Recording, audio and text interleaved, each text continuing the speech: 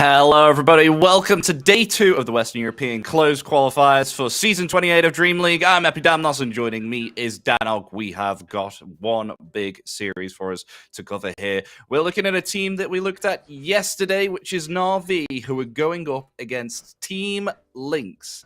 And this is in the lower bracket, so either go hard or go home. Right, and I mean, there's so many opportunities for teams to qualify through this Western European region, right? 4 spots for 8 teams. Pretty generous, but Western Europe is looking like a really, really strong region. I feel like we could have said that for many, many years now, though.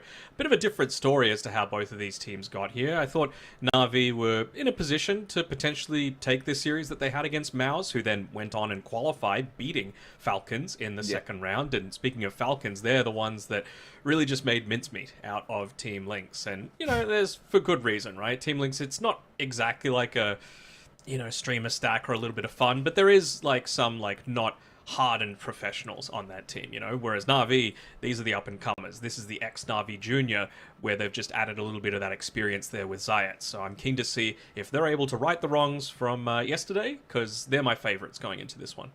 And we'll see how they perform as we got ourselves a draft well underway, and we'll check it out right now between Team Lynx and Na'Vi. So have we got similar bans from what we saw in day 1? Timbersaw, Kotl first ban, actually, here from Na'Vi, Jakiro and Slardar. The other side of Team Lynx. What are we not seeing? Clinks is gone. Yep, it is. We're not seeing Queen of Pain banned. We're not seeing... A few teams were really favoring the Razor. Brewmaster still in the pool as well, and Ursa. They're the main ones that we're really seeing a fair amount of the time. So we'll have to wait and see. I'd love to see Niku play as Ember Spirit again. I thought he was just so good in the first 15 minutes of 10 seconds excuse me, his Ember game against Maus. So really made them look a level below, to be honest. Even when the rest of his team was kind of, you know, fumbling the bag a little bit, he was able to pick it up and run with it. So we'll see what they're able to do. I'd be a little worried, like, I guess they've got the band stage coming next, right? You're not really forced to pick Quap now, but I absolutely would be banning it if I'm Na'Vi and I'm not picking it up. And there's a hero that we didn't quite see yesterday. Oh, wow. Okay. I think it got some bans in, like, the second and third phases, but certainly wasn't a first phase level. Yeah, we haven't seen this Batrider come out yet. Not at all. 10 seconds. I think they've got a good amount of flexibility on it. Basically, everyone but Got the Juice is going to be playing this Batrider. So, flexibility, always a good thing early on into the piece, which always feels good. Nice way to initiate, even as a support, always a bonus. BKB Piercing Disable, feels good, man. We're seeing a lot of, especially with Warlock being picked, they're really wanting someone to go Guardian Greaves. So, probably not going to be the Batrider in this situation. But, hell, we saw... I think it was Greaves Leshrac yesterday on mid one, so you know anything's possible. And what else have we got still yet to come? So again, it's all about that flexibility. If I'm Na'Vi right now, I'm just looking to try and ban out the easiest way to deal that split damage in a team fight, that AoE damage, making the most out of the Fatal Bonds prior to those Mantas and BKBs and Lotus Orbs and Guardian Greaves coming online, because purging it is going to be a pretty big deal, and Quap seems like a pretty busted hero right now, so I think it'll be a pretty safe one. They could even just go down like a puck route, right? Make it a little bit more challenging to get caught out by this Batrider. Constantly look to try and keep yourself away from a lot of the aggression. Then again, speaking of that Leshrac, we've seen it be paired together with the Warlock with pretty good success, so that could also be a thing. Really taking their time to think on this one, though. What could be still yet to come? I mean, we didn't see... I think there's a Treant Protector bug. So people are still banning it, but I think even if the teams are able to play it, they're not allowed to abuse this bug. So, wasted ban, maybe, maybe not. And they're just going to go a pretty versatile route with the Dragon Knight. Again, we've been seeing it 1, 2, and 3 look to come out in recent times. The big thing that I've seen lacking in a lot of these drafts is, or particularly the losing drafts, is a lack of ability to push. And neither of these two heroes really do it right now on Na'Vi, but they do have the ability to lane cut quite easily and just let the creeps do the job. So they might not, at the end game screen, have the biggest building damage done, but it's still about just how you're able to influence the lanes. And I think what separates, just the alright support Batriders from the great ones is that the supports are trying to play in really dangerous territory and just use Firefly to cut the waves and force a lot of people to rotate to their side of the map in a really defensive position for just a support, and that always feels horrible. It really does, and it's really annoying to actually catch the Batrider. It's so troublesome. But this is something that might actually help here once you got yourselves level 6. Centaur Warrunner coming up here with the Stampede. For sure. Even the workhorse as well. I mean, we saw people abusing that in a big way in recent times. Did receive a little bit of a nerf, I think. Reduction in duration, a little bit longer cooldown as well. I think it went all the way down from 8 to 6 seconds just over the last 2 patches. So I think it kind of just does what this axe does as well, though, right? It forces you to bring people to the side of the map that you don't really want to be on, because if you're not bringing multiple heroes, you can't really kick this Centaur out of the lane. So I wonder what the strategy is going to be then from Na'Vi. Do they just go something that is really able to lane happily into the Centaur? It's not really being picked all that much these days, but I personally wouldn't hate a lifestealer here. You can just go into Manta style or even a BKB. You've got a way to just rage off the Fatal Bonds. You are able to just 1v1 against a Centaur in the lane once the laning stage dissolves. And I mean, if you are looking to try and farm up your Radiance or whatever it is that you're wanting to go, you're pretty happy with just sitting 1v1 against a Centaur, but not going to go down that route for now. Just the Disruptor, again, another good way to be able to counter out this this Centaur here. Yeah, not just that, I think he's a solid all-round hero, right? I mean, you've got yourself a strong support pick like Disruptor, which you're going to actually twin with the Lifestealer here, and if you look at Skywrath Mage and Centaur Warrunner possibly on the off lane here, it looks kind of nasty with the concussive shot and the stomp. So obviously, of course, having that enrage to get out of those tricky situations is nice, but as you said, Danog, with the sustain on the lane where you can actually 1v1 the Centaur and not be punished as hard compared to other carries is quite nice. So I for one would like to see that come, but Omni Knight comes out to play for Na'Vi. So is that off lane, not Omni Knight? Or? We didn't see this yesterday, but it was Nigma that played Omni Knight 1 into this. So I wonder what the item build is going to be, assuming Got the Juice is the one that's going to be picking this one up. I personally don't see the vision. I guess Repel still feels really good, and again, it's a way to get that Fatal Bonds removed. It can remove the Ancient Seal. You don't really care at all about what Warlock and Centaur can do in the early to mid game. But I don't know how I feel about it. I think it's just a little too like single targety, not exactly the greatest tower hitter, odd. Basically, is what I would say about it. Yeah, I know exactly what you mean. I mean, I guess it's got the sustain and stuff like that, but who the hell's going to hit the tower, as you said? I guess he has none of high base damage on the Omni Knight with the talents and stuff like that. But yeah, I can't, unless he gets like an Assault Cuirass and a Desolator, and then Or are they thinking this is a mid Batrider and a 4 Omni Knight or something? Because they're still banning out the likes of Huskar on Team Lynx, which, could be Niku's hero, could be Got the Juices. It's not only Crystallis that can play the position 1 Huskar, so anything's possible. But I think the only time we have seen the Omni Knight was in that position 1 role for Nigma Galaxy. Did not go well for them, I'll tell you that much. Well, it would be nice to see something new, right? Because we've had Klinks and Dragonite and Gyrocopter many of times currently at the moment with the 2 series that we've seen. So making it a little bit flexible would be fun for us, but kind of a risk for the other side. Kind of? It's low, right? And they must have some tech that's going to be able to make this work, right? Like, there was no real big buffs that happened for a core Omni Knight over the last 2 patches. Like 10-second lower cooldown on Guardian Angel.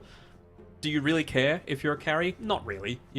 Like that's the sort of thing that your support is like, ooh, great, much more uptime, much more utility. But I don't know. It just seems, for me, a tiny bit lackluster. You know, I say that having played it on this recent patch. I'm like, what's all the fuss about? You know.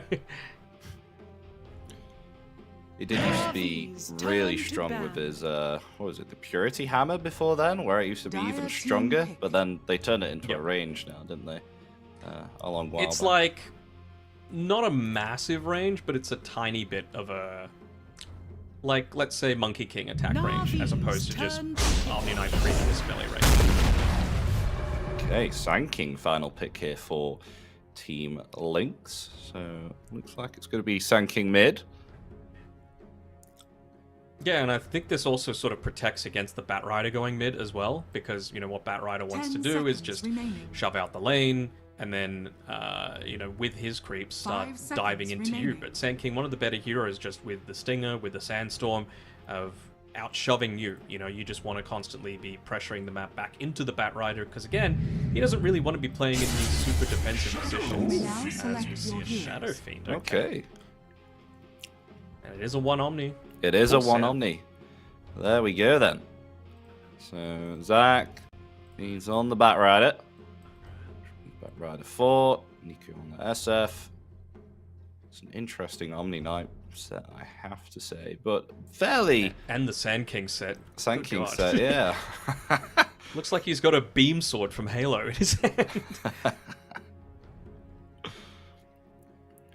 But how do you feel about the draft? Because you said it was a hit or miss kind of Omni Knight for you on Na'Vi, but with the drafts finalized now, how do you feel with this SF pick coming in here for Na'Vi? I'm interested to see what sort of way Niku plays the Shadow Fiend, right? Like, he's gone the Shadow Maya facet, so it's most likely going to be this magic Shadow Fiend that he's looking to try and play around, which is good for bursting targets down, and, you know, eventually you're going to get into things like the Satanic or the Gyrocopter, you're always going to have the Hitcher Ride, you're always going to have the Stampede, so it is important to have that burst damage, but outside of the Shadow Fiend, I'm not really sure that they have too much of it. So, it's... yeah, I'm interested to see, because I think for the first little bit, they don't really have too much... they don't have the ability to do anything on Na'Vi is my main concern, whereas I feel like it's a complete opposite on Team Lynx. I feel like they can just do anything they want with their heroes early. The damage is great, they've got good lane shove, they've got a good ultimate on the Warlock, who not necessarily is the greatest tower pusher on his own, but certainly those first couple of chaotic offerings can be used to... have some sort of early presence if of course you're waiting for the axe to get his blink dagger and stuff like that, or is he as a character? I haven't seen the carry in a long while. Wait, does he go something like Radiance or something? It is like Radiance, blink dagger, BKB. And again, it's kind of the same issue that I'm having. You were doing very well. Abaddon, I'm very proud of you. Where you just kind of sit back and you don't do anything I'm very for the first proud 20 of you. minutes of the game. And in that time, Gyrocopter's probably more farmed than you. Sand King's going to be more farmed than you because he can just flash farm so quickly.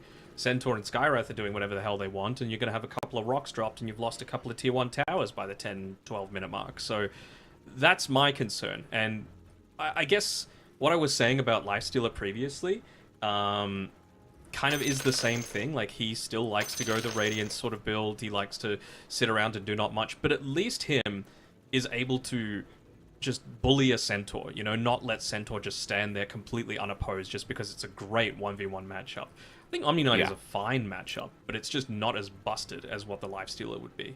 I definitely see what you mean, especially with... because you gotta love just a BKB on a hero with just in range. I mean, I know kind of Omni Knight has it, technically.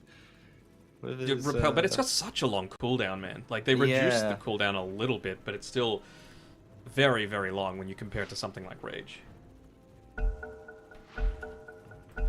Okay, and here we go.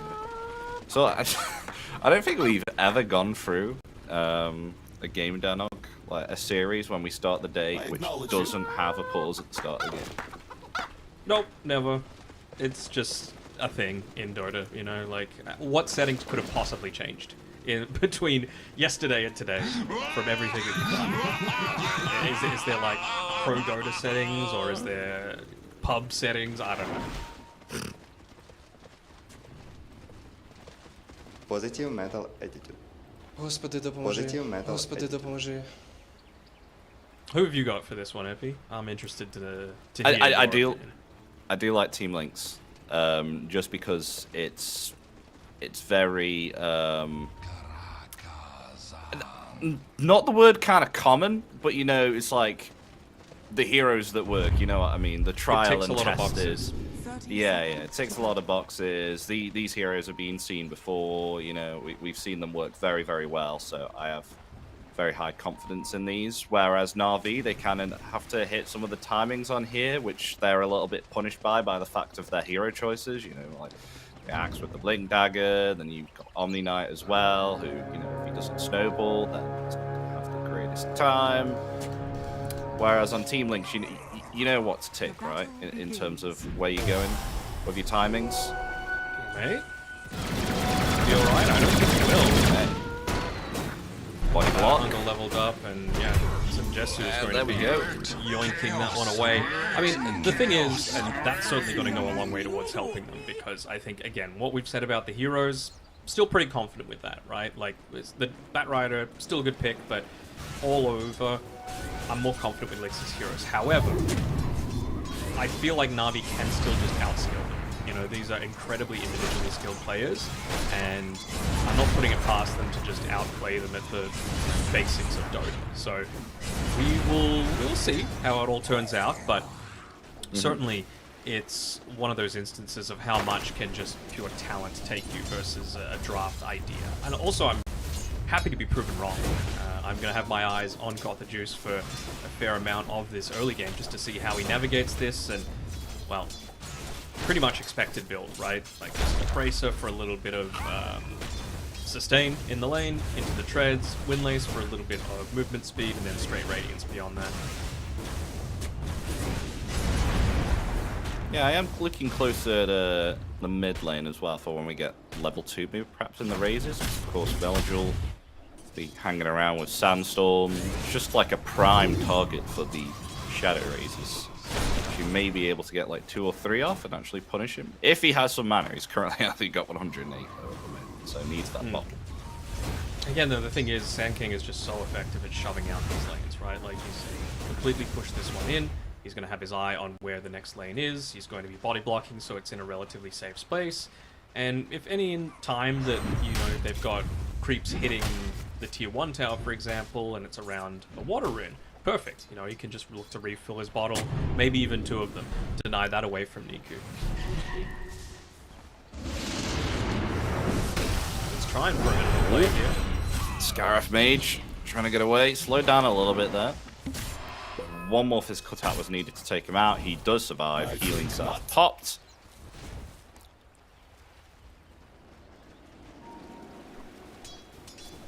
So I think from Na'Vi's side, we're going to see a pretty chill early game. We got the Juice. He's actually getting dived down here a little bit, and well, he's just going to die to this Centaur Skywrath combination. Certainly not lacking in the form of damage, and I'm sure they just had a look at Ridis and his mana pool, plus his items in his inventory. No clarity, no mangoes, no nothing. You know, Disruptor that's just right-clicking is not strong at all, so certainly a nice little bonus to be able to get a kill onto the enemy pos 1. Yeah.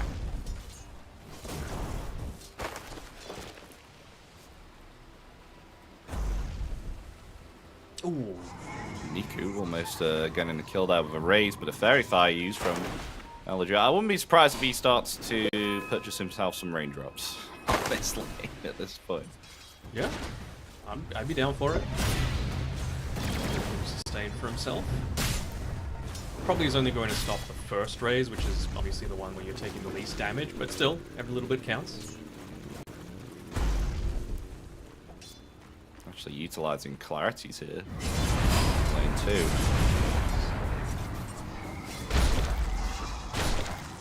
Okay, should be okay now. He's just expended all of his mana. And what's the? Are you aware of what kind of the skill build is here for the Omni one? Do you just max like Purification and Hammer of Purity, so like 404? I would say, and this is just me having a personal preference of anything value, 1 point in Repel is just so much value that I think it'd be a bit of a mistake to not do it. It's just a question of like, do you get it at level 4 as they actually get a kill onto Niku there in the mid lane, or do you get it at level 8 maybe, after maxing out your highest priorities?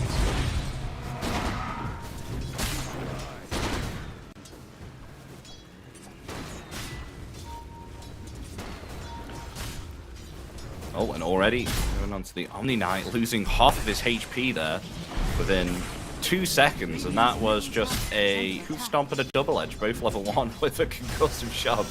So even with all these spells being level 1, they are a threat to each deal. Yeah, I think it's like, I think Disruptor as a hero is very, very good, but I think paired together with this Omni Knight, it's not necessarily the best pairing, you know? Like, if this was a really aggressive position 5, like a Jakiro or a Venomancer or something like that, and Omni Knight was actually able to use that Hammer of Purity to trade a lot more effectively and get on the offensive, then I think it would work quite well. But, you know, Disruptor against a Skywrath mage, Skywrath's going to win out pretty much every single time. So we even get a rotation coming through from Discardium here onto the bottom side of the map, really looking to try and put some punishment into Goth. Maybe they'll try and find a kill here onto the Centaur. They're going to glimpse him back right underneath this tower, and there we go. Lovely rotation there from the Batrider, helping to obtain a kill. Sure, they had the thought that Discardium was hanging around in the area as well. No vision up right now to be able to cover whereabouts the Warlock is moving, but with Gyrocopter being left alone, I'm sure they had the idea. Jaro is very happy though with the start of this game. He's built up a 1200 net worth lead over the Axe at this point.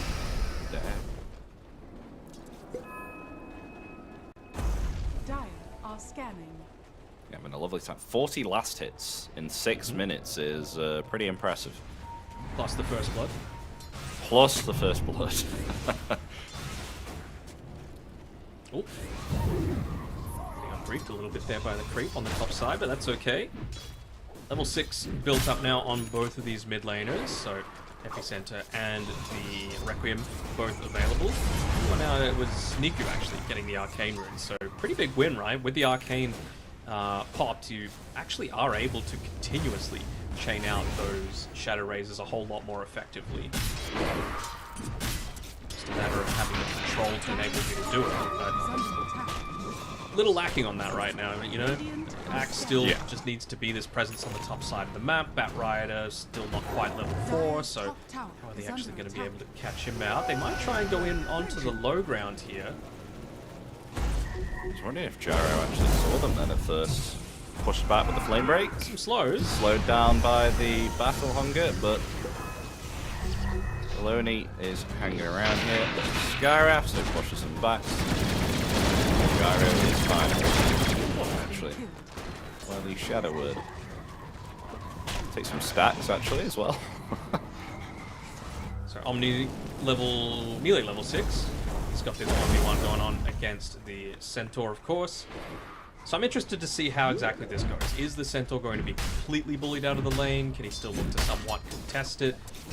I think once Omni hits level 7, that's when you need to be a little bit more worried, because 5 seconds cooldown on that Hammer of Purity, pretty devastating. But for now, I think he can just look to try and get the most that he can out of this lane on the Centaur, before perhaps moving back into the jungle, taking some stacks. Radiant are scanning.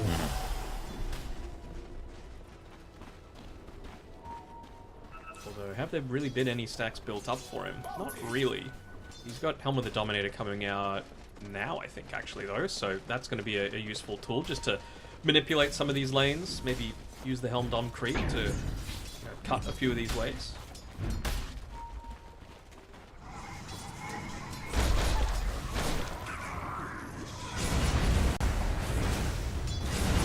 It's nice for them to be able to, just use the creep for the lane. It really does feel like kind of what we saw with the Lynx yesterday, right? You just want to not actually have to commit your hero. It's a big reason why Terrorblade was so strong for all those years, right? You just used your illusions to do all of the pushing, and you put your actual hero in the safest possible place, whether that be next to a tower, next to the base, in a really, really defensive spot. It didn't really matter all that much. Are we really going to see any action here at all, or are both teams more than happy to just take this kind of like the mid-game wise? Because I don't feel like anyone's in a pressure right now to put, oh, I say that, and chaotic offering put down on the tier 1 tower, okay. This is the right choice, though. You know, like, he's just got the 1 assist, so he just had 2 charges in the Black Grimoire, but that's enough to be able to get this pre-10-minute chaotic offering. So now, in 2.5 minutes, he's going to have it back alive, and that was that 12-minute timing that I was talking about, right? Around that sort of time, Sand King should have the Blink Dagger. Might be... at least you'll have the Pipe of Insight. Sorry, the Cloak. You won't have the full Pipe of Insight on this Centaur. But I really think those are the 2 big items that Lynx are hoping to get before they look to truly commit into any consistent team fights. Dire's bottom tower is under attack. I thought for a second there Melodule was going to hop in with a Boris Strike possibly, but no one wanted to dive underneath that tier 2. They are in a little bit of a clock, right? Omni Knight becomes a whole lot more effective when he does have this Radiance, just because of, you know, how hard it's going to be to kill him during a lot of these engagements. So you're just going to get so much more value out of the Radiance burn. Yeah. Of course, a nice farm accelerator as well for him.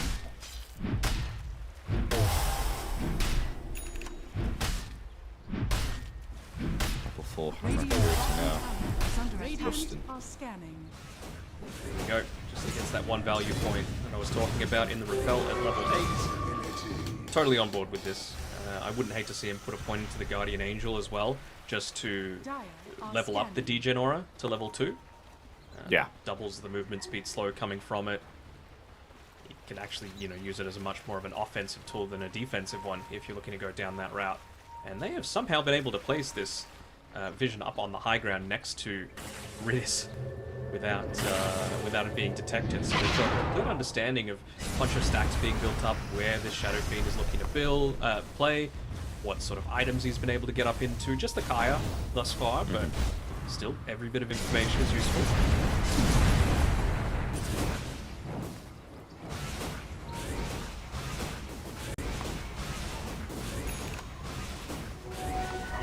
Straight into a Blink Dagger. So he's finished his Kaya here on Niku. Wouldn't you say that's a bit aggressive, or do you really need to go a Blink here on the SF at this rate with being a magic SF? Because I feel if you do blink in and go for the Requiem, they've got, you know, the Who Stomp, they've got Silence, they've got Boris Strike, they've even got Chaotic Offering as well. So not if they're feared, you might just like blink behind and. There we go. Strike. Right onto the axe. Instantly paying off that vision that wasn't dewarded. So I'm sure they're going to be saying, where the hell they got vision? But it's been up now for 2.5, 3.5 minutes. So a little surprised that stuff that was placed there by Discardium has been able to survive this long. And yep, like clockwork, right on the cooldown timing of the Chaotic Offering, he just drops it in the mid lane. This is your push. So I think this is really good measured play coming through from Lynx here.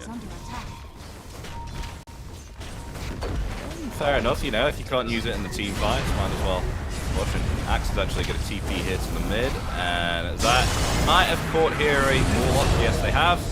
Stampede will not help there. Get the lasso off on time, and they'll save the tower on 52 HP. Yep, 1 hit away from dying, so maybe if that Stampede was a little bit more on point and they had to chase a bit further, could have got that 1 extra last hit needed.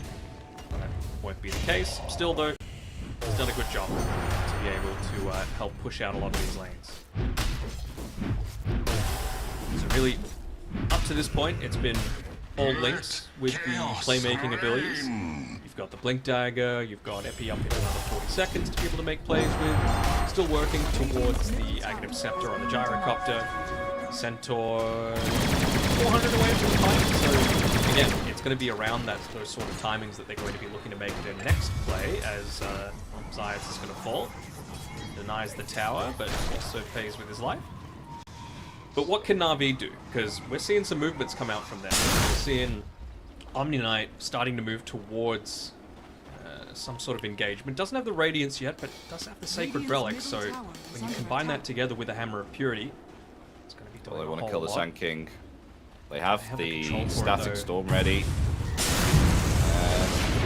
Glimpse back. Yeah, there we go. Not even needing Requiem there. The damage is enough.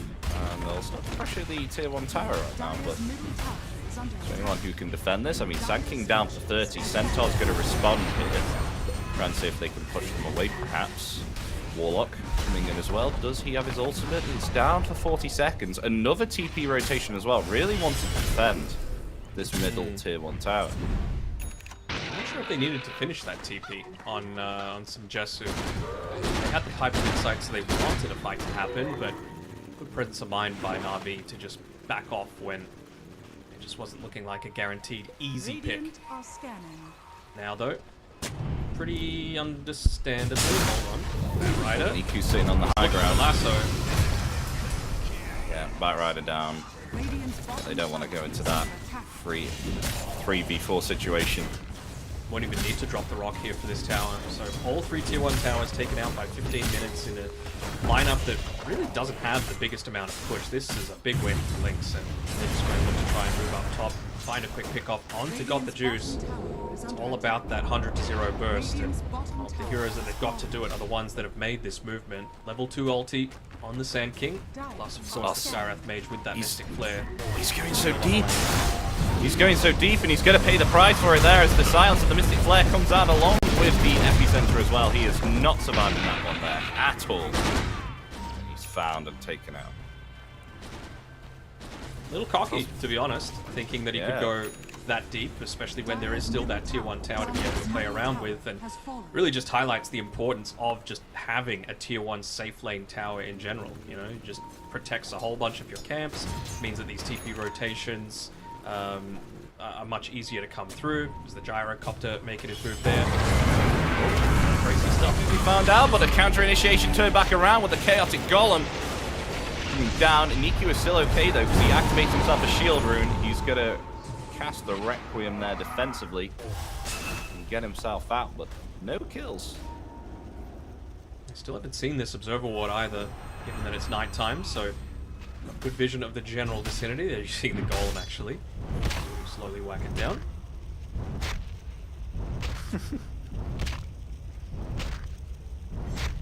Gotta say, the Omni Knight, one of the things that I do really like about it is just that level 10 talent, right? 35 base damage that you're able to get. Just as cheap. And it's base damage as well, right? So if you hover over Hammer of Purity, bonus base damage 100%. So in reality, it's plus 70 damage at, you know, the 14 or so minute mark. So kind of crazy. Get all of these strength building items on the Omni, just increase that base damage more and more. You can see he's going Sanjinyasha here as well. I'll help with his stats too. It is one of the dangers, right? Just getting kited out a little bit. Kind of like what you see with the Lifestealer, why, you know, Razor over the years has just been one of his biggest counters, walking the dog. But, you know, certainly as he gets more levels, gets another point of the Degen aura, more slow component coming through from that. Plus, of course, the Sanjinyasha, like you mentioned, plus the Blink Dagger, plus Stampede. It's pretty deadly to have to go up against all of this. Bellamy's going a Meteor Hammer on the Skyrath Mage. Okay. I mean, you said they were lacking push other than the Gyrocopter right now, so if he wants to push himself, then he can do. Works out alright. Bit dangerous for a Skyrath to get in a position to solo push, though. Oh well, we'll see if it works. Well, he hasn't died yet, he's 205. Had a pretty comfy lane, I'd say. So, when are things breaking out next? What do we got? 850 gold away from a Lotus Orb on Centaur, so obviously the main concern for them right now is just the engagement by the Batrider / counter engagement with the Lasso. So if they're looking to start hitting tier 2 towers, if they're looking to start fighting up onto any sort of high ground, that's the big item that they're going to need. And of course Gyro having the BKB, it's going to be a very useful tool as well. smoke up as 4. I mean, not going for the blink on PMA, actually going the Pipe of Insight and straight into a Crimson Guard after that. So now they go for the Centaur. He does have himself the Stampede if he wants to cast it, but the glimpse back into a kinetic field and the Culling Blade chopping him in half. There we go. Lovely pick off there on the Centaur. Not even needing the Batrider during all of that. That's the big win for him. Zayas was able to just farm out that bottom lane. Now he's got the Blink Dagger to make plays of his own. And I mean, especially now that you know that Stampede's on the cooldown for the next 70 or so seconds, they're just going to keep this tempo up. You've got your Blink Dagger on the Omni Knight. You've got level 14. You've got Radiance. They've got the juice. That's the second time you've done that today. I think that smoke completed just underneath that vision. So they're going to know to back off completely. Fighting around this high ground, but oh no. There is a ward placed there by Redis. Oh, lasso onto the Warlock. Along with the call there too. No Chaotic Golem for you, and they'll take down both supports. There we go. Supports down, and they're going to be at the same time here. Possibly take the Tormentor here too. So great timing here. They get 2 kills on 2 supports, and now a Tormentor. That's why they made that move, right? And it comes down to a little bit of inexperience or forgetfulness, whatever you want to call it, that they just didn't place a sentry in the general area. They know a team like Na'Vi isn't going to let a big objective like the Tormentor go away all that easily.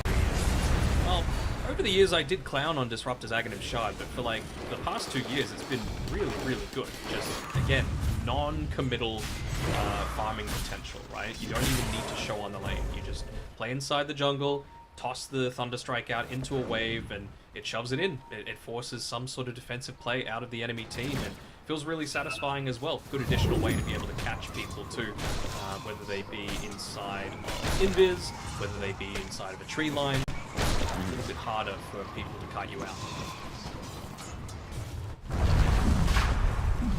We've got some big items now on the Gyrocopter here too, with a BKB now, but 21 minutes for the Gyro, with his Chrysalis, with his Aghanim, and they're in the Roshan pit right now. See Disruptor. Oh, blinking forward there with a Boris Strike, attempting to try and get Disruptor. Jewel has to be careful. Heavy missile coming in. Gyro attempting to get that kill. He will be able to get it. The attack speed and the Aghanims claiming the life before he flips back to the Roshan, where he can just group up again and attempt to take this. Axe doesn't have Blink Dagger. Axe had Blink. Who knows? Maybe They've given it Soul with the Lion. It was, yeah. Yeah, so it's certainly not past him to be able to go for that sort of big play, but again, like all good teams do, they don't just sit back, sit in the jungle when they know Roshan is happening. He goes, cuts the mid wave, tries to push out this top wave as well, as soon as it's viable for him to. They don't want Lynx to get anything out of this Aegis push, right? And they're still going to be pretty conservative, I think, on Lynx as to how deep exactly they are going to go for this push, how deep they're going to commit, because they don't have Chaotic Offering, they don't have Mech coming out for the Warlock just yet, they don't have the Blink on the Centaur, they don't have BKB on Sandpeter.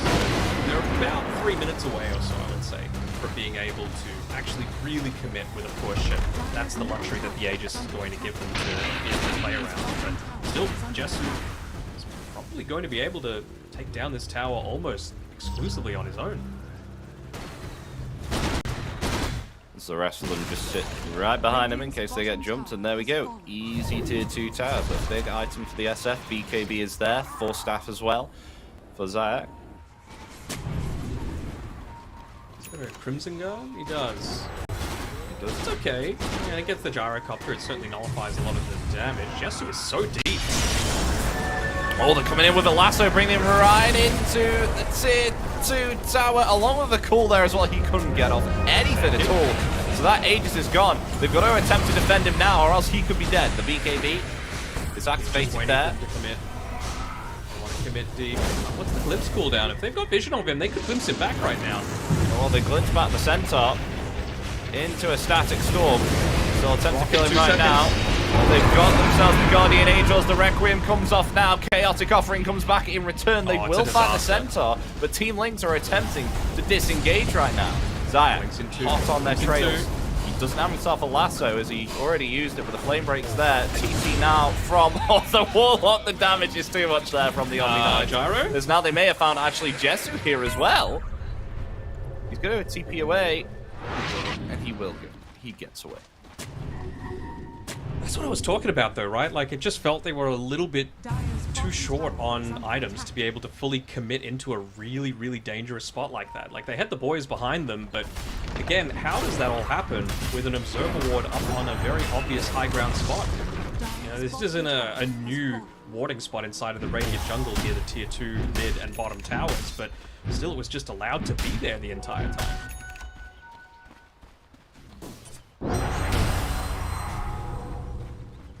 Information wins games, Epi. It does. It does.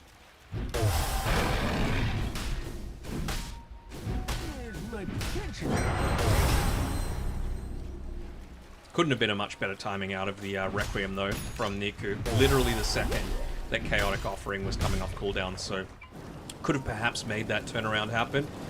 Give Centaur that extra couple of seconds of survivability. Won't be the case, though. He does still have his Blink Dagger that's just been freshly delivered, though. 800 gold away from the BKB on Sand King, and they're going to get a quick kill onto that Rider. Yeah, he's dead. Not coming back from that. Burst Strike into Mystic Flare. See it.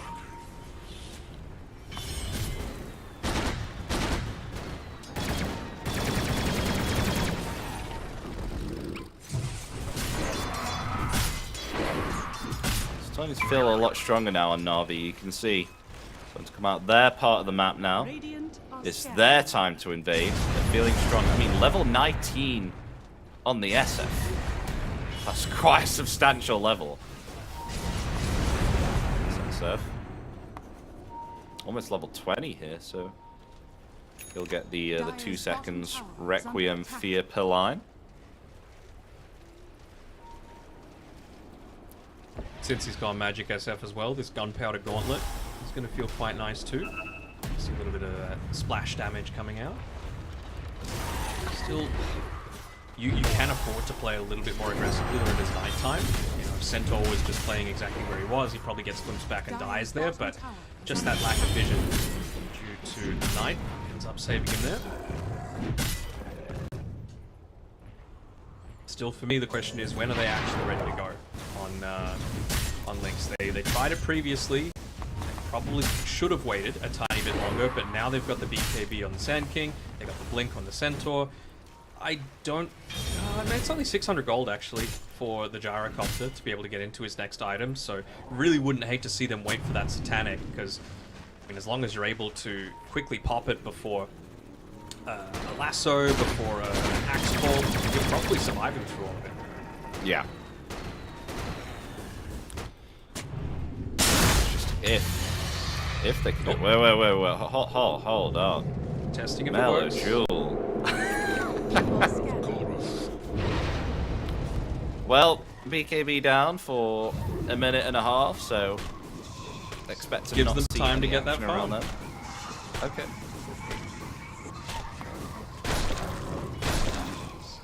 What are we going up next? They're going a Hitcher Ride coming through for the Centaur. I wouldn't hate them giving a little bit of farm over to this Warlock, and I can tell exactly what they wanted to do.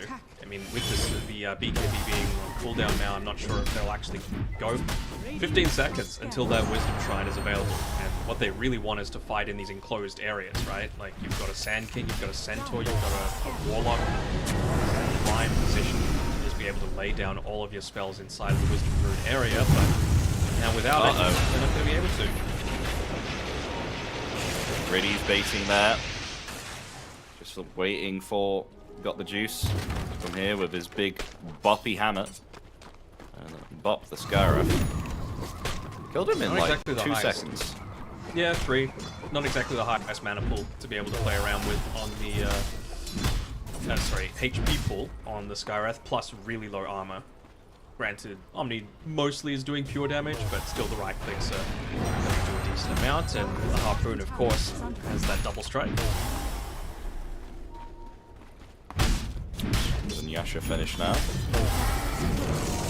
Oh, and that was a Agnim's courier taken out for the Centaur. So no Agnims for him. He's still 800 gold away. Close-ish. Oh, I'm seeing a gyrocopter, I'm seeing a smoke come through, and I'm seeing a Bat Rider playing pretty close to him. Looks like they're trying to bait here, maybe. Yeah. Well, that smoke's going to break on that Skywrath. Uh-oh. Oh, silence. There's a lovely silence that came out there, but a lasso. Oh, God, it's caught the Sand King with the Requiem coming out there as well. Sand King instantaneously gone here. Axe still slightly surviving through it all. The Satanic will be activated here for 7 Jesu, but the damage is too much. Niku is absolutely destroying him there with the damage that he has of a Daedalus that he picked up. I thought this was going to be a Magic SF. Clearly not, as Na'Vi look to clean up the rest. It's a 4 for 3 here. Yeah, a bit of a mixture for sure. I think they realized that they were lacking a little bit of ways to, like, contest easily into that Shadow Fiend, right? Into that Gyrocopter. You need to try and keep a little bit of range away from him. Don't let him get the flak cannons off quite as easily. And again, with that Gunpowder Gauntlet, it's a good amount of magic splash damage, amplified further with the Yashakaya coming through as well. Yeah. So yeah, you did expect that. Did expect a little bit more from the Gyrocopter in terms of the lifesteal, though. It's not like they have any real healing reduction coming through, right? There's no Shiva's Guard, there's no Vessel, there's no Skadi. But still, just ends up suffering a little bit there. Was he hitting into a Guardian Angel by accident? I think the Guardian Angel was what was used on the Axe early on into the fight, which is the reason that he survived for so long. Yeah, I'm not certain, to be honest. I'm wondering if it's just base armor. But surely 22 armor's not that tanky on the SF, right? I guess he doesn't have a Daedalus yet, it's just the Chrysalis, so that might have been the thing, opting to go perhaps a bit more of a defensive build, because they are lacking in damage with other sources, right? Like you've got Skyrim, you've got Sanctum. It's a lot of damage, especially combined together with that flak cannon as well. So I think it was just a case of, unfortunately, the wrong hero got picked off at the very start of the team fight. And I think they just don't want to make any sort of the same mistakes again. It's an early-ish gem picked up that Mellow Jewel is holding on to, because they're looking to try and play around these big objectives. Like Roshan, the Observer Ward freshly placed by Ridis sees exactly where that movement is happening. Oh, Zayash is ready. He's ready, prowling in the trees with this lasso. The rest of Team Lynx smoked up, waiting behind this Gyrocopter. Usage of the Aghanim shot on the Disruptor, right, just to see the HP on the Roshan. Targeted, hold. Oh, the call comes out. It's caught the Warlock, but the Workhorse comes out to save the Warlock there from the call. BKB now, Chaotic Offering coming down, but the Guardian Angel is there, so 7 Jesu could not get out his physical damage here at all, but the silence is there, stopping SF from using his Requiem. He's going to fall. Has got the juice, getting lower and lower, but they've got the lasso there onto Gyrocopter, which will help. Got Everyone the else juice is to lay dying, in to the Gyro, but he will fall there with the Forest Strike and the Sandstorm from the Sand King. As an attempted TP comes out there, Axe will get away. He's the only one that survives in this massacre upon the cliff. The Team Lynx, they will be the team to come out on top this time. Big team play coming through there. I mean, just this is what I'm talking about, right? If they get a 5-on-5 team fight, they're going to win the majority of the time, just because of the Sand King AoE, because of the Fatal Bonds. And I mean, the real hero of that team fight was Centaur. Vladik with a great Hitcherai, just saving the Warlock long enough to be able to drop the rock, get through those BKBs, just hold them in position for that Mellow Jewel Epicenter to be able to come through. So very, very nicely done by Lynx there. I thought Baloney with the Ancient Seal there as SF was just going to cast Requiem. It's a possible game changer there. Because I wonder what would actually happen in that team fight if he was able to cast off that Rec. Unfortunately for them, their Gyro did still die, so weren't able to get Roshan as a prize after the fact. But that Workhorse was lovely as well, wasn't it? Oh yeah. team fight winning, in my opinion.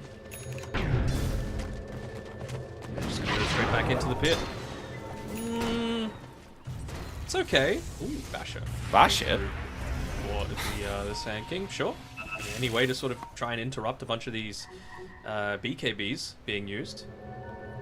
Needs to give him time to be able to get back to this, though. He just had the epicenter come off cooldown.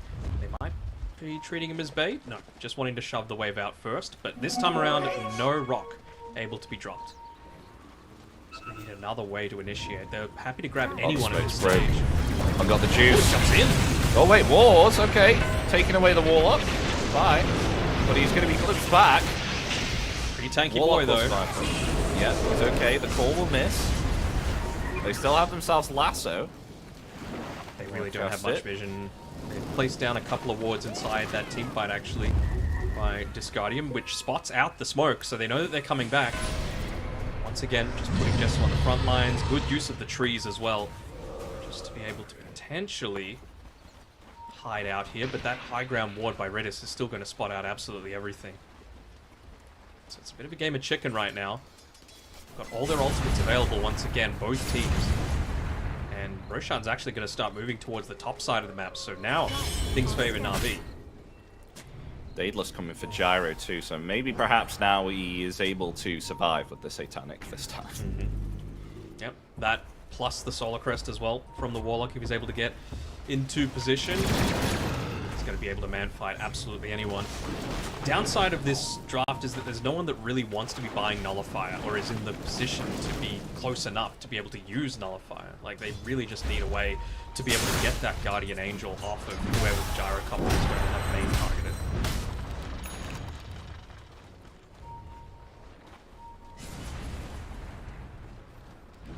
Might just have to be Centaur, to be honest. After his BKB, wouldn't hate seeing Nullifier as his next item, but then what do we even drop at that point?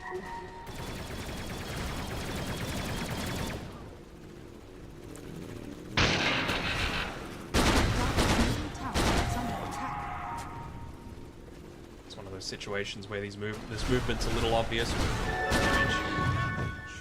For the Omni Knight, 600 damage that he's able to do. If it's Satanic.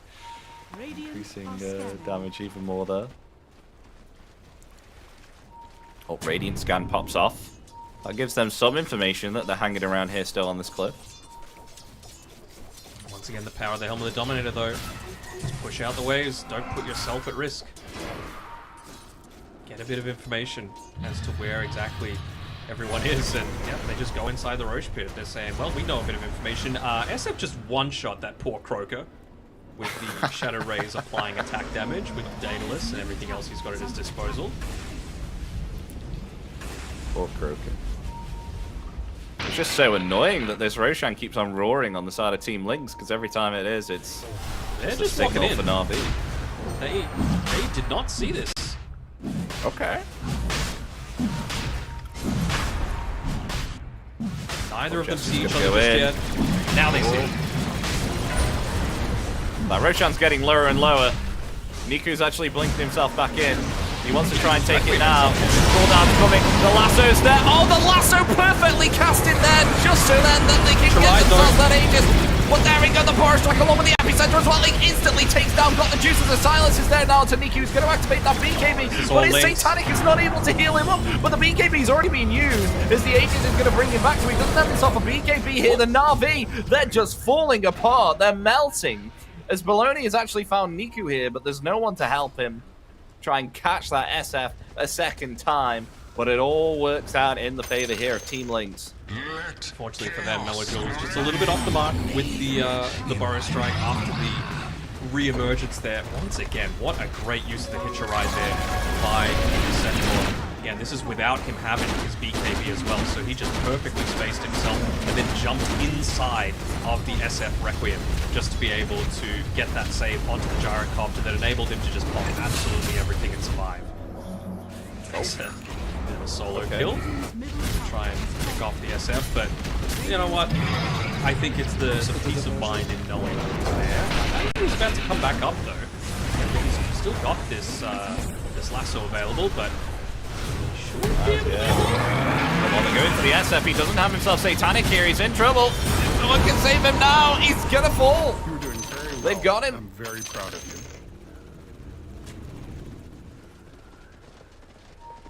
Well, there we go. 2, 3, and 12 on the Centaur, but I'd say his impact on this game has been biggest of all. Been him making that call to just continuously move on forward, not worry about the SF. Does have the buyback available, but again, too many souls to be able to play around with, so does he want to commit this? Looks like he does. Circus Ball onto the gyro. There's no workhorse available to save that gyrocopter this time, and they'll get the kill. There's Warlock just able to TP out. The rest of Team Lynx, they will disengage. There was a buyback in order to get that kill. But you just see the difference there in the nerf to the Centaur. Previously, he would have been able to have that Hitcher ride available, would have made the save onto the gyrocopter. This time around, not the case. Bottom barracks are under attack. Longer cooldown, increasing the cooldown by 11 seconds was the difference. Oh no, not the Frost Magi.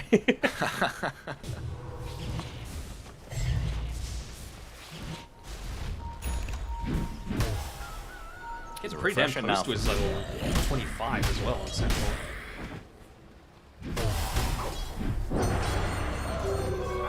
So he is. What would he go for here? Is it usually the Hoof Stomp or the Aura? Actually, there's a lot of physical hits, so there is. Stomp is still quite nice to have. 3-second stun. Yeah, sounds pretty nuts. Dire's top tower is under Okay, attack. I was wondering like who's going to buy Nullifier, but it's actually a Disperser coming through for the Gyrocopter as his next item. So that offensive purge, nice way to be able to deal with the Guardian Angel.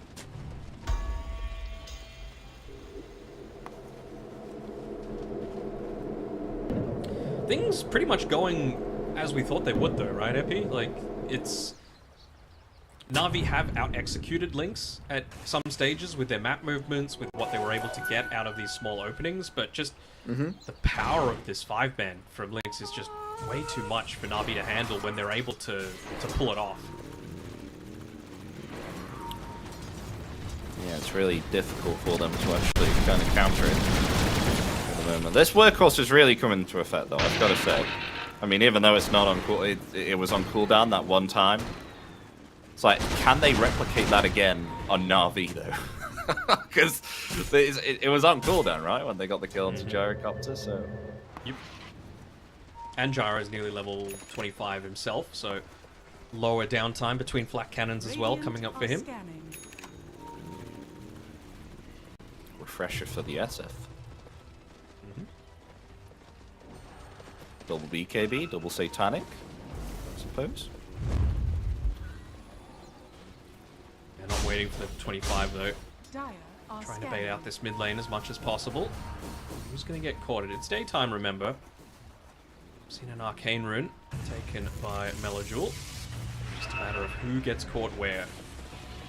Not really willing to extend anyone super deep. Out their vision as much as possible, and they will take anyone they can get. Indeed they do. buyback. Disruptor will fall. That's a pretty big deal, honestly. Like, no Static Storm, sure, but it's more about the Glimpse. And you can see why he was looking to farm that effectively, because he was about 100 gold away from his own Aghanim Scepter on the Disruptor. Yeah. So if you're able to get that before the BKB, before the Satanic, before, you know, Centaur is able to have an impact, that's absolutely enormous. Yeah, he was so close. But he won't get it, and now they're just going to siege the bottom set of racks as the melee gone. Range is gone. It's one of those games where this is going to be like, why did I not get the choice of the greedy enchantment? Like, he just... Sometimes Gaben just does not like you, and he's like, well, sorry, bro. You're not getting items this game. The fact that he's that farmed is pretty damn good. I mean, I know it's 43 minutes into the game, but Blink Arcane Boots, Aghanim Scepter, not bad when you're playing from a losing position. Oh, got the juice to try the Skyrath. That's a dead Skyrath. Oh my god. Gem as well. Look at the Korea gem. coming out to yoink it, but he says nope.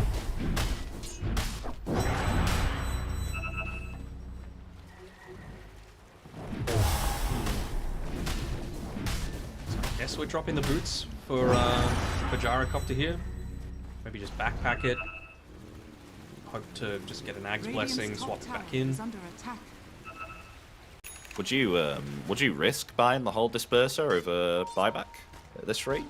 No, but because they've made successful team fights happen without needing it 3 separate times now, you know, and I feel like that's not really going to change. I think from an RV's perspective, the thing that they need to do is just try and get a little bit of better control over Vladik, you know, and if that means just using a much earlier Requiem, I think that's what you need to do, you know, getting that fear there, making sure that the rest of Lynx isn't as easily joining into the team fight.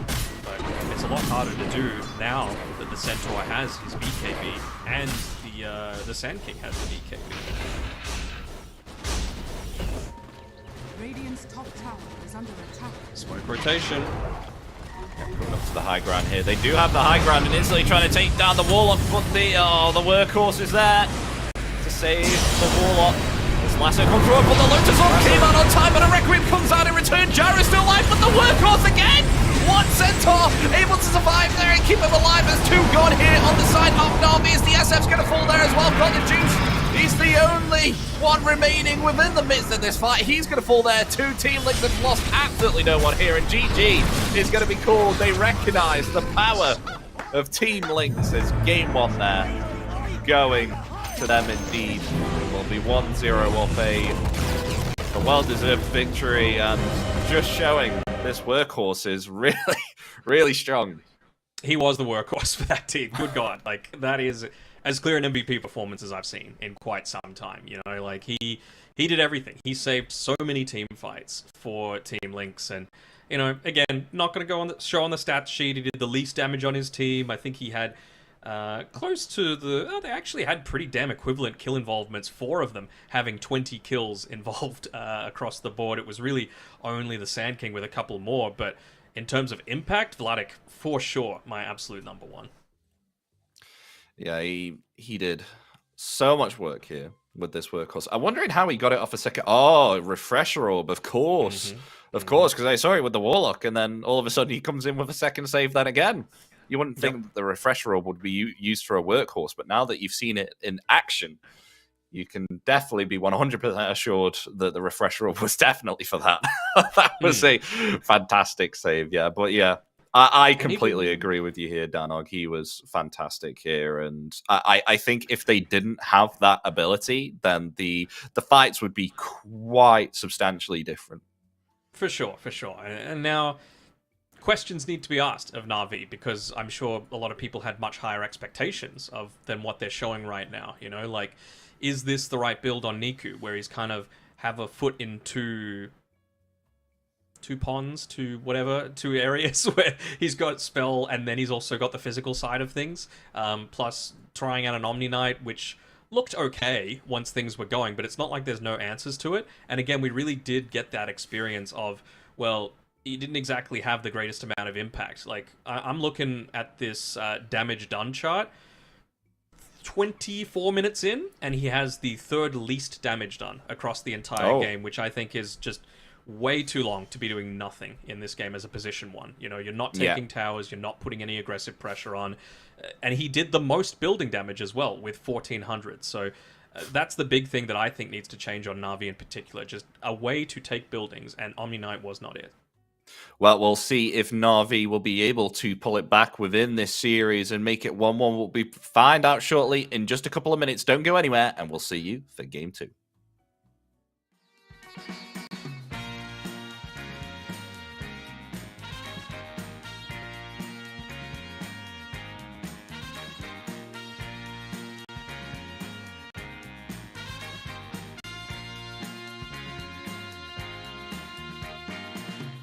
What you need is love and understanding.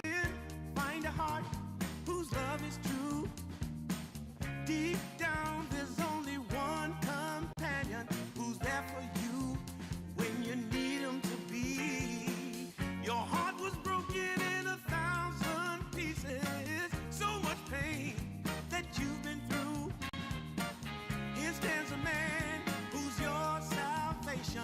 Just ask yourself, am I ready for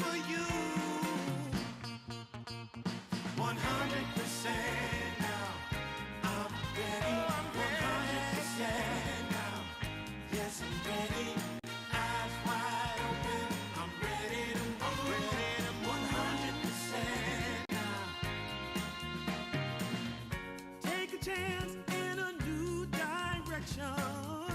Any place you wanna go.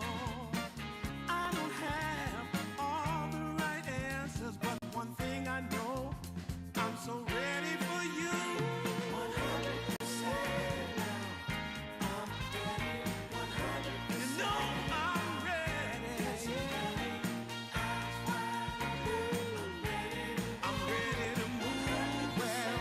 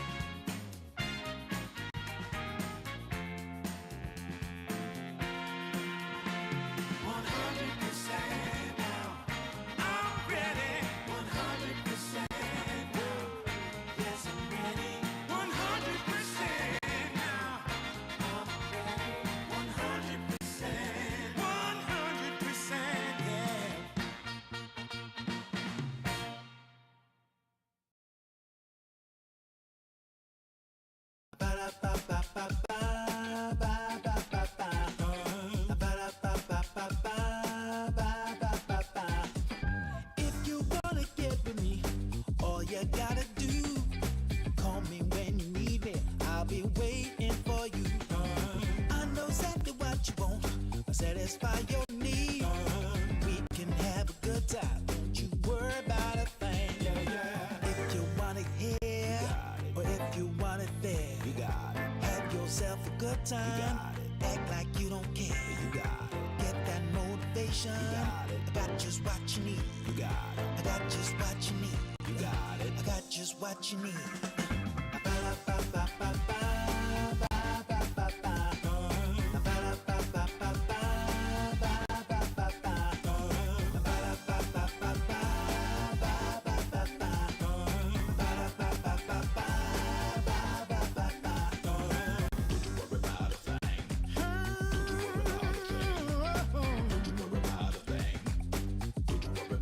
Don't you know you got it, baby? Don't you know you got it, baby?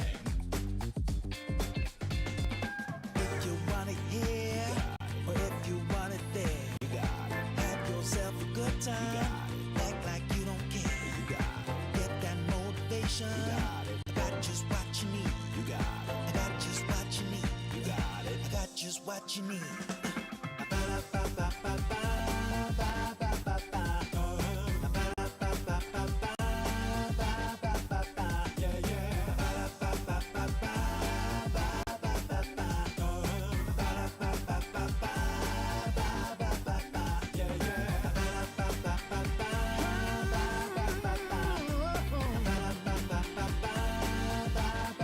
Don't you know you got it, baby?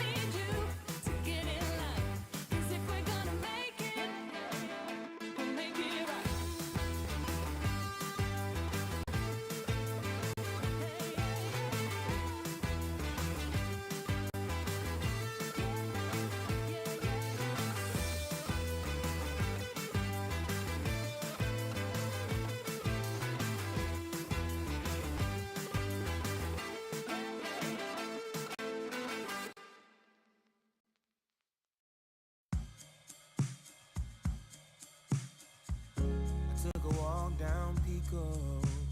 Heard someone shout from a crowd of fed up people, getting told they should calm down. Didn't wanna fight, but the tears that fill their eyes are brought by the people sworn to preserve their rights. Oh, how could you not see it all coming? Stuck in our ways and running out of time. Time to change.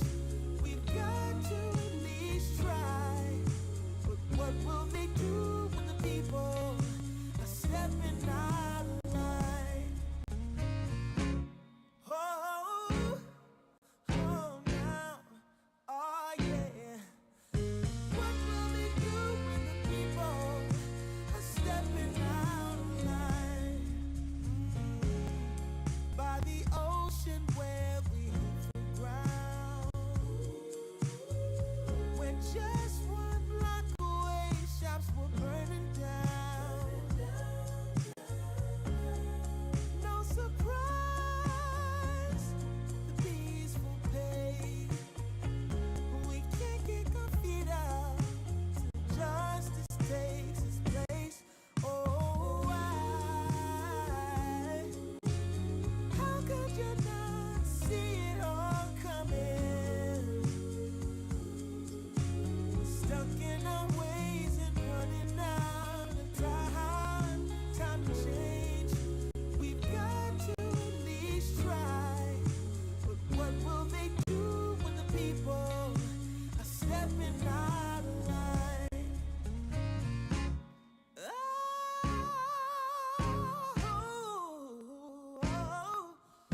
What will they do when the people are stepping out of line? What will they do when the people are stepping out of line? Stepping out of line. I wanna know when they're stepping out of line.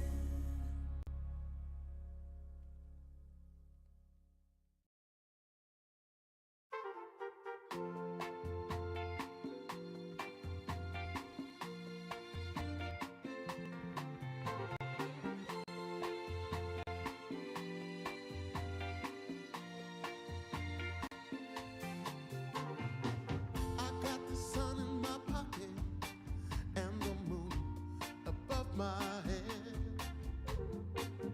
Got the whole world at my feet and the pain a cloud ahead. There are stories I need to tell. There is laughter I need to share. Joy and love all around. I can feel it in the air. Whoa, nothing can stop me now. There's nothing at all that can make me fall. Nothing can stop me now. I'm standing strong while I'm singing this song.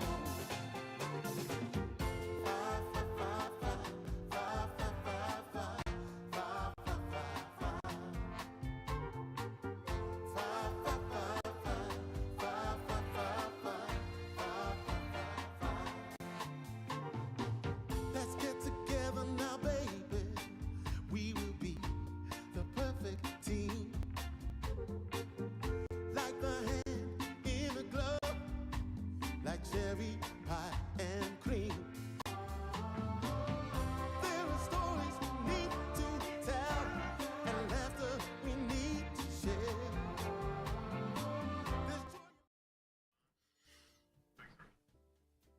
Hello, everybody. Welcome back to DreamLeague Season 28, Western Europe Closed Qualifiers with myself, Epidamnos, and Danog. We just had ourselves Game 1 out of the best of 3 between Team Lynx and Na'Vi. And it was indeed Na'Vi who got themselves... No, it wasn't Na'Vi. They got the loss. They got the loss. They got the loss. Sorry, I'm very, very confused. It was Team Lynx that got themselves the victory. Sorry, it's all because they were having such a fantastic time at the early stages of the game, and they were able to punish Team Lynx quite a few times. I mean, we saw when they got the Aegis the first time that they were able to attack the high ground, possibly, and try and see if they could get themselves something, but a buyback from the SF and then a Berserker's Call ruined the Gyrocopter's life, but then still they were able to get themselves a comeback here, and it went on smoothly after that when they got themselves what's the cart called? What's that ability? Hitch a ride? Well, we'll call it Hitch a Ride.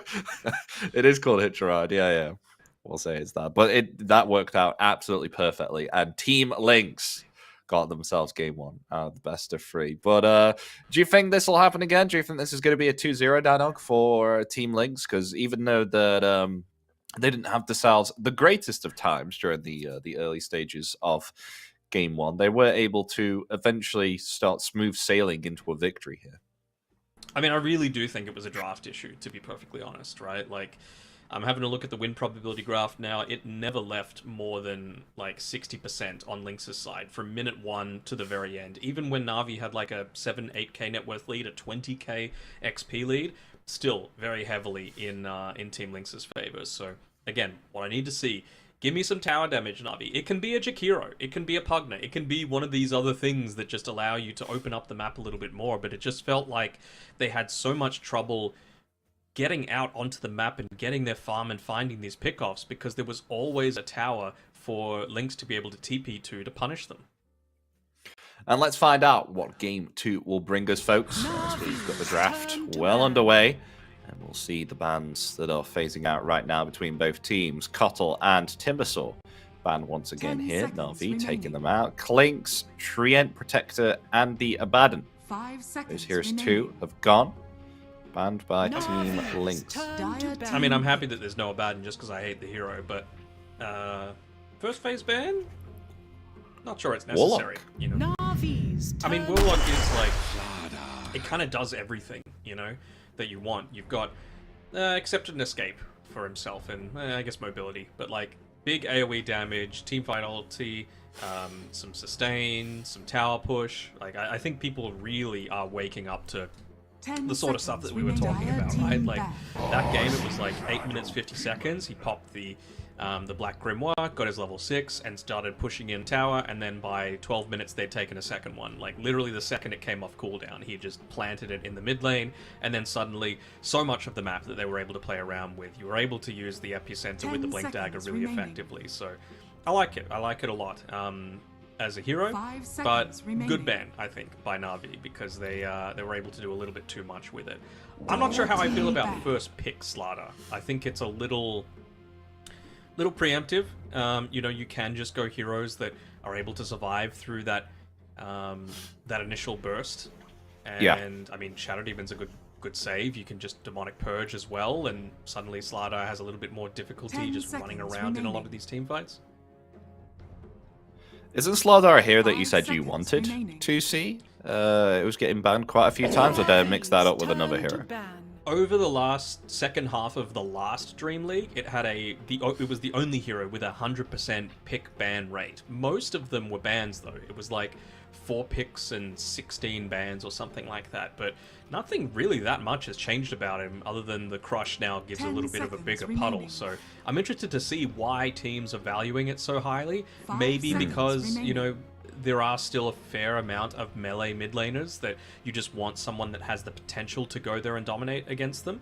But again, like I said, I'm fine with the hero. It's just the time in the draft that Lynx has chosen to go for it is what's leaving me a little concerned, because there are answers to the Slaughter, and again, you're one of those heroes that if you don't get a decent start to the game, you can really find yourself suffering.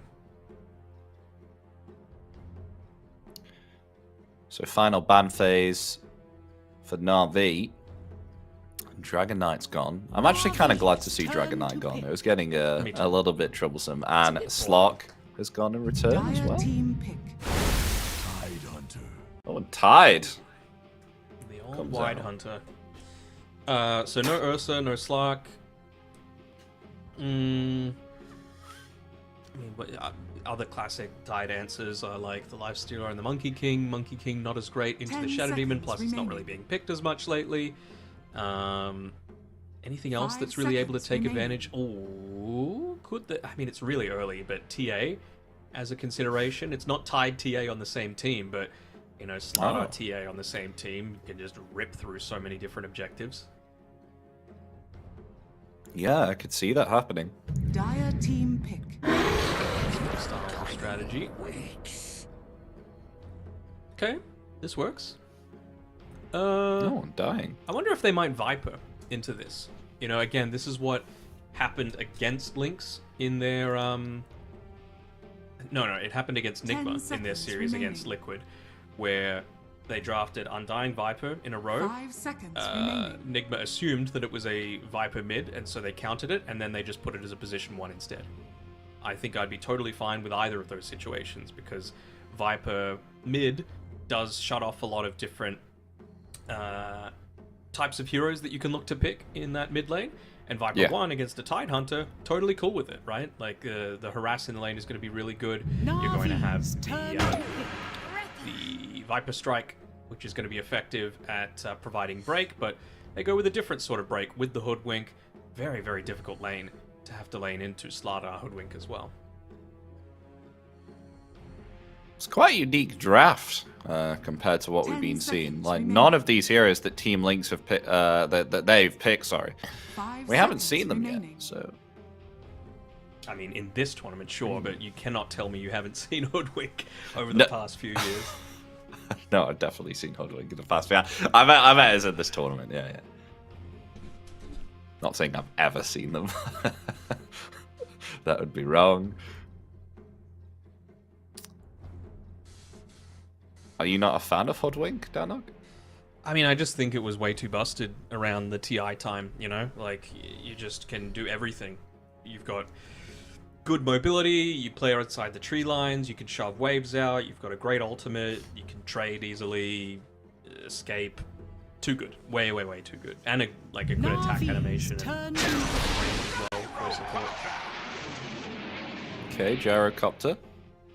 It comes out, it'll be Na'Vi this time that will pick it up.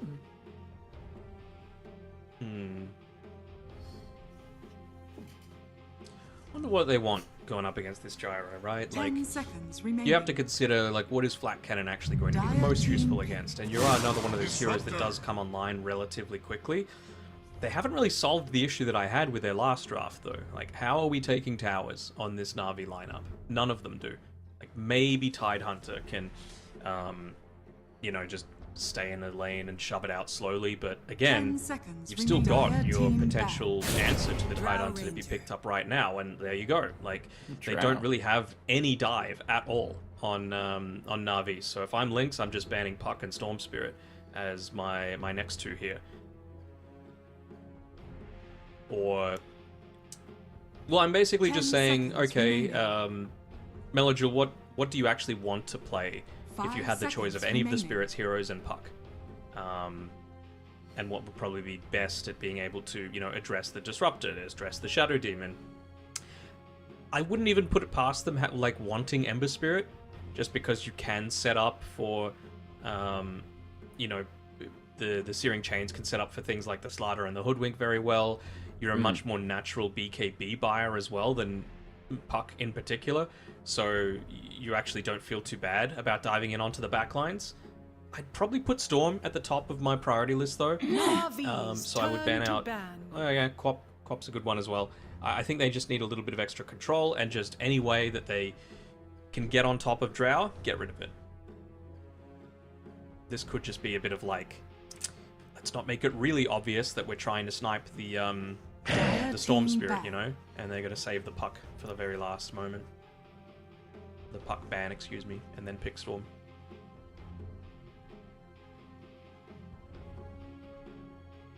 If they did that, I'm just thinking what Na'Vi would do in response to a Storm Spirit. 10 seconds Not remaining. much. Like, Invoker, maybe? 5 seconds Just try and remaining. dominate him in the lane.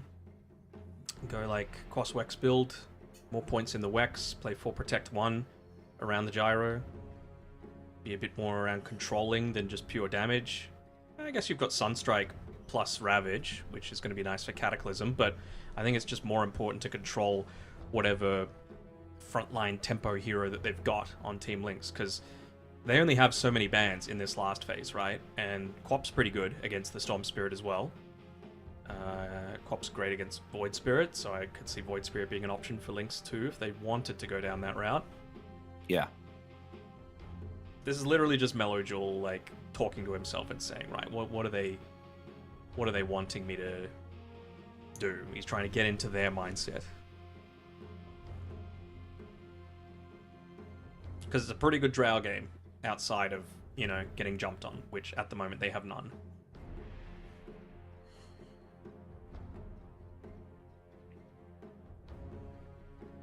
Well, only 10 seconds left. Team Lynx to think about what they want to ban, and then we'll come into the no pick. ban. Leave everything in the pool. Do you remember that? Turn to ban. Oh, Get Storm. rid of the Storm. It I do was not TI remember that. 2. They didn't ban at all on his team, just to What? leave as many things as possible in the pool. I mean, if you don't reveal your intentions, they can't really expect what you're going to do, you know? How many Same bans with can you confident get playing. around then? I want to say 6? 5, 6? 10 seconds remaining. So, no Sand 5 King, seconds. no Storm, no Navi's Quap. turn to Ah. Centaur. Okay. Another save for Drow Ranger, sure. So mid slider potentially. Mid so they just slider, go yeah. Something that's able to stay at range against this, I guess. Okay. But I mean, Slider and Centaur are going to be jumping 10 someone, so seconds if you're going to go remaining. someone ranged, it has to be like semi-tanky. 5 seconds remaining. But I mean, you have 0 initiation up to this point, which is the area of concern. So you need something that's going to be able to get through high HP plus go deep. I think Invoker. Choose your Like hero. they just needed something that was able to harass the Slider in the lane, plus build a Spirit Vessel, plus combine together with Ravage for a Cataclysm. You know, Yeah. I was thinking maybe they go the Wex build. I don't know what the name is of the Wex facet because I never play Invoker, but I was thinking maybe they just look to go down that route. But considering it's not like a Storm Spirit where you need to be going Quas Wex for the lane, just really cold snap EMPing him constantly and preventing his ability to move around the map, I think Invoker is totally fine with the Exort facet. So let's see how this game will go out. Who are you favoring again? 10 seconds remaining. Is it Team Lynx or is it Na'Vi? What are you feeling? 5 seconds remaining. I'm gonna say Lynx again, just because I really don't feel they've answered this Drow Ranger at all. You know, like, if Got the Juice has a good enough game, sure, but I don't really think that happened last game. Like, he got off to a bit of a rough start. Yes, he recovered nice enough, but this time around, is he gonna have that that same luxury? I mean, Drow Ranger probably should not be dying in these lanes. You know, he's got an Undying on the front lines for him. Tidehunter's not gonna have a good time at all. I wonder what Discardium is going to go for his item build as well. Like, is he going to go Windlace just so he can kind of try and keep up with the Shadow Demon when he looks to try and pull? Because they cannot lane into this lane. Like, Tide, Shadow Demon is going to have an absolutely miserable time against a Drow Ranger Undying. So they just need to try and pull as much as possible. He's probably going Boots Tango on Zayats, dragging it around for PMA. While there's downtime, make a couple of stacks, look to try and play around the mid lane. I'm not sure if Power Runes actually have as big of an impact this time around, just because you've got an Invoker and a Slider. Slider might go the bottle, but who knows? But Invoker almost definitely isn't. So we'll have to wait and see. How about you? We will who are you indeed. feeling? I think we're going to go with you again, and I'm going to say Team Lynx, because I no bias here, because I did say them last time, and I was like, you know, they're conventional heroes, they're heroes that we see often, and again, even though that it's actually quite different heroes that we haven't seen before within this tournament, I think I am definitely going to say Team Lynx here, all because of exactly the points that you raised about the fact that how the hell are you going to jump this Drow? Unless you've got like Blink on tied with Ravage, I suppose. That's like the only thing I can think of. And yeah, the fact Undying is going to give you a very, very strong lane. You're going to make the off lane very depressing. And Slardar is, what is he usually get around about like a Blink Dagger, around about like 10 to 13 minutes, somewhere around there, if he has a good time on the mid lane. And then he's going to be causing havoc as well. So I think it might be a little bit demoralizing here for the lanes on Na'Vi. We'll see. We'll see how mid lane goes in particular. I think that's the big one that I'm going to be looking at. I think Niku absolutely needs to body this lane. And if he can get a bunch of Sunstrike kills for the side lanes, great. You know, like they're going to have glimpse into Sunstrike. They're going to have disruption into Sunstrike. They're going to have decent damage coming through from the gyrocopter as well. So should be able to do a fine enough time against the Slaughter. You know, mid lane, melee into an Invoker with Exort build, so he's going to have relatively high right-click damage. So I think he needs to be the absolute star of this game. Oh my gosh! What the hell is he doing there? Well, that is Gyrocopter dead, and first blood going here to Team Lynx. 30 seconds to battle. What is he doing there? I really don't know.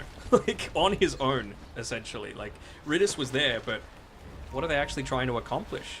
It's not like you can get a really early sentry ward off. You can do that at any time. I'm baffled. And, you know, the lane that was meant to go well for them, with the Invoker having the advantage against the Slaughter, now he's got a first blood. So, Bracer already finished up for him. The battle begins. Very nice. Yeah, second Bracer on the way. Oh, he's caught out here as well. Maybe they can get another kill here. Slowed down by the Frost Arrows. There's the Blood Grenade too. The movement speed from Hoodwink is there. This should be a kill. One more physical attack is needed. There we go. 2 kills for Team Lynx now.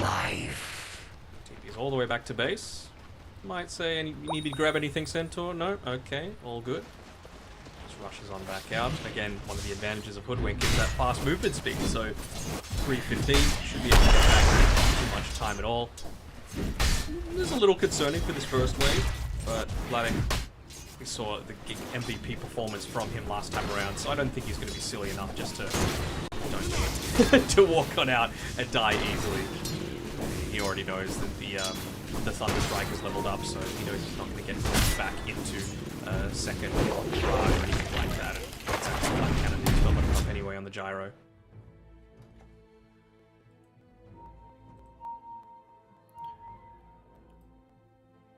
Packet loss apparently for Zayats, as he's doing exactly what we thought he would be doing, right?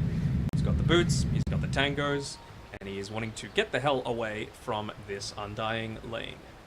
And PMA is like, please bro, just give me something to farm.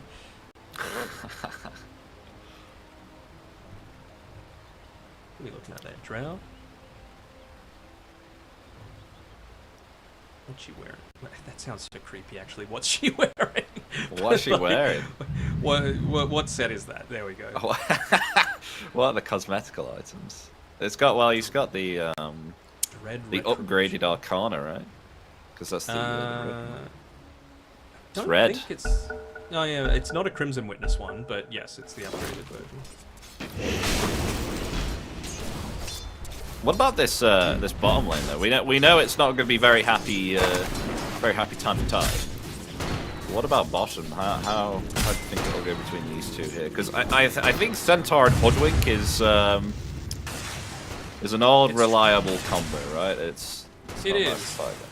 It's strong at like level 2, but for this first little bit where Hoodwink wasn't in the lane and Centaur wasn't really able to contest anything, means that the level 2 is a little bit early.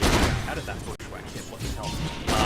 And I wonder if they're potentially going to try and make a bit of a play of their own once they get onto their own level 2. That's the fact they were able to get 2 denies in a row there is huge, right? Like they don't actually get the level 2 when they were wanting to make that a little bit more aggressive play. The waves are able to push back into the safety of the tower, and they can't go for this dive quite as easily, and they should have their own level 2 now.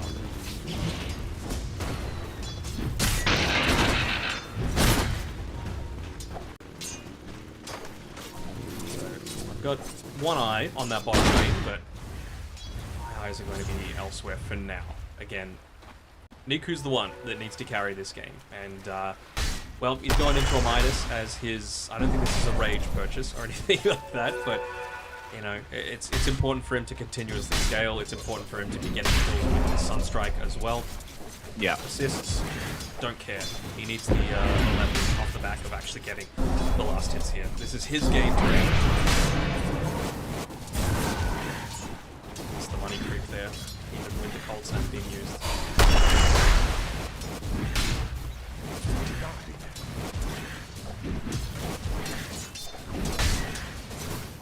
Just chill for now. I'm always looking for opportunities for potential Sunstrike to come out, but I think for now he's probably just going to use it to help secure those range creeps.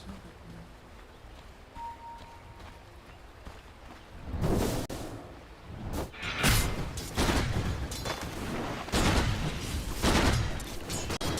think they're going to be pretty happy to just sit back and chill now.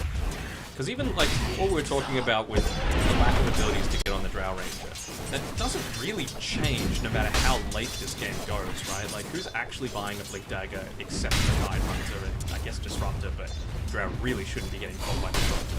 I mean, PMA is going to be dove here underneath this tier 1 tower. More physical attack is needed, there we go, but the Drow is going to fall in return for that, so it will be a trade.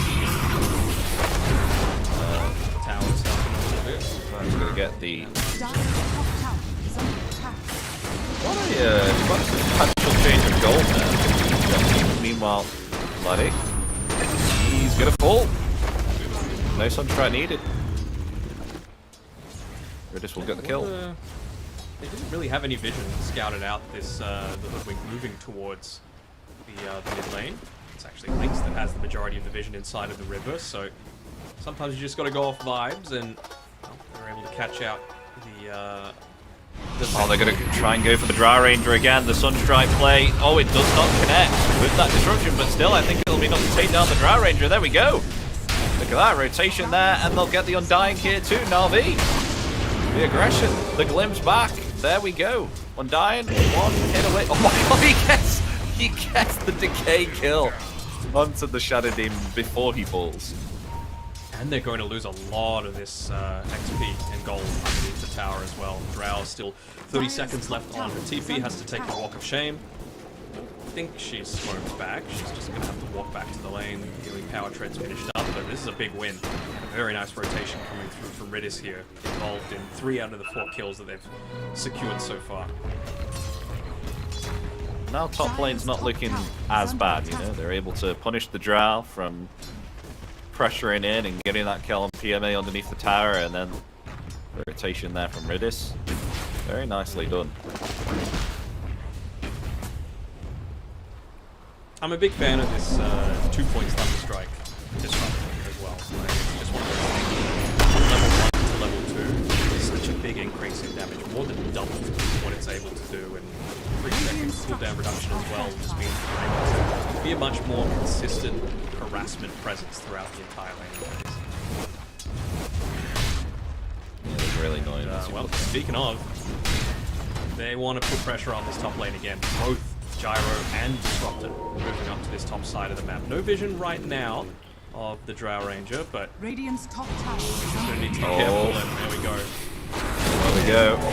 Trying to gush and get away. Slowed down by the gush. And that is a dead Drow Ranger once again. There's now, will they die? This tier 1 tower, they'll about the Undying. If Undying gone there too. Double kill for Got the Juice. When you're going to bring 4 heroes up here, kudos to you. You know, they've clearly had a plan of attack, and they're sticking to it, and it's working out pretty well for them. The Senegetsu dying 3 times so far.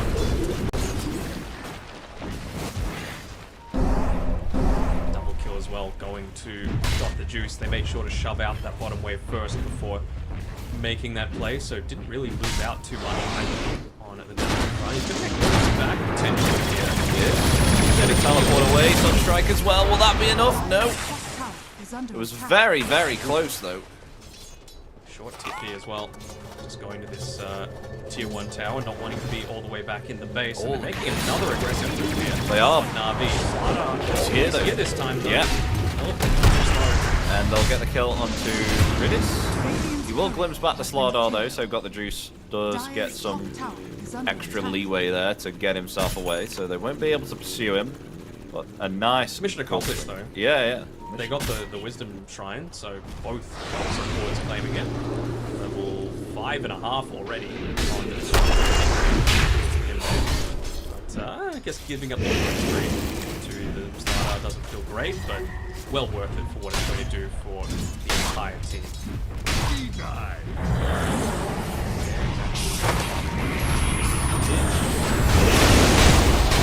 Stacks, and Laura dying doesn't want to drop the tombstone. Does not. Maybe a little earlier might have prevented them actually getting this kill here. Well, there we go. Going to the Undying once again. You can see why Drow has definitely decided to move through the jungle. And we thought this was going to be a depressing lane, right? They just rotated time and time again, and they've completely changed the momentum of what we thought was going to be a disaster. I mean, the 2v2 lane would have been a disaster. The 4v2 lane, completely different story. Yeah. Just like so many good rotations. I like the little things that they're doing as well. Like PMA just after they got that kill onto the Drow Ranger, de-warded their own sentry covering the small camp, and then dragged the wave into it, and then just picked up a bunch of farm for himself, just using any opportunity to accelerate his farm further and further. He knows how important it is for him to have a relatively good game, and I mean, to be breaking even with the Drow Ranger is a huge win for how I was anticipating this draft to pan out.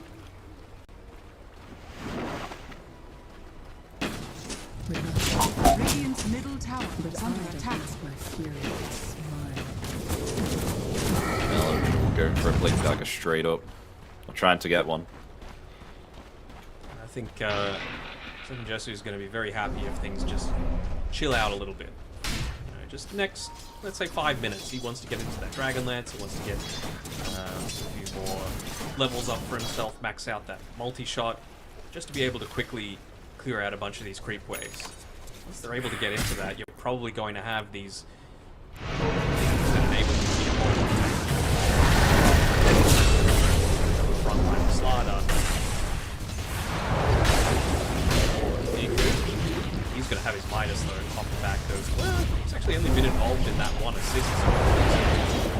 So he's having to get completely off the mark, but we're kind of starting to see the weakness of playing a Slardar into this this range lane. There's no real way to aggro the creeps off the tower easily. Yeah. Relatively quickly.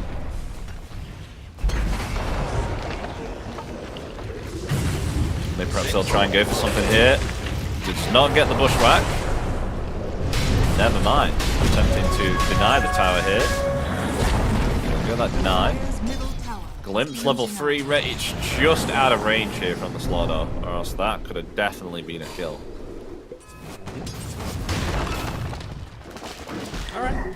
I'm impressed by how Na'Vi have been able to shake this one off. I'm sure a big part of it is down to their coach, you know, just claiming the loss. I believe it's CY now that's coaching Na'Vi, so obviously he's on the bottom side. What a juice.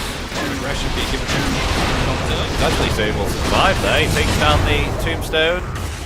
What comes to help? Okay, that's a little ambitious, taking a position 5 kill, even with the stampede onto a Jaren. I guess. Very close.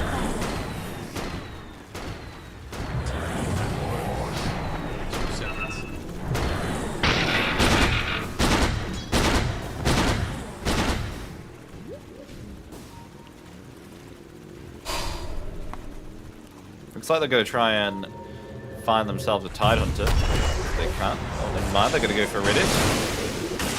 Tide's hunting them a little bit as well, though. He's got his Ravage available at 9. Tide Hunter. Nice glimpse. Time. Moves forward. Yeah, okay. Straight back. Radiant's bottom tower is under attack.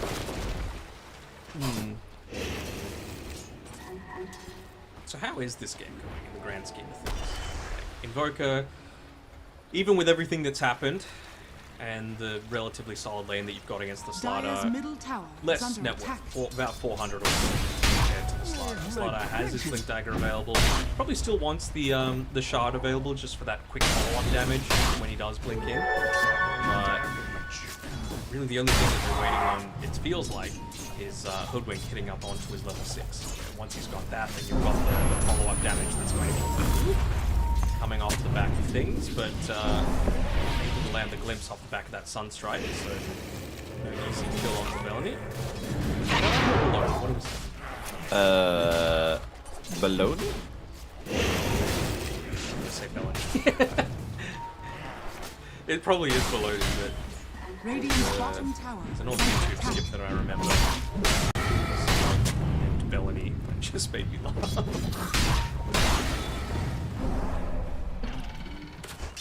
Well, they're really starting to comb control here on the top side of Na'Vi. Just look how they take it. It's like 1/4 area Radiant's bottom tower of the tier 1 tower used to be.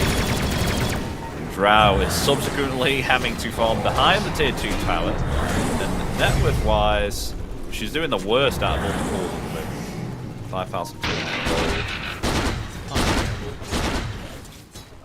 This is the time where I don't actually hate the cores farming in these couple of camps. Like, this is the time to do it, you know, when they've been putting consistent pressure on your side of the map, and they're constantly looking to try and dive when you don't have a tier 1 tower to be able to play around with. It's Dyer's basically bottom tower the is only under reason attack. to be just hugging those couple of camps there, but it just goes to show you how important it is to have that tower, right? Like, Drow has reduced the amount of camps that you can safely take by, what, 1, 2, 3, 4, probably even 5, just off the back of one tier 1 tower going down, and how much pressure they've put onto it. That's a huge net worth loss for the Drow Ranger, who kind of just needs to get a whole lot more creative with where exactly she's able to pick up some farm, and she's just left the top side of the map altogether. Radiant's bottom tower has fallen. I'm just kind of concerned for Slaughter here too, because with a Blink Dagger this early on, you would expect to see like more kills, more assists, right? In order to help. He's not the great at farming, is he?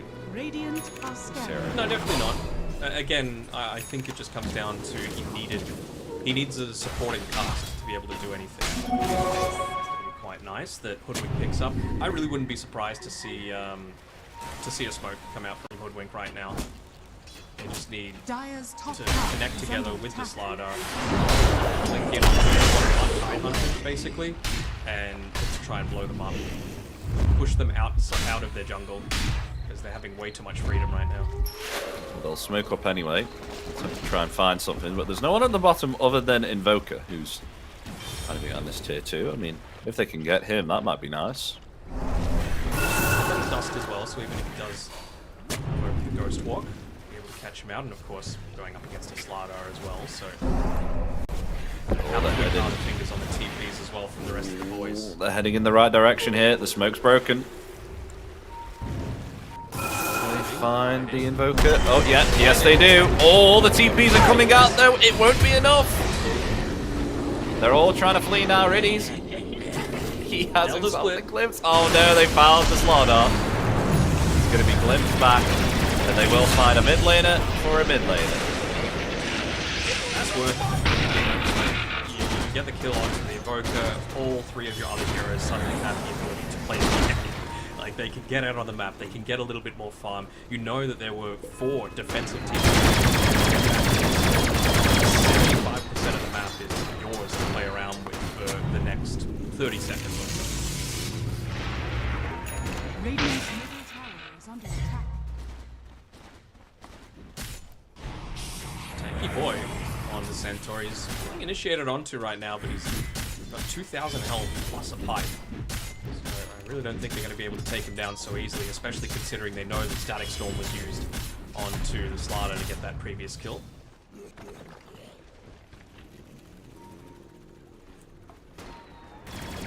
It's kind of difficult when you have 33 health for each in a second.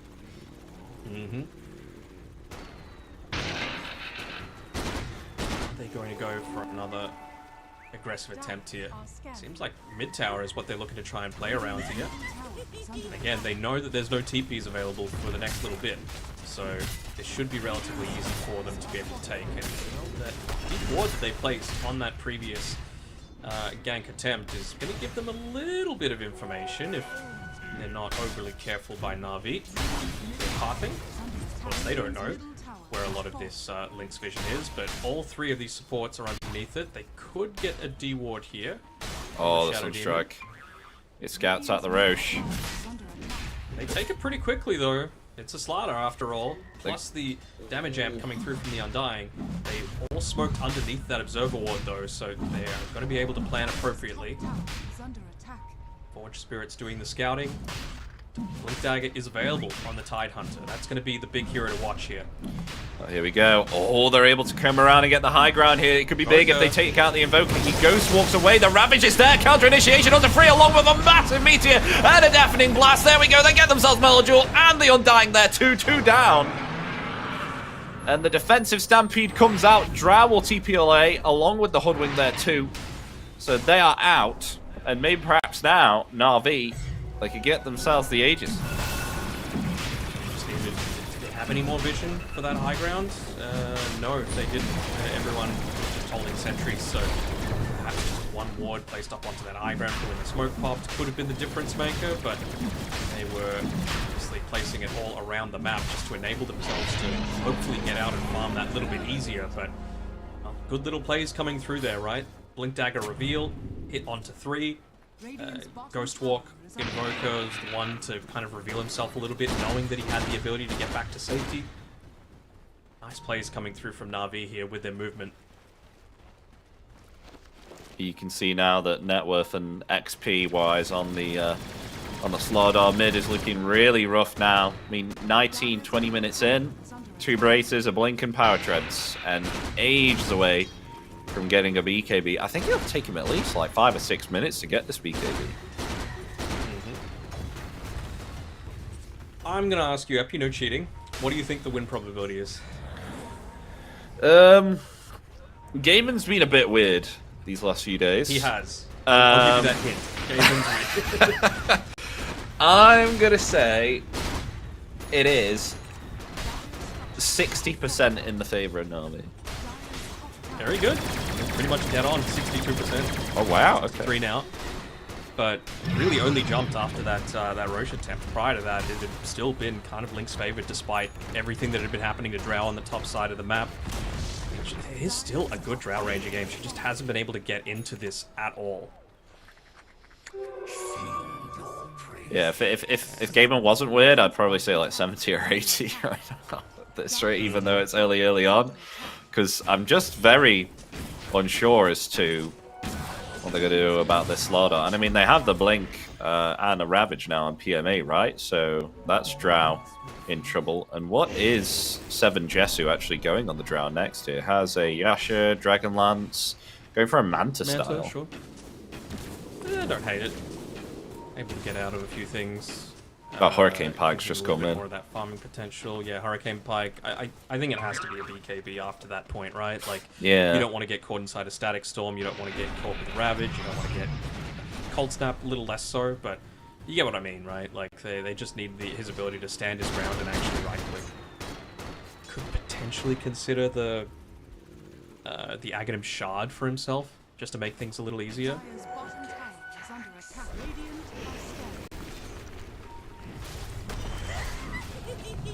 Build from Gyro here. He's got Crystallis finished up. Now to Korea. Into the Hurricane Pike for himself. Then Daedalus. No real point going... I don't know. I was about to say no real point going Butterfly this time around. Specifically for Drow Ranger, but for the Slaughter it still feels pretty damn good.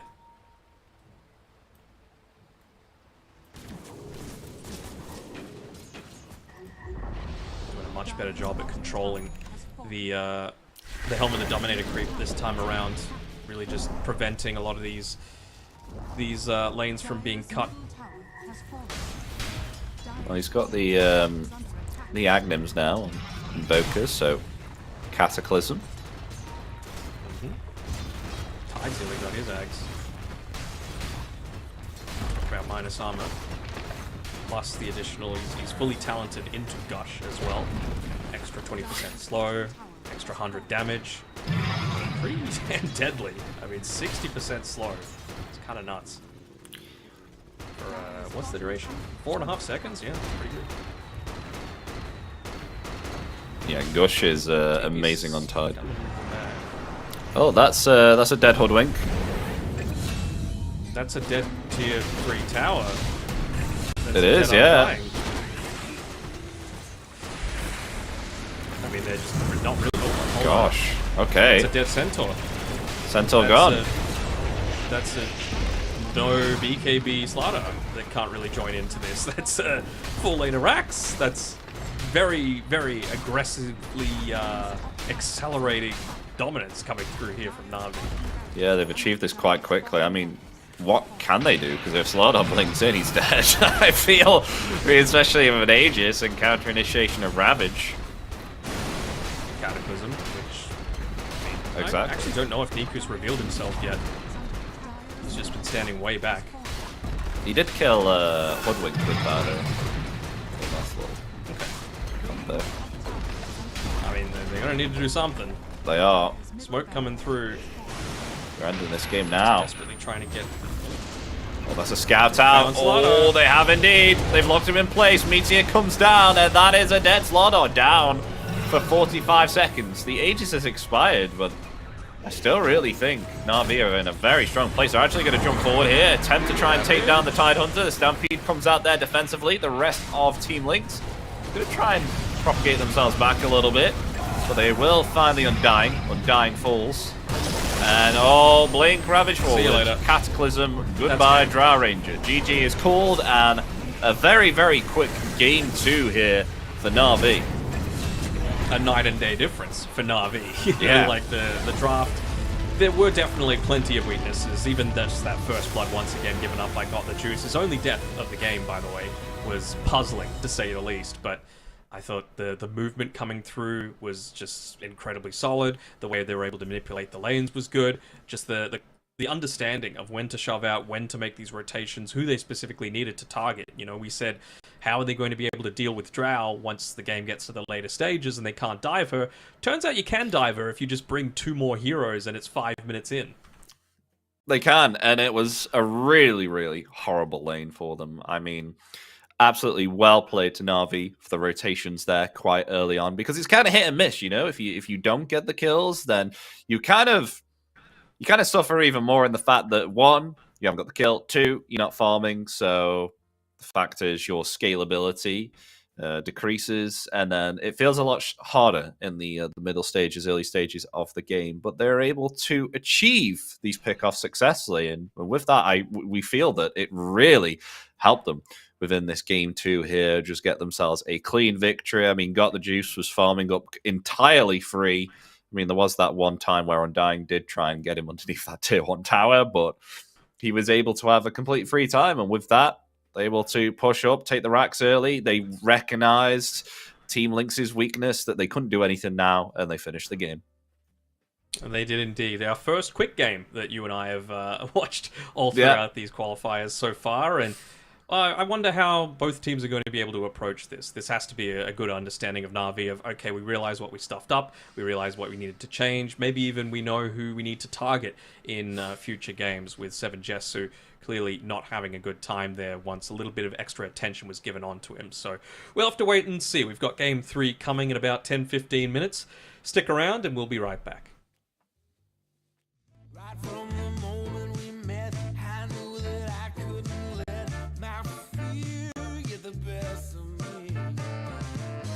And every moment since then has proven time and again that we're exactly where we're supposed to be. Yeah. Oh, won't you take a chance on me?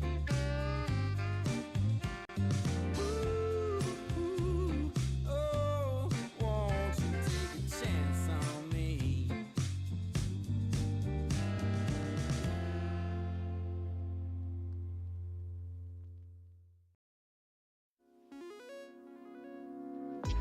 Coming out the gate with the heat. Everybody's playing in the street. We got the summertime magic in the speed. Sun is in my eye, feeling high.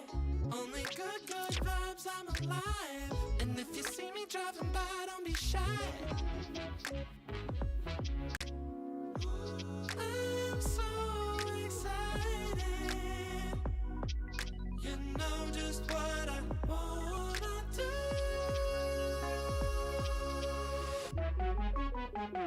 I'm glowing on up, I'm glowing on up, I'm glowing on up. I'm glowing on up, I'm glowing on up, I'm glowing on up. Don't it feel like summer? I'm glowing on up, I'm glowing on up, I'm glowing on up.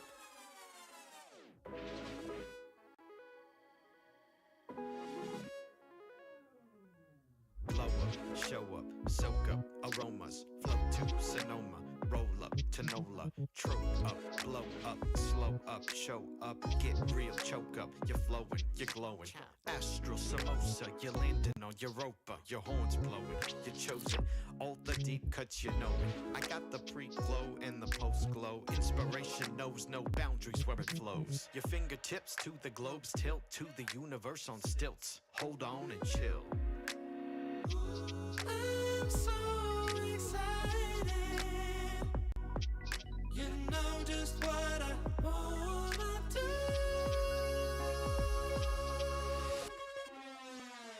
I'm glowing on up, I'm glowing on up, I'm glowing on up. I'm glowing on up, I'm glowing on up, I'm glowing on up.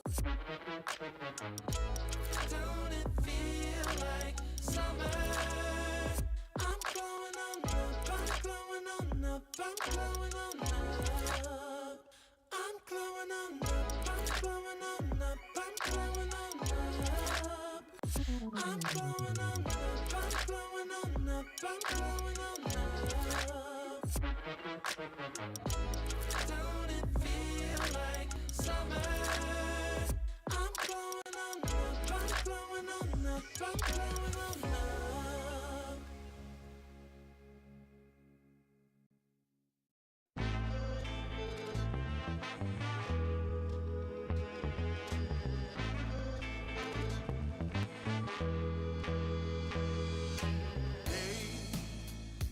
I've had days of struggle, nothing quite as rough as today. Held, I've been held up, nothing seemingly goes my way. Oh, I not a man for crying, for a storm of tears I crave. Take all this sorrow from me.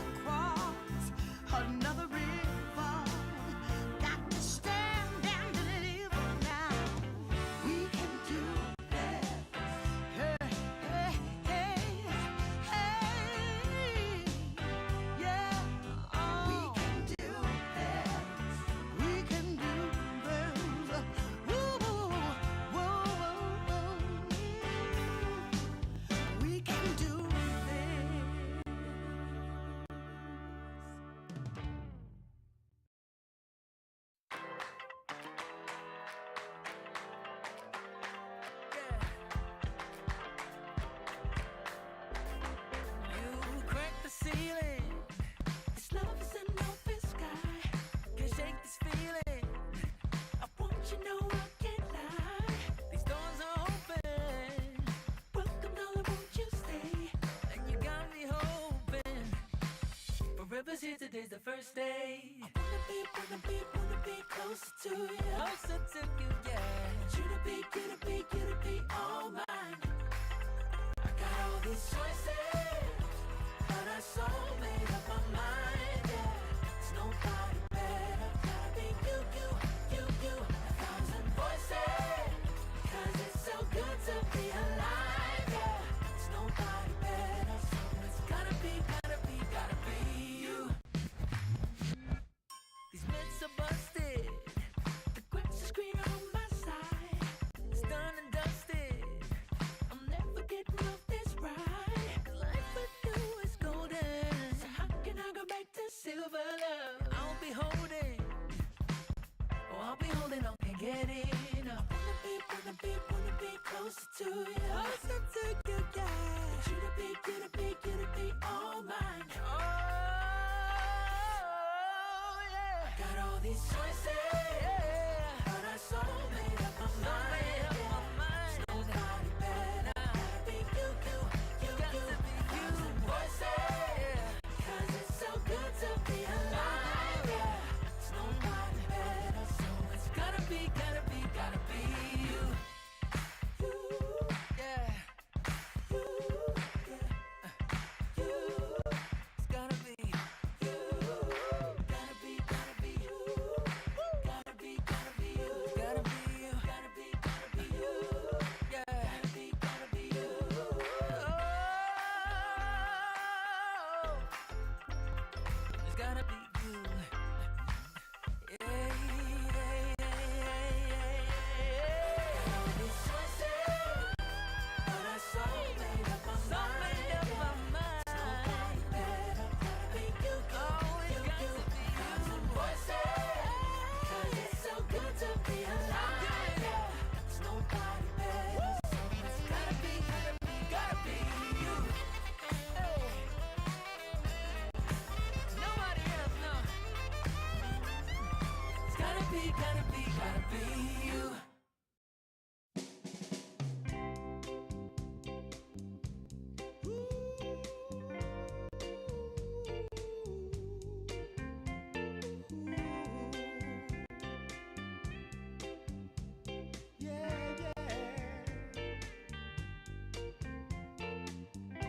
I've been waiting a long time, just longing for a glance from you. Hello, everybody. Welcome back to DreamLeague Season 28 Western European Closed Qualifiers with myself, Epidamnos, and Danog, and we're coming in for Game 3 out of the best of 3 between Team Lynx and Na'Vi. It was indeed Na'Vi that took themselves Game 2, as now we're going for the final one, and they finished that off pretty quickly, didn't they, Danog?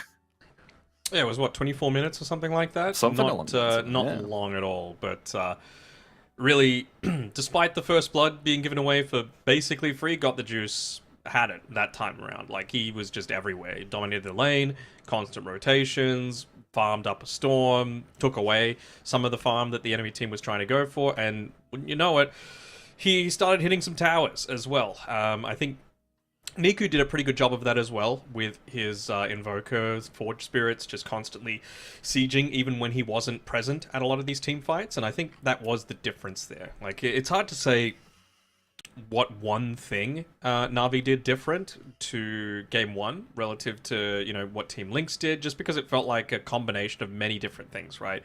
So much focus on 7 Jessu. The first pick Slardar, again, I'm just going to say it, was very, very odd, you know? Like, it's so one-dimensional. It's not like it's countering a known melee mid laner where you're like, fantastic, great, this is going to be amazing for us.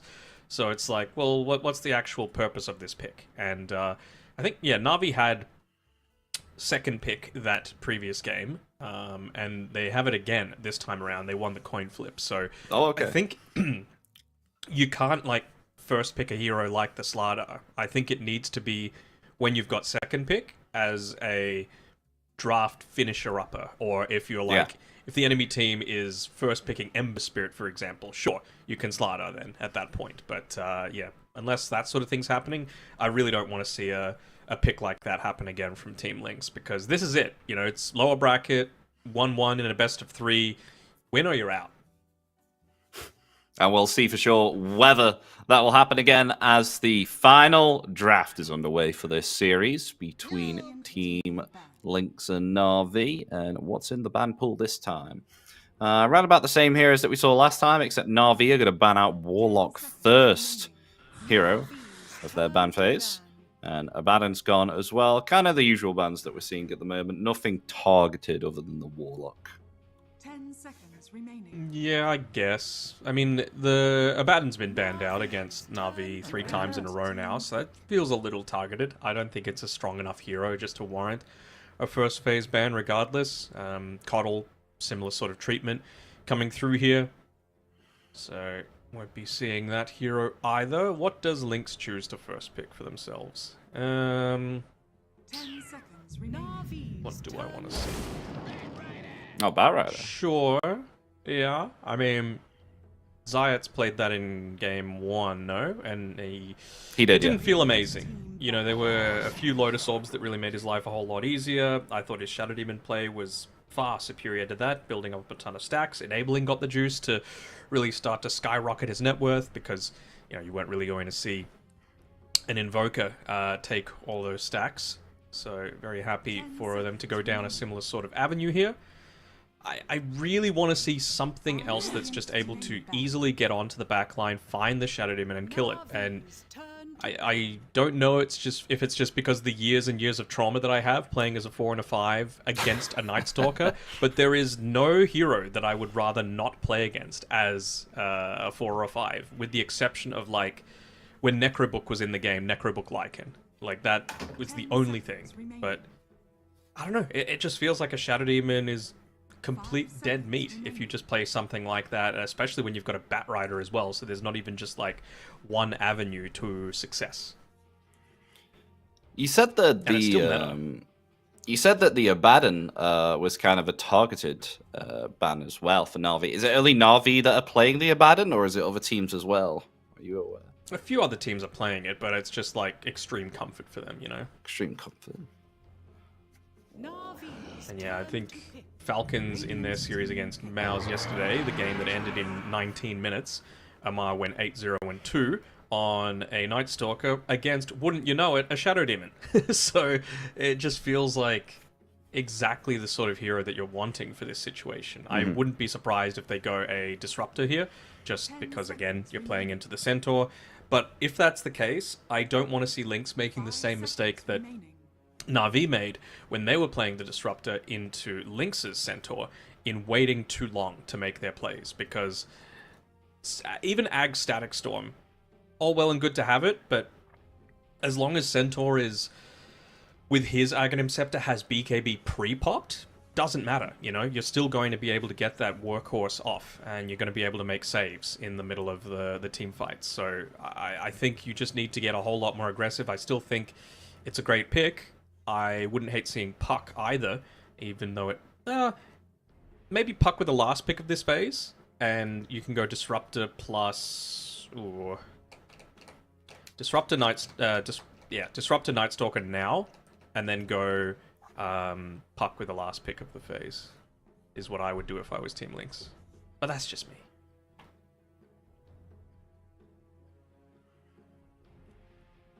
Radiant team. In terms of what Na'Vi are going to go AA, huh? Oh, and tied again. Okay. So, I guess... Okay. So, forget everything I just said. Maybe Lynx is just wanting to play to their strengths, because we saw what they were able to do when there were these true 5v5 engagements in game number 1, right? They looked like the superior team. Some of that was just due to the makeup of the teams and, you know, what they were able to do with the lineup that they had. But this just feels like Lynx kind of takes inspiration from Chinese Dota, where it's all about the team fight. It's not so much about the map play or anything like that. Yeah. So if you're able to get the Ravage plus the Ice Blast off and all that, fantastic. But if that Ravage doesn't hit, then you just stampede away and there's not really too much that you can do about it, right? We see a bunch of slows here. Gush, Vortex, Flame Break, Napalm, all this sort of stuff. But, you know, even if only one person gets hit by Ravage, you can potentially get a disruption save. So it's a lot of pressure being put onto this Tidehunter right now. Vladek did play a great game 1 though, so he came in when the pressure was on and performed, so that's all good. Navi's turn to I Oh, wonder if they're considering a Slark as well here. Just because when the Tidehunter's been picked up, it's been banned out. So potentially, I mean, even against the Bat Rider, right? Wouldn't be the worst just to have a Slark with the Dark Pact against 10 seconds all that remaining. damage over time. Yeah, I want to see it. I want to see Slark. 5 seconds remaining. the Ancient Apparition messes with him a little bit, but Does it though? Like, you can be slippery enough, and you kind of want to be the one to jump on the AA, as opposed to just let the Tidehunter come to you, if that makes sense. oh, Tiny gets Tony. picked up. Yeah, I just thought like if he's able to avoid the ice blast, then maybe. Sure. Dragon Knight. I'm 'Cause just like, well, what's the point of this Grimstroke? Is kind of what I'm saying. as Yeah. well.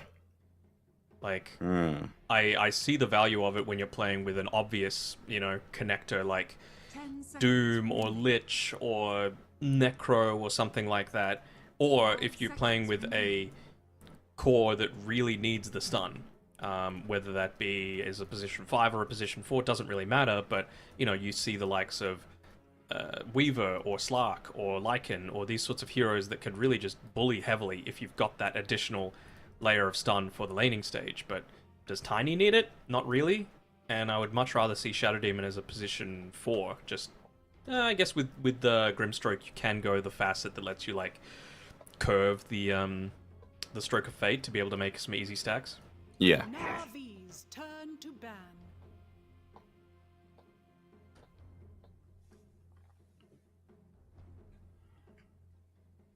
The DK feels nice though. Can't go wrong with the DK really. Radiant team Dissimilate's ban. going to be pretty useful for him to be taking down a bunch of his HP. No real breaks until the Shadow Demon's able to get into the Aghanim Scepter, and that might be quite some time. We'll obviously need to go the Blink Dagger first, just because you always want to be in a position to be able to blink Disruption save from any Bat Rider initiation or everything that I was mentioning about the Tidehunter Ravage previously.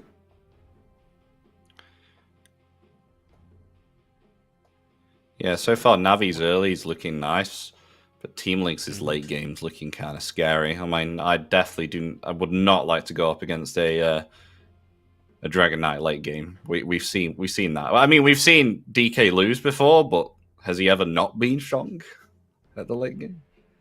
Not really. Just so versatile, does everything, stands his ground, just lives, hits tower pretty reliably. And yeah, certainly compared with like, I guess Grimstroke Ags would be pretty good against a Dragon Knight. Navi's turn to ban. But we're talking super late here. Anti-Mage. Ban out. Anything that's just going to give Tidehunter a bit of grief in lane, I suppose. Radiant team pick. Oh, Huskar ban.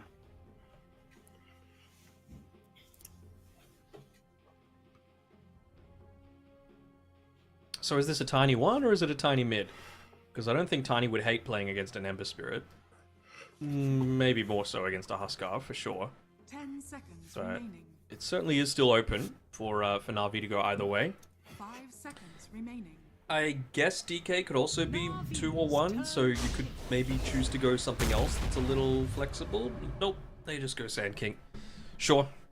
I mean, this is kind of another one of those heroes that Na'Vi was banning against, right? Just something that's going to bully a melee-ish mid laner. So their choices were either Sand King or Shadow Fiend, essentially, or Slardar. But again, we saw how that went in the previous game. We did. And it hasn't exactly been revealed, and it just feels like Sand King has so much more scope to be not just a blink right clicker melee lane dominator, you also have, you know, stun, you have flash farming ability, you have big magic damage as well, you have the ability to go into these items with the stinger later stages into the game, like the basher that we saw in the earlier game. So You may now interested select to your see heroes. as a Medusa coming out here. Okay, Oh. newish heroes for this patch. Okay. So that would mean, yep, Nico on the mid lane as the Tiny. Going up against Melodule on the mid as the Sand King. I'm liking that AA set. But still, what is man. the Grimstroke here for? That still puzzles me. I mean, if you get Shard, I suppose you can get a bit of a dispel going on for like Batrider. I can see the ink spell working nicely, that's for sure. Yeah, it's just a basic dispel though, not a strong dispel, so you're not going to get rid of like Lasso or anything like that, but does get rid of Gush, does get rid of Cold Feet, gets rid of Breathe Fire debuff, gets rid of Flame Break and Napalm stacks, so it feels kind of nice, but yeah, I really don't know. It feels like there's nothing specifically that's being targeted with this Grimstroke. He has gone the Inkstigate facet as well, by the way, so the one that causes Inkswell to be detonated at any time, rather than the swervy Stroke of Fate. And Zayat's, I mean, he played such a good game too on the Shadow Demon. Why not just let him do it again? Once more, you probably do prefer the Shadow Demon to be the one making stacks for you anyway, so I'm all good with this. I think both drafts have their strengths, both drafts have their weaknesses, for sure. It's not like an overall win, and I'm not amazed by either one. I do like the Lynx draft again, though. Like, the ability to just have good lanes, good pick-off potential, stuns, tower damage, good late-game supports. It's all there. It's just a matter of, will they be able to do enough against this Medusa to really stop her before she gets truly scary? Yeah, I see what you mean. No, we're gonna have Melodule like go around quite a lot. We've usually seen Sand Kings be quite reserved until they've got something along the lines of like an Agnims, maybe like a BKB after their Blink Dagger. So he's gonna have to be a lot more active on the Sand King, right? For sure. I can also see though that Niku being like utility Tiny again. You know, power treads, blink. Hold on. Smooth break. They run up into him and they get a bunch of vision here. Does anyone want to be the one that goes up first? Oh, Zayak's caught. No one wants to go up. He dies. He went up and everyone else was like, no, don't want to go up, so they leave him. And he dies. You gotta listen to your captain, man. That's a little odd for sure, but well, once again, first blood going through, and this time around it's to 7 Jesu, so not going to have the same difficulties that he did playing the Drow Ranger in the previous game. What I was saying before is that Tiny probably going to go that utility build, so seems like he's maybe foregoing the power treads, opting to just rush straight into the Blink Dagger after the Bottle, Soul Ring, Wand combination, but I'm really expected to see something like a Yule's here from him, right? Like, just anything to be able to wait out a few seconds of the Ice Blast, debuff, dodge out a bunch of the damage coming through from the Sand King ultimate. Quick Fingers could potentially save them from Ravage or from the Lasso as well. Plus, of course, just giving him that mana regen that he needs to be able to stay out on the map and consistently be making plays. Yeah.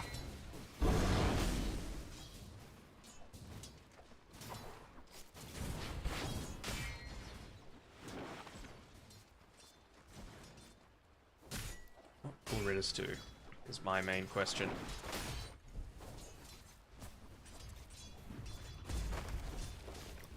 It's going to be a great magic wand on this top lane with Anchor Smash and Sticky Napalm. Double value for Deucer as well. Just getting all of that. Like, if you wait until the very last minute, they don't really have any stuns outside of the... well, actually, they don't have any stuns. So we'll be able to wait until the absolute last minute to get both health and mana back. Bunch of effective HP from him there, as a little bit of a dive in this mid lane. Niku being chased down by Melajul and really showing already why Sanking is just so annoying to play against whenever you're playing a melee hero. You're constantly getting hit by the Caustic Finale, the Sandblast as well, giving that miss chance. Tiny not exactly hitting a whole lot, so when you've got such a slow attack speed, misses can mean a whole lot. Missing out on a creep or two, and it already feels like he has. Three last hits, 3 denies for the Tiny versus the 8 and 5 on Melajul Sanking, who might, I was about to say maybe be able to get one more kill, but doesn't have a Burrow Strike point just yet. Yeah, the middle and the bottom lanes for Na'Vi are not having fun. I've just seen that Zayak, he's having not a very nice time against the Ancient Apparition, and Jesu was just able to survive against PMA every time they try and do like a little disruption hoof stomp, so... Yep. One of the advantages of playing AA is huge attack range, like one of the longest attack ranges for a support in the game, 675. You compare that to the Shadow Demon, 500, right? So you're always going to be able to make appropriate spacing to get the better end of a lot of these trades. Well, maybe a kill into the Tide here, actually. If he can get off the Ghost. There we go. It's surprising that they just let the Lotus go as well. Luddic to pick that one up and at least get somewhat healthy back into this lane. Making a bit of an aggressive move on 7 Jesu, but of course it's a Centaur, so not exactly the easiest job there either. Once again, kinda chill. I'm expecting to see a lot more even cores across the board this time around. Maybe a few more rotations around mid just to really keep Niku pressured in. Because, I mean, he's already so poor in terms of his resources that he's got remaining for him. I would love for them to be able to block off like one of those water runes, prevent him from getting any kind of mana back into that bottle. Mm-hmm. Oh, and they glyph there. For what was that? Was that for the mid lane there, or was that for something else? I felt like that was for mid. Not sure. I had a quick look around. Didn't quite see. Weren't able to block off both water runes though. Niku able to secure the one, so should get him most of the way towards that soul ring. Cold feet on Zach on the bottom. Doing some nice damage here to the Shadow Demon support there, actually. Not too much that Zayats can do about that one. Already looking to max out the Disseminate. I think they realize, I mean, just having a look at some of the Lynx heroes, right? You know that diving and playing deep and going for these kills that they're going to be playing with around 100 HP at the end of them is the way that they're going to play. So let's just look to put more points into the Disseminate. Get some of that return damage coming through. Oh, Blood Grenade committed onto a Apparition. With the Hoof Stomp there, Fairy Fire will be used, but it won't be enough to survive and get the kill back onto the Shadow Demon.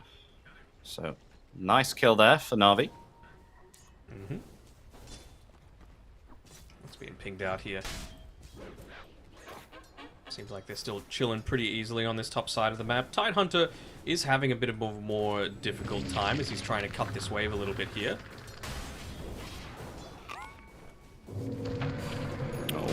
Phantom's Embrace, Inkswell as well. Still find the kill. A rotation there from the Shadow Demon.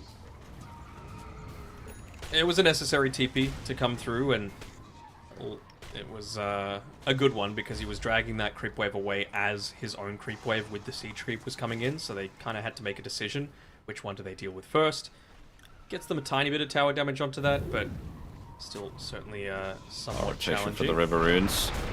Oh, his Epicenter's been disrupted. And an Inkswell there too. Sun King could be in trouble. Oh, it doesn't connect. He's going to cast his Epicenter now in the Roche Pit as it's going to affect there onto 2. Lovely stuff.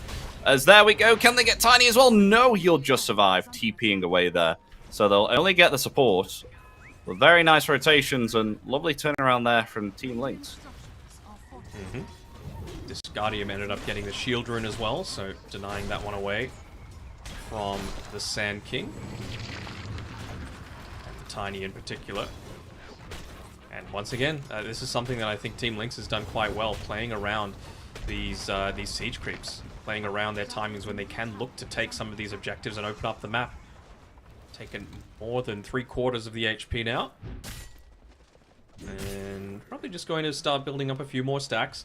You have to wonder, like, who are they actually going to give a bunch of these stacks over to? Is it all going to be for Mellow? Are they going to give some over to Tidehunter, considering he's having such a rough time in the lane? Seems like it's going to be the Sand King taking it and just saying, look, I'll get my really quick Blink Dagger, we'll win a team fight, we'll take the tower, you'll get your gold that way. Tiny's coming though. Oh no, he's going to take it. He's going to take it with a toss. Grimstroke could do a lot of damage if he goes through these creeps as well. Well, actually just did quite a bit there to the Sand King. Only level 1 as well. They are going to respond to this now. The Cold Feet's there. Lovely use of the Stampede to disengage.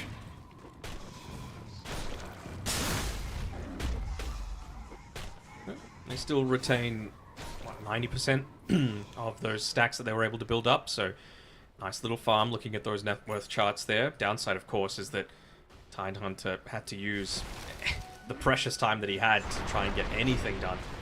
Just making a rotation that didn't even net them a kill. So that's a little unfortunate. He doesn't want to be playing next to this tower. He's still a little vulnerable at this stage of the game. Of course, that will turn around as soon as he's got that Ravage available. And of course, when there's the threat of the Blink Epicenter as well, it will cause Na'Vi to think twice before they make any sort of aggressive move against a relatively beefy hero like that Tidehunter. I think we've got Mask of Madness already coming out for the DK, so his sustain is pretty much secured. Raindrops as well, just gonna keep his mana pool nice and healthy, always able to make TP rotations to be able to defend appropriately if needed.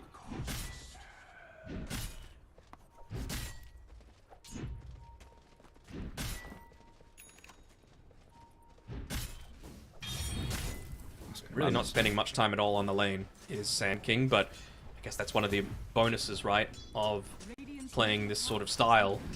Build up a bunch of stacks, get Batrider his net worth in that way, off of taking that, and it also means that you can get other supports soaking the mid lane. You've already got level 6 up now for Discardium's AA, which very, very happy to get at the 9-minute mark. Can't really make too much of a play prior to Sand King Blink or prior to Batrider level 6 though, so it's nice to have the levels, but a little unfortunate that they weren't able to immediately make a play off the back of it. Quite surprised that DK's doing better in net worth right now compared to the Medusa, but I suppose we'll see that change once Medusa starts to scale a lot more with these split shots. Yeah, once you get into the Manta style, then that's when things really start to change, but Dragon Knight will be looking to pick up his own Pyroon advantage. Oh, Ice Blast as well. It does affect the Tiny. The Tiny's going to throw back and get himself a Ravage onto 3. Tiny's okay, actually. He will survive, and no one's going to die. I'm not sure what happened with that Ice Blast. They needed that impact connection to come through to be able to finish that one off and yeah, get the damage coming through. There wasn't an Epicenter used there by Mellow, so maybe just feeling like he lacked some of that movement to be able to get into the right place, but he's only 100 gold away from that Blink Dagger for himself. One of the advantages, of course, of AA, relatively short cooldown on that ultimate, so by the time SK's got that available for him and able to make a play somewhere, should have the Ice Blast available, and of course, you've also got the synergy with the Ice Vortex, increasing that magic damage done as well.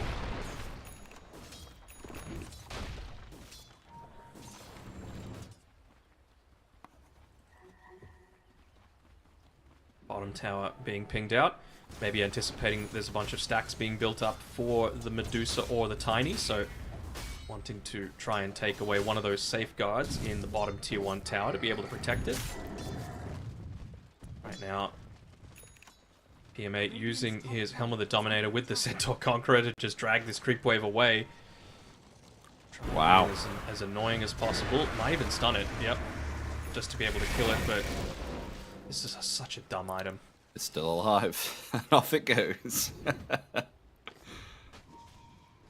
I mean, the important thing is that's the siege creep as well, right? So yeah. You're not going to have that hitting the tower. You're going to have 3 regular creeps hitting the tower, plus 3/4 of your Elder Dragon form. Feels fine. But you would much rather be using this time to be able to take away, even just glyphing it up as well.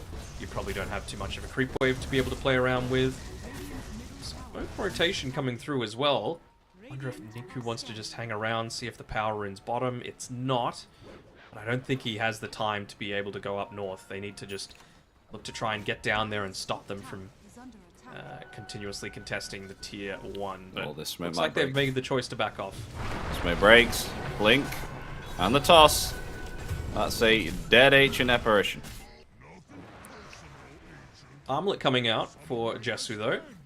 So by the time AA is back up alive, you can probably TP back down towards the bottom side. Unless they take this tower really quickly. I'm not putting it past them, especially with this Helm Dome creep here. Can they kill this? Epicenter. Coming in with the Roar Strike. And Radiant is yeah. okay. Stampede. Disengage. AA Ice Blast maybe? Discallion. Oh, he's going to TP first. Well, they won't be able to get the Grim Shirt there either. I'm sure he's communicating that Niku's coming from the left-hand side though. I'm going to be a little bit careful of just how deep they're going to go.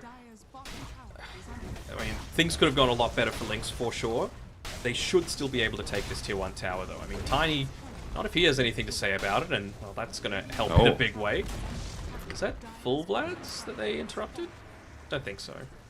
They still needed like the recipe. It had the recipe and the blade. Wait, Buckler. Oh, that was recipe for Buckler. Hmm. I know that. That was, yeah, that was would've been full the recipe, thing. yeah. Oh, unfortunate, but they get something. Feels like that Observer Wood has been up for an eternity by Ridus on the top side of the map, just covering the area in front of the Radiant Tier 1 top tower. Seeing if any TPs were to come back this way. Even now, got the juice using his Manta Illusions just to keep waves shoved in. Doesn't want to lose any of this this space to farm, and this is what I was talking about, having the issue with the Drow Ranger last game, right? Like, yeah. He didn't have these 2 camps to play with. He didn't have the small camp inside of to the south of the tower. He didn't have this camp next to Grimstroke. I think it's literally like 4 camps that you've lost as a result of just not having this tower. And well, he's making the most of retaining that for as long as possible. Not just top of the net worth, but level 13 as well on this Medusa. And that's pretty good. And they're going to go for a kill right now here onto Tide. The Inkswell there. He's here. Locked in place. Tide is gone.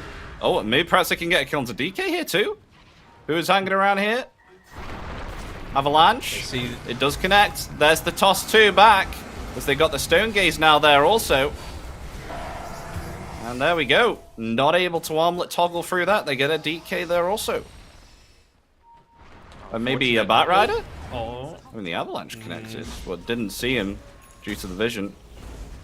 Epicenter is ready. Oh, they're going to come forward. Ice Blast as well. Yeah, okay, that's a dead Tiny. So at least they get the kill back onto Tiny. They don't actually get the tier 1 tower, and Vladic's back. With a Vladimir's this time. He's got it. Still has the TP up on the Dragon Knight, so I would imagine that he's just going to TP up here and look to try and take that one away as quickly as he can. Again, look at Zayats though, just playing around, got the juice, making illusions so that he still has that Manta style as a defensive tool if he really needs it, slowing down this push. And all the while, they're taking a tower of their own on the bottom side, extending their net worth lead on Na'Vi. Don't think they're feeling... Oh, hold on. Many TPs coming up here. Many, yeah. They know they're lacking a couple of ultimates. No Lasso, no Ice Blast for 10 seconds. More importantly, no Epicenter. I think it's more important right now for Melojewel just to hit into that level 12 for himself if he can. Oh, God, the Juice is going to be able to deny or take away, perhaps, his amp damage, so fortified into him. Oh, and Tide's dead again. He's been caught by 4, and it looks like they'll just take this tier 1 on the mid. 16 minutes in, Manta style done, Eagle Song in the inventory. This is a big Medusa early on. Oh yeah, enormous. And I mean, we're really seeing him get punished for a little bit more of an aggressive build on this Tidehunter, right? The Vlads, instead of going for the pipe as that first item. Feels like he's suffering as a result of that. Not as much sustain against the likes of a Tiny, Grimstroke, Centaur. Huge amounts of magic damage early on. And they're just really stealing away as much of this farm as they can, even just using the Helm of the Dominator Mud Golem to block up the Ancient camp inside of the Radiant Ancients. Little things adding up here.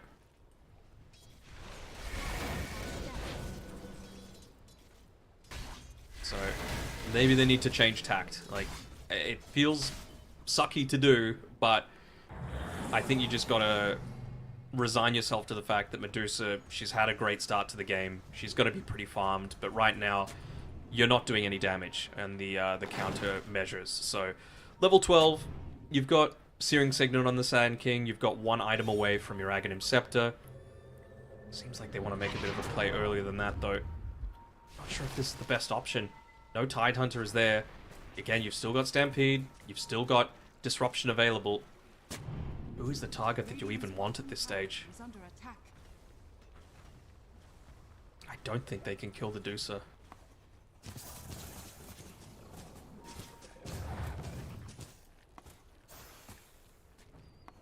Well, Agnim's almost completed on the Sand King now. 800 gold away, well, 750.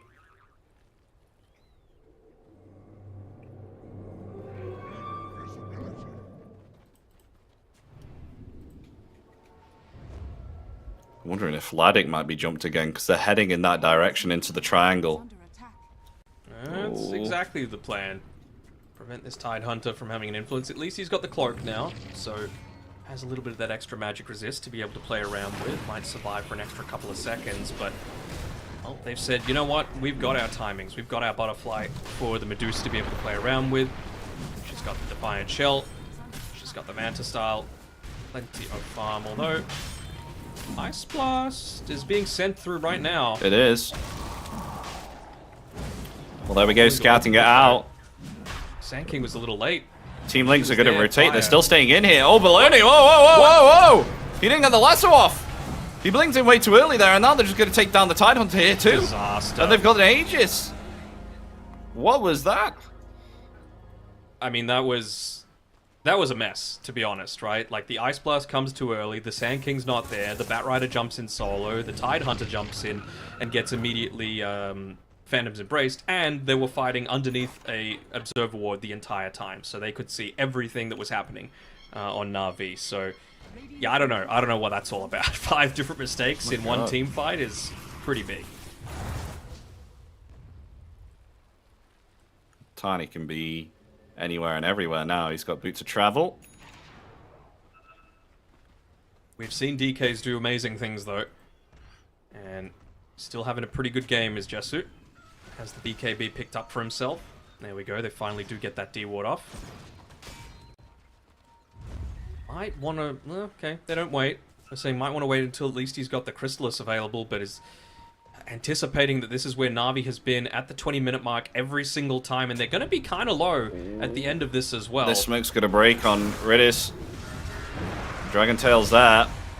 I mean, they'll take the Tormentor, though. It's a 4v5 situation if they still want to go for this. Tide's on his own. Tide's on his own. He's going to come up here. The buyback's there from Ridis to try and come back to this. TPing on the tier 1 tower. The Ravage is still available, but he's silenced up here, and he's going to fall. Zayak in the batlines, he will disrupt himself, and they will get the kill into the Batrider there too.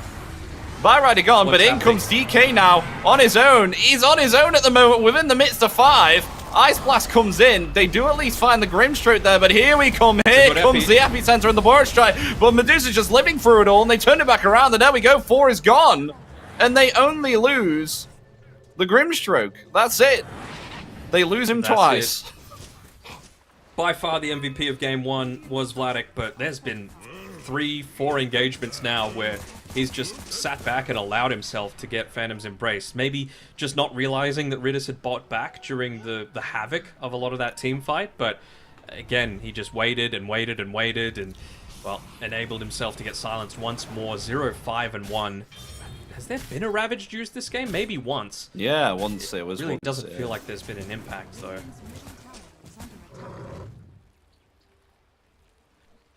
And I mean, it was always going to be a hard ask fighting into that when you've got to do so with Aegis. Level 18, nearly 19, now just 22 minutes in. I mean, I suppose it was the element of surprise, right? But that team fight, again, it felt exactly like the Roshan fight. Well, I don't even know whether to call that a fight, about how it was so split up. Even just on top of that as well, like,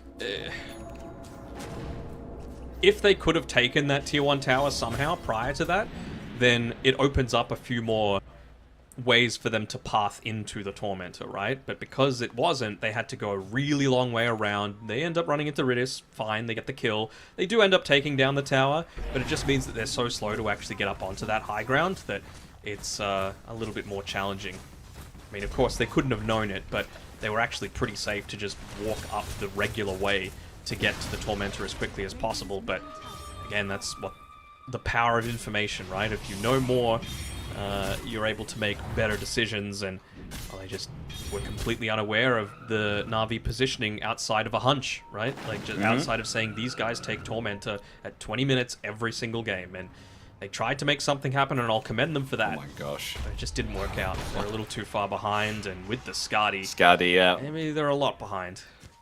18,000 net worth. I mean, they've taken the middle tier 2 tower. They've got one final one to do. They're all grouped up. They still have Aegis for 1 minute. I think they could still use this if they keep the creep wave alive, because you've got Maloney here who's cutting the creep wave. He will TP away, but he has killed that creep.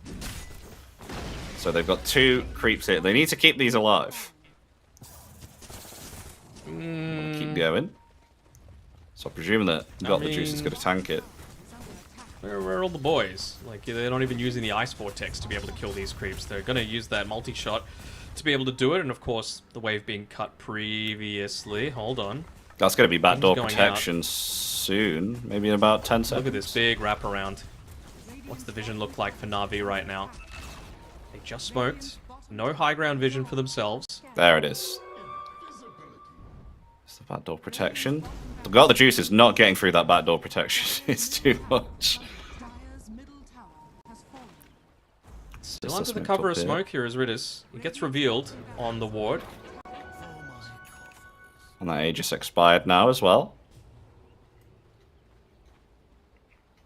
So at least I think something with the courier for the DK, because he should have Chrysalis finished up at this point.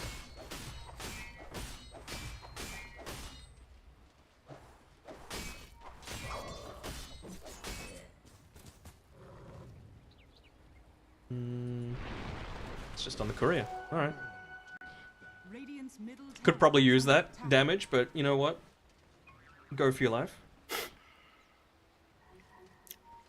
Even without Aegis, I'd still say they're pretty strong, right? Has to be careful. Oh, he's got avalanched. I mean, Melodul's coming in with an epicenter, and so is the Ice Blast here too, attempting to turn it back around there. Lovely disruption save, but I don't know if it's going to be enough as the Burst Strike's there again. Yep, there we go. Niku Boys are coming is from gone. the south, though. The rest of Na'Vi coming back. DK's going to get through the Twin Gate. There we go. Melodul has been spotted out, though. He will blink away. Thanks, hot on his trail. Dusa didn't want to borrow that. Just continuing to farm. Continuing to be this presence. I mean, if there's going to be multiple people down up there, looking to get the gank onto the Tiny, it means that she's just going to be able to sit back and free farm. 8k net worth lead now. Oh, he used Shadow Poison in the right direction, but I was going to say, that's quite a risky play to cut that creep wave. It's a necessary one, though. They need to be playing on the edge right now. They're 13k behind.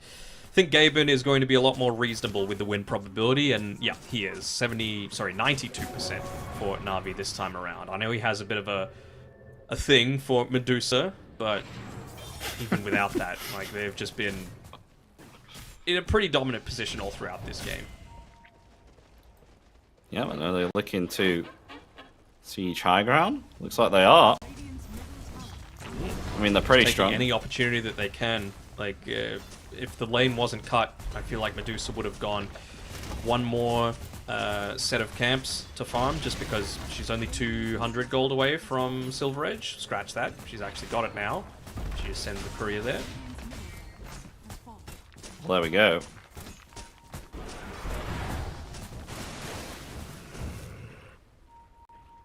We'll get back now with the dragon form being committed. I wonder if she still wants to go back in. Yep. I do. Yep. But where are the creeps? Backdoor protection. Okay, there we go. They're slowly coming back in. Malajul in the Veil trees. now on the Sand King as well, so certainly a good amount of damage coming through. I need to see something from Bologna as well. Like, get that lasso somehow onto Zayats would be the absolute dream, who, by the way, has... Oh, Avalanche toss there as well, and Tide is being silenced once again. He can't get off his Ravage. He's dead along with the Batrider there too. Both of them just not able to get off their ultimates there all the time. I mean, the Epicenter at least comes out and takes down one, but they've lost 3 here. And it's only the Grimstroke that dies here once again. The Silver Edge as well. BKB has to be committed. Buyback now from the Batrider, but DK's already lost 2/3 of his HP here. And the Medusa completely untouched. Still half of a mana remaining. And has no BKB and has no way to actually get onto the backlines, so he's just forced to man fight against a Medusa who's got 10,000 more net worth than he does. It doesn't feel good at all. I can understand that he was thinking that, you know what, I've got Tide, who can potentially Ravage, I've got a Blink Sand King, I've got a Blink Batrider, but they just haven't been finding the right targets. It's been Lynx that get jumped on over and over again.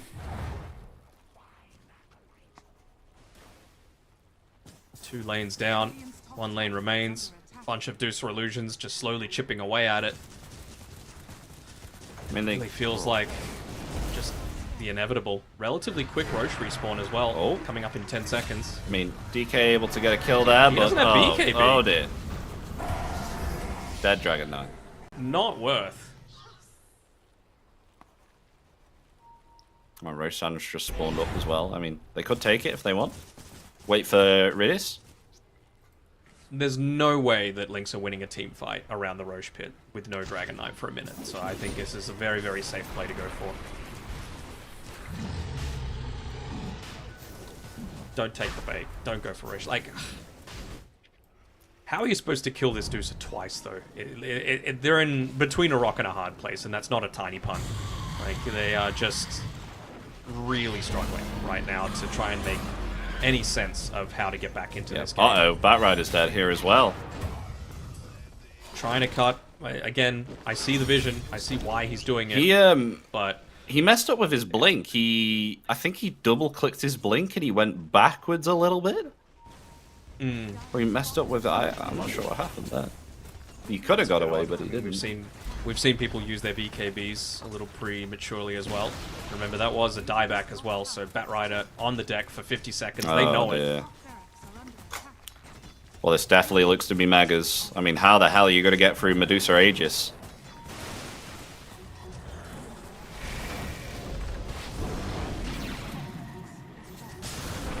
Oh, Melajul was scouted out there as well. I mean, that's just Megas. They're not able to contest into this, and well, that Sand King Courier is just taking the longest possible way. He ended up TPing back too quickly, so... There we go. Oh, no. Oh, the Dragon Knight might be dead even through that BKB there. Medusa really playing aggressive and coming forward, but able to just get into the fountain there. No mana remaining, but Daedalus. Pocket Daedalus on the Medusa.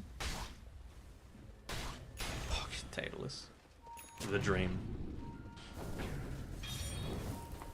So what now for Na'Vi? I mean, they can do anything that they possibly want this game. Tormentor, no real reason to take it, honestly, at this point. Like, there's nothing really that you're overly concerned about with Shadow Demon having Demonic Cleanse for. You've a mind like a You'd rather just keep the pressure up, keep them inside the base as long as possible. They do have this nice ward, though, from Discardium that sees exactly where the Shadow Demon is, so I wonder, do they have any smokes? Don't on Lynx, but they've got one on Na'Vi, looking to try and close it out. I can't see Vladic just get caught again. There we go. Oh no, they caught the Tide again. Tossing him back. He has not been able to use a... Oh, a lasso. A lasso has come out. The buyback there from Tide there too. As the Stampede coming out, that's a lovely Ravage. Lovely indeed. I mean, it helps to take down the Centaur. Tide, still alive. He will be found though by the Medusa. Double kill for her. Centaur's going to buy back. And TP on the outpost, come back to the fight, because they're just going to end this game now. I mean, still got Aegis. Yep. Tied down for 70 seconds. Epicenter being committed. Ice Blast. Oh, that didn't connect out well. And all the DK's just been tossed back and melted to a cinder. He's gone. It looks to be GG now. And there we go. GG called. Game 3 will easily go here to Na'Vi, who will eliminate Team Lynx from the Western European closed qualifiers. In pretty convincing fashion. You know, I thought we were in the mix for an upset after that game 1. You know, I was getting a little excited. I thought, you know, could these guys be a few of the... I wouldn't even call them the next big things, right? Because Seven Jesu, Melojul, they've been around for quite some time. Baloney, he's been around for quite some time in the Tier 3 scene. He's, you know, an analyst for the Russian language streams as well. So it's cool to see more people getting opportunities to play, for sure. But for them... yeah, just wasn't it today after that game 1, but they could certainly hold their heads high after, you know, they made some really cool plays happen in that first engagement. They did, yeah, but unfortunately for them, they will not be proceeding any further in these closed qualifiers. It is indeed Na'Vi who will proceed and progress through the lower bracket, so indeed, well done to them. But that is it from me and yourself, Danog, for these Western European closed qualifiers. But I think there's still streams. I don't know if it's going on this stream or it's going on the... It is on the stream. Okay. Yep. So stay tuned, folks. Yeah. Coming up next, I think there's Nigma Galaxy versus Virtus.pro, another lower bracket match, which is going to be very, very exciting. And then last series of the day is Liquid versus Zero Tenacity, upper bracket qualification match as well. So Na'Vi, they've played their one game for the day. I think the last 2 matches are being played tomorrow in the lower bracket. And yeah, that's going to be really exciting to see which of the 6 remaining teams get the last 3 spots in these qualifiers. But it's been a pleasure casting with you, Epi, and hopefully we will be back soon for more Dotes, but we'll throw it to a break. We'll be back with the next series in about 50-55 minutes, which will be Nigma Galaxy taking on Virtus.pro. Thanks for tuning in, guys, and see you soon. Reaching for blossoms in the sky. Sun setting low, making us golden as we ride.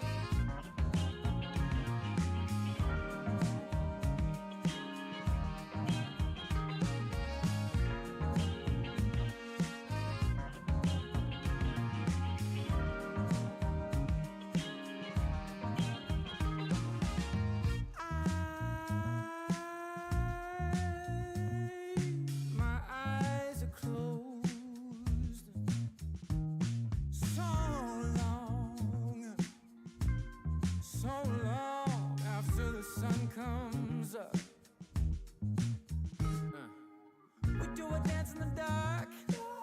Down the hall, pictures fall. Even the neighbors call. But then you rip out my heart. Every artery, a part of me. Ooh.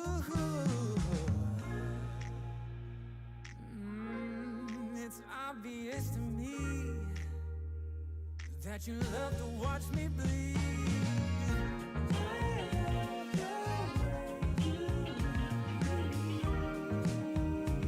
But not half as much as I love when you leave. I hate to see you disappear.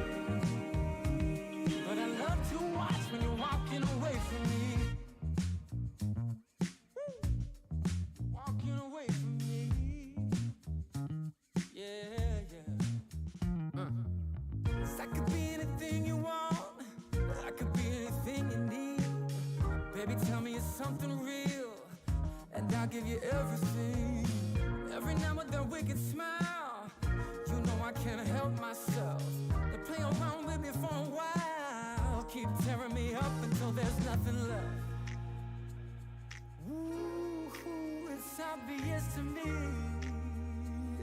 Yeah, you love to watch me bleed.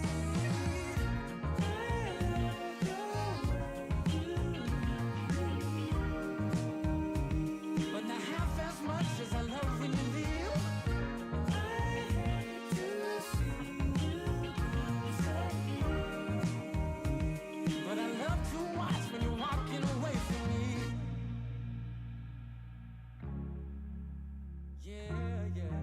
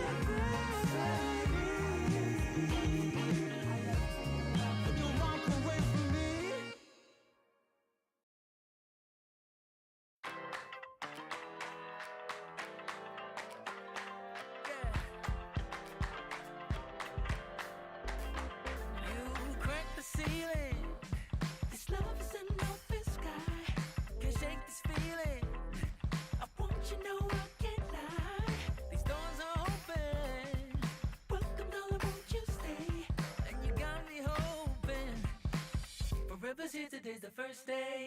I wanna be closer to you. Closer to you, yeah. You to be all mine. I got all these choices, but I so made up my mind, yeah. There's nobody better. Gotta be you. 1,000 voices, 'cause it's so good to be alive, yeah. There's nobody better, so it's gotta be you. These myths are busted.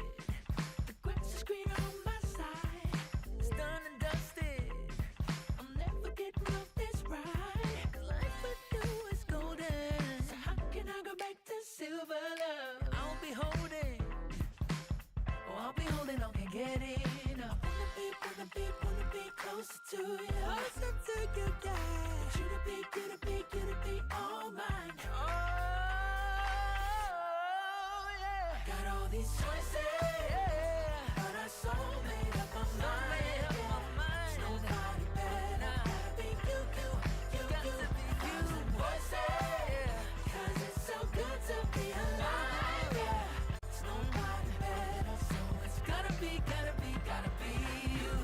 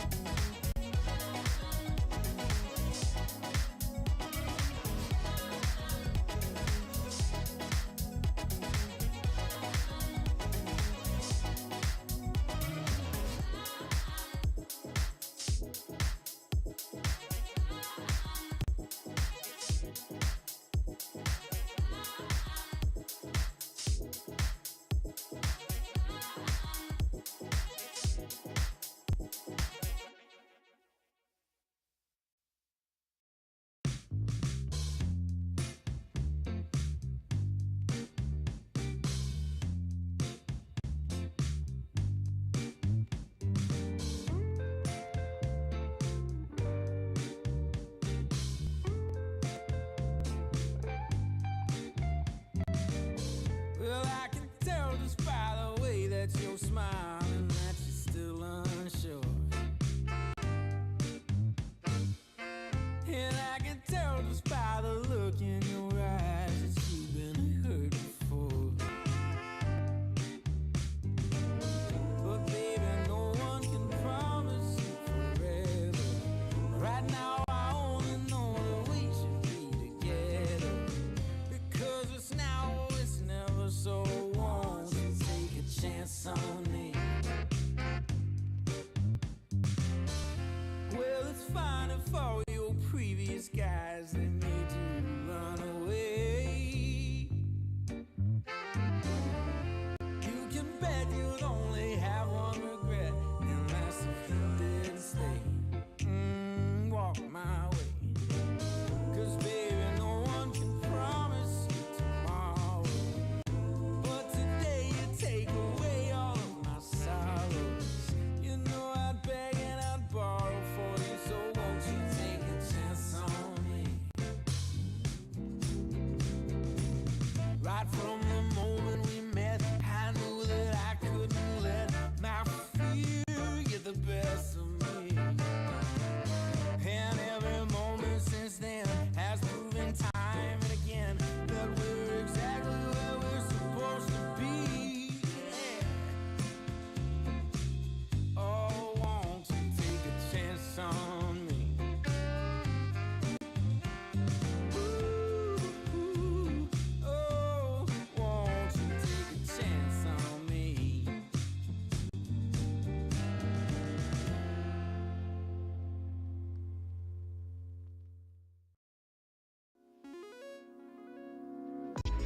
Coming out the gate with the heat. Everybody's playing in the street. We got the summertime magic in this beat. Sun is in my eye, feeling high. Only good vibes, I'm alive. And if you see me driving by, don't be shy. I'm so excited. You know just what I wanna do.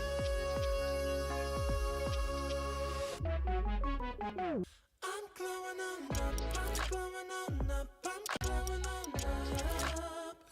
I'm glowing on up, I'm glowing on up, I'm glowing on up. Don't it feel like summer? I'm glowing on up, I'm glowing on up, I'm glowing on up.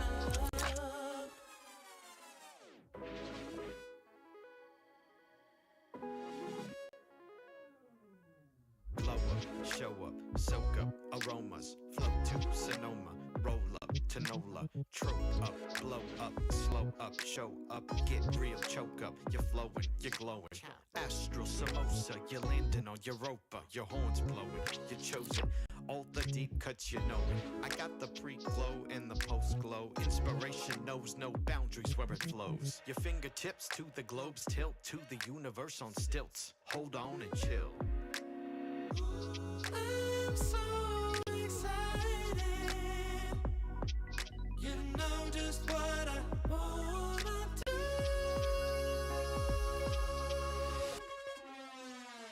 I'm glowing on up, I'm glowing on up, I'm glowing on up.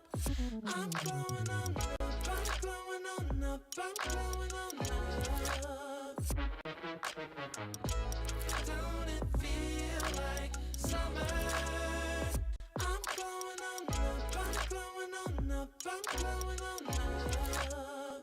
I'm glowing on up, I'm glowing on up, I'm glowing on up. I'm glowing on up, I'm glowing on up, I'm glowing on up. Don't it feel like summer? I'm glowing on up, I'm glowing on up, I'm glowing on up.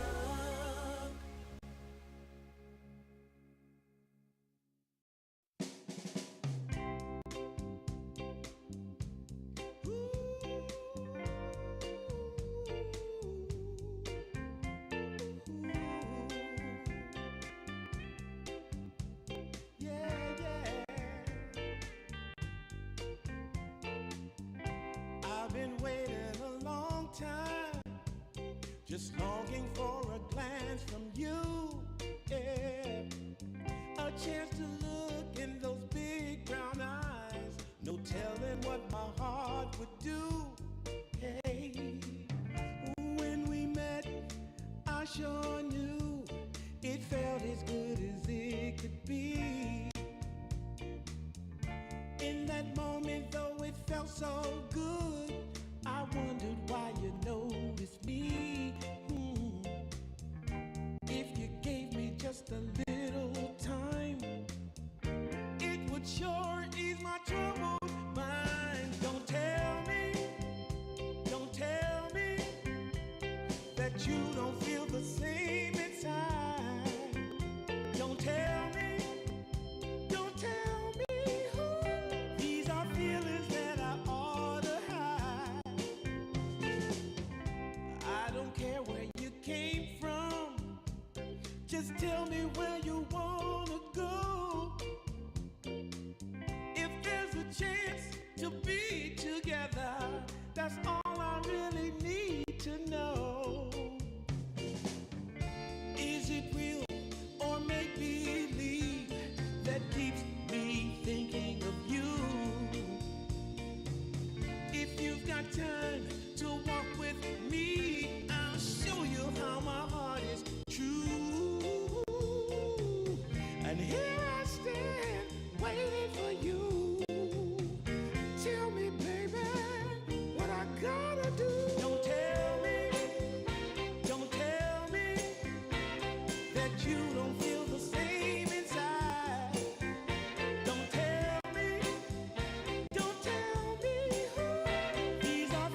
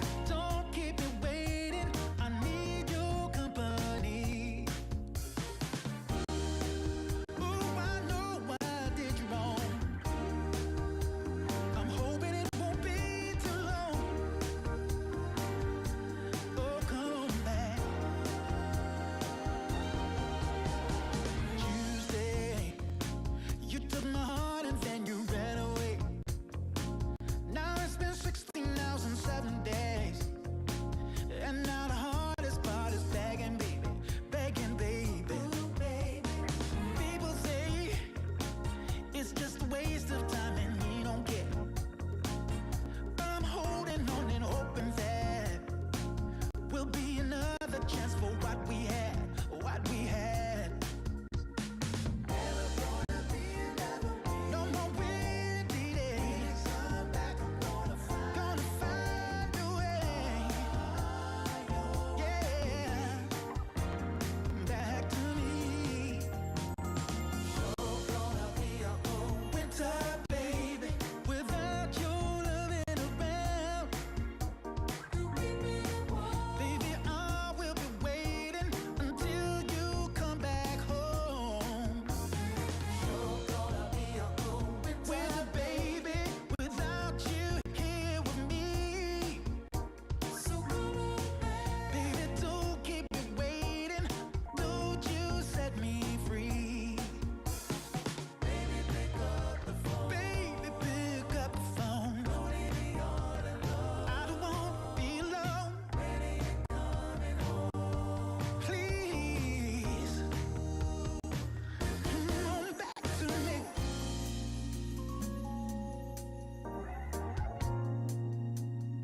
Ooh, baby. Oh, yes it is. Come on, baby. You're gonna be a cold winter, baby, without you here with me, baby. You're gonna be a cold winter, baby. Oh, yeah.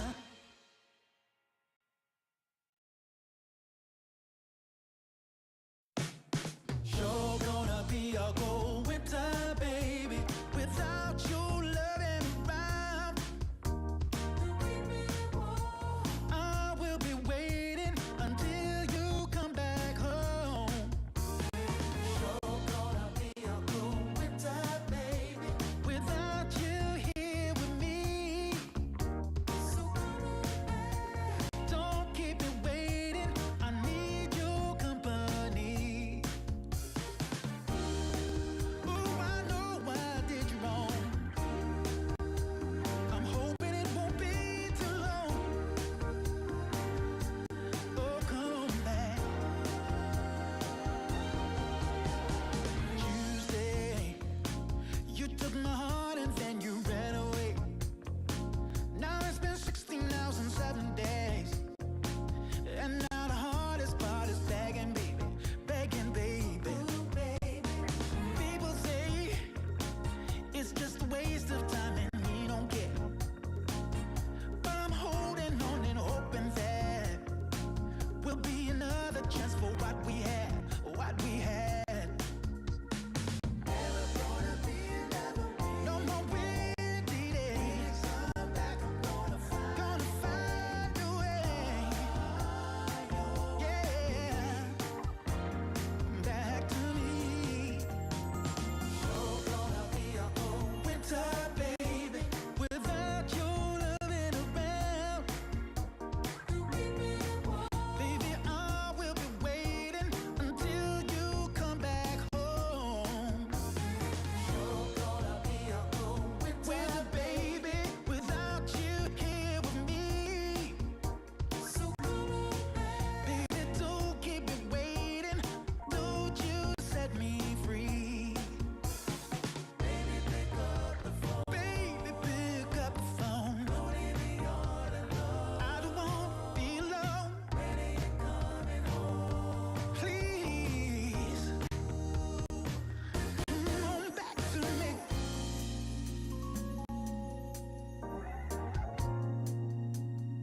Ooh, baby. Oh, yes it is. Come on, baby. You're gonna be a cold winter, baby, without you here with me, baby. You're gonna be a cold winter, baby.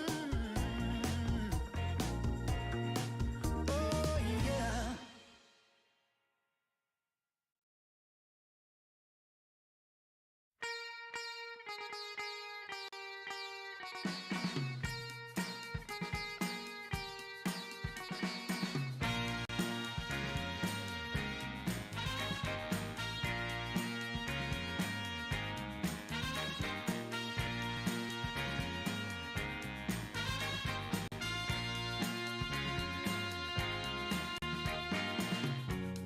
you need is love and understanding. Find a heart whose love is true. Deep down, there's only one companion who's there for you when you need him to be. Your heart was broken in 1,000 pieces. So much pain that you've been through. Here stands a man who's your salvation. Just ask yourself, am I ready for you? 100% now. I'm ready. 100% now. Yes, I'm ready. Eyes wide open. I'm ready to move. I'm ready to move. 100% now. Take a chance in a new direction. Any place you wanna go. I don't have all the right answers, but one thing I know, I'm so ready for you. 100% now. I'm ready. 100%. You know I'm ready. Yes, I'm ready. Eyes wide open. I'm ready to move. Well,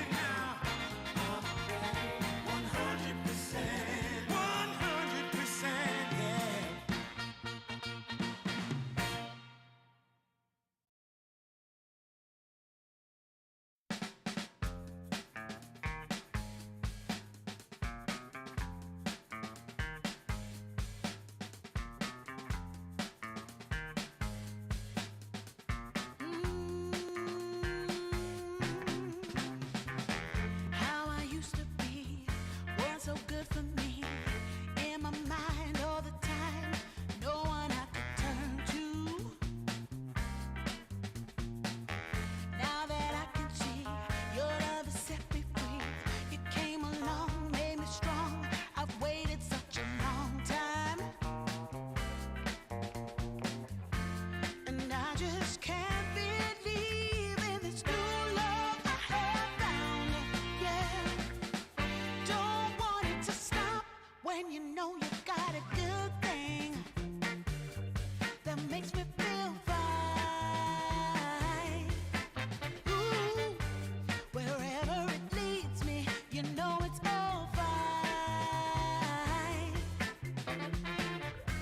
I never thought that this could sweep me off the ground.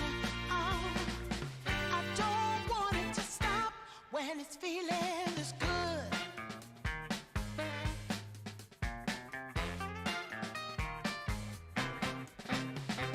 Whenever you're around, my heart begins to pound. Though I know you'll take it slow, no way to stop this feeling. For every single day, whenever you're away, in this place there's a space where I'll be waiting for you. And I just can't believe in this new love I have found. Yeah, I don't want it to stop when you know you got a good thing that makes me feel fine. Ooh, wherever it leads me, you know it's all fine.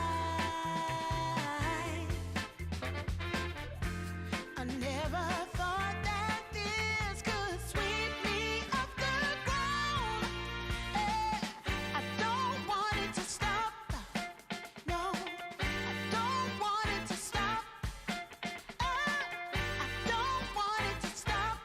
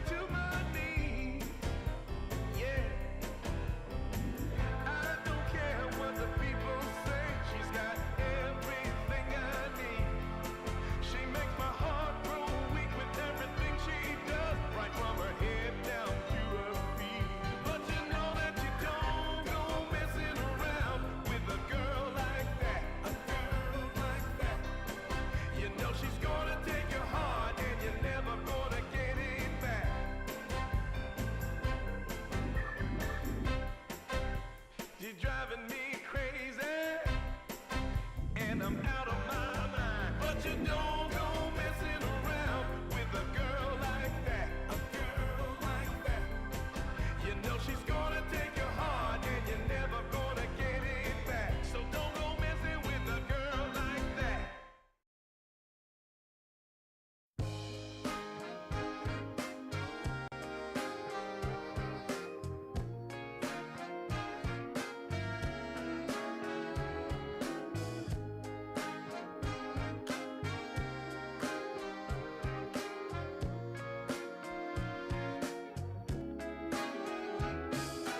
Leaning on the window pane,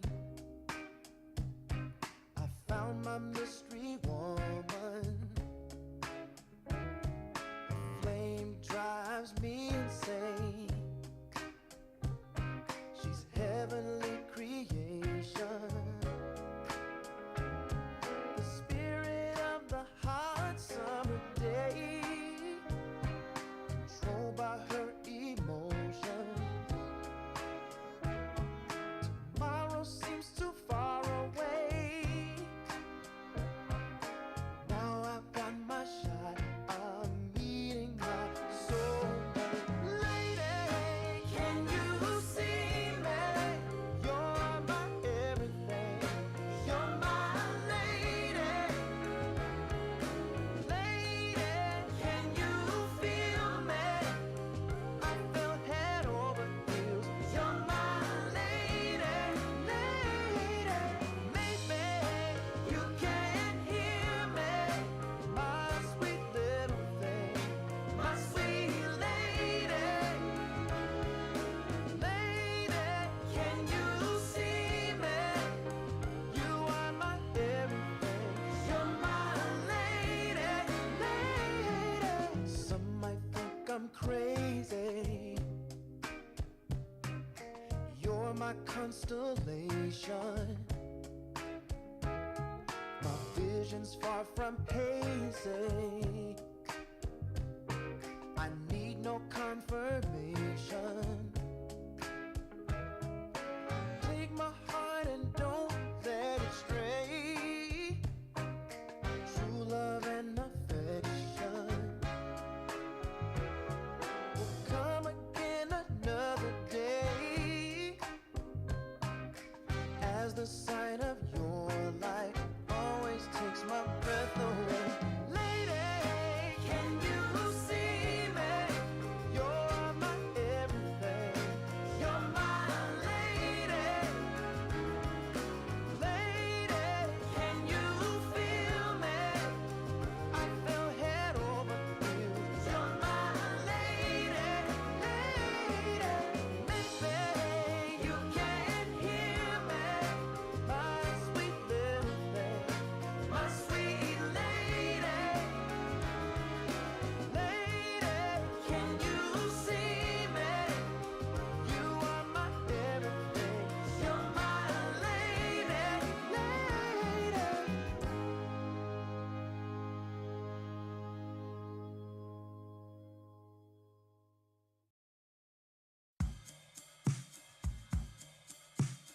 I took a walk down Pico, heard someone shout from a crowd of fed up people, getting told they should calm down. Didn't wanna fight, but the tears that fill their eyes are brought by the people sworn to preserve their rights. Oh,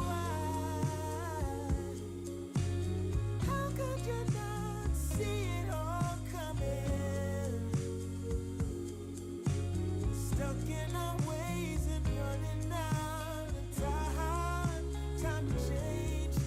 We've got to at least try. But what will they do when the people are stepping out of line? Oh,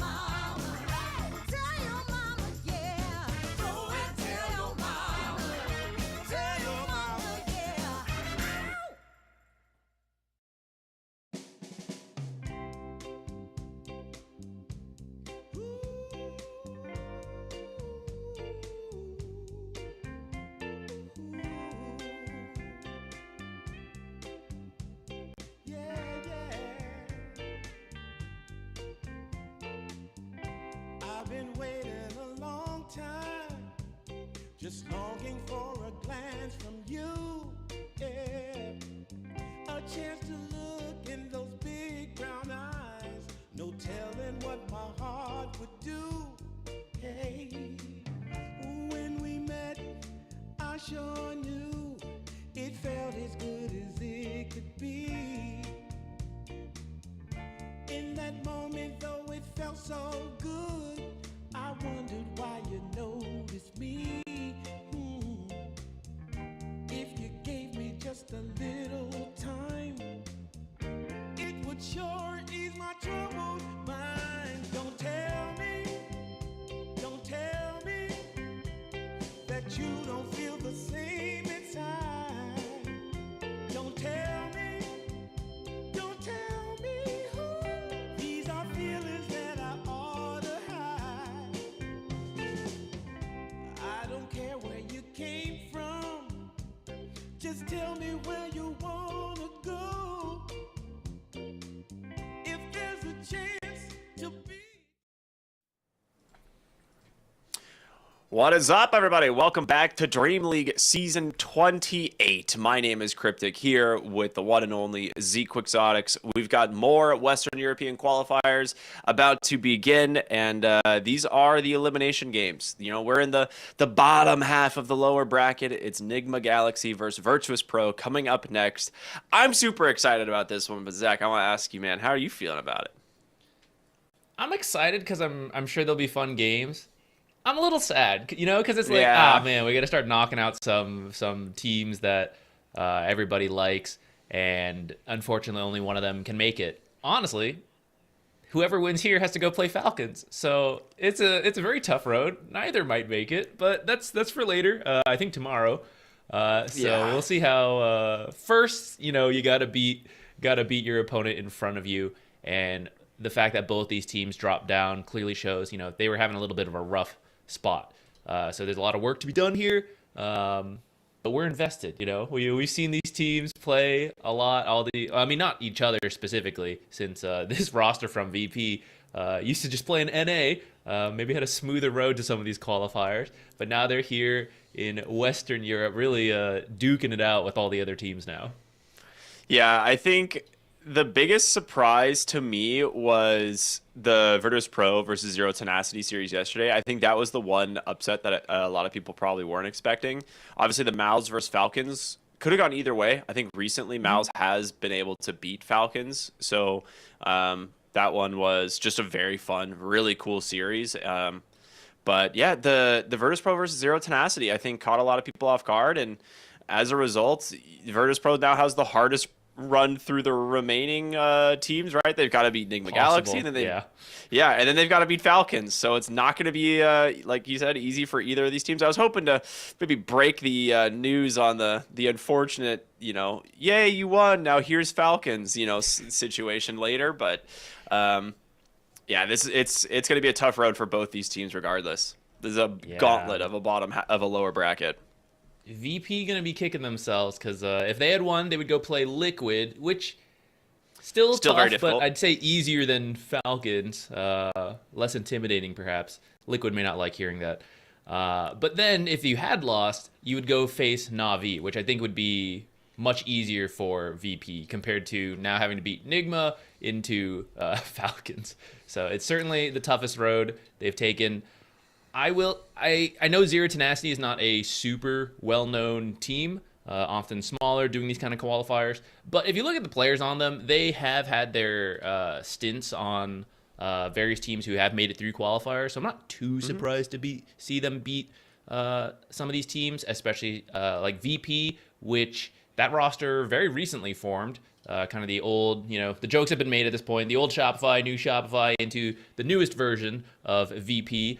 Had a good start at the, I think it was DreamLeague, right? The recent tournament they did in the group stage.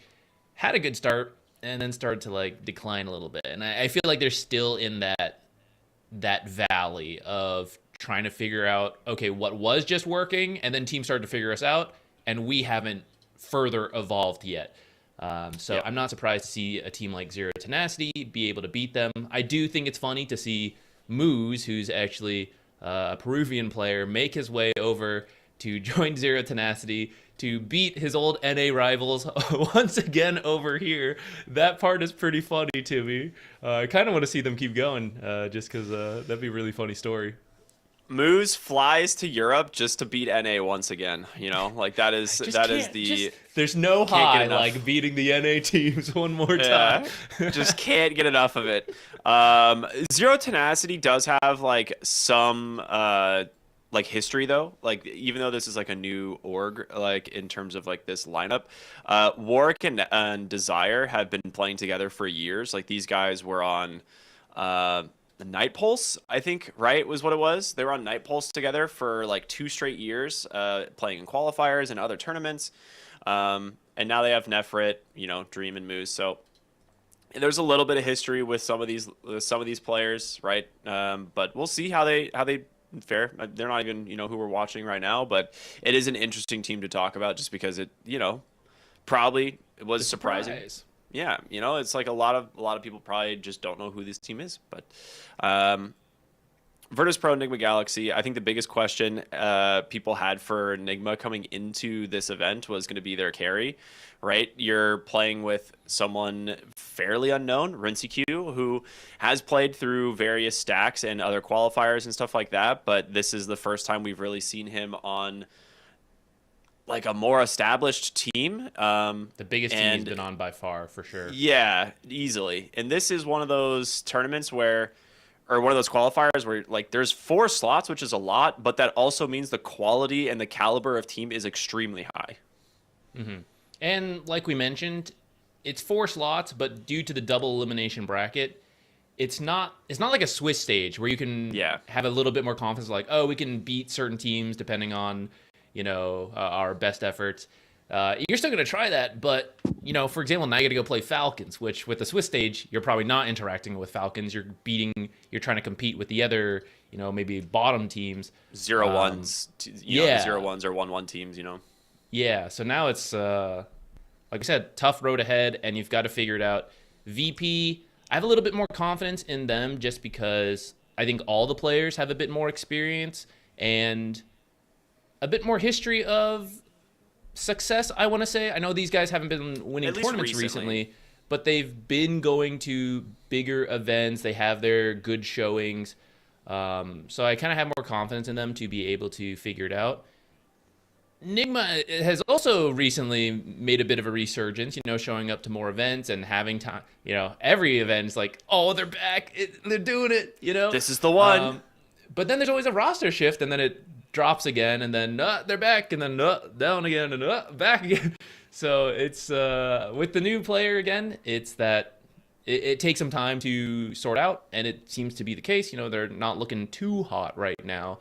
When we watched them yesterday, it feels like they're having trouble bringing it together. Like, I'm okay with the drafts. The lanes start okay, but you kind of have to connect the pieces of like, okay, this guy's got this item, this guy's doing well this way, you know, now we go make a play. And that's kind of the part that is we're not seeing, like, where are the plays? How are you putting your advantage into use? It just seems like that's happening, and then the enemy team is the one in control. So hopefully that is something they're working on. I think it can be tough when you have a new carry player because they are kind of an important part, especially as the mid-late game goes, right, of being involved in that kind of shot calling, knowing their own power spikes. So maybe it will just take more time. Yeah. Well, let's go ahead and jump into a Game 1 draft. We honestly, I promise you, we weren't even late. They just all instantly banned the first 7 heroes without... like within like 10 seconds. I'm not even joking. Like the first 10 seconds of this draft was like, oh, all 7 heroes are banned. This is how it should be. I always get concerned when teams take half the reserve time on one of the bans. Like, you should have the defaults ready. I like it. That was kind of wild. I just looked over and I was just like, oh, okay, we're done. All right, that was fast. In terms of the bans, and we can look through a few of them, nothing really standing out in terms of like, oh, that doesn't belong there. I will say the Viper first phase banned. He's doing it. Really moving up in the world. And we'll see the overall first pick clicks. This hero probably broken as well. We're seeing some ridiculous stuff happen. Virtus.pro might be a little mind-flayed about this because they literally lost to this hero yesterday. 2 games, or was it 2 games in a row, or was it the 60-minute? It was like the 60-minute game. Clinks like took their entire high ground in like 15 seconds, like all 3 lanes of Rex. So I think they might be might do a little research on how to deal with this hero. We'll have to see. Let's start with the Tiny. Not bad to catch out that Clinks, who's super fast. So a quick avalanche toss is always useful. And it's a very flexible hero that we've seen ever since the avalanche change happened to work more like Static Storm. It's been a very popular hero. And looking at the bans, Ember and Mars aren't always in the first phase. I think it depends on the team you play, which Nigma has identified. VP plays very well around those heroes, so it is worth banning. And both those heroes are those playmaking type control heroes. So I think Tiny is a good follow-up. Like one of the remaining heroes that is really good at starting stuff for you, whether it ends up being a core or support. 10 seconds remaining. I completely agree. I think one of the main issues we're seeing is like Clinks, one of the only heroes he kind of struggles against is the Mars. So if you do get the opportunity to first phase the Clinks, like you want to be able to make sure that the Mars is banned. Or like open first pick the Clinks. You want to make sure the Mars is banned because most teams right now are probably going to first pick the Clinks if it's in the pool. The only other alternatives would be heroes like the Timbersaw. I think that's like the big one. Maybe the Keeper of the Light, depending on the team as well. But hero seems good. Seems real good. I wonder how they're going to deal with it. I think if you have a lot of nuke damage in the laning stage, that can be one way to go about it. Before Death Pact is high level, he's pretty squishy. Tiny could be part of that. Avalanche Toss in that off lane could get your Clinks. Or the mid Tiny, who eventually interacts later. The Mars is a good way to deal with it because you can't really control the skeletons, like where they fire as much. So sometimes Arena comes up and your actual hero, you can be like, okay, let me hit something else. You know, let me aim something in the arena, out of the arena. The skeletons are not as much in your control. So you can just lose a lot of DPS there, like you mentioned. So other heroes who, like, no one else works like Mars Arena, but if you can get away from the skeletons, either you have a lot of natural mobility to just dodge out, or someone who naturally builds some kind of damage block, like Crimson Guard, could be good.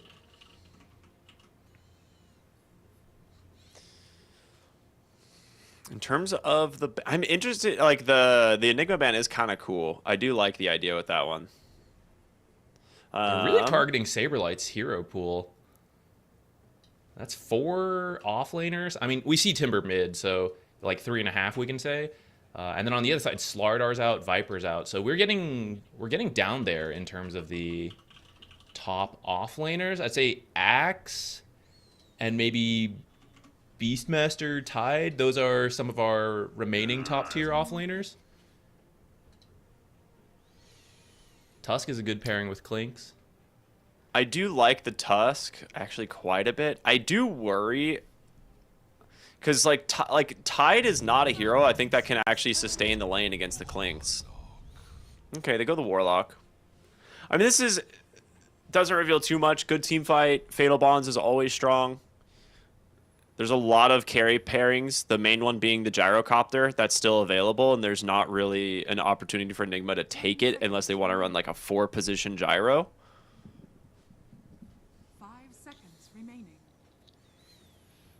Yeah, I don't think I want to see that. I would like a little bit more straightforward action from Nigma as part of the issues we identified yesterday. Sometimes you just got to simplify it for yourself. You know, not this convoluted, we have to win lanes, we have to play like this way, we have to force action. I'm going to press Q, and then we're all going to go in. You know, I'm going to blink, and I'm going to stun this guy. And then you're going to stun that guy, and then he's going to stun that guy. Like, straightforward playmakers, I would really like to see at least 1 or 2 on the team to make it easier. Bat Rider kind of works. I'll accept it. Yeah, Hoodwink works. Yeah. Okay, we're getting there. You just throw the abilities and if they hit, you go. If they miss, okay, just back out, try again later. Hopefully there won't be some counter synergy here where you like burn down one of your own trees. That could happen, but it's not as bad as some other heroes like Timbersaw, Mars. They ran the Batrider 5 yesterday, right? If I'm not mistaken. Yeah, I think that was them, and it worked pretty well. I think it was winning the lane. Yeah, it was against a double melee lane. It was like Axe Tusk, right? And then, eventually Axe just kind of went ham. Or was it Axe Tusk? Yeah, it was Axe Tusk. And, it really slowed down the lane initially, but they ended up kind of walking away with it. There's the Brewmaster. We saw this hero a ton yesterday from Nigma Galaxy.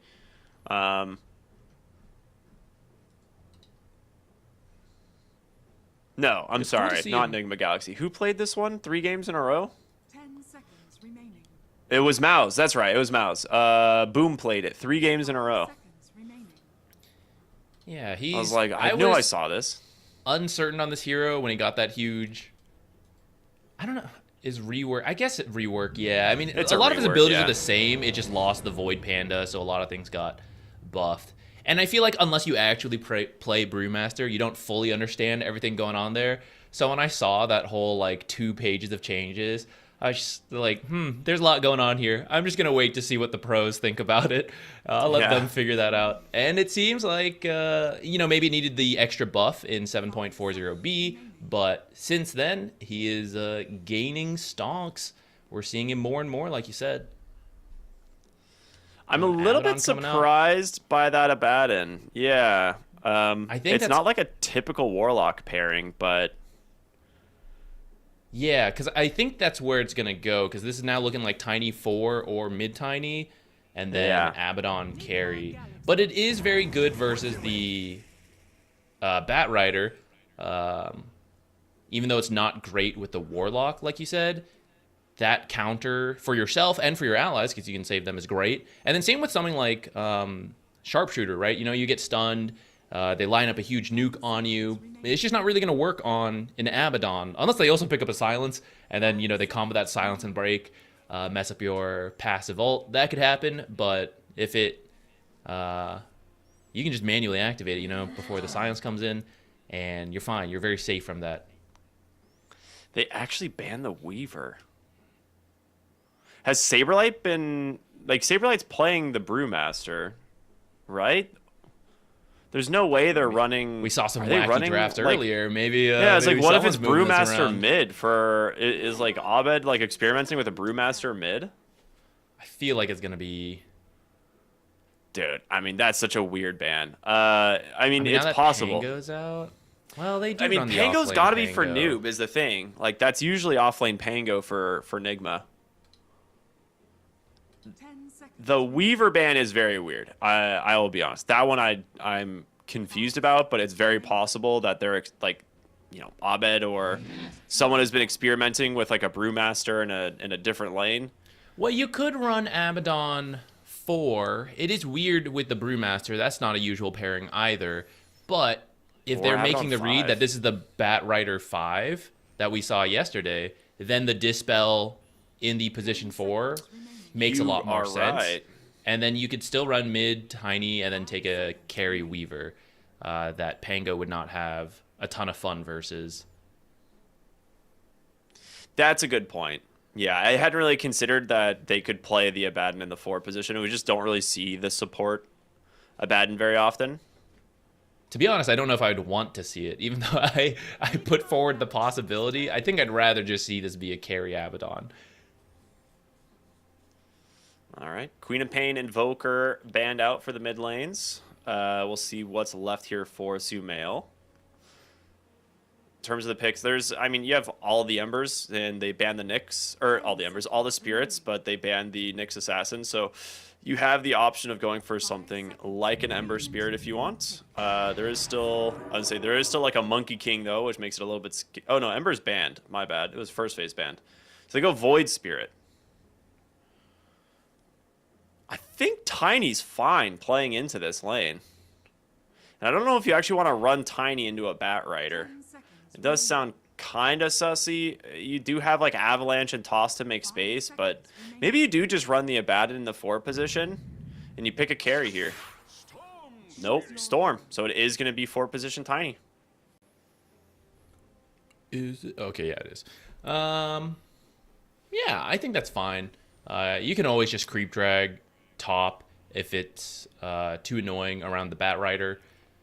I think you probably want to. Bat Rider Clink sounds like a miserable time as a double melee lane. I think we're just going to see a lot of creep dragging going on, which means this mid matchup, the brother battle there, can go either way.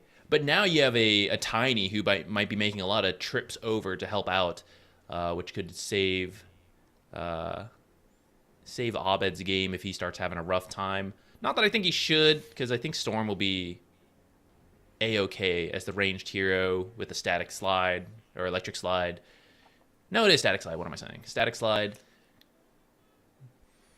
They definitely need like a vessel this game on the side of Virtus.pro. Like, you have a hero like Bat Rider, again, who's going to go stoked, and if you want to kill this hero, you just put a dot on him every time he presses Firefly, which I'm surprised they didn't go for a hero that has like a kind of a long duration dot. Your best, I guess, is like Warlock's, Shadow Word.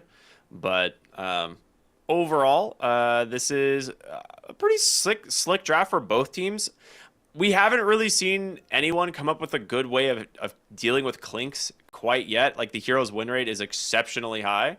I'll see if I could pull it up here in a moment, but like, it has looked super dominant in every game we've watched from the lane stage onward. So it's going to be a difficult task for Virtus.pro to try and deal with, but they do have the Brewmaster. I like the idea behind it. As long as he can get the ult off, might be able to just Cyclone off the Clinks and maybe find some other heroes. We'll see what they end up doing with it. Yeah, ignoring the opponent's draft for a moment, I do like Nigma's draft this game as a way to make the plays easier, right? Clinks, he does a lot of damage. So how do we set up that damage? We got Bushwhack, we got Lasso, we got Roll, we got Void Spirit jumping in, right? I was worried about how they were making plays. They have 4 heroes who can make plays. Even if you have a bit of a rough time, Bat Rider would struggle because he kind of needs the blink. But everyone else, throw out the Bushwhacks. You get Roll at level 6 as an offlane Pango. You get the Astral Step for the Void Spirit at level 6, right? You don't, even if you have a bad time in the lane, you will be able to make plays. And hopefully that simplifies the game plan for them, and we can see them be a little bit more active than they were yesterday. Once the pause ends. Then you can be active. For now, you must wait.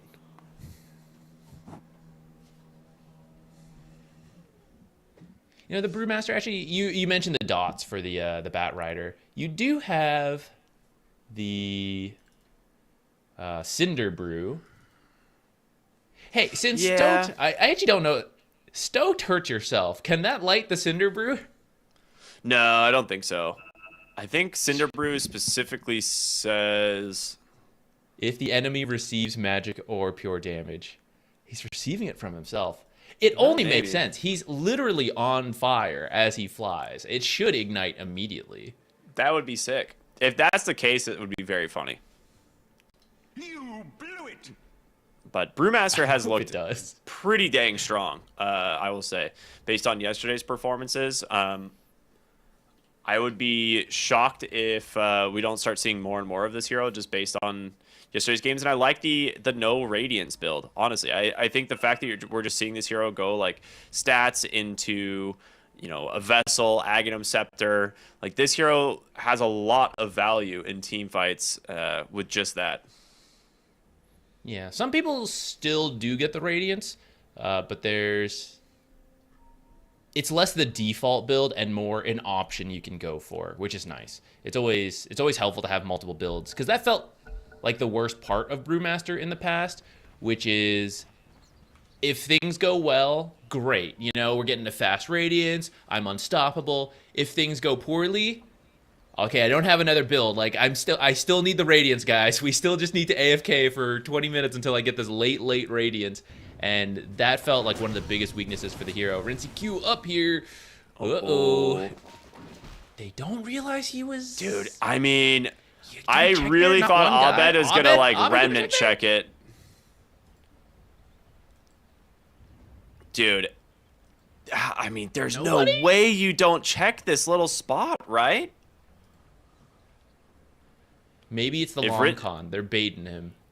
This is We know such... he's in there. 30 Yeah. seconds. I mean, they're not gonna find him. Hellscream, maybe? Oh, no. Maybe? No. Well, now you don't Maybe? want to find No. him. Now the rest of Nigma is nearby. I feel like it's actually dangerous. You're going to get I flame mean, they see the break heroes back. below them. He's like, come on, bro. You gotta get out of there. I can't, man. They're right there. Oh, fly. Come on, he's so close. If Clinks had skin, you would probably smell him through the trees. Avalanche comes out. They get the ignite. GH is going to get first blood on over to fly there. Now, that is, honestly, maybe a distraction to get Rinsey Q away from them because he actually just they didn't know he sneaks was there. right He through the could've just- trees. He could have just Yeah. kept staying. It would have been fine. Block this wave. All right. Yeah, that's pretty good. We mentioned that this could be a scary lane for them, the double melee versus double range, but you managed to pick up a first blood. You have the power of the heroes here, so you get the block. Oh, nice moves from GH. He actually keeps it out of the tower, but I think they should just be able to creep aggro. Yeah, okay. So it'll still push out, so this is already a fantastic start for VP, and now Hellscream will just need to block the small camp, and they should be laning here for quite a while once they get to the front of the offlane tower. And he's even dragging the next wave just to be sure, which will, of course, block it, like you mentioned. Now, he is going to take a... Oh, actually, it's left too not. soon. He's a little bit worried because the Bat Rider is stacking up a lot of damage here. Has to throw the Avalanche. Got those early boots to make some distance, but he's going to lose his Courier as well. Got his items, at least. I don't know that he really needed to creep drag this. I feel that the lane was already going to move up. I think you just have to block the small camp. And it's in tire range now. That's really unfortunate. Yeah, so this will end up back in front of Nigma a lot sooner than I think it should be. For here, Abed, very low. It always scares me to see the mid laners play. They know their limits, so I know it's fine, but it scares me. They're so brave. Sometimes you're wrong. Oh. That was close. Not but the he king, also knew his never bottle wrong. was on the way. He's gonna miss some creeps here, but he needs his bottle. You lose a couple creeps, that's Two okay. denies, actually. You lose That's the quite bottle, nice. cooked. Yeah. Some more sound issues. Unlucky. I think they were saying they're having like Discord issues or something, but hopefully it'll be sorted out shortly. In the bottom lane, we haven't really talked too much about this. Pango doing pretty well. Abaddon farming just fine as well. I mean, Hoodwink Pango does have a lot of burst damage with the new build for Pango, which is max Swashbuckle, right? Like, so there is a lot of burst damage that this hero can do, especially once he gets to Diffusal. The problem is you have like infinite sustain out of a Warlock. So we'll see what they can do to if they can actually, you know, put enough pressure into the Abaddon.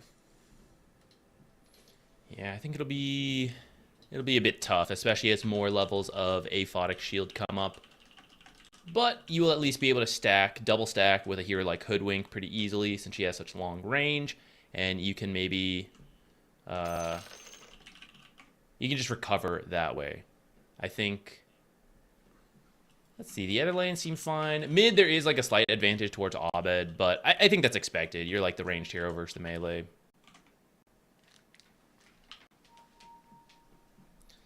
He could get his water rune next. And then, what's going on top? Things got weird, but I feel like it's okay, Hellscream. He's getting chased by the Bat Rider. What, he's got 6 napalm stacks? He's kind of close to the tower. He might actually be in trouble, actually. We have another napalm coming up, and then a flame break knockback. Yeah, that could be a precursor. Tiny on fire, which doesn't really make much sense to me. He's a rock.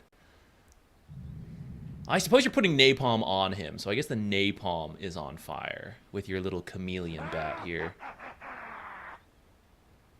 Oh, he got charcoal in the back? Is this how he does it? Maybe you can light rocks on fire. Maybe it is possible. I like that random 6 showing. This is the last thing you see before you go. Terrifying.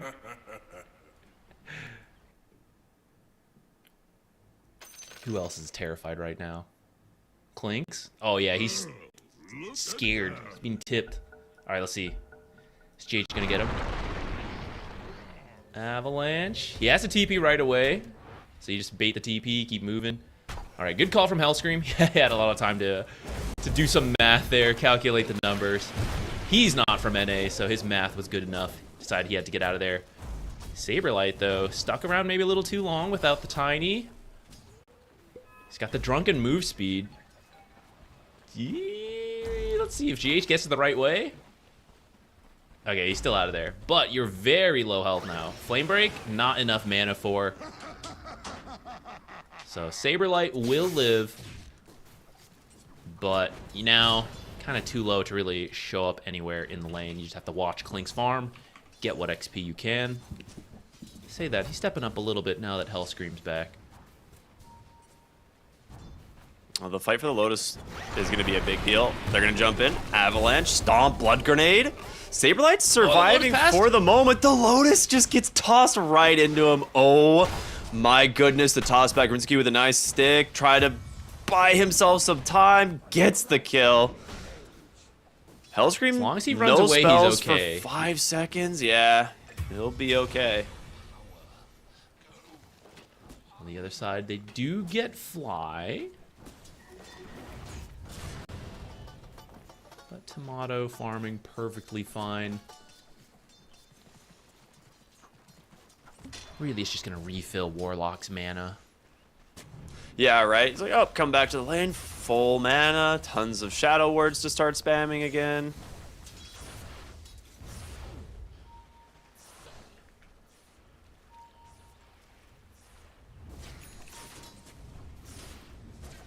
Talked about Looks rotating like mid both. to help out a close matchup. Omar's here.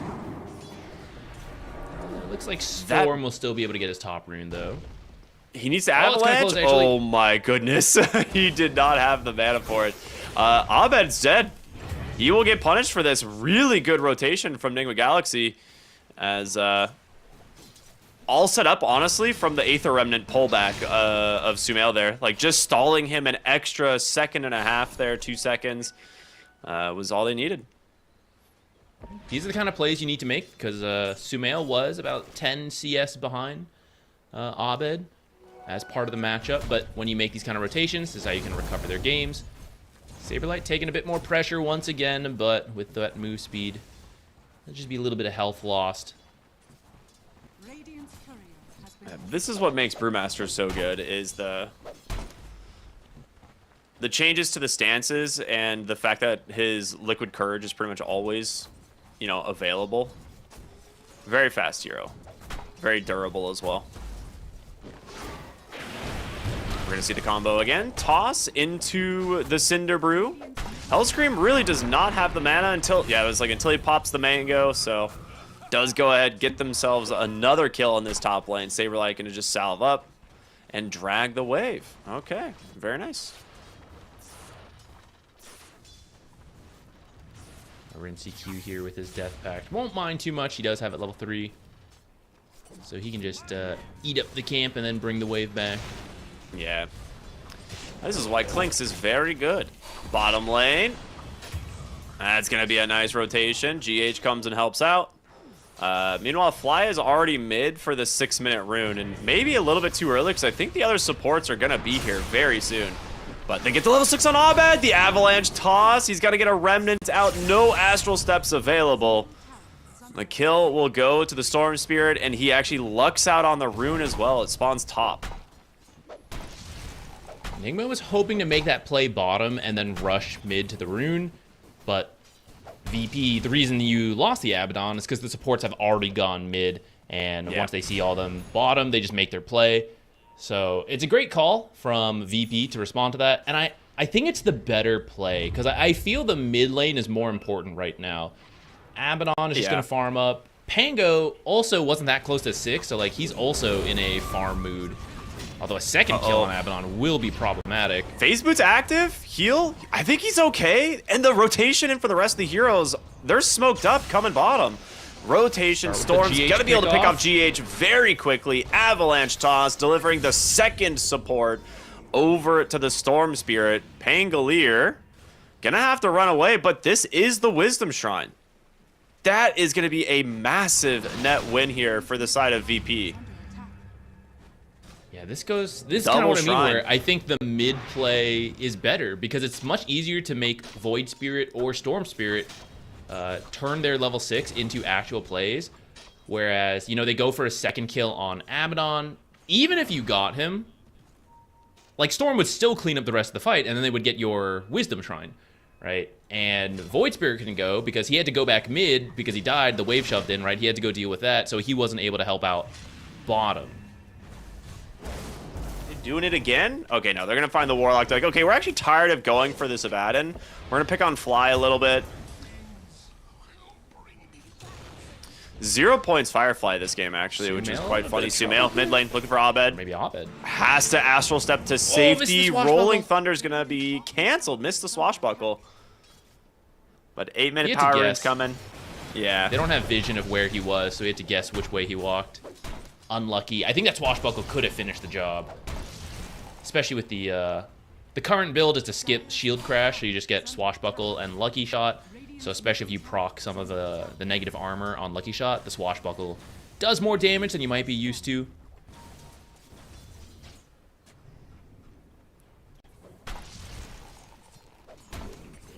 So Saberlight was the one struggling the most in the lane, but he is been given a lot of solo XP at least, so he's high level, not super farmed.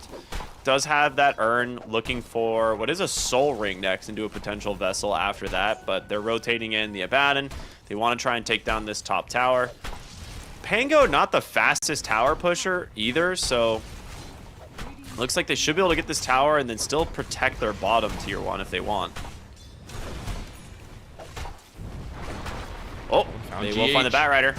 And yeah, that is a very dead Batrider. Not surviving that one. Fly will get the kill with the Shadow Word. They'll fortify the wave for now, but they got what they wanted. They just head back through the Twin Gate.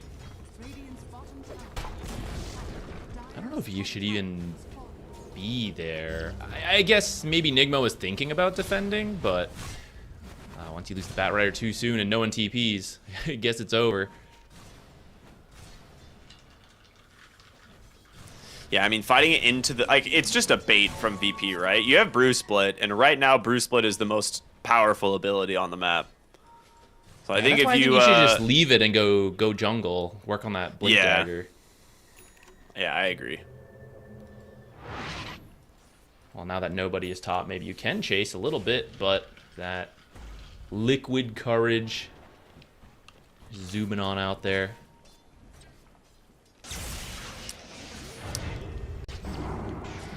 Eight-minute rune's going to spawn top. It's a haste, which they will be able to protect for Abed here. They are moving as a unit on VP. They are just going to drop the Golem in the mid lane. They have Saberlight here. Why not? You know, he consumed the Grimoire. He's level 7, man. He's super high level. Plus the double shrine, right? Yeah, they got involved in all the fights, right? So lots of XP there. Yeah, matching up with the cores we can see there. They find the Batrider once again, thanks to that haste rune. Yeah, you get to save a lot of mana on Storm Spirit with the haste rune. They're bringing in the numbers. They just need an avalanche. The question is, who can you even go for? They have their eyes set on Noob. The Pango would be absolutely massive if they can do it. Just needs to get in range, but it's not going to work. You need your Storm, man. He's the one who catches these heroes. Vessel on Saberlight is available as well, but cannot do anything. They just walk away. Oh, that hurts.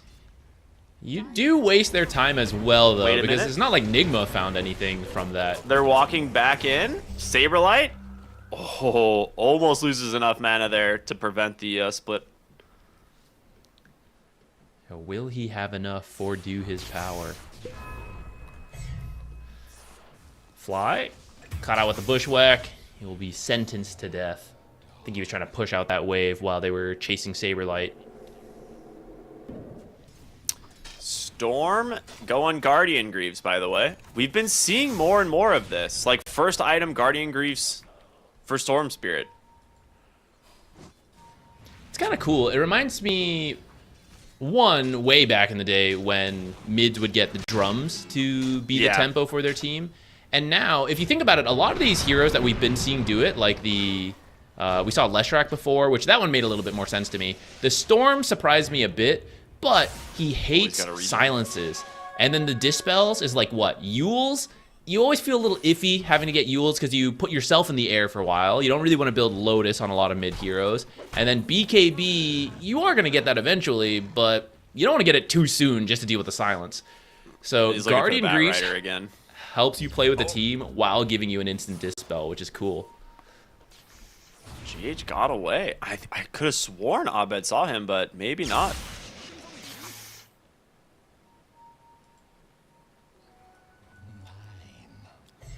Oh, bottom lane maybe? What's going on here? They're just all walking right through each other. They're looking for this Pango, but he just happened to split right between the two supports. Avalanche, TP in there from the Storm Spirit. Does have the Vortex followed up, but a great Bushwhack Golem's going to come through. No stun available. There it is. At the last second, Abed will get the mana, and they will take down the pesky Pangolier. And Saberlight, he's going hunting. Not going to find Omar, but does have a good position here behind the tower to at least try and secure another Wisdom Shrine. And with Brew Split, I think you can. You won't have the Golem, though, and if you find Hellscream ahead of time, I don't think you have the damage now that Hoodwink got stunned. She couldn't throw out her abilities. I mean, you have Nigma to does commit not for want to this lose now. another Wisdom Shrine. You're not here. Saberlight has the split. Vortex will pull in the Pangolier. They're going to try and get the kill on him before he can go for the Rolling Thunder. It's going to be close. They got him. And the chase continues. Chasing now for Omar behind the tower, but the Remnant doesn't connect. That's one of the Meanwhile, downsides the of this. Bat Rider's still sitting on the other side of the map, trying to get a Wisdom Shrine at least over there. He will get it. The TP's coming through. Now Saberlight's in a rough spot, in really deep. The Avalanche comes through. They get the lasso. And they will find themselves a really big kill. GH, though, needs to be careful. They might continue the chase, though. Sumail, Astral step in, tosses him away. Vortex on the backside. Abed claims Omar's life once again. Hellscream gonna go down here. Tries to get him with the Guardian Greaves, but just barely too late. Was not in range. Now looking for GH. Storm Spirit pulled back, getting instantly killed by the Clinks. This hero does a lot of damage, and this was a perfectly timed Desolator pickup. That was a really drawn-out fight. That took a while to go through. It's like 13 minutes was the start time. Yeah, but we get to see, because of that, Clinks ends up racking up a ton of damage, because he's not the focus. They're trying to take out all the other heroes, so he was finally free to just stand, do the damage with his newly acquired Desolator. And with that, he is now top net worth. Exactly where you want to be. This should only speed up as well, because I think the shard is... Yeah, he got so much money from that. Right he not only got Deso stacks, but also the money for the shard. Oh, Omar. It should be fine. He's got the Pangolier nearby.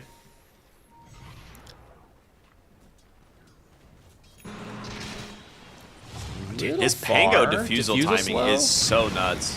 I think he's dead. He's got no ults. They've got a lot of damage here. Tanky. Yules. Anyone coming Comes through. Split not for 15 seconds. They got him. I thought they might bring the Storm and the Tiny, and you might be able to save him long enough for the ult to come out, but I guess they decided to just call it, you know, head down bottom, see if they can find a different kill. Might collapse onto GH. Yeah, they don't know about Rincey here. I think he's a little bit afraid to help, though. I mean, Abed out of mana. On Storm left. He's just dead. Another big kill for the Clinks.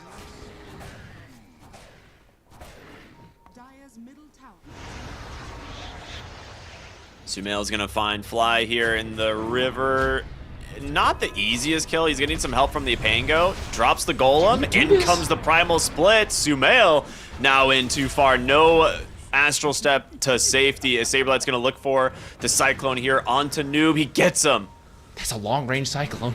It really was. The boulder from downtown will connect. GH trying to push them back at the moment. You don't have an avalanche or a toss quite yet, so they will survive. And that is going to be the Bruise Split down. Decent, though, as you do manage to get the Void Spirit. Yeah, I wasn't sure, because I saw Fly trying to drop the Golem, and I wasn't sure if that would actually last long enough for the rest of the team to arrive, but Tiny made it just at the last moment. This is a hard one. Batrider can't really lock down the Abaddon, and he has the Radiant, so he'll be dodging some damage. Well, he finds the Warlock instead, and he's gonna get saved here thanks to that thanks to the Abaddon. And with this, Omar just burning to the Radiance, and it's gonna be Abed once again coming in to finish the job. The channel here from Rincey, but he's right under a ward in a sentry. He didn't know. Abed finally getting some revenge, and now GH with the blink out will survive. Hellscream. No Blink Dagger. He is not having a great game on the Tiny. He has had to go for like Windlace, Phase Boots, a Soul Ring, like a bunch of early items here. So delaying that Tiny Blink. You do need armor this game, and I like their choices, right? Like the Guardian Greaves, the Phase Boots, because you have the Desolator on the Clinks, along with his innate ability to avoid some of your armor. And then you have Lucky Shot on the Pango up really early compared to old builds where you would just like max QW. Yeah, I guess maybe later there'll be maybe there's Acorn Shot corruption at some point too. But yeah, it's just a lot of physical damage. So I think you do need this armor to get through these fights. That's a very close game though right now. I mean, 16-12, almost no gold advantage. Roshan is something that both teams can eyeball, and it looks like they are going to go for it, at least right now on VP. Saberlight can pretty much tank this indefinitely. Does have that amplify damage right now sitting in the fire stance, but lots of healing coming their way. But they will have to pop the smoke. They see that the scan's going to connect. Sumail does get seen. They see the ward. They're like, okay, we need it back. We need it back immediately. Successfully delayed it for a little bit. He's gonna get found. That's a big grab. His Blink Dagger was just available, and he was looking for that lasso. All right, now you can head back into Roche and finish the job there.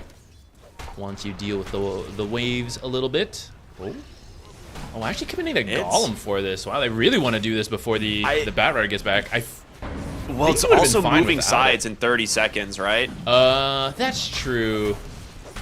You have all the vision on the top side of the map. If you let this Roshan move, you're playing blind bottom. So it'll go over to Abed. Very nice for him. I'm a little surprised by it, but it does let you finish the job a bit faster, and maybe that extra time to come up and prepare for Tormentor is the good point. It's like the true play, right? It's like Snowball. Just Roche is not worth it, but if you get both of these, then 19 and a half minute Roche into 2,000-3,000 gold swing for your ultimate. Pretty good. Yeah.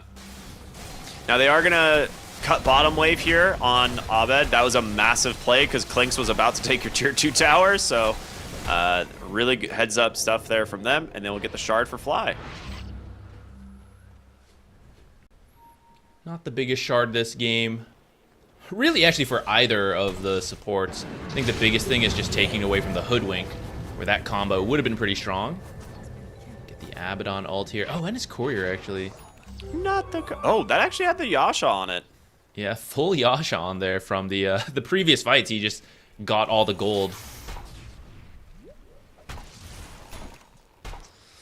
Well, unfortunate for him. That's going to hurt.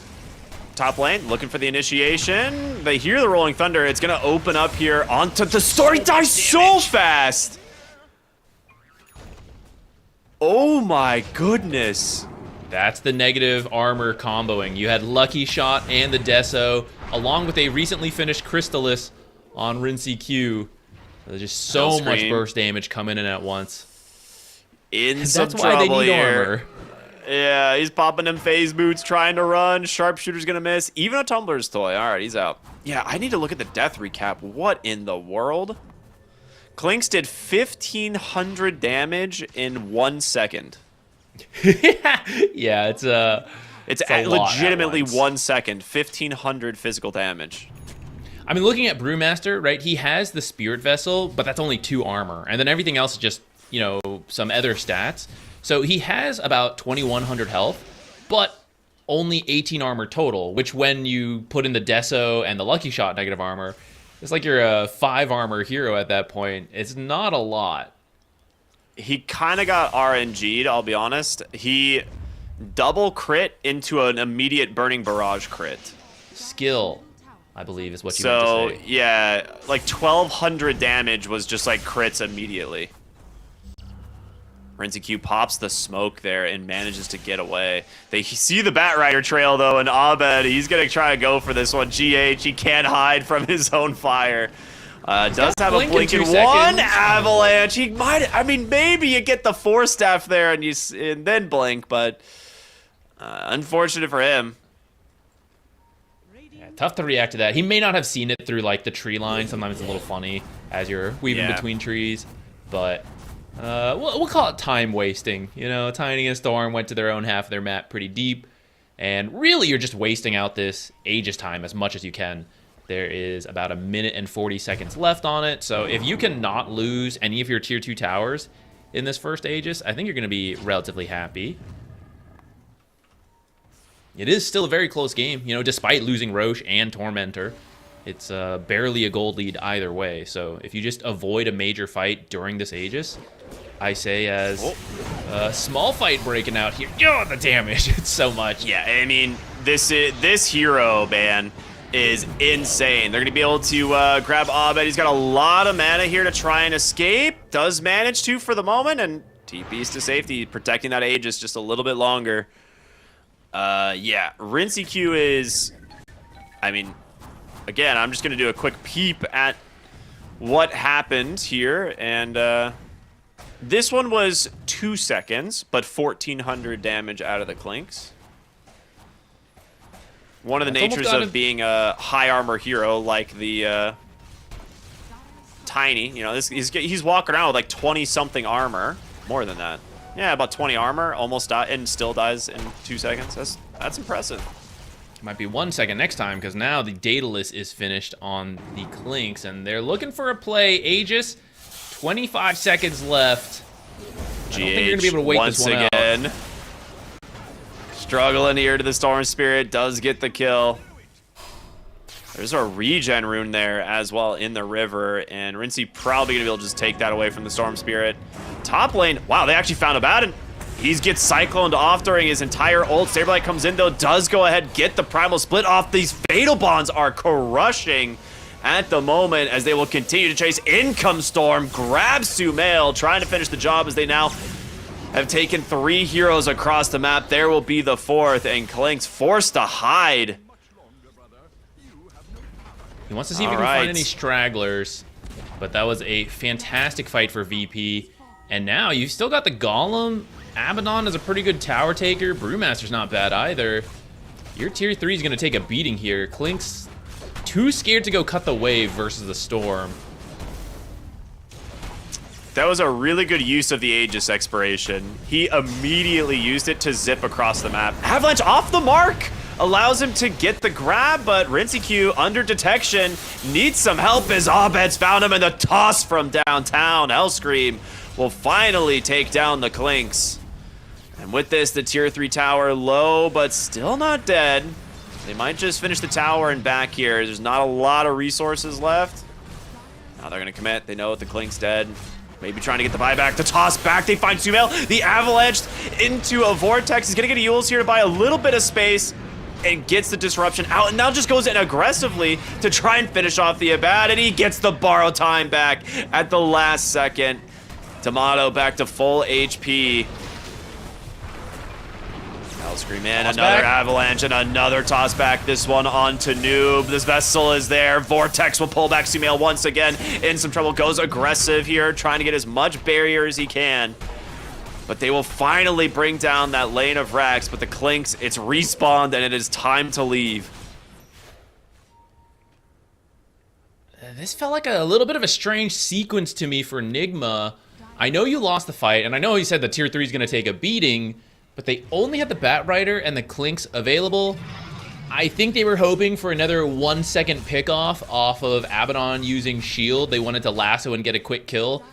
But with that many heroes there, they're able to react, save their team, kill the Clinks, and now everyone else is up, but you don't have your main damage dealer in the Clinks. They still try to take the fight, and we see it. Like, yeah, they controlled some heroes, but you really need this damage, right? Like, that damage is immense. He has to be in the fight. The Aghanim Scepter from Sumail just double silences Saberlight, and he dies as well. Oh my goodness. Those are two absolutely massive finds there from Nigma. 2 seconds from the Abaddon ultimate as well. VP sticking around a little bit too long after that last fight. Made me feeling a bit too good after taking that top barracks.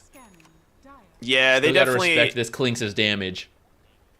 Agreed. They definitely like got the mid tower, and you know, they already moved bottom on Abed and a couple others. Be like, all right, let's start pushing the third tower. We're gonna get all the tier 2s in one fell swoop, and it's like, but you know, they split up completely. They have good wards in their own triangle there on Nigma to see kind of where these heroes are. So really good stuff. Definitely capitalizing on some like a lost lapse in judgment, I suppose. Amplify damage found. Good one. They're actually going to smoke right away with that. If you can find a pick off before Roche spawns, that'd be fantastic. You get the second one, get the banner, which you kind of need. It's still going to spawn topside too. The first top Roche, or top 8 racks, that was a little weird. Future ones, as you try to push, you're just going to get like Swashbuckle plus Burning Barrage. The entire creep wave is just going to melt. So you need that banner. Oh, they got the detection. They see Rincey. They're going to just drop the Golem. Instant E-Blade, and he's nowhere to go. Oh, boy. That is a big one. Gem of True Sight. Drop the ear, pings fly. Who has the gem? Someone wants it. He was not expecting you buy it, them drop to it in be base. there. Is that what happened? Yeah. Yeah, it's somewhere in the fountain. Somewhere. I think they just dropped it and he bought it. He'll grab it at some point. But yeah, that's a big kill. They know the Roshan could be up soon. They will have like 30 seconds to try and kill it if they want to kill it on the top side of the map, if they scout it in time. And I believe the Warlock Golem is just sitting there for now. So Fly doing his best to scout it out, so he will see it. That's a key role you give. That's like the little younger sibling role. It's like, hey, you stand here. This is a really important job. Just do your best over here, buddy. The teddy bear, it's gone. They're not gonna try to rush it top. They'll just wait for it to There's head bottom. So they're setting up down here. Saberlight with the gem, clearing things out. Omar in a spot to try to cut waves, force VP back. It's always scary to do versus Storm, though. He can just TP, zip, and then just be back in the fight. I feel like Saberlight might need an Aeon disc this game. You know, like into the double silences and the lasso. It's like all these different things. It's like as long as he can get ult off, I feel like they win the fight. But maybe Saberlight has to be the one that just like sits back now, like and doesn't try to like initiate. You just have to sit behind your Abaddon, I suppose. Yeah, it's a little weird. You want the BKB to deal with the silences and the roll stuns, but you need a plate mail to deal with all the damage coming out from the Clinks, which even if you ult, like the Clinks can destroy the Brewlings pretty quickly. So it is still... Oh, he baited himself. He thought he was alone. He thought it was just the Storm Spirit. Noob gonna be forced to try and get this Rolling Thunder off, but the Yules, they're just wasting so much of his time. There it is. Rolling Thunder finally coming through. Noob's gonna make it out. But that means no Rolling Thunder to fight the Roshan. Which Nigma doesn't really seem all that interested in fighting. I think they've accepted they don't want to go for it, and they're just trying to find a pick-off, split push, especially around the Clinks. Yeah, they got Tormentor. It's like Tormentor and Waves, right? That's the better shard to get to. Went to the Hoodwink instead of the Batrider. So that might give you a little bit more burst. Oh, speaking of the Bat Rider. That's Goodbye. a burst.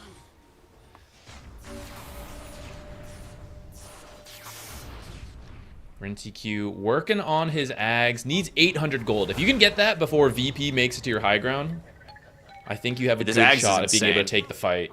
Exactly, yeah. You could cancel several blinks as well, or as you try to go for these dives, you're just going to be peppered from the skeletons.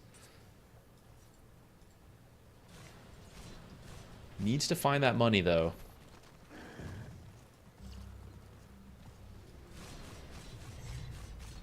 This could be a little scary. He wants to go top to farm it, but he doesn't have his teleport. If he goes too far, he can't come back. It's a very awkward spot right now for him. Especially as VP sets down the banner. Mid. Yeah, this is go time for them. They're just gonna walk right in here, let it bat, and start doing what damage he can.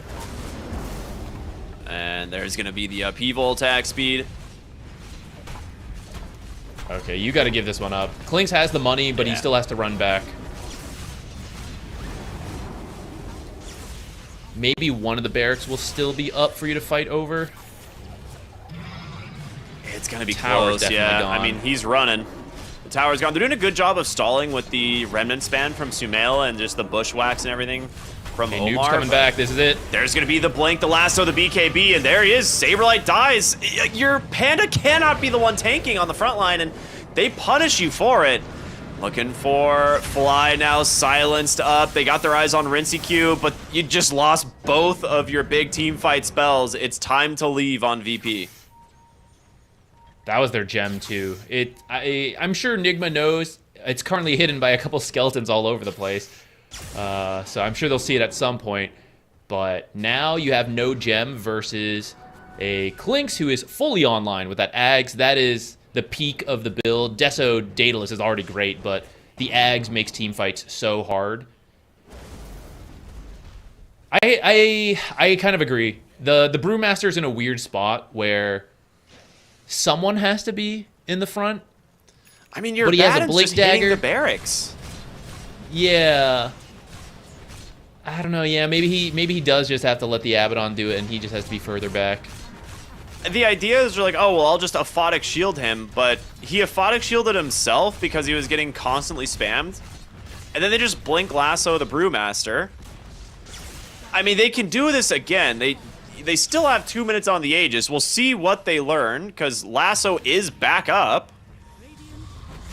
We'll see if they can just sit behind him, scouting on the backside. They just instead dive the back line. They take down Pangolier with the Bloodthorn, and he's going to buy back into the game. Now Hellscream in pretty deep. They go ahead and just lasso him back in. That E-Blade not going to keep him alive for long. With this one, a 1-for-1 trade, but all 5 heroes Enigma still alive. That was everything you had on VP. Got the Pango buyback, but I think Nigma will feel okay about that. They clearly have the damage and the control to win fights as long as they are together. And I think that's what VP was hoping for. Like, you make that really aggressive smoke into the base type play, and you pick out a couple heroes before the rest of Nigma can join in. Yeah. But they weren't able to do it fast enough. The rest of Nigma shows up. I mean, that's the scary thing about diving the base, right? You have the tower advantage, you got all the TP advantages. So it was a high risk, high reward play. I think if that works, you probably finish the megas there. So I kind of understand why they went for it, but yeah. If you kill the Pango again, you're in a really good spot. The Aegis, though, I don't know if we're gonna really see them get a whole lot out of this. At this point, not a lot of time left. 40 seconds. Yeah. I mean, you can try one more time, poke a little bit. It's another tier 3. I feel like maybe you go mid, hit the ranged barracks instead. I mean, he's just taking a beating here on the high ground. He's gonna be forced to pop the ult and run away.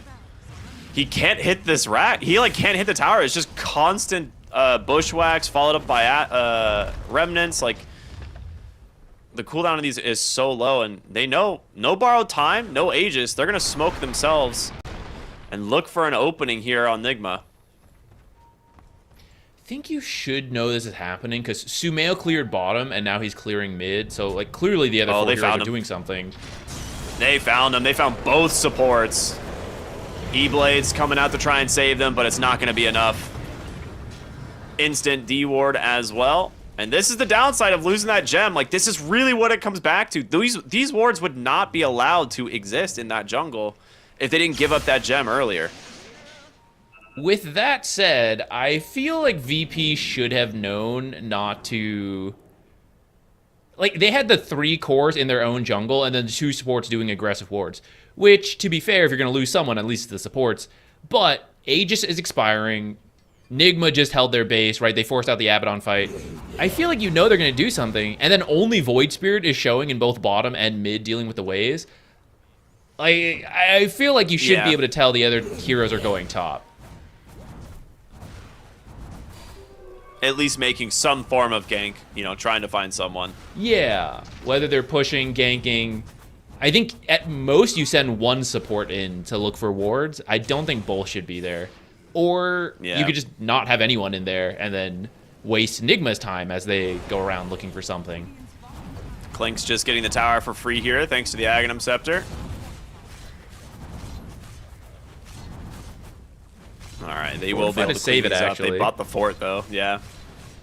I mean, you have all your tier 2s. This is the strength of the Klink's Ags. It's so good at sieging. Yeah, you can do this for now because you had all the tier 2s, so you get another fortify. But as you end to the point where Klinks could go for barracks, you have to be much more conservative with your fortifies. Because suddenly you waste 1, he's like, oh, maybe I'll go for the throne. How about that? All right. Haste rune here for Abed. He's on his way to an Aghanim Scepter. Saberlight still going for the AC, knowing that, you know, more armor will surely be what they need to survive the Klink's burst. I really thought it was going to build being built on the... yeah. I don't think the plate mail should be last. I feel like you should be buying it first. Yeah. It's all right, I'm sure. They'll find GH. He's been trying to... both supports have been trying to do just like cut the waves, drag this game out. And it's cost them their lives quite a few times. 13 deaths on the Batrider, 4 on the Hoodwink. But here we are, 40 minutes in, right? They ended up only losing 1 barrack so far. So it has been successful.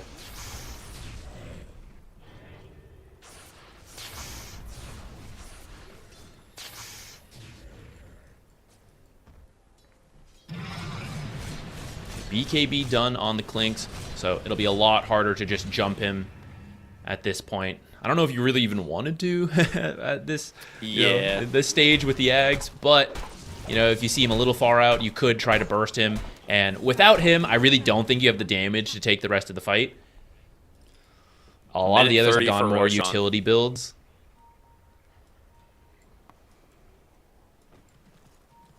All right. Well, with this, that means Roshan will be on the bottom side of the map here once again. And we'll see if third Roche is what VP needs to try and close this one out. They've had the majority of the map control. Like, let's be real. Like, even though this game is very close in terms of net worth, it has been VP kind of controlling the map for the last 10 minutes. And they will move bottom as it switches to daytime, and they need to get some vision planted. The problem is they don't have that gem. I'm going to keep coming back to that. Smoke up, both teams. This is, I mean, this could be the game-defining fight here. Is the next one not available What's our yet? buyback status? Thought they'd be able to buy one. Not many. Okay, no buybacks on VP. On the VP. But Sumail's not here. Maybe you can either find Sumail or find his team before we can join them. He is the one with buyback, so if he dies, it would suck, but it is probably best case scenario. They have another gem coming out. All right, gem number 2. And the recently finished. They're bringing Sumail. They're picking him. They found him. He is solo dead on the back line. Again, does have the buyback. But that is a very big kill as Roshan respawns right now. GH looking for his lasso, blinking up onto the high ground. He's going to get hexed. He needs to get help. He's going to get the ult off just barely the last possible second. The Abaddon ult bails out VP. The TP out now from the Pangolier, but Omar on the run. Not going to be able to survive this one. The rest of the team is here. There's going to be the Cyclone. Pulls him right back down. Oh my goodness. The Hex into the break. I cannot believe he lived. All right, that was a really nice fight from VP to suspect that they were there, right? And then go check and then take that fight. I don't know. I feel like when you lose Void Spirit, I thought some of the idea was, okay, he could buy back, right? So that's why we'll position to still go for this. But you don't have the outpost, and he doesn't have boots to travel, so there's no actual way for him to join, which is why he doesn't even bother buyback when the fight breaks out. But then once the fight breaks out, it's like, wait, this is a 4v5, so... Yeah, I was wondering about that too. I thought they would... I think as you see him die mid, you like rush bottom and try to threaten the barracks to force them to just go home and break their position. But now, that was my thought. I thought they would go to somewhere else, but... Yeah, now they have the new banner, which the more Roches that get killed, the banner increases in range. So they were having trouble keeping it alive versus the Clinks. Should be a little easier now. Ooh, get him out. Yeah, he's still got the ult. For now, there's no Hoodwink, so that's why he's staying alive, but he's taking a lot of damage. There's going to be the lasso. He's pulled in pretty deep. Again, he does have an Aegis, but they're going to need some help to bail out Tomato. That's going to be the Aegis claim. Big AoE Vortex there, but the Hex does come out. You're out of mana completely, and now your Abaddon is dead. They cannot save him. They managed to hold the high ground here once again as now Fly in trouble, but the Vortex comes back in the other way. They just blow up the Clinks instead. It's Hellscream and Abed who managed to get it done. GH on a sliver of HP. You get the Abaddon. He buybacks into the game. He's going to take out Sumail one more time. And with this, I think they've finally done a refresher out from Saberlight into a second Primal Split. No buybacks are left. It is 2v5 as your Throne's exploding. Never mind, make it 3v5 as GH gets some money there. Just getting cycloned in their base, though. Yeah, he just keeps walking up, cycloning him. Ooh. Boo. Greatest hold Mission in the accomplished. World. Here it is. It's up to the Clinks to try and hold. You've got to go sooner than later, but just gets instead into the Vortex on 3. That's going to be the GG. Virtus.pro managed to finally close out the game. Not easily, mind you. It's a really hard high ground. Clinks and Pango and the Bat Rider Lasso, right? It's really tough to go high ground, and I think they did make some mistakes. I wasn't actually sure if that final play would work out. Before it happened, I was actually going to characterize this game as VP has been really good about making plays on the map, and then not so good about pushing high ground. Nigma, opposite. They were really good about holding high ground, but then really bad about making the plays on the map. And I was like, okay, so who's going to eventually win?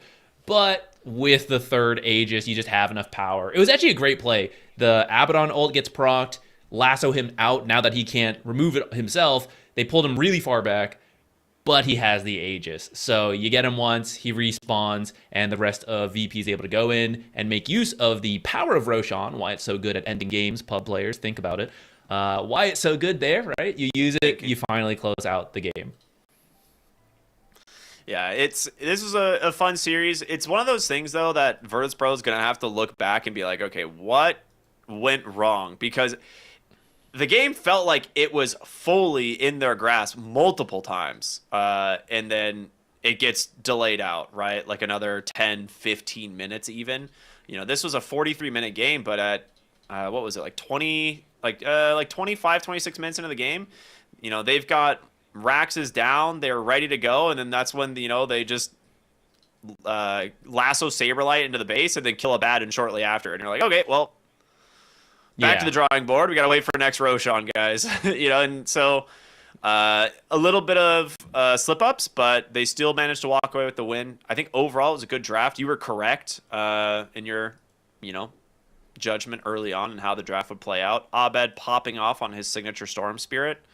He's kind of like the silent carry of this game. Like, we saw him obviously do a lot of work. Grandmaster, man. Yeah, dude, right? Level 29. The amount of times he plays Storm Spirit. Where is it? He's played it so often in pro matches, he doesn't want to play it in pubs. He's like, I'll play anything Fair else, enough. anything else, No, absolute beast performance from him, getting the Aghanim Scepter, Guardian Greaves, like Shiva's Guard to scout. It's a really cool build for the Storm Spirit in this game. Yeah, I really like this Guardian Greaves we're seeing from the mid lane. I'm interested to see how many more people are going to do it and like which heroes are going to end up building it. But maybe part of the reason I like it is I wanted to pick up in pubs to like support. It's like, oh, maybe I'll get to build something else. Like the mids are going to build the auras instead now. I hope that one catches on. Some trends from pros catch on. They're like, oh, weird mid hero. I want to do that. How about the Tormentor guys, the Roche, the Guardian Greaves? Let's grab those in as well. Yep. Well, that'll do it for game number 1. This is an elimination series, so we're gonna go to a break, and we'll be back with game 2 of Virtus.pro versus Nigma Galaxy. Stay tuned, everybody. We'll see you in just a bit. But not half as much as I love when you leave.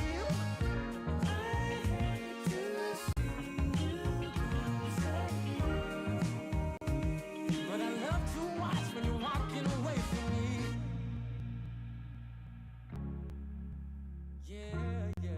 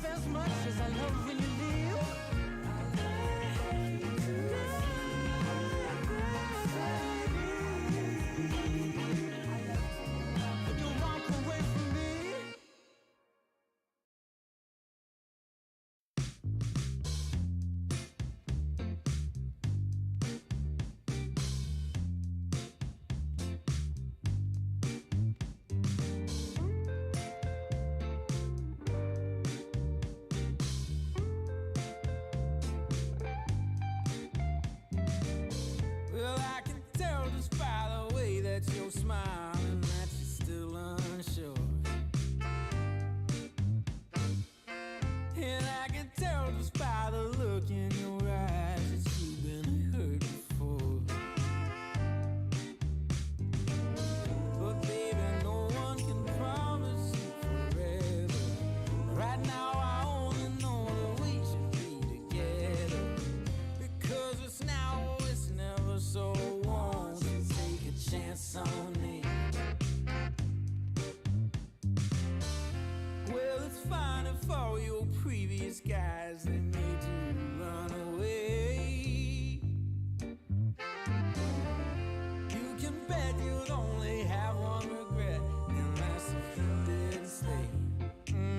Walk my way. 'Cause baby, no one can promise you tomorrow. But today you take away all of my sorrows. You know I'd beg and I'd borrow for you, so won't you take a chance on me?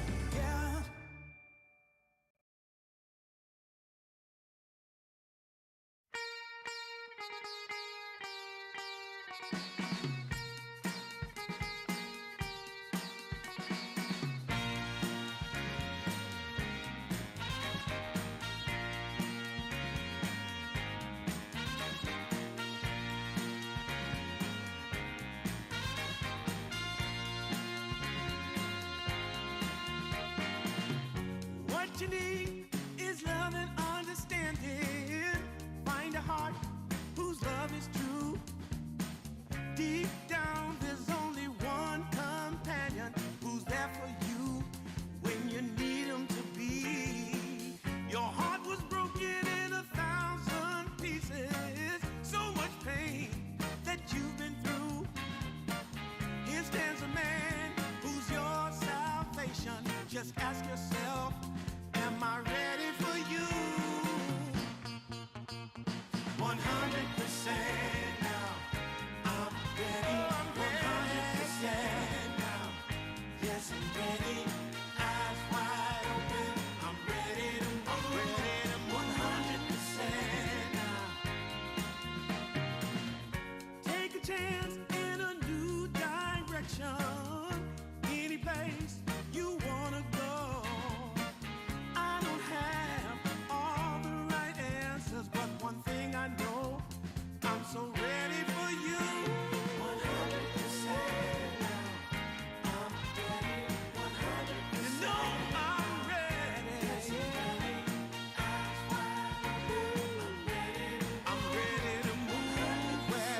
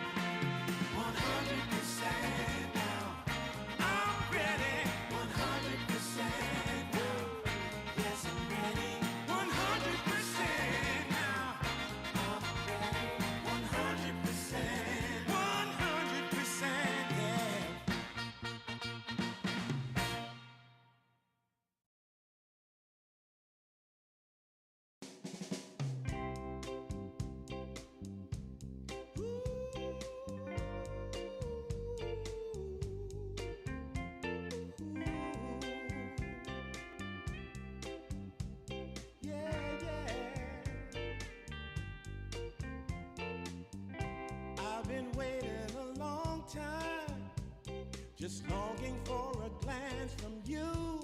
Yeah.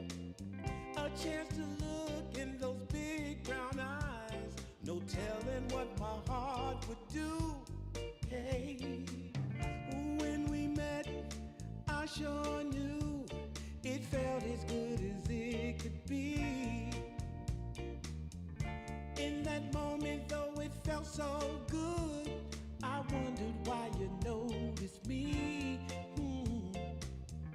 If you gave me just a little time, it would sure ease my troubled mind. Don't tell me that you don't feel the same inside. Don't tell me. These are feelings that I ought to hide. I don't care where you came from. Just tell me where you wanna go. If there's a chance to be together, that's all I really need to know. Is it real or make believe that keeps me thinking of you? If you've got time to walk with me, I'll show you how my heart is true. And here I stand, waiting for you. Tell me, baby, what I gotta do. Don't tell me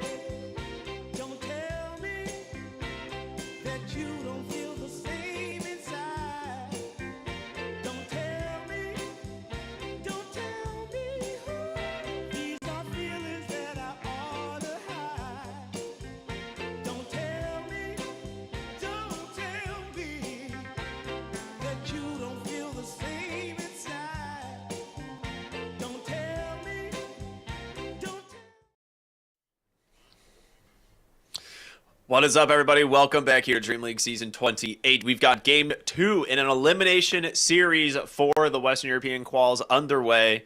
Well, the Game 2 is not underway, but the series is underway for clarity. It's Virtus.pro versus Nigma Galaxy. Very fun Game 1. A little bit on edge, I think, for both teams as, maybe high stakes here, a little bit nervous. Who knows? But it could have gone either way. Like, there were times here where I was like, dang, that was a huge comeback here from Nigma. It seems like they were on the back foot for a lot of the game, but we start to see the power of the Lynx with just like a single stun and like a hero's just evaporating. So close game. Virtus.pro get the win. What's kind of your main takeaway, Zach? What can be done differently for Nigma here in Game 2?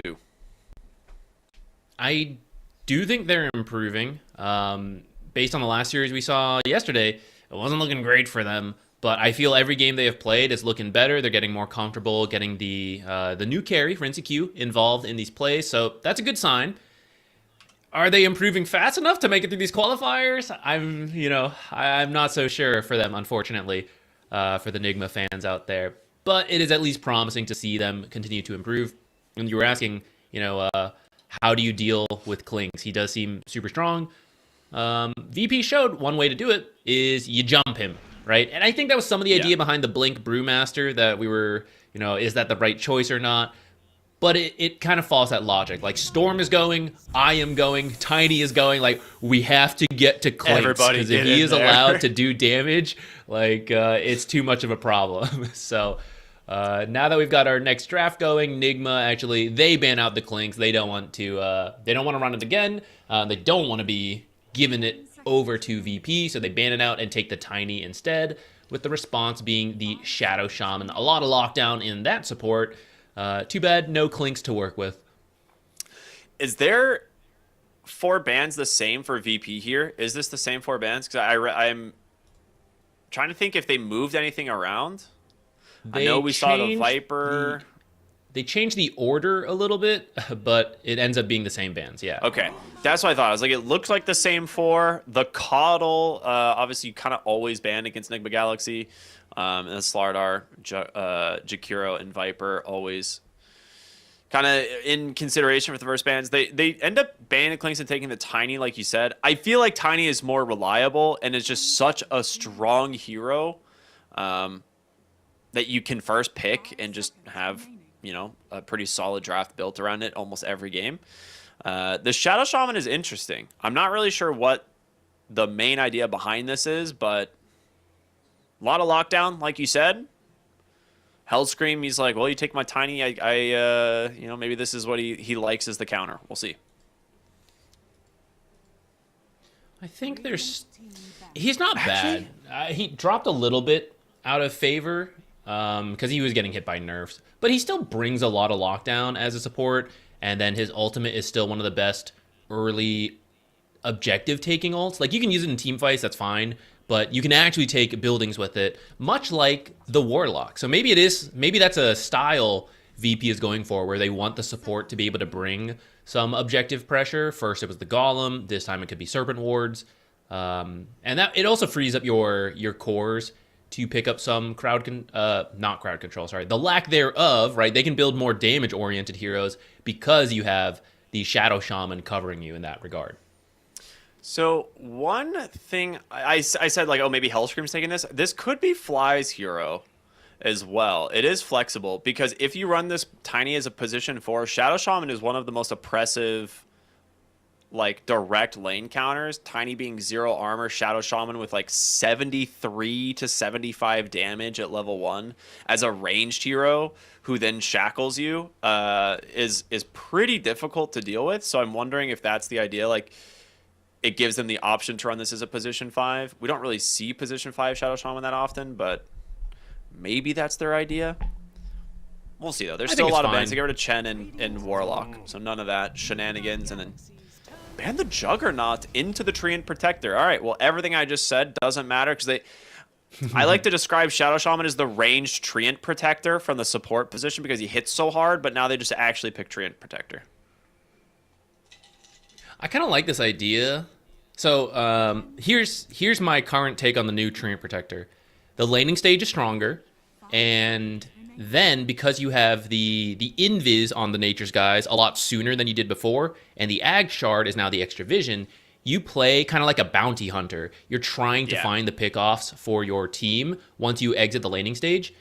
Shadow Shaman's a great support to work with you in that regard, right? Like you find one isolated guy, Hex and Shackles is so long that even if you don't have a core with you, right, they have time to get over there. They can, stop by a creep camp along the way and you're still shackling them.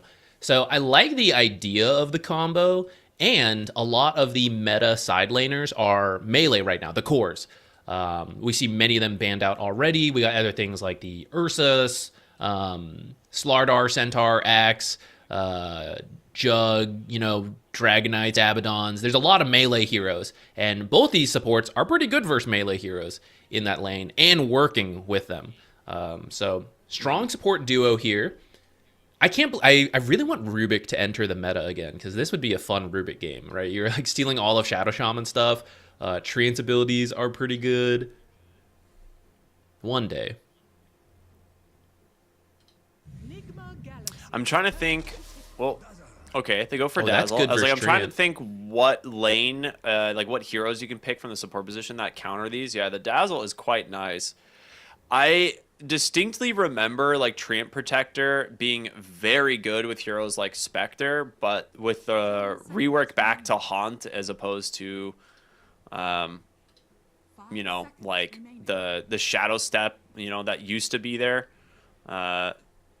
It's a lot longer of a cooldown, so we probably won't see that as like a combination. I'm just trying to think what other like kind of global presence, like ganking heroes you can pair with a Treant. Like Nature's Prophet would be pretty good if they can fit that in the lineup. But I'm just I also curious, think you don't have to be the global hero. Like, you can pair with them, but you can also be the one just holding a side lane while you have really active heroes playing around the vision you set up beforehand, and you just keep living armor using it on the from afar. You're still you're right. Living armorer. Liver armorer. Liver armor. I love that stuff. You are the living armorer, applying living armor to your living teammates, hopefully keeping them alive from wherever. And you could be involved in the fight. And I think that's the tricky thing with Treant Protector. From the other side, like Nigma watching the map, are they behind the Treant Protector and we need to be careful of that area? Or is he the one alone and we have to be careful of the other half of the map? Right? That's the tricky thing especially once the shard comes online, and the vision could be anywhere. The hero does hate dealing with damage over time in the lane, though, and with things that can make him move. So stuff like Dazzle's Poison Touch, or all the Bedlam roots betraying Treant Protector. He has a hard time navigating the laning stage versus these two heroes wherever he goes, because both those heroes could be 4 or 5, and now he's not going to have a bunch of fun versus Dazzle nor Dark Willow. Okay. They go and yoink the Void Spirit. It's a really early Void Spirit pick, I feel like. Well, you have to double pick here anyways, I guess. Yeah, it's like seeing the Dazzle and the Dark Willow. They're assuming these are the two supports and that it's going to be a tiny mid. I actually would be a little worried about a mid Dazzle now into Void Spirit. Ooh, that could be cool. Like, I don't think Dazzle is bad enough to not be played as a core. That is the nice thing about Void Spirit, at least, is that you can take Dissimulate, right? And that way you can dodge the crash landings from a mid-tiny, but if it was a core Dazzle, as he uses Poison Touch on you, you can get out of there. Finally a Mars. All right, now you don't really want to play Dazzle as the core. So, cool. We finally get to see Saberlight's Mars. Like, this hero has been banned a ton this event, mostly because Klink's stocks have been rising, and he's one of the few really good counters to Klink's. Does counter several of the offlaners that are still in the pool, the primary one being the Centaur. Huh? A Slark? Does not care as much about living armor, and with the new Salty Spittoon Shiv, whatever it's called, right? A lot of the healing. That's a lot of the healing from Treant Protector. SpongeBob. Okay, well, there's a Shiv in there, and he's got it. Okay. And Treant Protector brings a lot of healing. Even Shadow Shaman, like healing himself. Now you'll be reducing that a little bit. I don't know how much that fully matters, but maybe when you pair it with a heal on your team as well, like there could be some cool synergy there, right? Like the heals from Dazzle are worth more, right? Unless I'm misunderstanding that, because it steals the health restoration.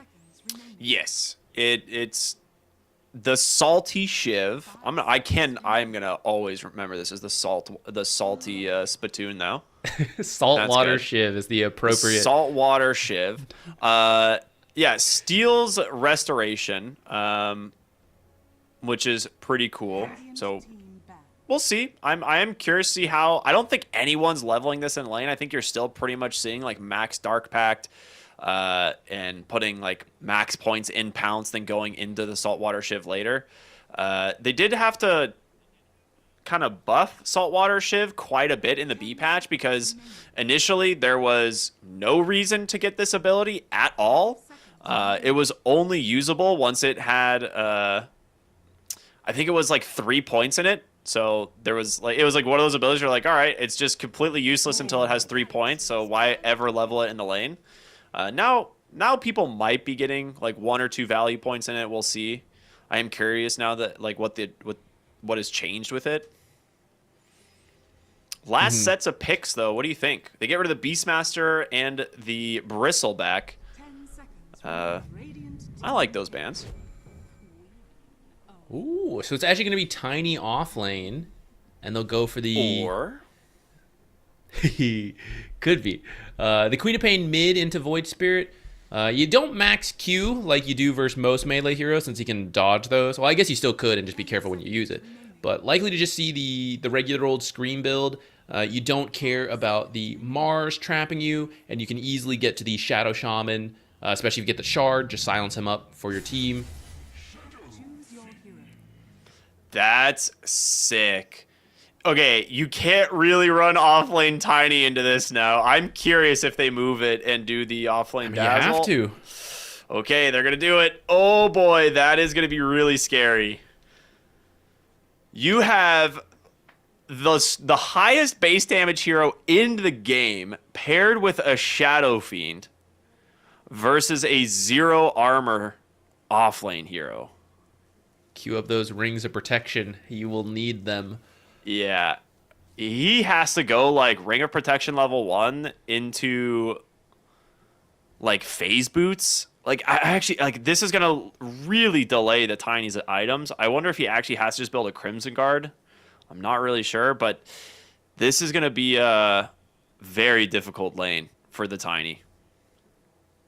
He needs to get at some point a blink. It doesn't have to be his first item, perhaps, if he really needs to adjust to the game, but he's got to be the playmaker for his team. The lane will be really rough, but that's his job throughout the game.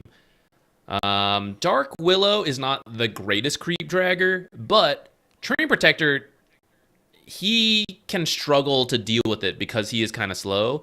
The new Nature's Guise, it's not like totally new, but having the invis on it might help. Where as you suspect they're creep dragging, you can go invis, and then they're not sure, is he like waiting in the lane to get me that I'm on my own, and he's gonna like catch the next creep wave and intercept me, or is he watching me trying to do the creep drag and I'm about to get rooted while tanking all these creeps? Maybe that'll help a little bit, but otherwise I think you're right. Where if you try to play this lane, it's gonna be kind of miserable as the Tiny. Maybe if you cut all the trees, that could help a little bit. I think they do seem to be... I see the whole team headed down there, so got a little tree-cutting bonding going on at the start of the game. How many Quelling Blades? All right, Dark Willow's got 2. 1. Okay. The 2 people who need to 3. lane. And then Rinseq's got 1 as well to help out while he's here. All right, and it's time to start deforestation. Get rid of these. Tiny even, like, picks up a tree. He's like, all right, I gotta help. I would love to see it because we know teams are doing this to deal with Treant Protector. A smoke specifically targeting this, and that is exactly what they are doing. They are walking right into Sumail. They get the root. The spear misses. Oh my god! In trouble now is going to be the Shadow Feed. Double raise, but he's falling low already. The Dazzle doing some good healing. The Shackles now onto the Tiny. Noob is about to die, and first blood will go to Abed. Fly is in no man's land. He did not back with the rest of the team in that direction, so this will be a kill going back to CML. So a 1-for-1 trade, both kills going to the mid laners, but your Shadow Fiend has to walk to base now. Or die to Omar. Yeah, he'll die to Omar. I wanted the regen anyways. Yeah, that is a technically walking to base, but, you know, with extra steps. Or less steps, I guess. It's less steps for sure. Fly can at least punch back Omar. You have to be careful here. You mentioned the highest base damage hero in the game.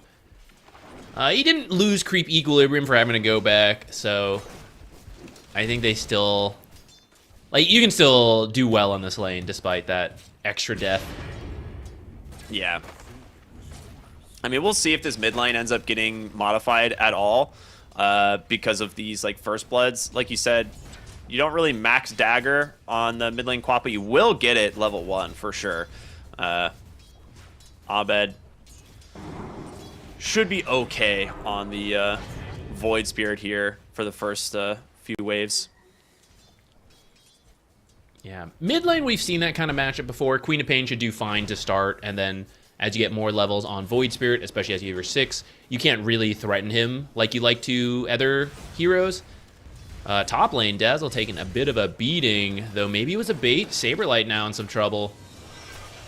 He is in a lot of trouble. He's dead. Rinseq just runs him down. That's the most trouble you can be in. That is death. GH bait confirmed? This is one of the things that made Slark a lot stronger. The fact that Essence Shift is just an innate now, as opposed to having to level it. You actually just start the game with Pounce and Essence Shift, right? Yeah, it's really strong. And I was debating which side lane I wanted to watch, because these are heroes we don't get to see as much. Top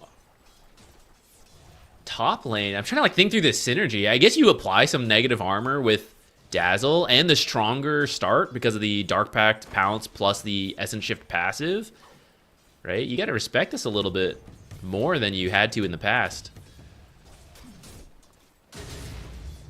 He's got 2 permanent Agi already. They're going again. Yeah, I think now that Saberlight is level 2, it's probably not as likely that he's going to die to the Slark, because you should have you know, enough mana to keep the Slark at bay. But, I mean, that Rinseq's off to a great start this game as a result of, obviously, that first fight, and then now that, you know, little bonus kill he got.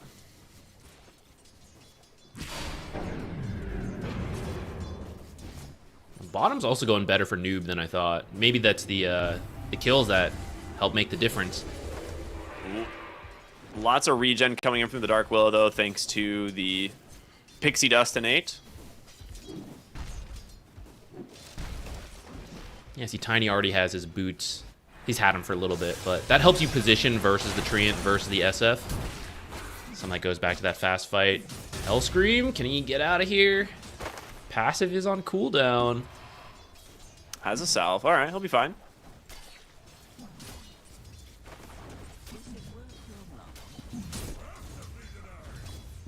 And they're looking good, though, in all of their lanes here for the side of Nigma. I mean, it's mostly the idea that we really thought that this offlane Tiny was going to struggle more, and he's top of the CS. Well, they had a sentry in lane for Treant bottom. Taking a lot of damage. Oh, no. But, yeah. Okay, he had a Lotus. He should be okay. Omar needs to be careful, though. Tomato playing on the edge here. Doesn't have mana for the last raise. Well, he has a wand. I thought we would see a point and toss from Noob, because then you can toss from one bramble into another.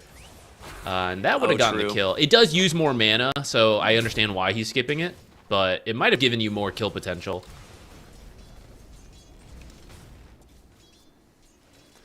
Yeah, the Treant Protector feels pretty weak in lane when there's 0 trees that exist in the lane. Top lane, getting aggressive here on the GH, but RinseQ loves these types of fights. They're going to try and go for the deny, but he ends up dispelling it and lives for RinseQ to get the kill instead. Yeah, I guess that's one downside of the innate there. Can't really get denied. Unfortunate. Ooh, Pounce misses. Otherwise, it could have threatened Saberlight because you still have a couple stacks from that earlier play. All right, we weren't sure about this Slark pick, but he is doing pretty well to start here. A comfort pick for RinseQ, perhaps, as he's Grandmaster on it. Trying to get Noob bottom at the same time this top play's going on. They brought Hellscream in. But Avalanche just too good at getting you away from these kind of plays. Yeah. Dire are scanning. Radiant are scanning.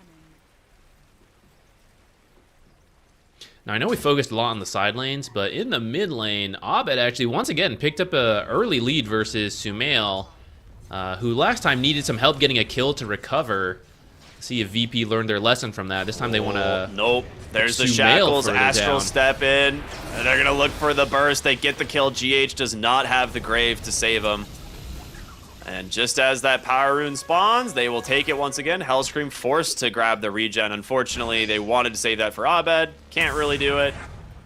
Urn will get committed. He has an Aether Remnant, but yeah, I think he wants to save this mana. Especially now that Sumail will be respawning. Hellscream should be fine. He's got that regen rune running. He doesn't seem all that bothered.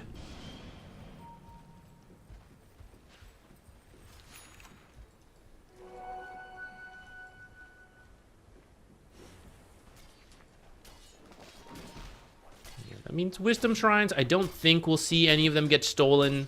If you actually get the kills in the mid lane, at like the right time, it's easier to make these plays. But well, I say that GH is kind of trying, but it's been scanned out. I don't think this should work. Though here comes RinseQ. I mean, as long as you bring one more hero in, right? It's fine. Yeah, they're gonna respect it. The new map layout makes it a lot more dangerous to invade than before. Yeah, so if you're not 100% confident, you see more teams backing out than in the last patch.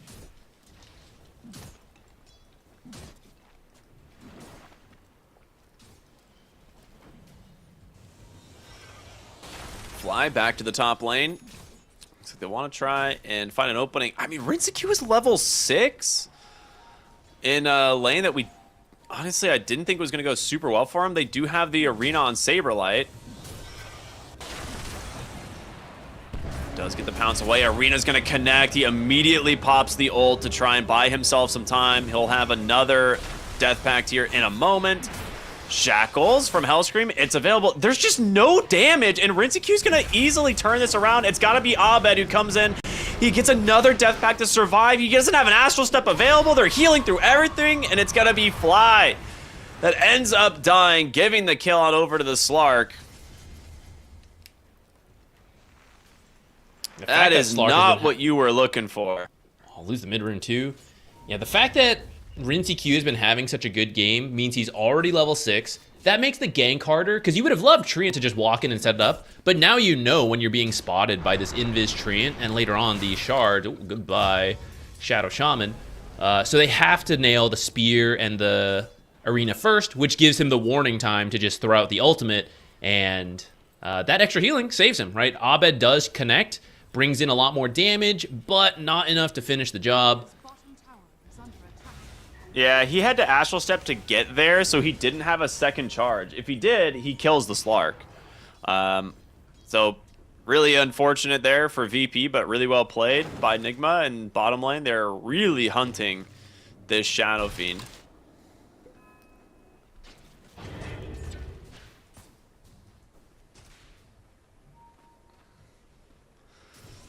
One of the best He starts is farming we've seen well for in the Shadow Nigma. Fiend. Yeah, it is. Tomato always seems to do it. He, like, whether he has a good lane or a bad lane, at some point, you do stuff everywhere, and you look back at the guy, and he's like, oh, he's top net worth. How does he always do that?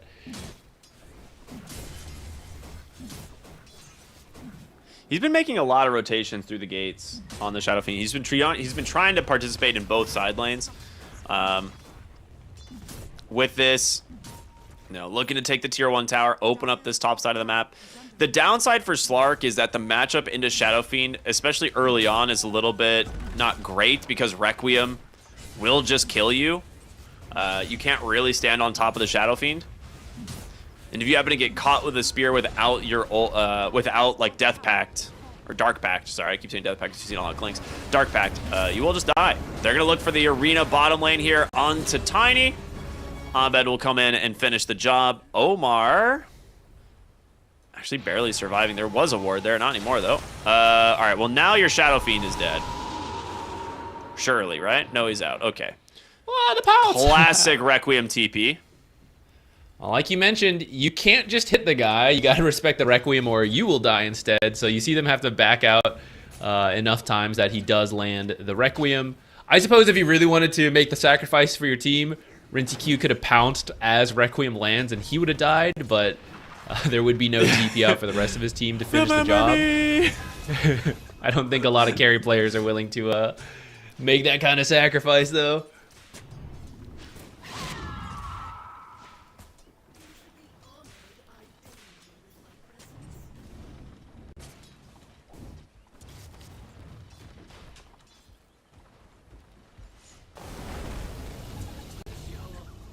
No arcanes into Greaves in this mid lane.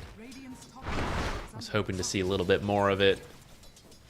So I really thought the Tiny would go phase boots, but he's just opted for treads. So it's going to help him farm actually a lot faster. Does have the soul ring, which we expected. And is just rushing the blink dagger. You can maybe make this change once you have such a good time in the lane, right? Like, yeah. We were worried for him, but then off that level 1 fight, follow-up kills, the lane went better than expected. And then besides the SF's early pressure, as the game goes on, like, you're not as worried about physical damage compared to last game, which had the Lucky Shot plus Desolator, right? That was a lot of negative armor stacking. This time it's just the aura from the SF. He doesn't really buy Desolator, so it's not as necessary if you're not having a rough game.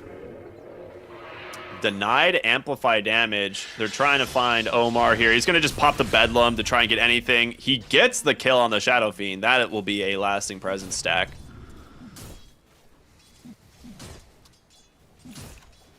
I think a lot of the mid runes have been gives denied him those this temporary game now that I think permanent about it. souls. Up to 23 now. They're going to look to put some pressure here in mid lane. Arena to block off the backside of this fight. Big Sonic Wave. The Requiem comes out. Fears. Now the Hypnotize into the Shackles. They will get the Slark. Great Arena coming in from Saberlight there to secure that kill. As they try to clean up all of these wards. Smil continue to push them away, though. Should be able to help save the tower.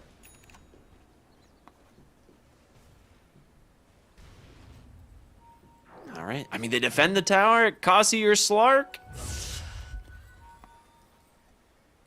Dire are scanning. Yeah, they'll be able to finish up that tower later now, though. So I think you don't mind too much. They're going to try to make a smoke play off of this. They're going right into the Shadow have the Fiend. blink dagger on Tiny. He's been having such a good game. This is a pretty fast blink. That is a really unfortunate time to Mask of Madness. 3 brambles. Yeah, toss into the Bedlam. They get him.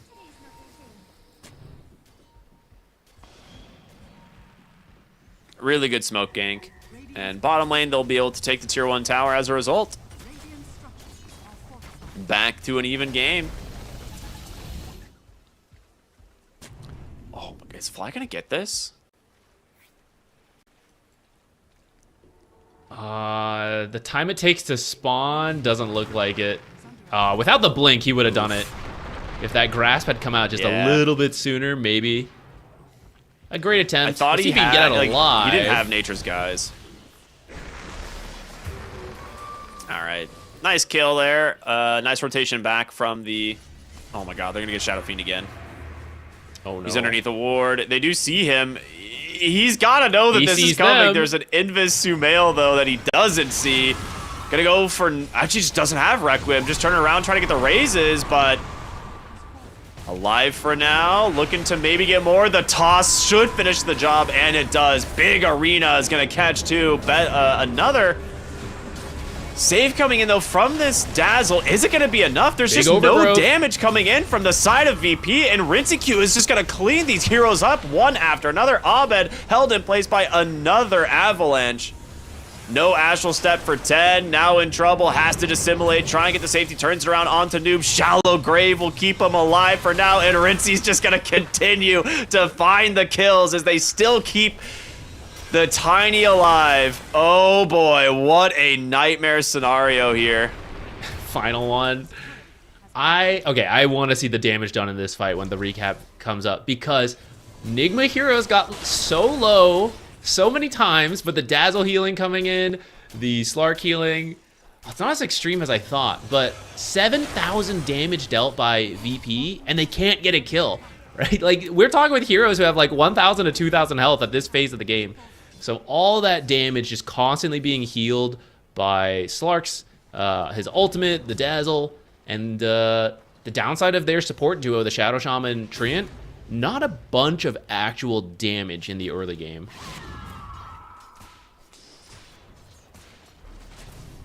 This is kind of the bait of a hero like Mars, honestly. They're going to get the Shackle here onto the Slark. Do they have the damage? They don't.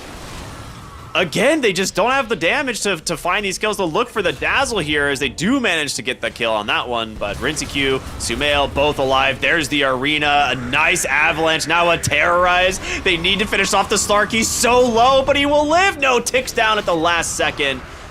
And now the Shackles continue to find targets. All right, Tomato starting to be a little scary on the Shadow Fiend. If they can find this last kill, this would be massive. Abed comes in. A nice Avatos, though, from Noob. Will instantly punish Abed. Mars Lynx should be up in a one. second for Mars. Guess the right way. Yeah, Oh, overshot nice. a little bit, but God's Rebuke kind of people wide there. Max range DC hit. Noob. Avalanche. Okay. He'll be fine. GH is free. The thing is you got 4 lasting presence stacks in this fight, so this Shadow Fiend is super terrifying. It's one of the reasons it started going south for them real fast. 14 AoE minus armor. Yeah, VP also had a good setup at the start of that fight. They were able to help each other out pretty easily, and a lot of the big spells from Nigma had to be used to disengage to reset. I think a big difference in that fight as well is how Tomato was there at the start and lived, so his damage is really good. We were just talking about the damage issues from the last fight, because he was taken out first in that last fight, and then it just comes down to the other heroes, and they can't finish the job on their own. So you got to keep your SF alive. Now getting this first Roche, that'll be a second life, so I guess you can let him die once. Yeah, the Arena, like, Mars is a hero that doesn't bring a ton of damage, but he brings a really good team fight. So you need to make sure your Shadow Fiend's alive if your Arena is going to go out. And you are correct. Makes a big difference when he's there. So Aegis into the hands of the Shadow Fiend.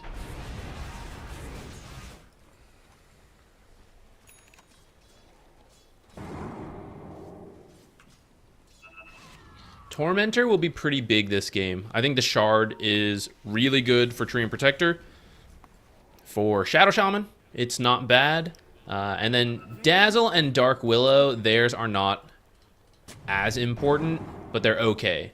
So I think it's really about, for VP, trying to get this for free on Fly, and for Nigma, not letting that happen.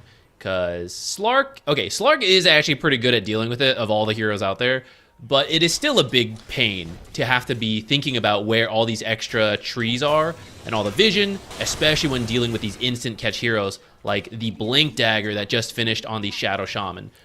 You don't know if you're under a tree, a ward, you don't know where they are.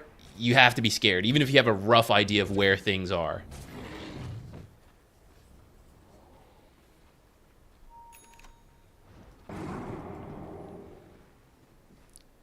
And right now, VP position top, de-warding everything. Nigma going for the trade on the bottom tier 2. I think it's actually kind of worth it if you sacrifice this tier 2 to get the shard, especially if it's not even a loss and you trade tier 2s, because yeah, it's like they have Tomato's shaman up top. wards. This tower is gonna fall way faster than their own. So fortification spent. They're just gonna let the wards try and do as much chip damage as possible. See if they can force back Nigma Galaxy, but they will retreat to the Tormentor right away. They don't have the numbers here quite yet, but the minus armor does at least make it a little bit more vulnerable. And they will pop the mech. It's not dying. It's not dying. Okay, finally dies. Unlucky. They cannot fight now. Hell's Creep! He gets he just that, made he it gets out. the ward! Oh my goodness. Okay, he's stuck here because they don't really have a lot of damage to finish the job. Like, he can just continue to play around this. Okay, Abed has to come in. Oh my goodness. The D ward was very funny. I mean, while I'm here, I might as well. Though, funny enough, if he had, instead of getting the D ward, if he had just focused on Hellscream, he would have probably gotten that kill. But, well, maybe not with the passive, so maybe the D ward's better. They do get the Tormentor top, but it goes over to Hellscream, which is not a bad shard, but I think it does pale in comparison to the Eyes in the Forest. Yeah, you definitely wanted the Eyes in the Forest. Speaking of Overgrowth save, Eyes, a little bit of a toss back. He's gonna get the Requiem off, but can they actually keep them alive? The minus armor, the damage, and the Noob's gonna get Shallow Graved immediately. Big Sonic Wave from Sumail, the toss to kill too. Noob still alive, and Abed now needs to run. He's got no Astral Steps to simulate into hiding in the trees here. As he will make it out.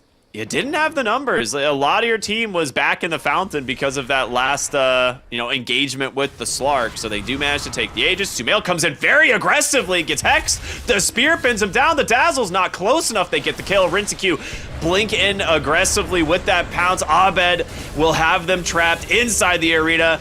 And with this, Rinseq is gonna go down as well.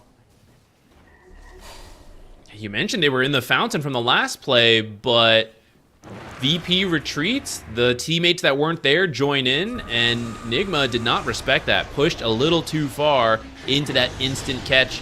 Now, more heroes are being cleaned up.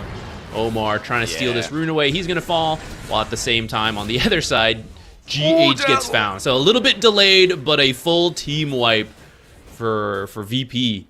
That'll give him the tier 2 tower, and then how many? He's got 4 lasting presence stacks. Not enough creeps here. I think otherwise you could maybe push the tier 3 a little bit. Like, don't actually expect to take it, but you're just chipping it away to make it easier later. But no actual creeps to make that worth it. He's got a couple extra Necromastery stacks at the moment, right? Only 2. But this is where Shadow Fiend gets really scary. He just buys out a Chrysalis. He knows his physical damage is pretty overwhelming, and you do not want to fight into him with the lasting presence stacks, right? Each kill refreshes the duration of all of them, so that last kill there onto the Dazzle just extended this substantially. No Aegis anymore, though, so he's got to be careful of the toss back. All right. They will expire. I mean, this guy's hitting like a truck.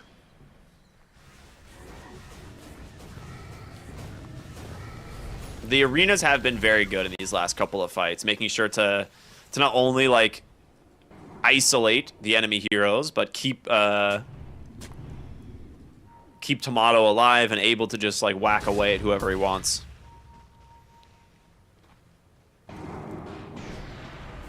Oh, no way. Abed reads him like a book. Good Terrorize coming through. He's going to keep Sumail alive into the Shallow Grave.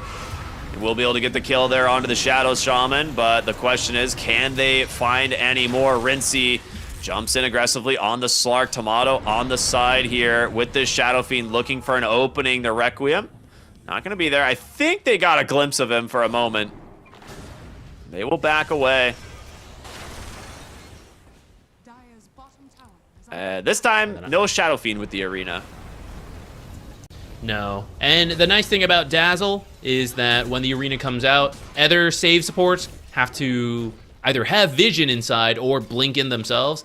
Dazzle, you can just send the Nothal projection without too much risk to yourself. You don't need anyone else to help you with the vision. You don't have to waste observers in the arena, and so you can still save someone like the Queen of Pain who gets jumped, and then turn the fight around that. Toss back under the tier 2 BKB. It'll get him out, but not the way you want to use the early BKBs if possible. I think that was the first one. Yeah, that was the first charge. All right. They are smoking directly top to their Shadow Fiend. It's weird because there's not really an objective up here. You know, there's no tier 2. There's, you know, no Tormentor. Roshan's not up for at least a minute. But they do have one ward here to maybe play around if they get vision of the Dark Willow, which they will. I think that's the idea, that Roche is going to spawn, so you want to set your vision up ahead of time, find any kills you can, like this one. So now, if you get lucky with a quick Roche spawn, you're in a great spot. It's unlikely to be instant, and then you'll need another play. I guess that's another thing, right? Like, you do have an SF. This is actually, and the Shadow Shaman. The Shadow Hero is great at taking buildings, so you kind of do have to respect this and bring some heroes back. Nothal projection to clean up the wards. Saberlight is going to get found on the backline potentially, but instead they actually missed the Avalanche toss, and they will find the Tiny instead. It's just a handful of auto attacks from the Shadow Fiend to get the kill. That is more lasting presence stacks. I think that's 2 now. Yep. This is like -6. How much armor? Like 16 armor reduction or something. He already has the talent as well. It's a lot. Can't math Maybe like not that much. They get the hypnotize. Shallow Grave does come out. Rinsecue is going to go in. Great terrorize from Omar is going to buy them some time into the Sonic Wave. Sumail gets deleted. Rinsecue dies as well. They're going to buy back on 2, see if they can get out, but the Shadow Fiend, baby, the aura is way too strong. Spear comes out. Another one. Noob buying some time with the Shallow Grave, but he cannot run away, and the damage from this Shadow Fiend is just way too high. Triple kill. Omar needs to run away. Speared out. Another shackle. They get the kill onto Sumail. Omar pops the Yules. The game just collapses in front of him. That is just the game, I think. There's so much negative armor from the Shadow Fiend. He just got the talent for it earlier, along with now, what is this, 16 plus 8, 24 armor reduction? I mean, we haven't seen Shadow Fiend carry in a while, so maybe the teams kind of, you know, forgot a little bit. It slipped. But when Shadow Fiend starts picking up kills, you have to be really careful of snowballing it into more and more negative armor. He started doing pure damage in the middle of this sequence into free bonus damage for certain heroes who don't have a lot of armor. And now, even though the tier 4s have the bonus armor from the remaining barracks, doesn't seem like it's enough. The Ancient doesn't have the bonus armor. Yeah. The game just ended right in front of us. Like 1 lane of racks into multiple diebacks. 4 diebacks, actually, and Shadow Fiend just ends the game just like that. Virtus.pro take the 2-0 over Nigma Galaxy with a snowball of events. Man, what? Man, that's how crazy Dota can get. We're talking about like, oh, I guess, you know, set up for second Roche, you know, like see what you get. Oh, maybe we just end the game, guys. I don't know. Like, let's go push. And then Nigma, unfortunately, I think went a little too soon on the defense. Omar was, I think, like 5 seconds away from respawning when I think the Tiny was going to go in to try to toss someone back, but they actually react fast enough, which, I mean, credit to Hellscream and Saberlight for turning the gank into their own gank. But with that, you just snowball that sequence. The negative armor just kept building and building. And I think there was also a clutch save from Fly. Rinsecue was about to kill off Shadow Shaman, which would have made the fights a lot easier, right? Once you take out that control. But I think there was a Lotus pass over during the passive, keeping him alive. You get the kill on Rinsecue, and then you can look for more with the lockdown that's still available. So very fast end to that game, which I thought we were buckling up for like another 10 minutes at least, but VP takes it all the way. They're going to continue on. They're not fully qualified. They're going to have to place Falcons now, so it's a long road to go, but at least they make it through this. And unfortunately for the Nigma fans out there, they are now knocked out of this qualifier.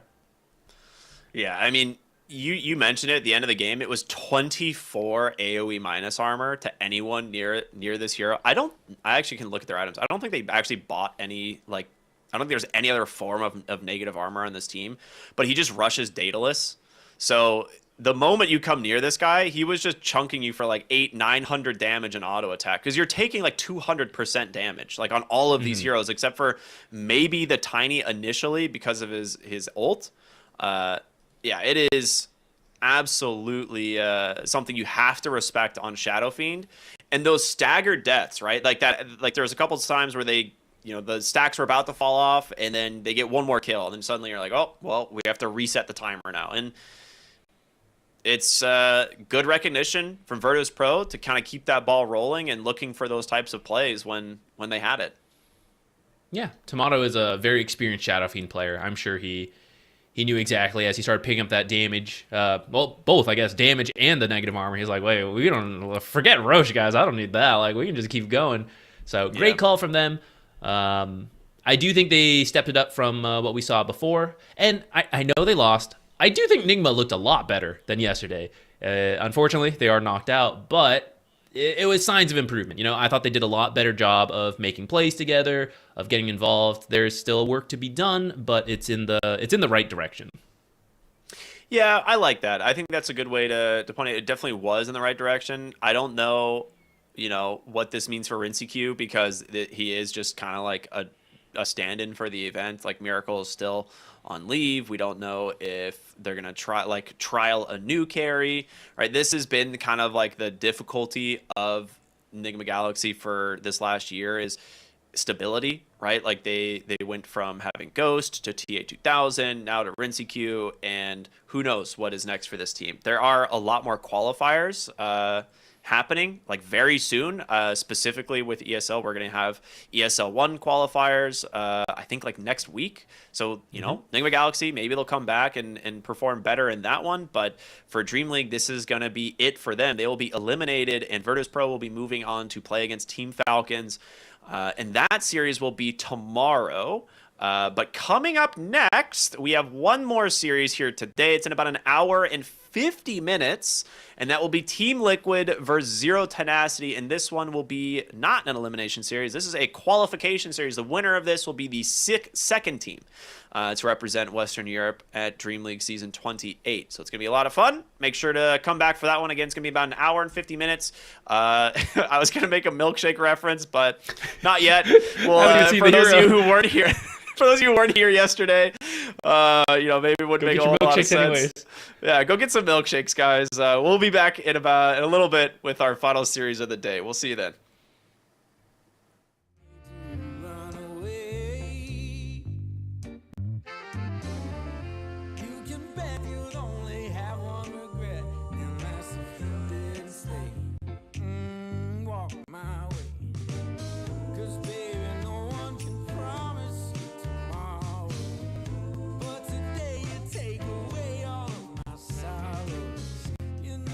Beg and I'd borrow for you, so won't you take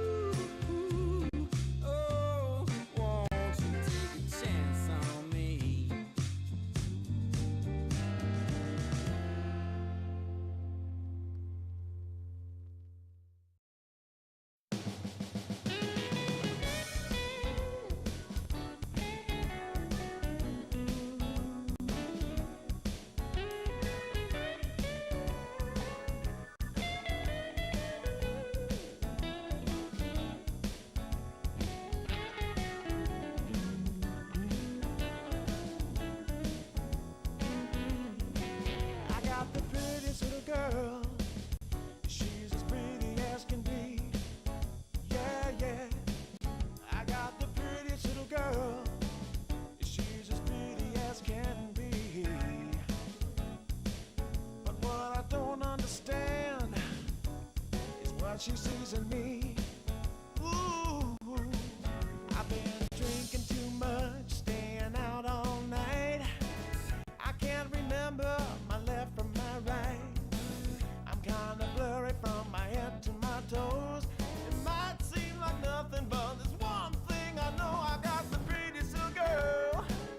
She's as pretty as can be. But what I don't understand is what she sees in me. Oh yeah, yeah.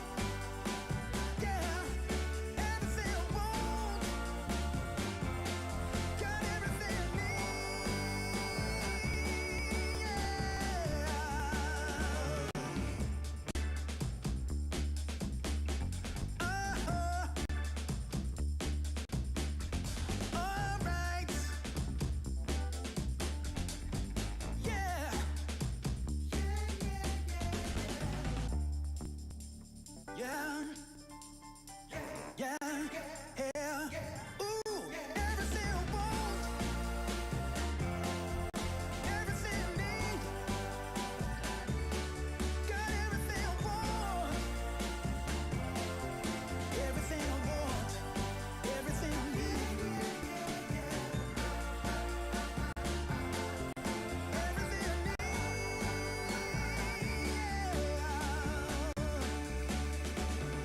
Yeah.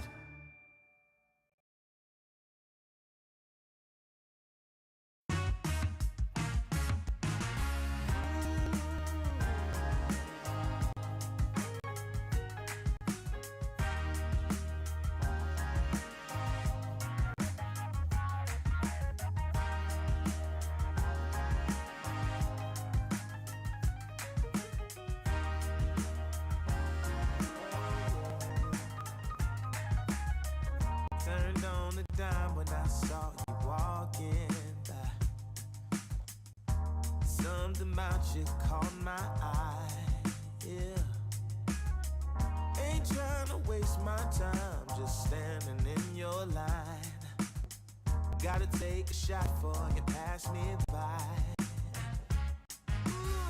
So you wanna be alone for a minute? Well, come on, tell me what's on your mind. I wanna know what makes you happy.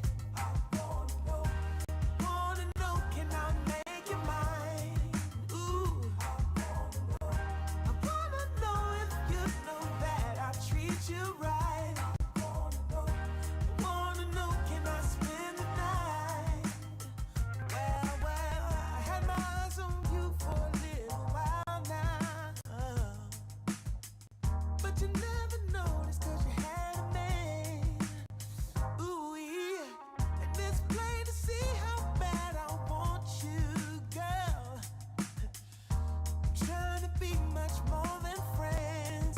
Hey, so you wanna be alone for a minute? Well, come on, tell me what's on your mind. Tell me, baby. I wanna know what makes you happy. Wanna know, can I make you mine? Ooh, I wanna know if you know that I treat you right. Wanna know, can I spend the night?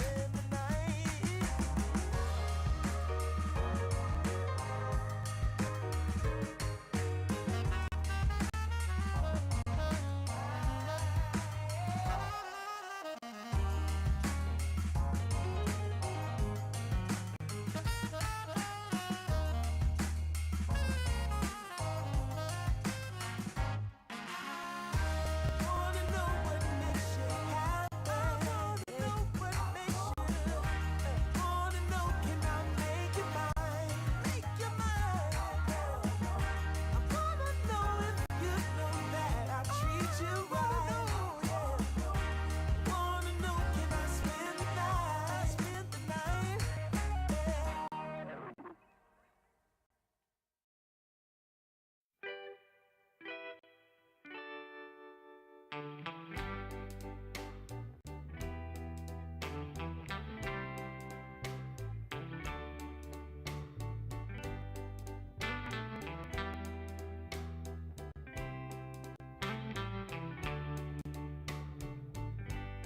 Sometimes I'll be foolish.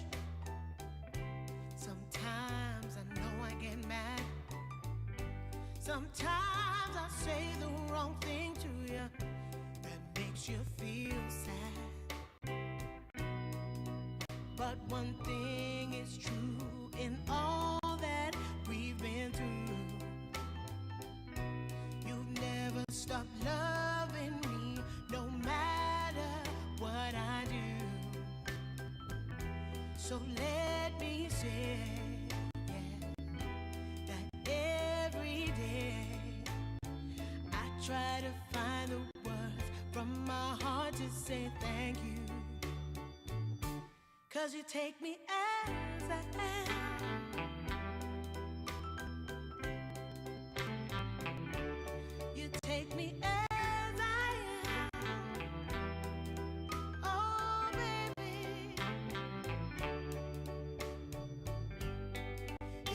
stop loving me, well, I would understand. But I won't take you for granted, no, no. When you hold my hand, your love makes me feel that I could fly to the moon. Not even the birds above can sing a sweeter tune. I needed to say that you find a way to make me feel anew. And I want to say thank you, 'cause you take me as I am. Oh, baby, take me as I am. Oh, Lord, take me as I am. Oh, take me. Oh, take me. Yeah, take me as I am.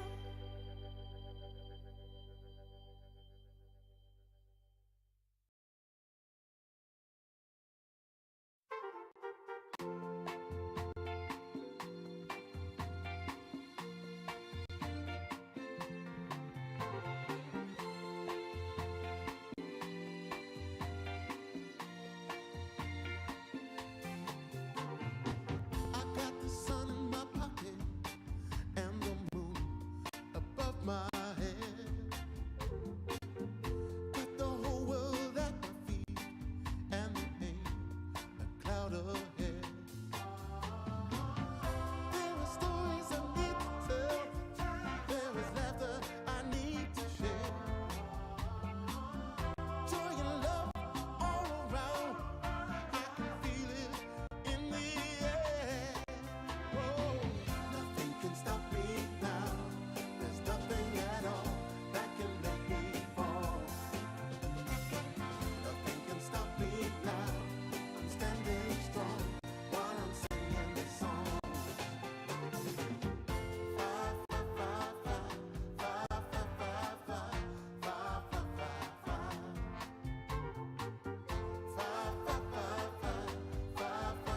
five, five. Let's get together now, baby. We will be the perfect team. Like the hand in a glove, like cherry pie and cream. There are stories we need to tell and laughter we need to share. There's joy and love all around, good vibrations everywhere. Nothing can stop me now. There's nothing at all that can make me fall. Nothing can stop me now. I'm standing strong while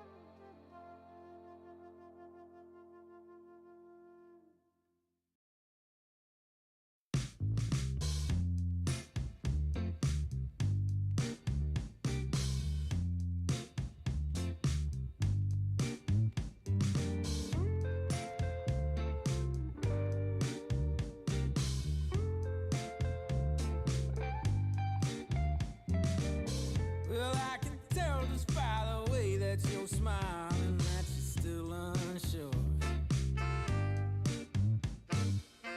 And I can tell just by the look in your eyes that you've been hurt before. But baby, no one can promise you forever. Right now I only know that we should be together. Because it's now or it's never, so won't you take a chance on me? Well, it's fine if all your previous guys they made you run away. You can bet you'd only have one regret, and that's if you didn't stay. Walk my way. 'Cause baby, no one can promise you tomorrow. But today you take away all of my sorrows. You know I'd beg and I'd borrow for you, so won't you take a chance on me? Right from the moment we met, I knew that I couldn't let my fear get the best of me. And every moment since then has proven time and again that we're exactly where we're supposed to be. Yeah. Oh, won't you take a chance on me? Ooh, oh, won't you take a chance on me?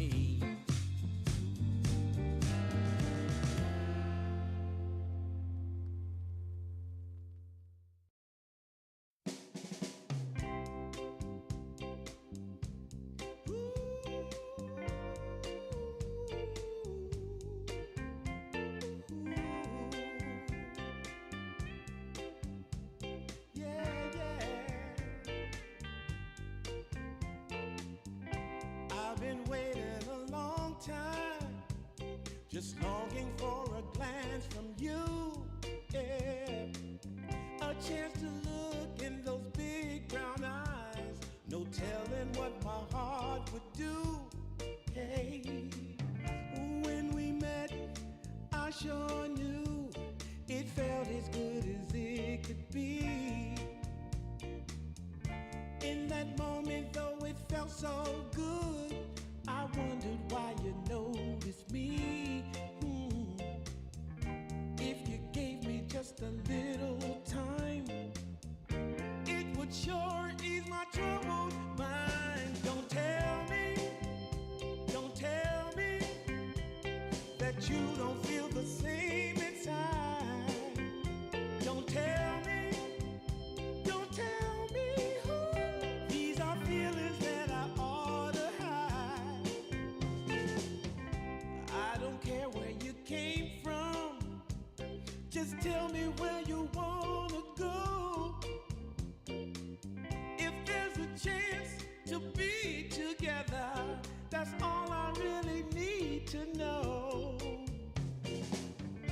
Is it real or make believe that keeps me thinking of you? If you've got time to walk with me, I'll show you how my heart is true.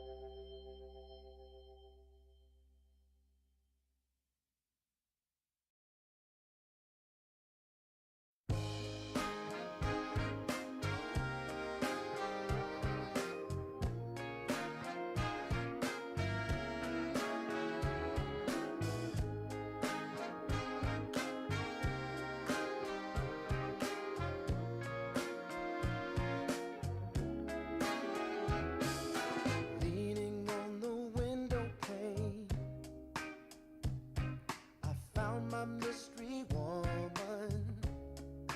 The flame drives me insane. She's heavenly creation. The spirit of the hot summer day, controlled by her emotion. Tomorrow seems too far away. Now I've got my shot. I'm meeting my soulmate. Lady, can you see me? You're my everything. You're my lady. Lady, can you feel me? I feel head over heels. You're my lady, lady. Maybe you can't hear me, my sweet little thing, my sweet lady. Lady, can you see me? You are my everything. You're my lady, lady. Some might think I'm crazy. You're my constellation. My vision's far from hazy. I need no confirmation.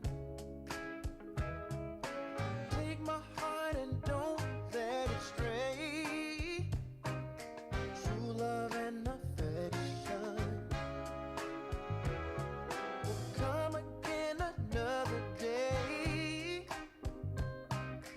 As the sight of your light always takes my breath away. Lady, can you see me?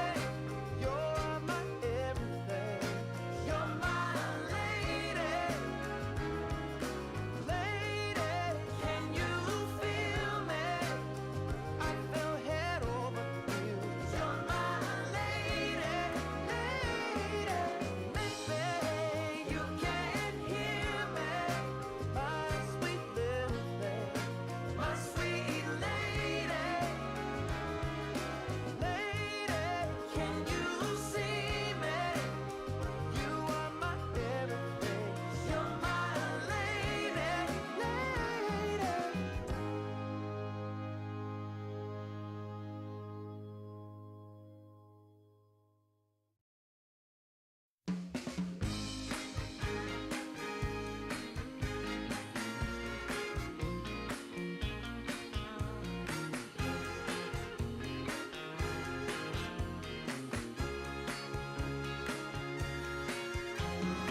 I want music, good music playing and dancing to the groove. And I want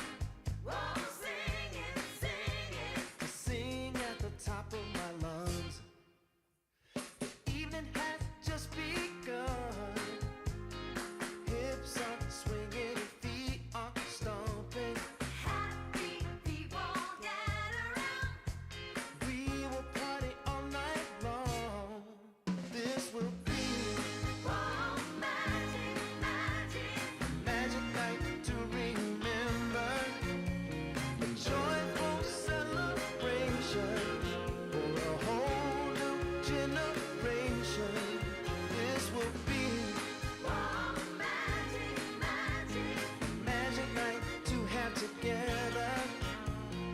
No more limitation. We united as one nation. I want keep on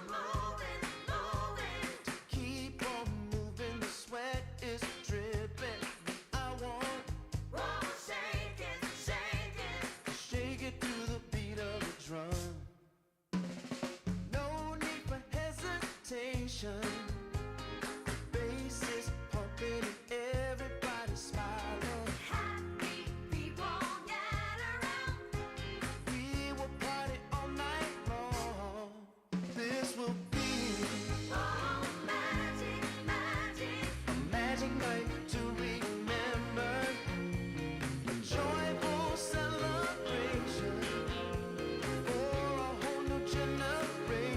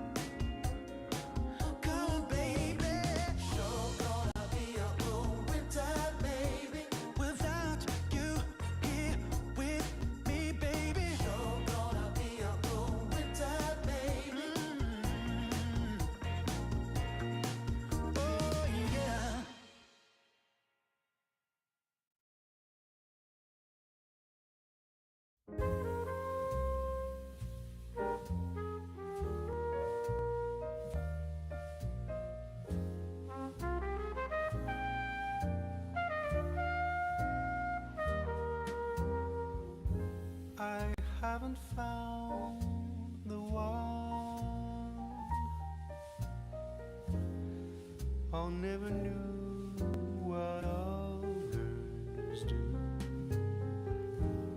I hope and yet again, what do I know then? I believe it's all meant to be. All my dreams are so out of reach. I fool around, but we never know. I fell in love, but a long time ago.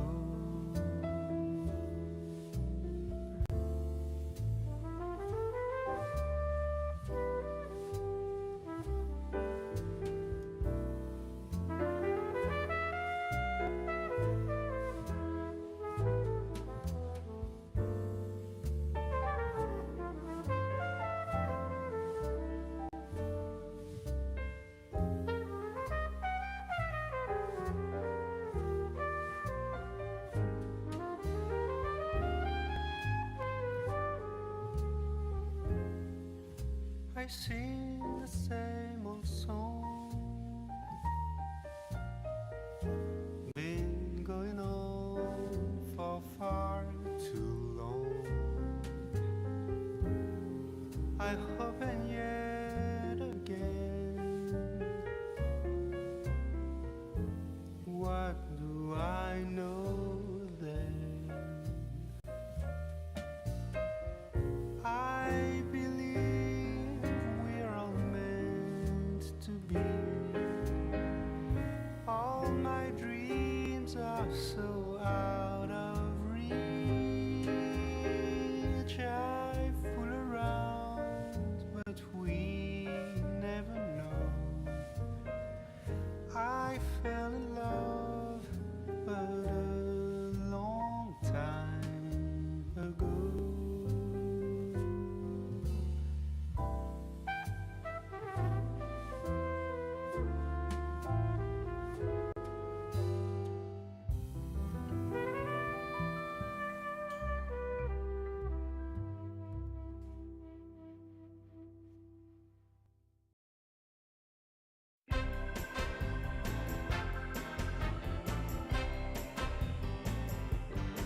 Well, there's this girl that I like, but I know that she's wrong for me.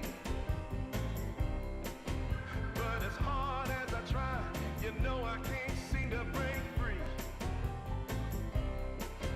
Well, I don't know what I'm thinking of, but I can't get her out of my mind.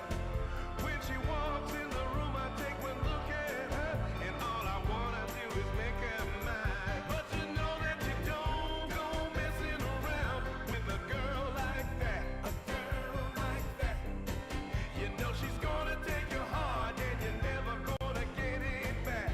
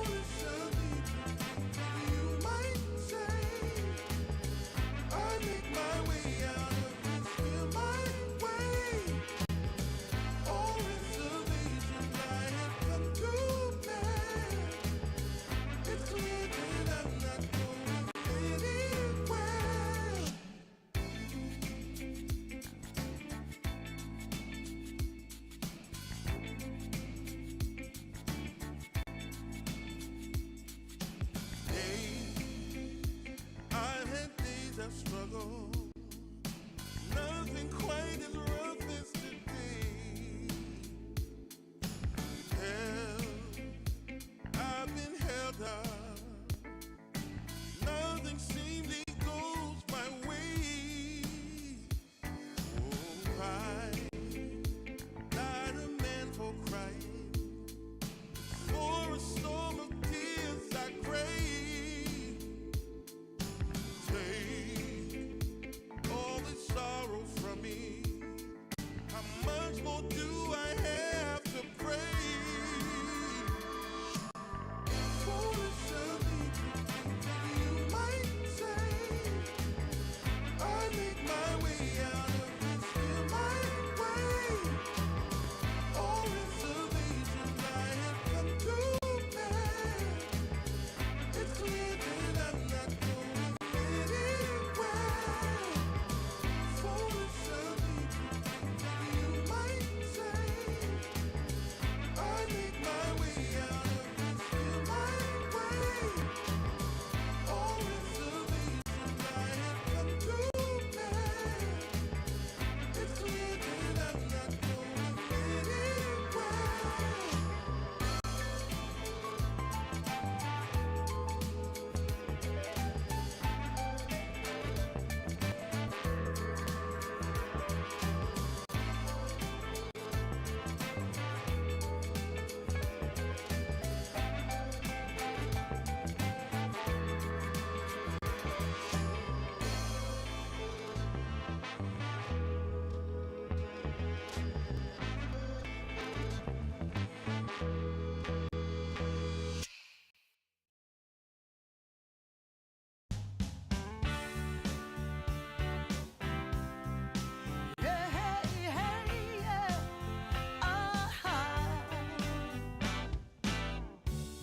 Some days you just can't find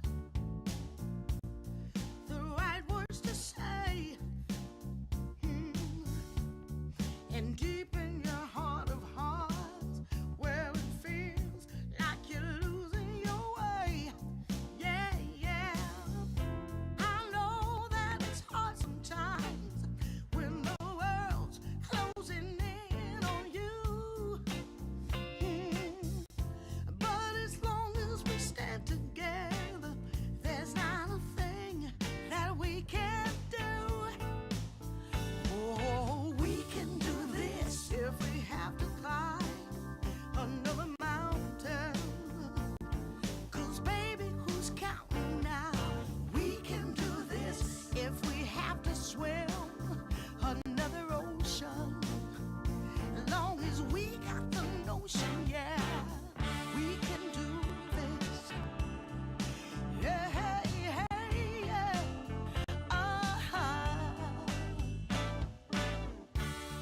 Sometimes you just can't see your way through the dark. And sometimes you're deeply hurt by some innocent remark. Oh, well, I know that this too shall pass, though I don't know exactly how. Yeah, 'cause as long as we stand together,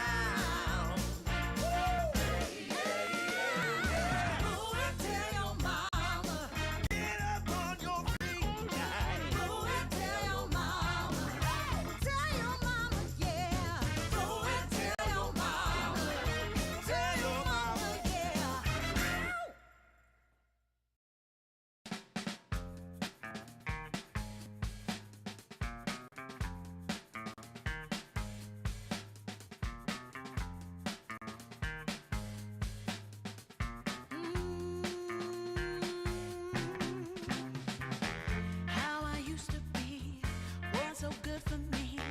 In my mind all the time, no one I could turn to. Now that I can see your love has set me free. You came along, made me strong. I've waited such a long time, and I just can't believe in this new love I have found. Yeah, don't want it to stop when you know you got a good thing that makes me feel fine. Ooh, wherever it leads me, you know it's all fine. I never thought that this could sweep me off the ground. Oh, I don't want it to stop when it's feeling this good.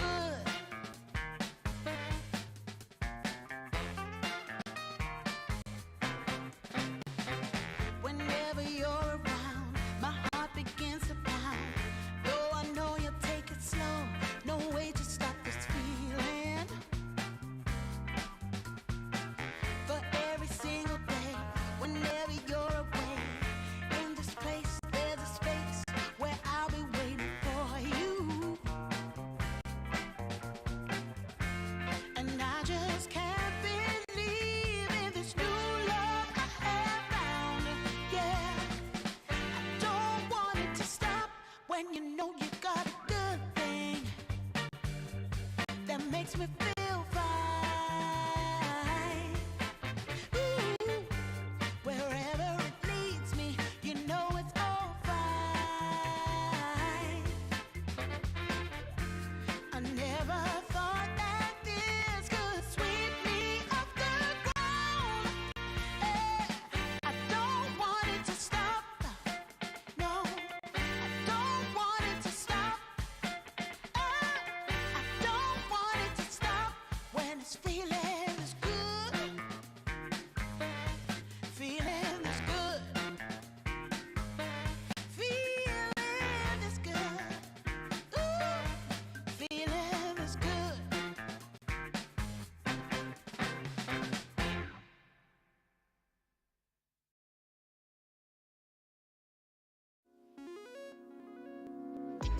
Coming out the gate with the heat. Everybody's playing in the street. We got the summertime magic in the speed. Sun is in my eye, feeling high. Only good vibes, I'm alive. And if you see me driving by, don't be shy. I'm so excited. You know just what I wanna do.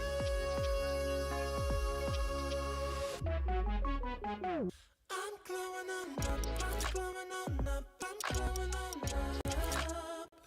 I'm glowing on up, I'm glowing on up, I'm glowing on up. Don't it feel like summer? I'm glowing on up, I'm glowing on up, I'm glowing on up.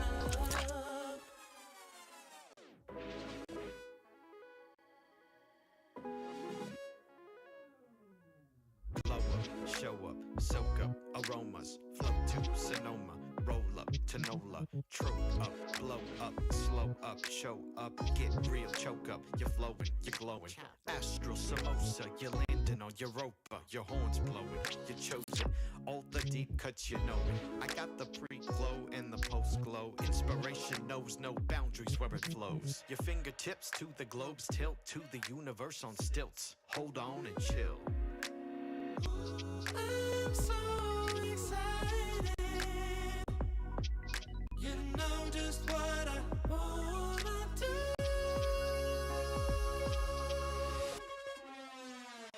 I'm glowing on up, I'm glowing on up, I'm glowing on up. I'm glowing on up, I'm glowing on up, I'm glowing on up. Don't it feel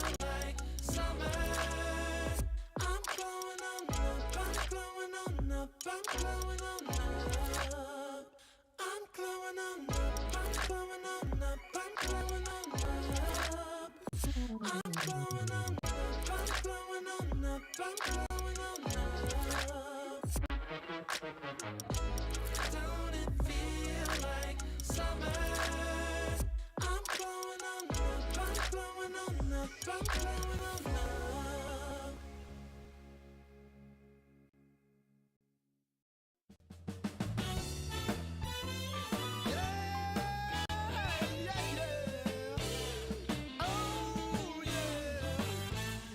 My bag of bud, my camels and jack. Go ahead and take them all, I don't want them back. Those nasty things mean really nothing to me, 'cause lately it's so plain to see. All I want is you, honey, it's so true. Give it to me, baby, all I need is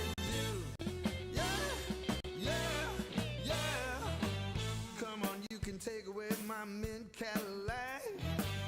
Take my Harley too, I don't need them back. I got an engine, Lord, it runs so right. As long as I get your loving each night. All I want is you, honey, it's so true. Give it to me, baby, all I need is you.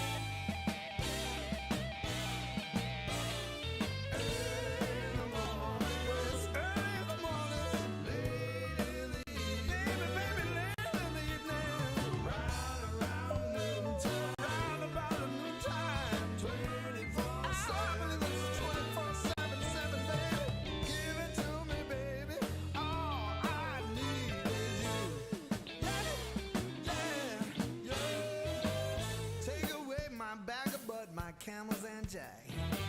Go ahead and take them all, I don't want them back. The only thing I could ever really miss is what I feel when I get your kiss. All I want is you, honey, it's so true. Give it to me, baby, all I need is you. Yeah, yeah. Oh yeah.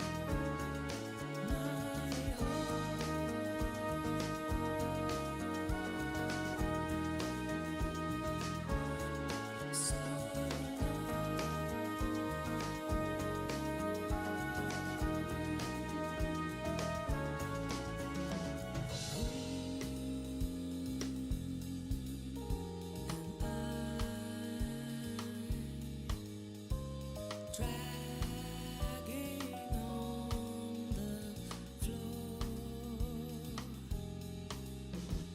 crawling, falling,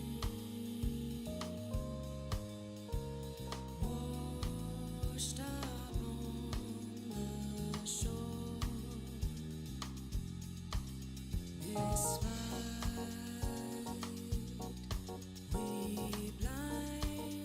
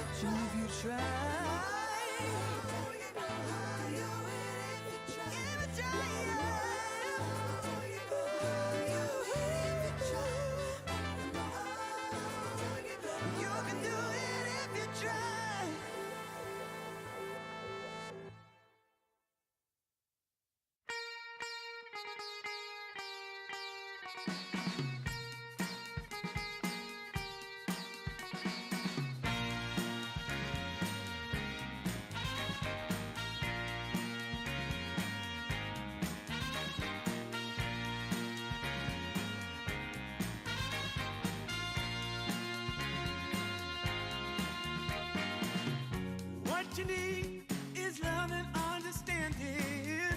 Find a heart whose love is true. Deep down, there's only one companion who's there for you when you need him to be. Your heart was broken in 1,000 pieces. So much pain that you've been through. Here stands a man who's your salvation. Just ask yourself, am I ready for you? 100% now. I'm ready. 100% now. Yes, I'm ready. Eyes wide open. I'm ready to move. I'm ready to move. 100% now. Take a chance in a new direction. Any place you wanna go. I don't have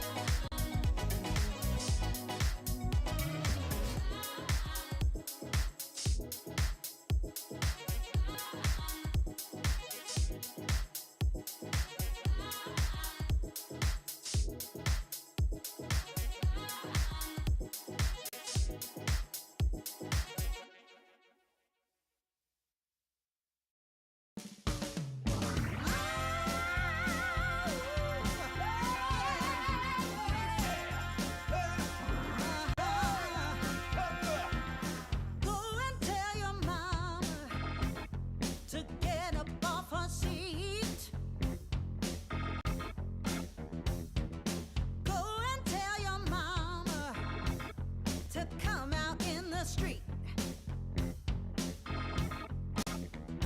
'Cause it's all going on right here. We're gonna make it perfectly clear. When you hear our voices ringing in your ear. Yeah, yeah, yeah, yeah. Run, tell your mama. She better come around. Yeah. We got the mother of all parties, and it's about to go down. Yeah. Yes, we're having a celebration. We're gonna rock the entire nation. It's a win-win situation, so come and lay it down. Yeah, yeah, yeah, yeah. Ooh, your mama got to tell. Your mama got to tell. Your mama, you got to go and tell your mama. Yes, we're having a celebration. Gonna rock the entire nation. It's gonna be a sensation, So mama, lay it down. Go and tell your mama. get up on your feet tonight. Go and tell your mama. Tell your mama, yeah. Go and tell your mama. Tell your mama, yeah.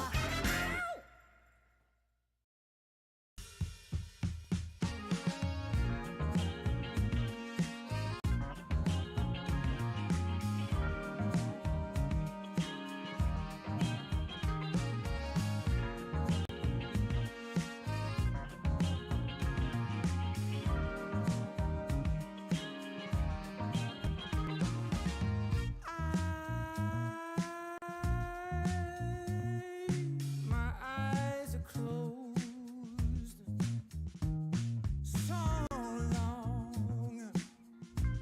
so long after the sun comes up. We do a dance in the dark, down the hall, pictures fall, even the neighbors call. But then you rip out my heart, every artery, a part of me. Ooh,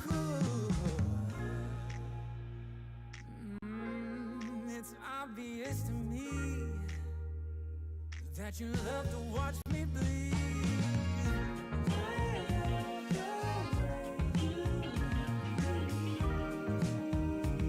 But not half as much as I love when you leave. I hate to see you go. But I love to watch when you're walking away from me. Walking away from me. Yeah, yeah. 'Cause I could be anything you want. I could be anything you need. Baby, tell me it's something real, and I'll give you everything. Every now and then we can smile. You know I can't help myself. They play around with me for a while, keep tearing me up until there's nothing left. Ooh, it's obvious to me. Yeah, you love to watch me bleed.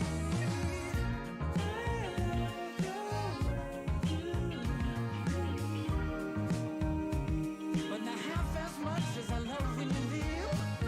I hate to see you go. But I love to watch when you're walking away from me. Yeah, yeah.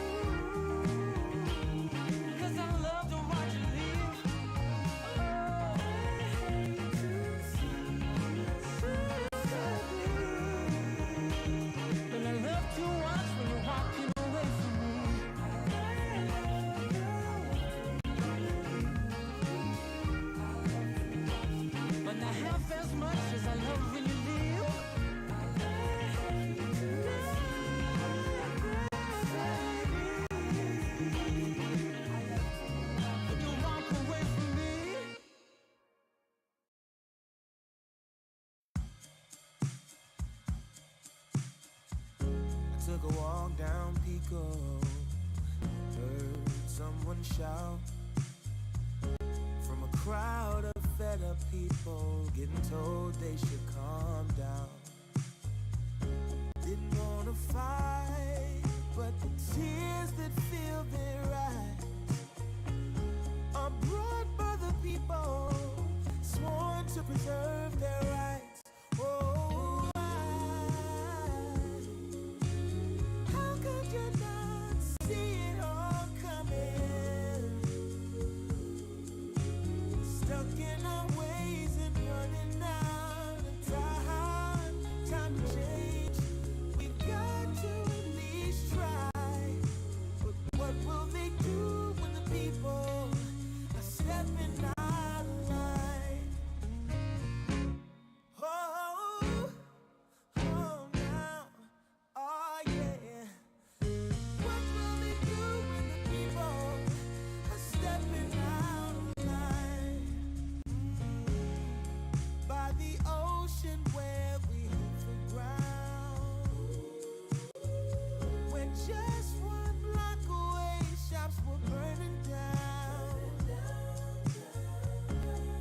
No surprise, the peaceful pay. We can't kick our feet out till justice takes its place. Oh,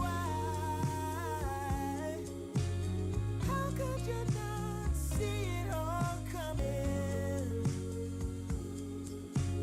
Stuck in our ways and running out of time to change. We've got to at least try. But what will they do when the people are stepping out of line?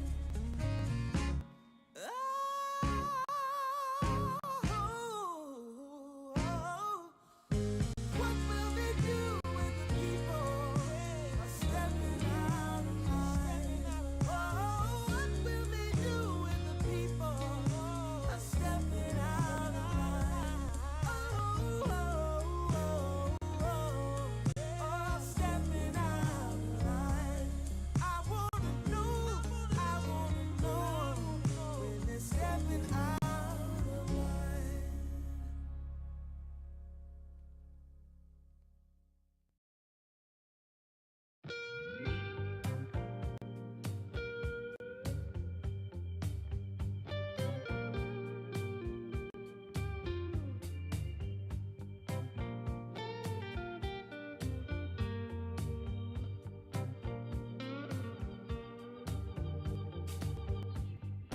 Now I got worries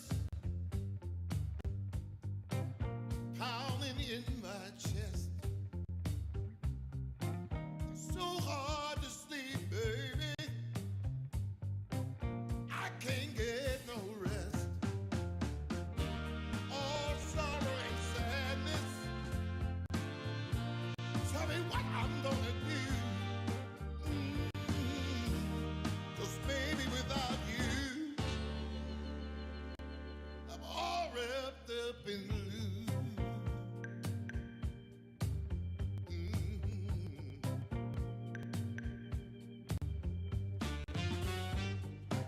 I thought it would be easy to make it on my own. But baby, now I know what it means to be alone. Lost in the shadows. Tell me what can I do? 'Cause baby, without you, I'm all wrapped up in blue. Wrapped up in blue.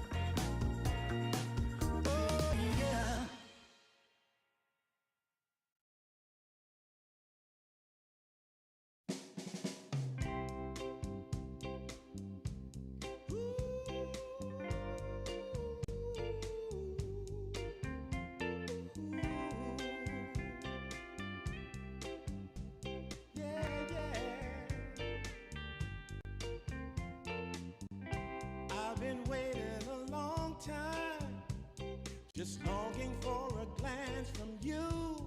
Yeah, a chance to look in those big brown eyes. No telling what my heart would do. Hey, when we met, I sure knew it felt as good as it could be. In that moment, though it felt so good, I wondered why you noticed me. If you gave me just a little time, it would sure ease my troubled mind. Don't tell me that you don't feel the same inside. Don't tell me who. These are feelings that I ought to hide. I don't care where you came from, just tell me where you wanna go. If there's a chance to be together, that's all I really need to know.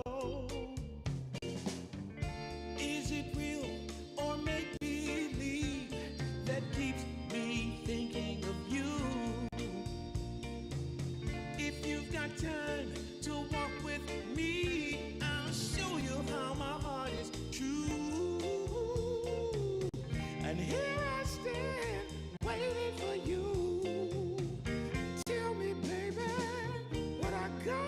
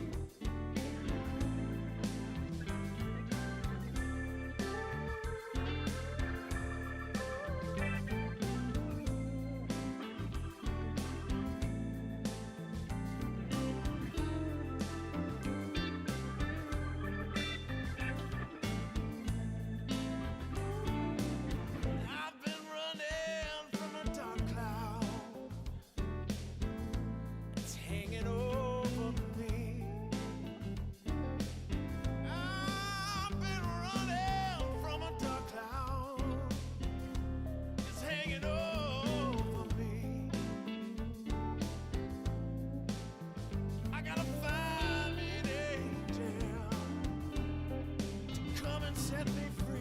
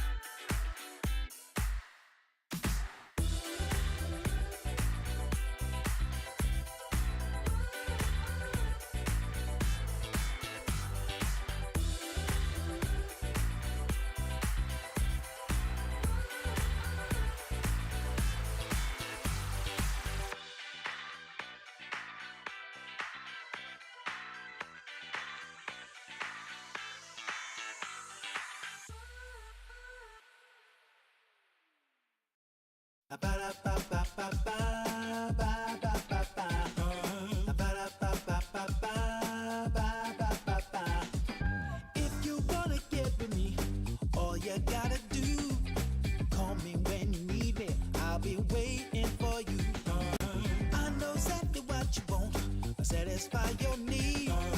We can have a good time, don't you worry about a thing. If you want it here, or if you want it there, you got it. Have yourself a good time, act like you don't care. You got it. Get that motivation, you got it. I got just what you need. You got it. I got just what you need. You got it. I got just what you need.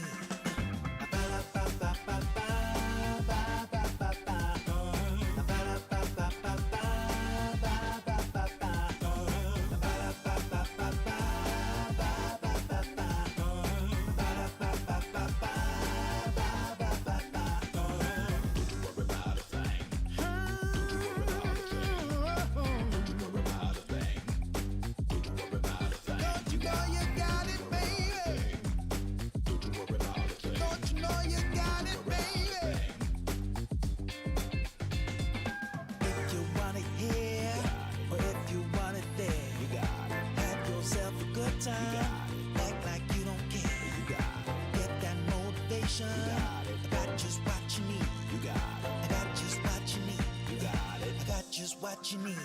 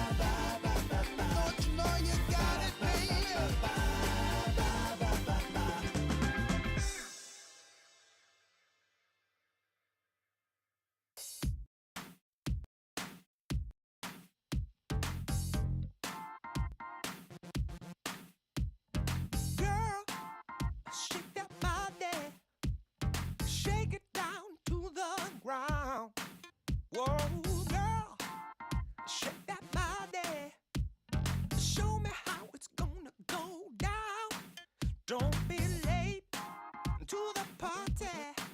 Don't be afraid to scream and shout. 'Cause when we dance to the music, you know that's what it's all about. Yeah, yeah. Hey, girl, shake that body. Shake it to the left and to the right. Yeah, girl, shake that body. We're gonna shake it all night. We're going down to the nightclub in my stretch SUV. 'Cause you know, girl, when we're dancing, there's no place I'd rather be. Yeah, yeah.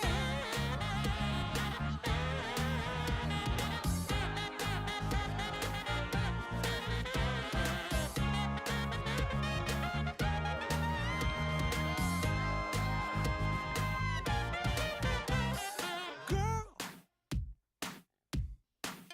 shake that body. Ooh, girl, shake that body. Yeah. Ooh, ooh, ooh, don't be late to the party. Don't be afraid to scream and shout. 'Cause when we dance, dance to the music, we're gonna know what it's all about. Hey, hey, girl, shake that body. Ooh, girl, shake that body. Oh, girl.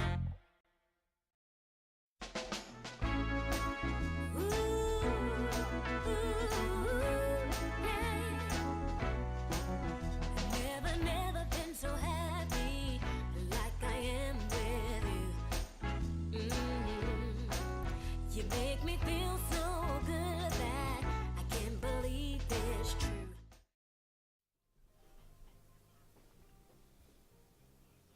It's just me.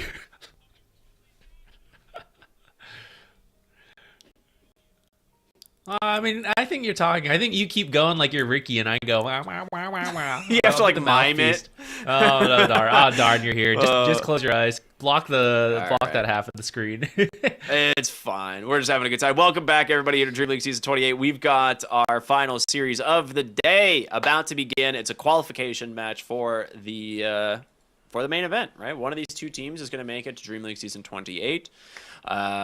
The other one will have another chance in the lower bracket tomorrow. They might. Yeah, they might. It's possible.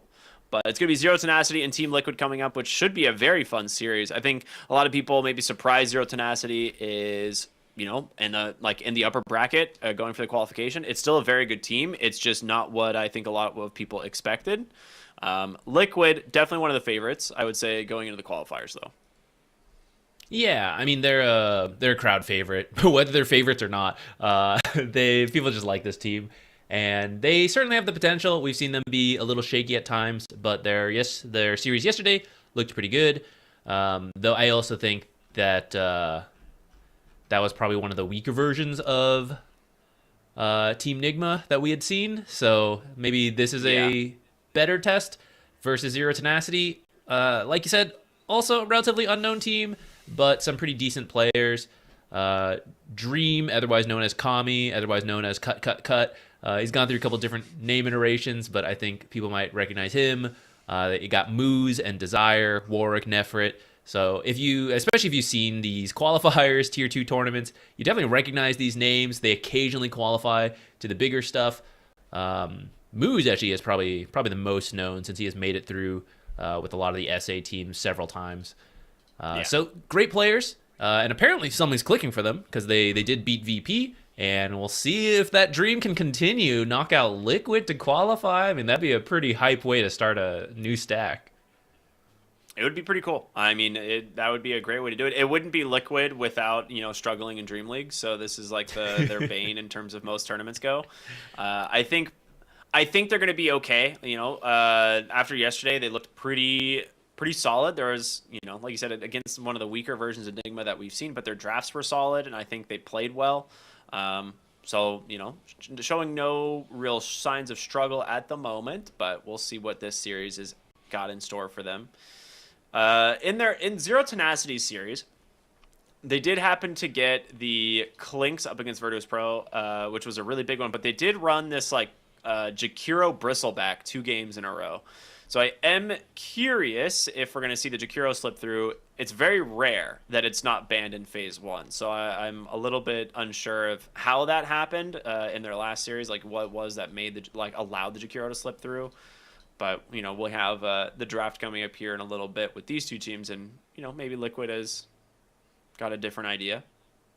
I think it's understandable if Jakiro slips through, because I think he is one of the more popular supports, but he has been nerfed. So I think he's at that realm where if you let him through, it's like, yeah, it's okay, because we had to ban Viper, Centaur, Keeper of the Light. There's quite a few others, and I think it's coming down to the team you play against, which ones you want to prioritize, and you can't get them all. So Jakiro did slip through twice for them.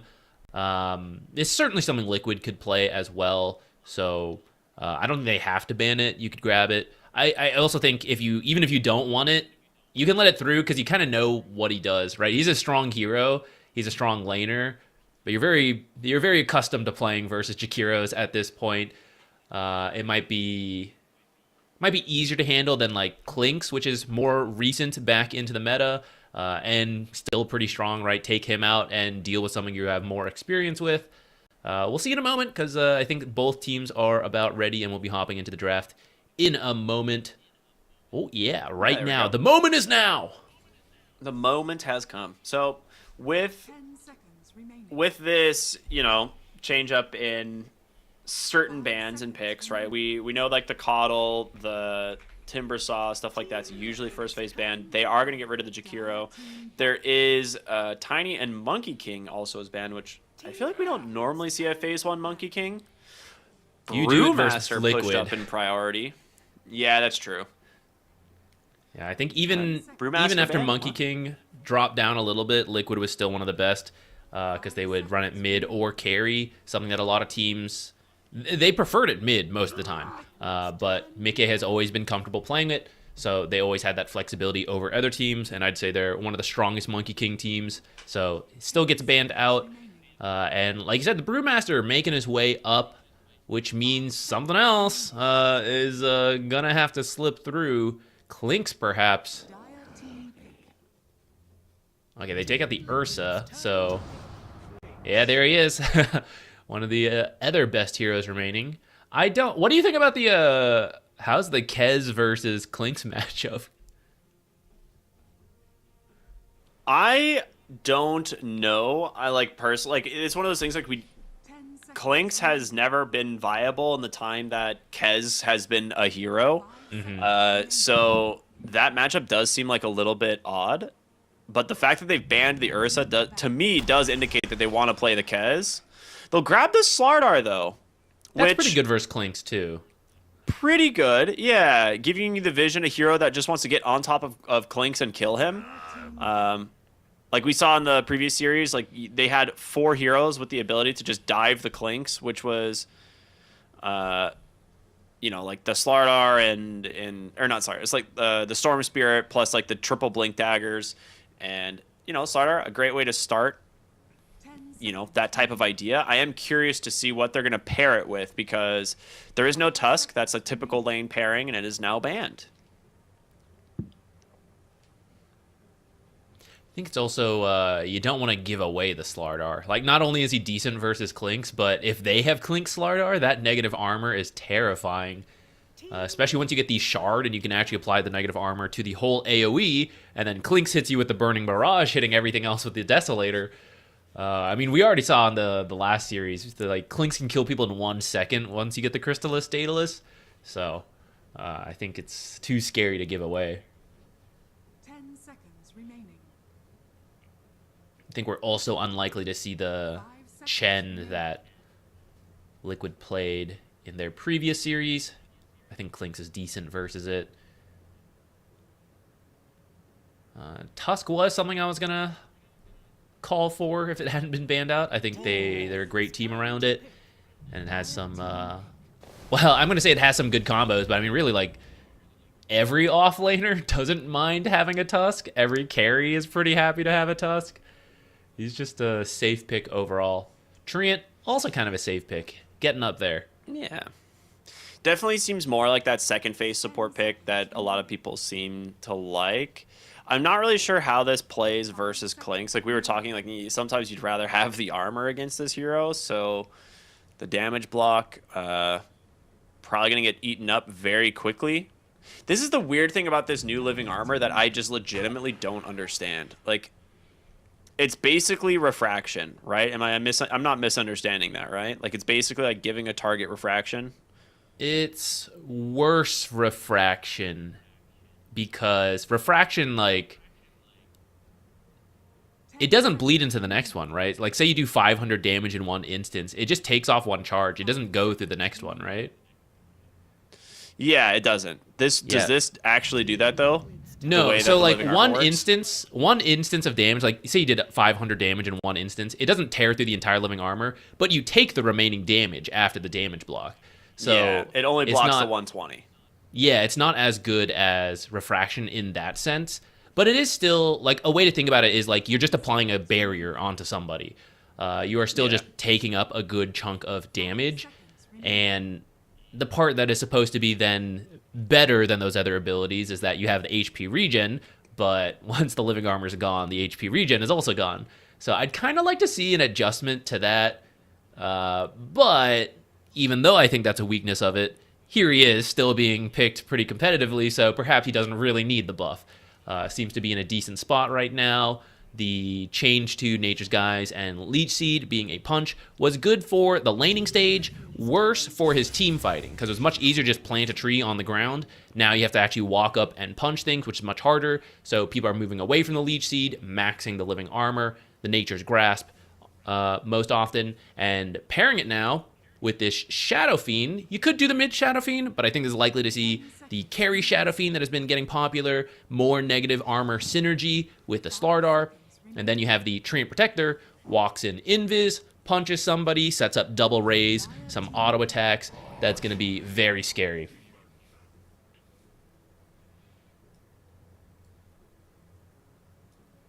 All right. Well, I really like kind of the potential setup of the Shadow Demon Slardar. Like, it's just so good.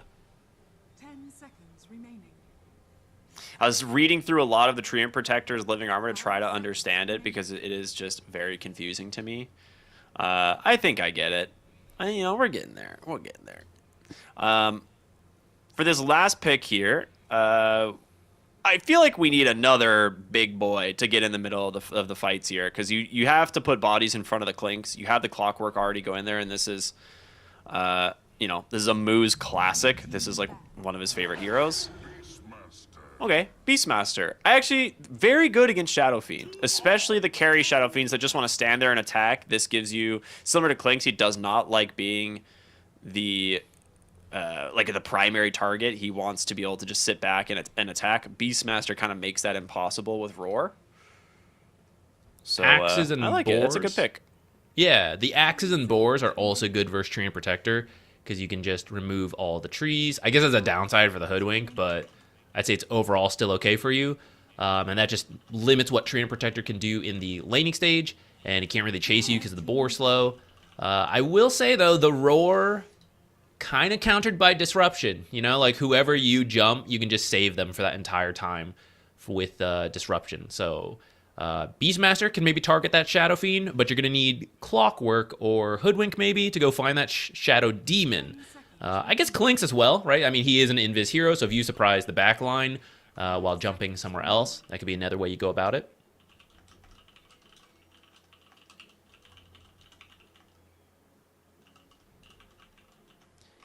It's actually pretty flexible.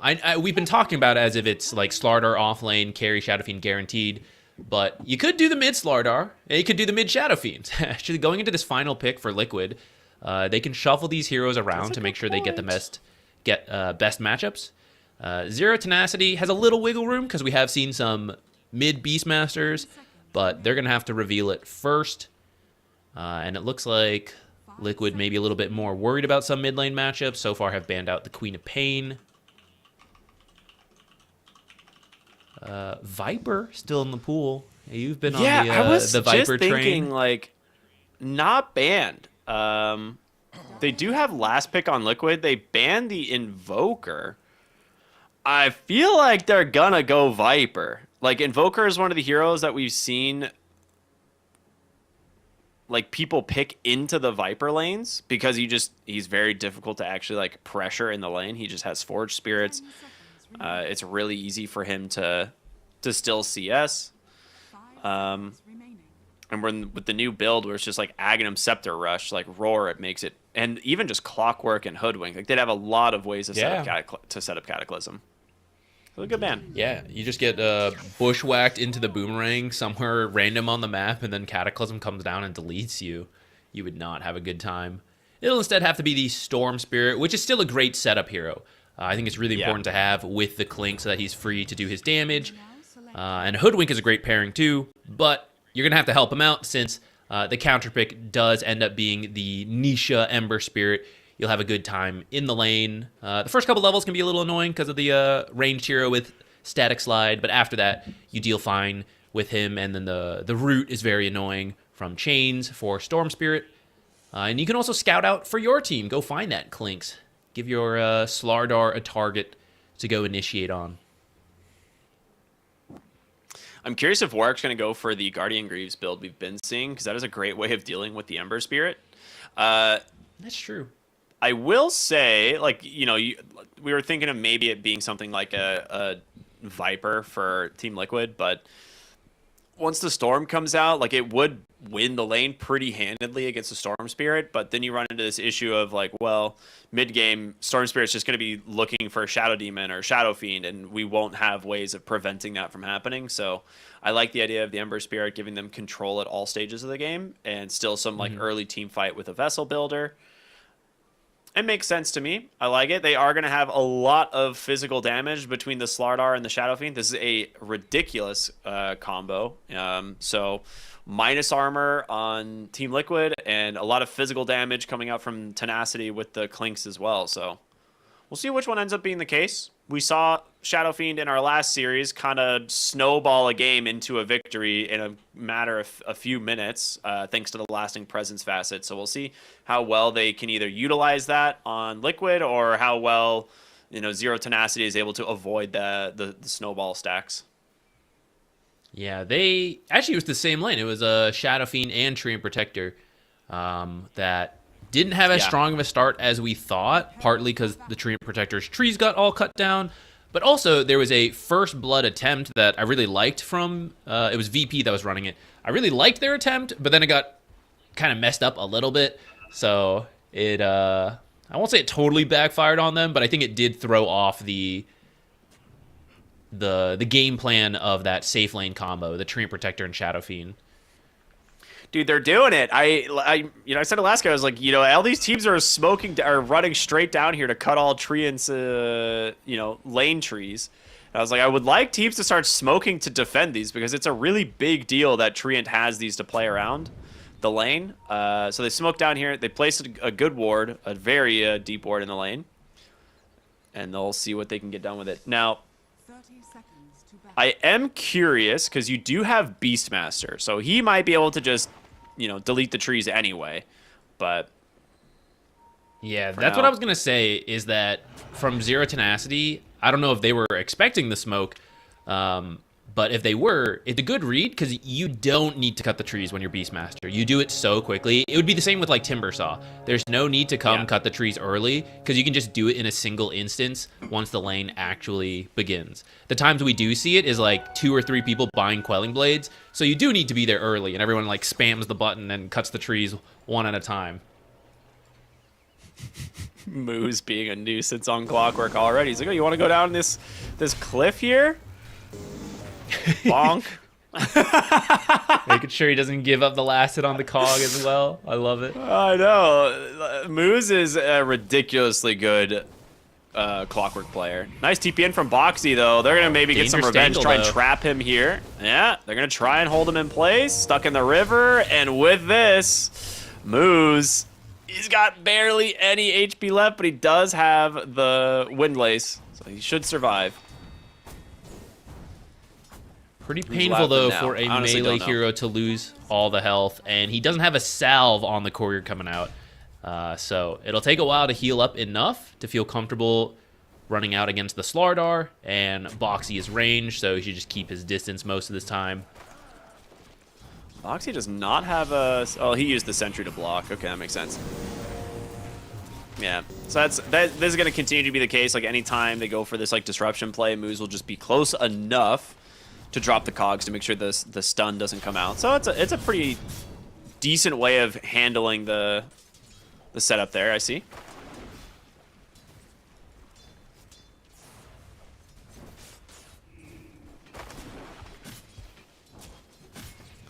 Do you remember the old days I see a lot of trees missing.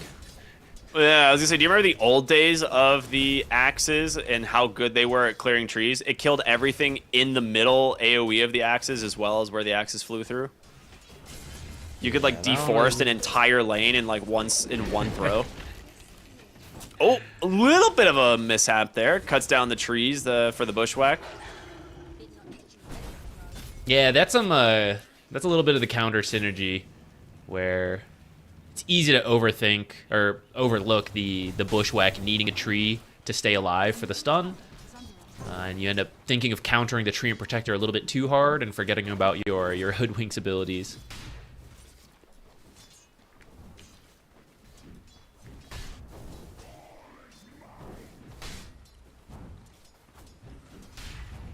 Well, for the most part, lanes seem to be going fairly well. The Clinks, we haven't really seen anyone find a way to shut down the lane of the Clinks. Even if he dies, he seems to always have great CS, and he has incredible sustain from the Death Pact, especially since it's you put 3 points in this immediately. You go for either 2 points Searing Arrow or 1-1-3. You just need to get to that third point like immediately.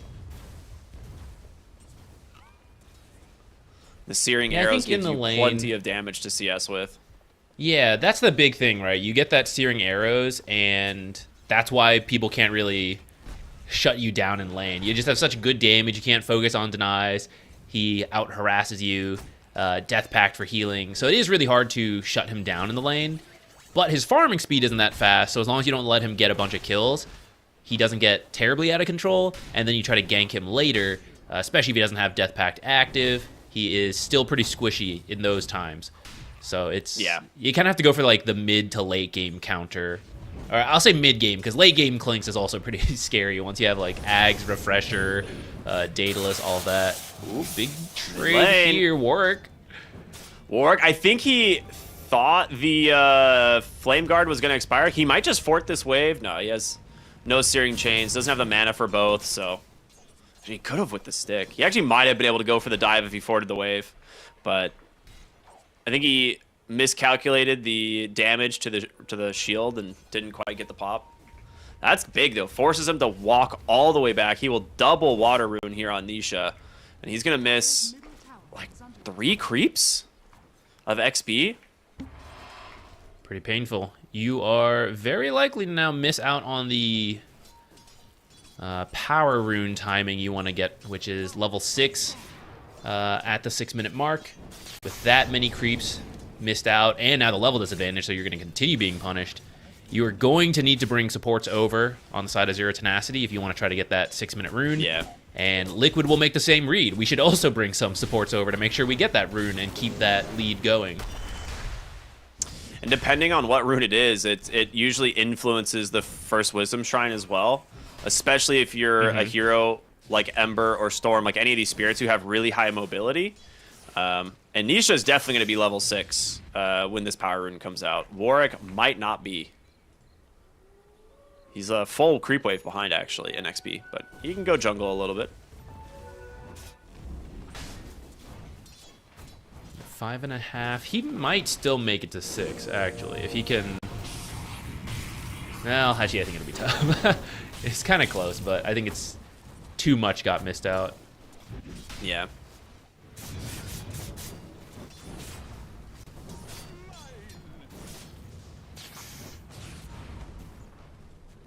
Yeah, it's... I mean, he has to shove the wave really fast to do it. Moo's going to make his rotation towards mid. Treant Protector almost here already. I think there's a Remnant on the top rune. So he's going to be able to play for either one, whichever he decides. It's time for the All right, migration. back bottom. Moose and Boxy both on their way. Yeah, Nisha gets it. It's going to be the illusion. Okay, yeah, still goes top. Just seeing if the Storm Spirit might be there. Might have been able to get the chains, but... All right. Ends up being a very just silent game from both teams. No kills on either lane. 0-0 at 6 minutes. We don't see this very often. Even though some of the duos are strong, I think the killing force has been addressed. Like in the bottom, Tree and Protector has to set up for the Shadow Fiend to do the damage, but you've got the trees all cut down. Top lane, that was kind of close, you know, with the Clockwork getting a little low, but he's the one who needs to set up for the Clinks to do the damage, but because he got low, he mostly just helped with Equilibrium, couldn't really like run in there, control anybody up for Clinks to kill. Mid lane comes down to a skill matchup, which Warwick fell a little bit behind on levels, but, you know, didn't give up any free kills.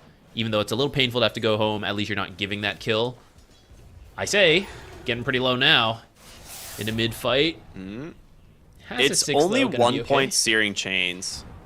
If he has more points in chains, and he's playing like more of a I'm gonna kill you build instead of just the flame guard, I think they get it. Bottom lane is where they end up getting the first, but the rotation of both supports top ends up backfiring.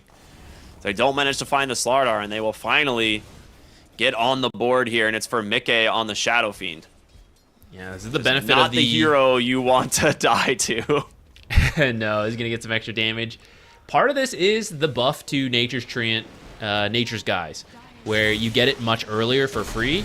Big zip. Oh, nice stun. Very good timed crush. Holy, really well done. Great disruption as well. And with Nisha here, he could get the chains. He does. Onto 2. Flame Guard still running, but we'll just Remnant back mid. He's got a power rune to pick up. Ooh, he gets happy to find an amplified damage. Yeah, that's a big one. Yeah, wow, that crush was perfectly timed. There's nothing that can really stop Ember from remnanting away. So he can just go pretty aggressive to start. And then always know you're safe to get out. They're going to go for a dive with this amplified damage rune. I mean, he's pretty dead. Can't get away from this one. That's very dead.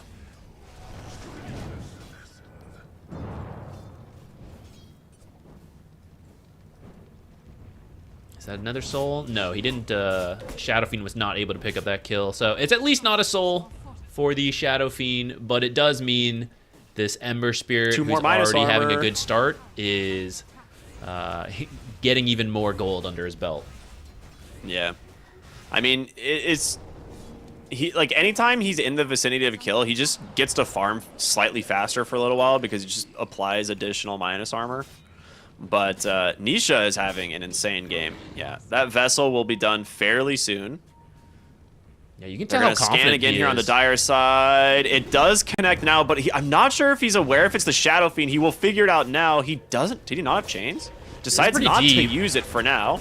There's every hero TPing in on this one. The roar's gonna come out. Shadow Fiend is very dead.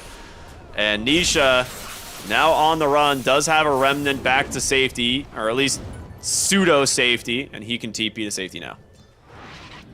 Okay, I cursed him a little bit. I was gonna say, I love how confident Nisha was playing, because as long as he has the safety and remnant down, they can't stop him. So he's dragging the enemy wave into their triangle to farm both, and he knows they can't really do anything about it. I thought that part was great. Trying for the Beastmaster kill is cool, but I think when he didn't get it initially, you had to stop. Nisha dodging the bushwhack there, which might have saved his life. We're going to see rune spawn top. It's a haste rune for the Storm Spirit, so. Well, with this, Clinks at the top of the net worth. Just like that, he's managed to take over. All right, Nisha's going to have to go base here in a moment. I guess he's got a clarity. Clarity wand, got the urn going.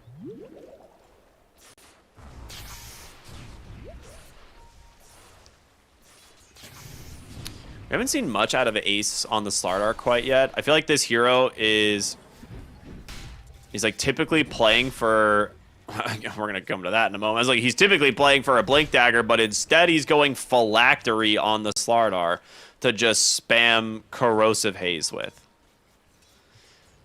That's a wild build.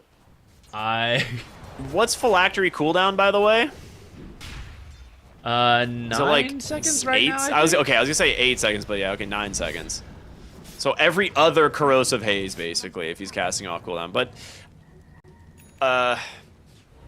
that's a weird one.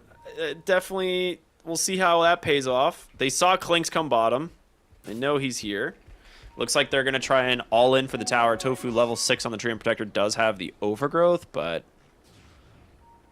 this is a very difficult hold. Oh, they see Dream now. Overgrowth into the Requiem. Goodbye, Clinks. They knew. Very good place of the sentry there from Tofu.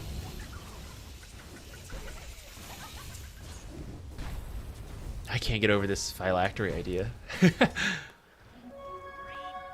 I guess you have the Ember to initiate for you to start, and this will solve your mana problems, which Slardar has over time, especially when you want to use your W to farm. It's like Nefert finds Tofu, while Nisha faces some pressure here, but Boxy will make sure he gets out alive. Maybe one idea with the Phylactery is that it does apply a slow for 3 seconds, right? So you can just run them down if they don't have an escape, which only the Storm really has. Maybe you can like power cogs away. It's an interesting idea. I want it to work because I love these creative builds, but it also seems like a decent Blink game. Ooh, Ace trying to keep the creep wave out, might get caught because of it. Living Armor helping out a little. Crush onto 3. Yeah, Living Armor actually helping out a lot there. He's going to survive. Moose will get caught from the root, and Nisha is here. So Moose will sacrifice himself. Good TP out. Ooh. Does not get the... I mean, I don't know how he doesn't get the chains there, but Storm will make it out. That will be a kill. End up going the way of Mickey, so he will grab himself a free soul there. Dire's top tower has fallen. Radiant's middle tower is under attack. Dream taking a look. Sees Ace. Everyone's kind of collapsing back in, actually. Moose TP's back in. Storm has had time to drop by the fountain. Shot. And they get the chains in place, holding them down, but the damage there is more than enough. Now, the question is whether or not Nisha can find the return kill. Moose under the Demonic Purge is going to go down, but it's a two kills for Dream. Does he finish his Deso for that? Okay, no, didn't quite have the Deso yet. Yeah, that would be a very scary Deso timing to have it so early.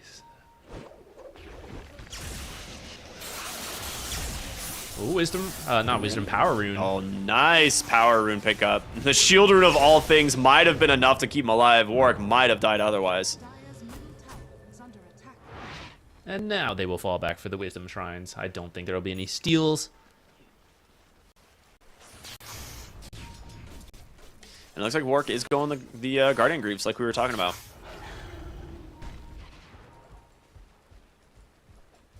It's a cool idea, this game. First, the negative armor that you have to address, right? The Slardar and the Shadow Fiend.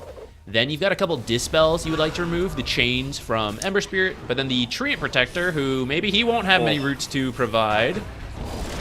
Great TP in there. Overgrowth comes out. They're trying their best, but the dive, man. All 5 heroes from Tenacity are here. Treant will escape into the trees, of course, and TP home, but... Thanks, Boxy. Saves him, but he cannot save himself. I think so. Yeah, I mean, Mickey got it. That's honestly not the worst trade, yeah.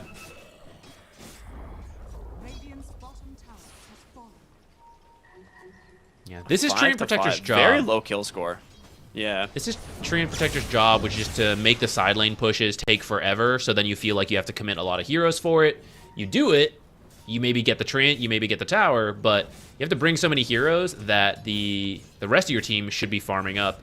And when you do this, you pick up enough gold from dealing with the waves, and you still contribute by healing your teammates. So now there's a 15-minute pickup of the Eyes in the Forest Shard, setting up Vision. Ember Spirit barely getting out. Deso not enough. Barely gets out, but they got the crush and the follow-up stun onto Warwick. He gets out. Just barely at the end. Offensive disruption. Who have they caught? Phylactery. A whole other fight happening over there. The phylactery to slow Slow's Dream. pretty good, It's actually actually. working. Oh my goodness. He ends up dying. Mickey claims the kill. Nisha does find an invis rune here, looking for another opening. They drop a sentry. They happen to see him, but the Sleight the Chains is out, and they will look for the hoodwink. It's just a one tap from Mickey. She goes down to 0 armor. They actually do have several slow sources, so when it adds up with the phylactery, they really are not moving. That's is very pretty funny. Wow, that's a very early Eyes of the Forest here for the Treant Protector. He just rushed the shard. Yeah. Brown boots, windlace. This is really so. It's pretty Shard good is when you cool. have Clinks on your team because he can go find kills with the Eyes in the Forest. But it also works in reverse, right? Where you can see when he's going invis, and then you know, like, oh, I better keep my eye out there. Unfortunately, Treant not invis this time. Clinks was, and so now they'll know there's a tree here along with the actual protector. Take him out. Well, I mean, they killed all the trees around the one that he planted, so it's actually still alive. He has vision. They do not know about this quite yet. Maybe they didn't realize which tree. Bottom lane. Lots of heroes grouping up here. Ace. Gonna go for the wraparound, see who they find. Nice find from Moose. Hookshot in. Chains, though, onto 2's gonna catch them. The roar does come through Warwick on a sliver of HP. The Demonic Purge. He has to dodge the damage into the fountain. He gets them. Moose, not gonna be lucky either. A finished 2-0 here for Liquid. Very nicely done. Before you guys start building phylactery on Slardar in your pubs, keep in mind, this only works because there's someone else to initiate right now. A lot of these plays are still panning out because of the initial Searing Chains that he can then follow up with the phylactery Corrosive Haze combo. I think this is the first time I've ever seen it. I don't think I've ever seen a Slardar build phylactery.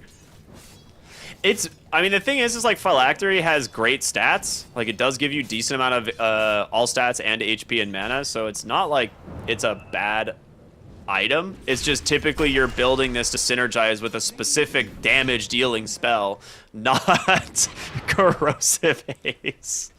But hey, I can't argue with the results so far. It seems to be working. I mean, if you take away the damage element and you're just saying, hey, I'm getting another 3-second 30% slow, it's like, oh yeah, that sounds good. It's like, it's phylactery. You're like, what? Hello? But it is good. It is another slow. All right, for now, Liquid feeling pretty good, up to a 5,000 gold advantage. They see the Clinks. Phylactery! There he is. He can't move. He's so slow. He's so slow. Just sprints at him. Now, with this help from the rest of the team, they are all here. The roar does connect going into the Burning Barrage, and Ace will go down. Nisha still has a lot to play with. Chains does connect. Big Requiem, and they take him down. Mickey will find the kill. Storm Spirit tries to get onto the backside of the fight. Cannot really find his target. They're looking for the Ember. Does he have a remnant to escape? I don't think so. Nisha in trouble, but he has one in 2 still seconds. Alive somehow? I don't get it. He just lives through all of this. It's just boxy. Oh, I mean, my living goodness. armor. I didn't see who took the disseminate, but you could use that on allies to give bonus. It was health. on the Ember Spirit. Yeah, he threw the disseminate onto the Ember. He just reflected Plus all so these- much damage.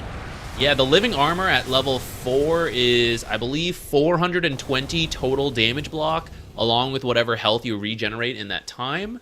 So you add all those up, especially at a low cooldown. There might have been multiple living armors. I wasn't really keeping track, but wow, that can certainly help keep your Ember alive, who he was tanking like 4 different heroes in that fight. Yeah, that was huge for Nisha. Also has the Essence Ring, too. So, I mean, a ton of effective HP on this hero. Tofu's going to find Desire here on the Hoodwink, and Just a dancing squirrel. Let him be. just a tree stalking its prey. You know, nothing out of the ordinary here. Oh, Tries to TP no. out. That's not going to work. They're going to give this one to the Shadow Fiend, I'm sure. Yep, Mickey. Another soul for his collection.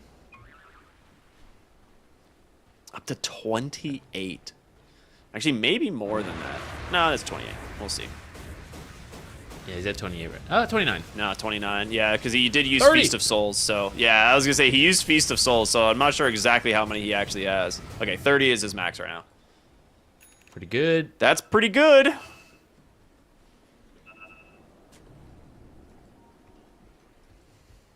Tofu's got 3 Eyes of the Forest charges. It's time to head out and go play some.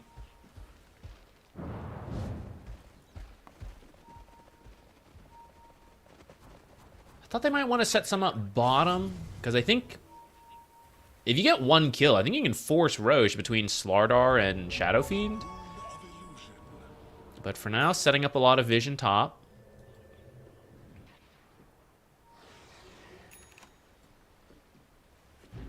These eyes are doing work, man. It's going to make it really hard to defend that tower. Yeah, you have to get a gem nowadays versus Treant Protector, but you don't want to get it too soon because you'll get killed and then you'll lose it. Especially because you have a Clinks, right? It makes it kind of awkward where you want it, but you can't afford to lose it. And with the Eyes of the Forest, Mickey knows to get out with plenty of time. Tofu, maybe pushing it a little too Stuck long. around a little bit too long, buddy. I mean, the thing is, there's no objective on that side of the map. They already took the Tormentor, right? So for them, they're like, eh. You know, they gank here. It's whatever. Let's go take Roche on. Yeah, this is, if you're not setting up the ganks, you should be drawing the enemy to the opposite side of the map of where you want to play, is what Treant Protector should be looking to do. So you die. Oh no, I'm feeding. Aegis now secured for Mickey. Now you can just play with him once you're back up. Just keep living armor spamming him, protecting him with the abilities. You're going to have to get to him twice on Zero Tenacity. There's the blink from Boxy, setting up another disruption gank, and Ace able to join the fray from afar now.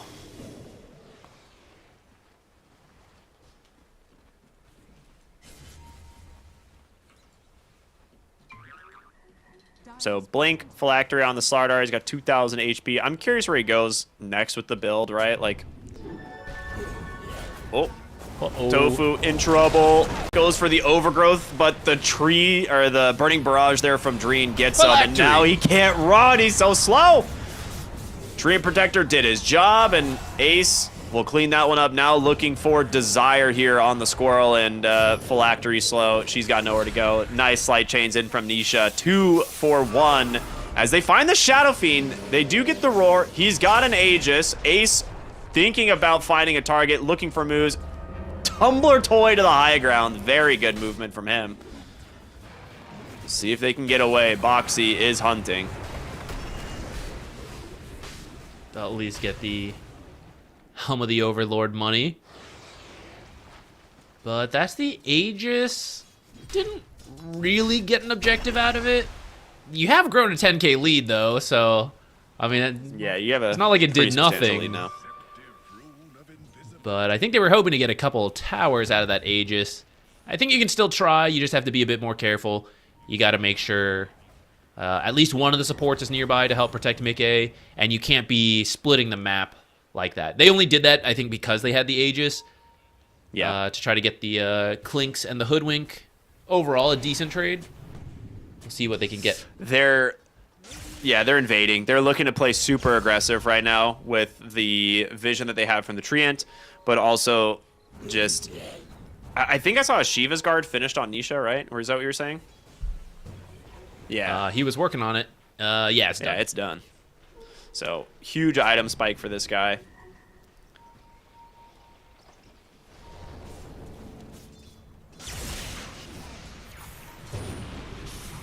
Warwick, I mean, he's got Guardian Greaves to get out of this, but there's going to be a Blink Crush. And you are see. It's going to be a lot of mana spent. Nisha is going to try and chase him all the way to the ends of the earth, but does not quite have the reach. He will escape. Down bottom, they're going to try to make use of the fact that Liquid is all in the mid lane. Try to at least take this tier 2 tower. Don't really want to fight directly when you're this far behind. So you got to get them to split up and then see what pickoffs you can find. They saw the hoodwink come top thanks to the treant, but she just barely squeaked through the creep wave. So, I mean, yeah, you're right. They get the tier 2 bottom as a trade. I think overall, not too upset about that with Zero Tenacity. Like the mid tier 2, obviously a bigger objective to give up, but that is their high ground fort. You can afford a little bit of chip damage because you have the Treant Protector. Living Armor is back to heal these. So you don't have to go home right away, but there is a limit to that. And I think they were pushing that to see if Zero Tenacity would, you know, maybe break on the split push, if they would come home. For now, they're just going to send Nisha with the Spirit. He needs to be careful. Hook shots in. The roar. Nisha is dead.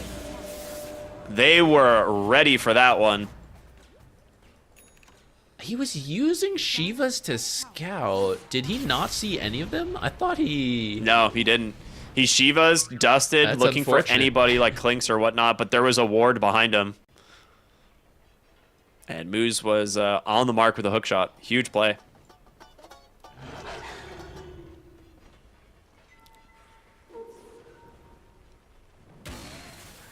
Well, now you're still in front of the tier 3. Why not take a little bit more poke at it? Yeah. Living Armor is trying to keep it alive. But I mean, now with the Clinks is Clinks going to here, kill this. Like, you don't have fort. This is super dead. Working on the ranged racks now as well. The melee absorbing just a little bit of the block damage here thanks to the Treant Protector, but... he didn't get his All right. phylactery Zero damage in. Tenacity is going to force him back finally. Yeah, they're actually still down Really here good on series this events. kill trio with the roar, the sharpshooter, hook shot. Actually, if someone is still pushing this on their own, for example, Ace, well, his wave clears so fast, actually, they can't get in position fast enough. The Gunpowder Gauntlet. There's... this is a build.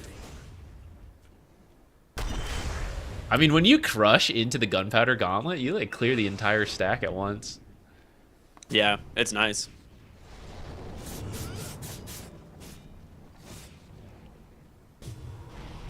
Warwick. Needs to get the Requiem. What a Force Staff. That was beautiful from Mickey. Instantly kills him. Yeah, I mean, he's got Guardian Greaves to remove, you know, chains, corrosive haze, but you can't stop the Requiem fear. Can you remove 33 33 spirits lines of Requiem Yeah. at once? That's a lot of damage. Dire's middle tower is under attack.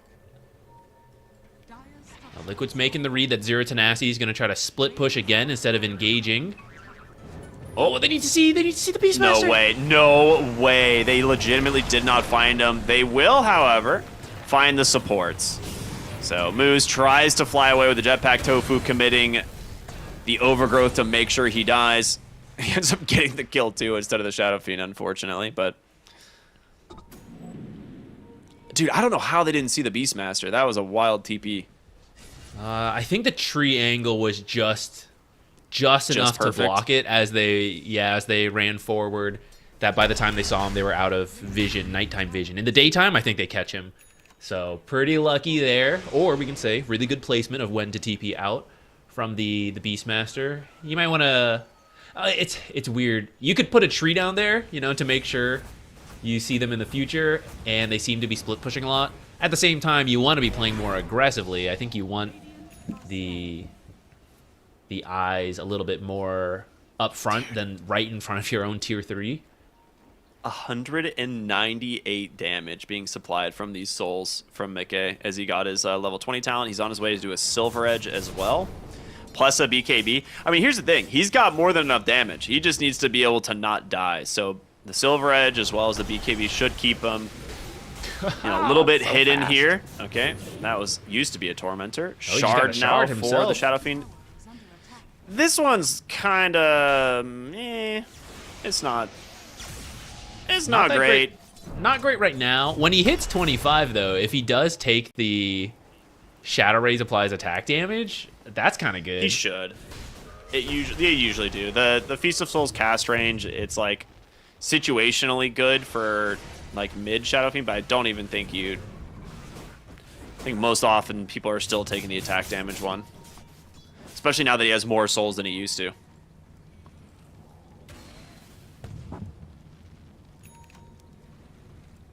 It's a pretty long second Roche spawn. These last few minutes, Liquid's been relatively patient in terms of just grouping and shoving. I think it's because they lost that first Aegis pretty quickly. Ooh, hook shot. Good find from Moose. Do get the disruption. Mickey quickly cleans up that first the kill. top Tofu's side. still alive. Ends up on the high ground somehow. Ends up dying. Bash out. Crimson Guard buying him a lot of space. Nisha still playing aggressive. They're going to buy back on the clockwork. This burning army has completely split the fight. The Shadow Fiend did not feel safe coming around there. So they will just back away. A 1-for-1 trade with the buyback. There's no remnants left on the Shadow or on the Ember, really, I don't think. And smoke up here, looking for their roar target, looking for Ace here in the mid lane. Slight change does come out. He's trying to finish off the kill with the Shivas. He does. Ace will live, but there's the roar going to connect onto the Ember. Boxy trying to get close enough. He doesn't even need it. Nisha's just going to do the whole thing himself. He's killing everybody. Remnant after remnant, root after root. The whole team is freaking dead. There was a creep wave there, right? He hit every hero? Chain gang, baby. That's how it works. He had a remnant in the mix. He rooted like 9 units. Yeah, that'll do it.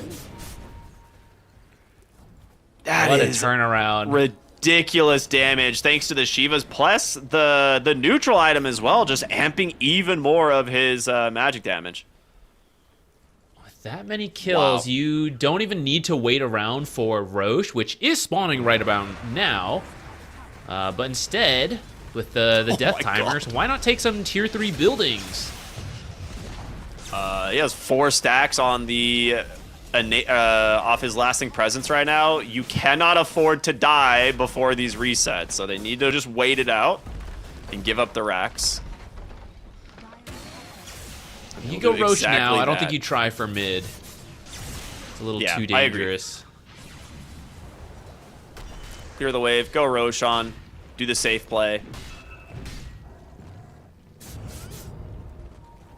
Got everything on 0 tenacity as you respawn, though, so you might be able to run over and fight, but you know that Tofu has been here setting up his trees, dewarding you. They're going to be running into full vision. Maybe you can start with a kill on Tofu, though, who's trying to get this creep wave. Squeaks on by. Does he have... And now? Okay, blink in from Boxy. Requiem to follow up the crush. He does have that barrier, but it's not enough. And Nisha actually roots up 3 on the backside just to try and continue the chase. Ace with the slow, looking for Nefrid here. He's forced to pop the roar. Another searing chase, but this one does not connect. And with this, just 1 kill, despite all of it.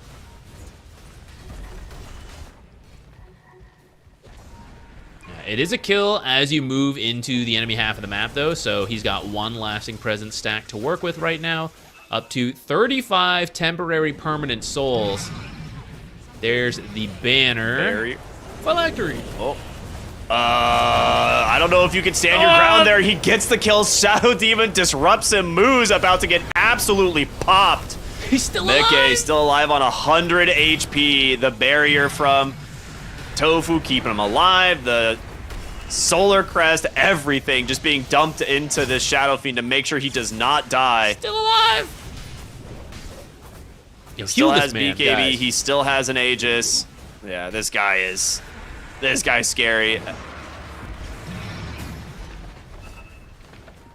I love the 4 staff side to side in case the Storm Spirit's coming, you know? Wow. Sharp Ridiculous shooters stuff here channeling from somewhere. Liquid. Yeah. All right, straight mid. I mean, the death timers are so long, you still don't have your clinks, don't have your clockwork. Maybe they had buyback, He's but got as a you satanic finish up on the these way, buildings, Ooh, Ember trying to get the chains there. Will find it, holding down the Beastmaster, so no roar. That will be mega creeps for the side of Liquid. 2 heroes still dead. If you thought you had a chance at killing the Shadow Fiend before, you definitely don't now that he has a satanic.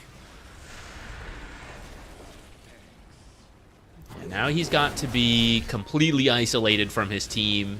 You have the damage to kill him. It's just you can't kill him while he's also being saved by Disruption, by Living Armor, by Force Staffs and Solar Crests. So you need to either deal with the rest of his team and then go to him, or somehow find him away from everybody else. They get the Guardian Greaves out of Warwick.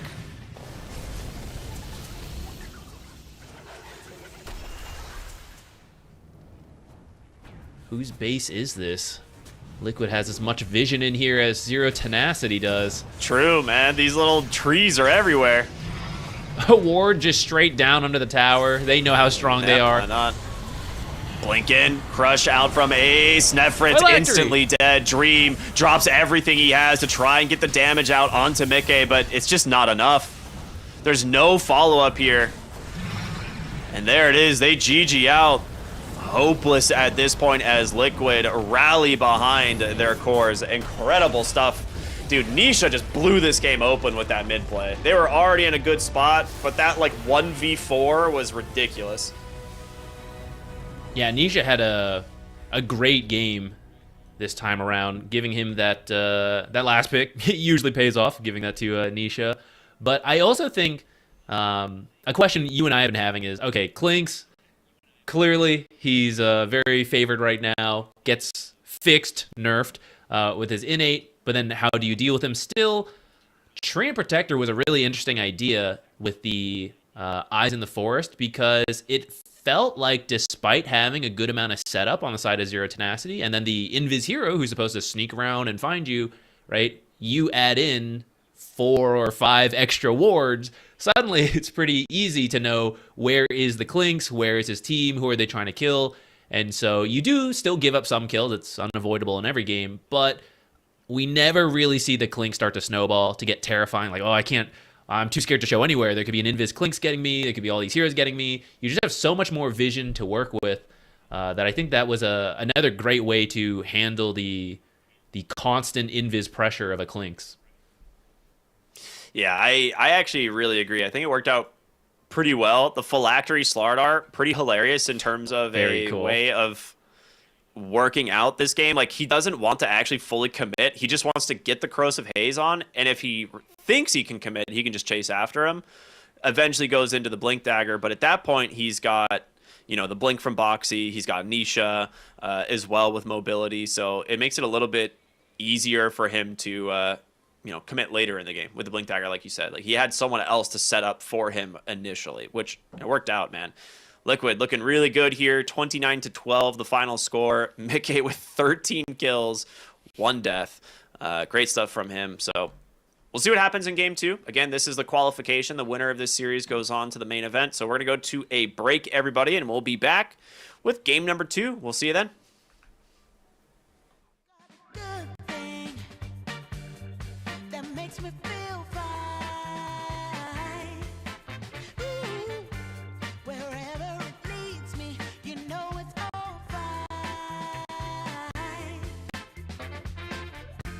I never thought that this could sweep me off the ground. I don't want it to stop. No.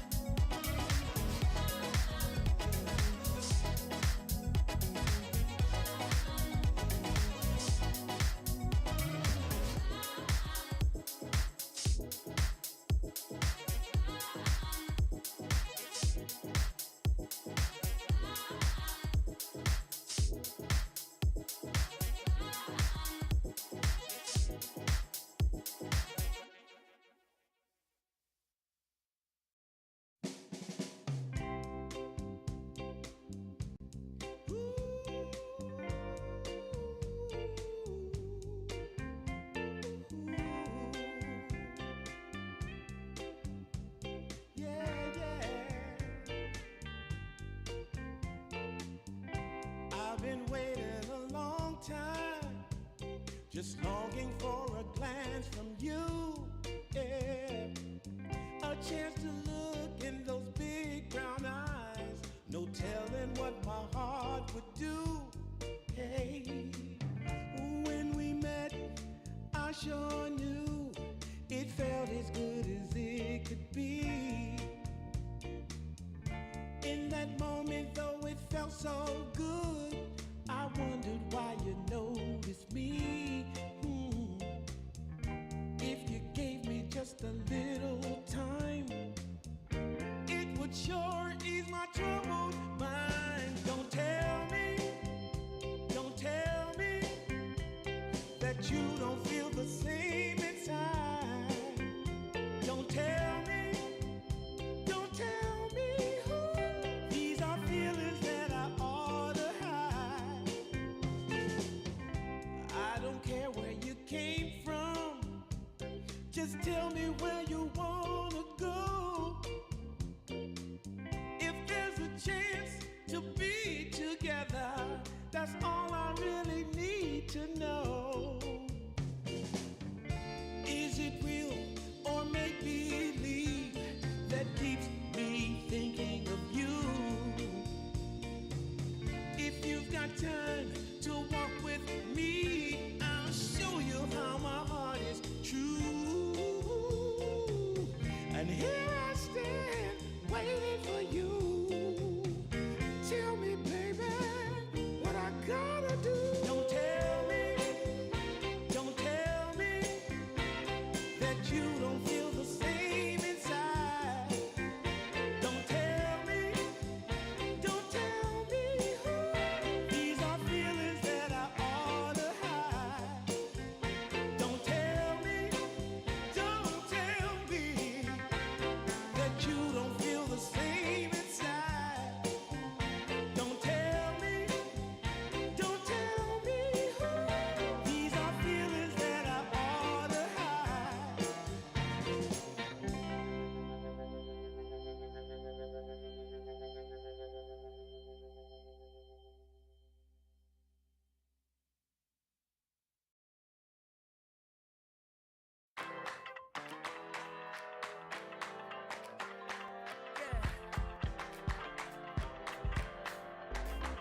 You crack the ceiling.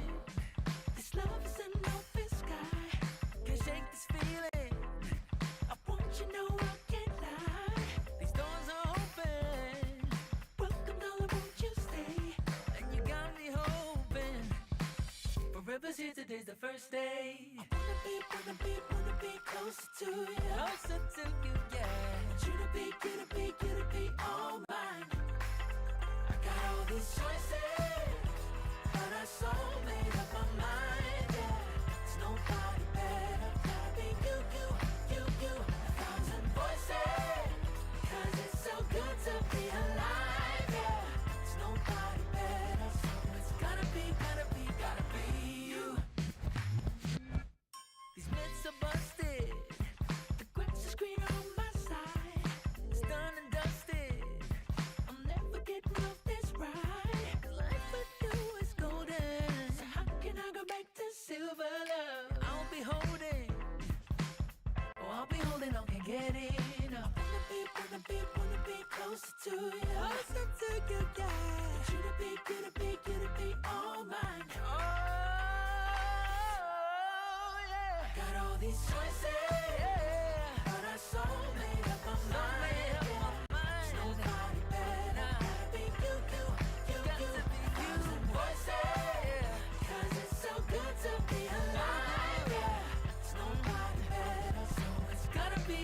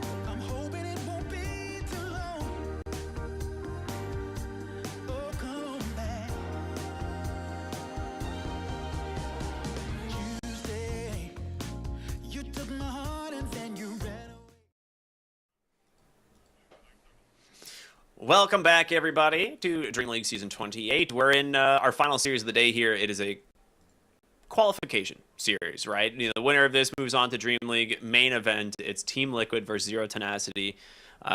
Game 1 looked great for Liquid. It's very similar to what we saw yesterday in their series against like Nigma, where they kind of just hit a perfect timing and just steamrolled their way through the base, like all in one go. This wasn't like a get one racks and back, we'll wait for next Roshan, get one racks and back. Like they kind of just know when they're ready to end the game almost, it seems. Yeah, I think having a Shadow Fiend also helps with that, right? There comes a certain point where you are almost just waiting for that opportunity. You just wait to get like a couple kills or two, and then you go, okay, this is it. Just go ahead now. Which is kind of what we saw. After they lost the first Aegis a little bit quickly, it was like an okay trade, but you didn't really take that many buildings for it. We just saw them slow down, try to hold the map, and they didn't really force that much. Some of it was Zero's and Tenacity pressuring them bottom, so they didn't feel as comfortable forcing as much. But it felt like they were comfortable holding that pace until, okay, we found this really good kill. Now go get this. Now go get that. Now go get this. And the whole game, snowballs into the end, like you said. Yeah. I mean, it was funny. Like, they got the tier 3 on Zero Tenacity, and I was like, are they just going to, like, play this kind of tug of war game? Eventually they're going to force Liquid back, and they did. They ended up losing some heroes, when Liquid did finally come back with numbers. So, yeah, it just seems like Liquid had a pretty good read on their state of the game and what they wanted. Itemization was on point, so got to give them credit for that. Like, they knew exactly how they wanted to deal with this game. But we have draft for game number 2 just now starting, so let's go ahead and jump into this and kind of see what may or may not change, whether or not these first phase picks or bans are going to go one way or the other. Radiant team ban.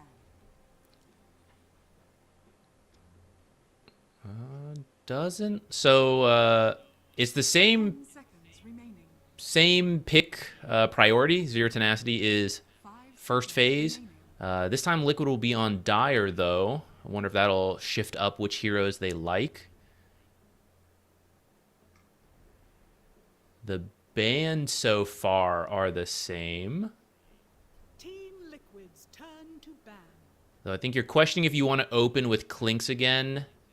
Oh, yeah. So if you want to open with Clinks again, perhaps you want to take out the Slardar counter response. I think that was part of why the Clinks doesn't pan out. The Corrosive Haze just keeping track of him.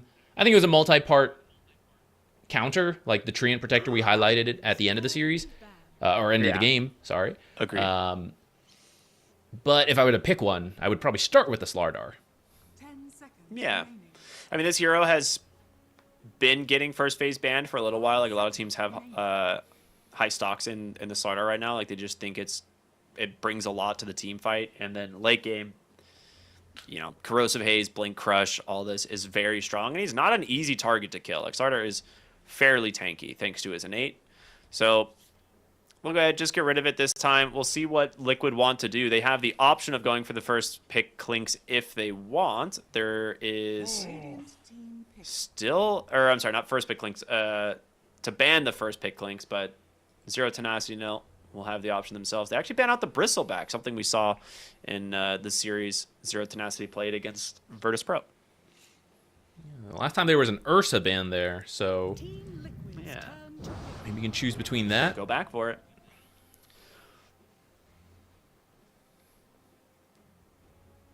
All right, so you eliminated one problem, which was the Slardar. Interesting idea, actually. Evasion, a great way to deal with Clinks.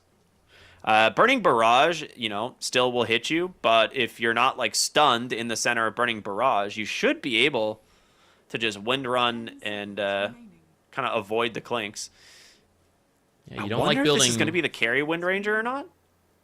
I think it could be, because you really don't like building MKB on Clinks, and if it's a support Wind Ranger, you can just say, okay, I'm still not going to do it. Like, someone else go deal with that support Wind Ranger. But a core Wind Ranger who I want to try to ignore her for a bit. Oh, she is focus firing me with a bunch of damage. Like, I'm just dead. I think you need to be able to threaten that. So I would be happy to see a carry Wind Ranger. If you want to flex it, you can. I know Boxy can play a mean position 4 Wind Ranger, and actually coming from position 4, I think Tofu could take it in position 5 and make it work if they really wanted to.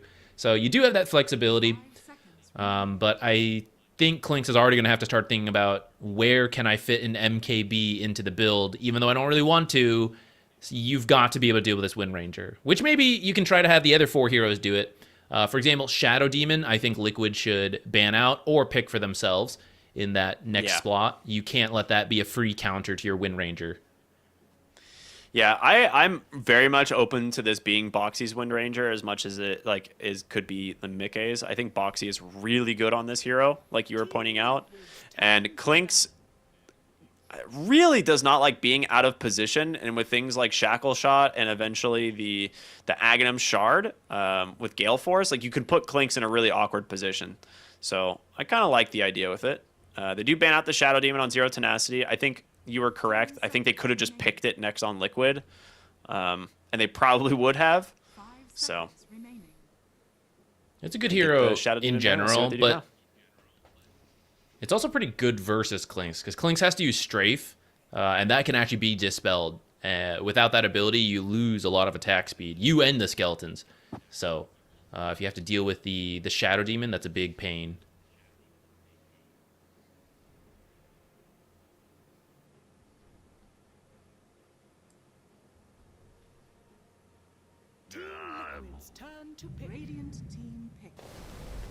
Okay, there it is. Treant Protector. They go back for the hero for Tofu, which we pointed out last game. He rushed the Aghanim Shard, had it at 15 minutes to start providing as much extra vision as possible against the Clinks. Those extra wards definitely end up mattering. 5 seconds remaining. I think depending on who you're playing against, you don't have to rush it that fast.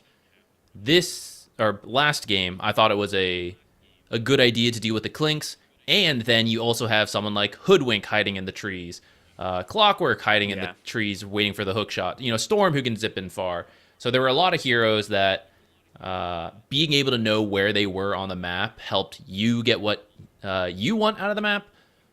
This time, we can see. You can still go for different buff items before the shard. I think Clinks alone, you don't have to get it.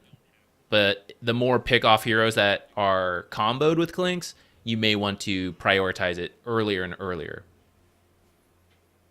Yeah, we could see like a Solar Crest, as like an early pickup. We saw it last game as a way of trying to help keep heroes alive.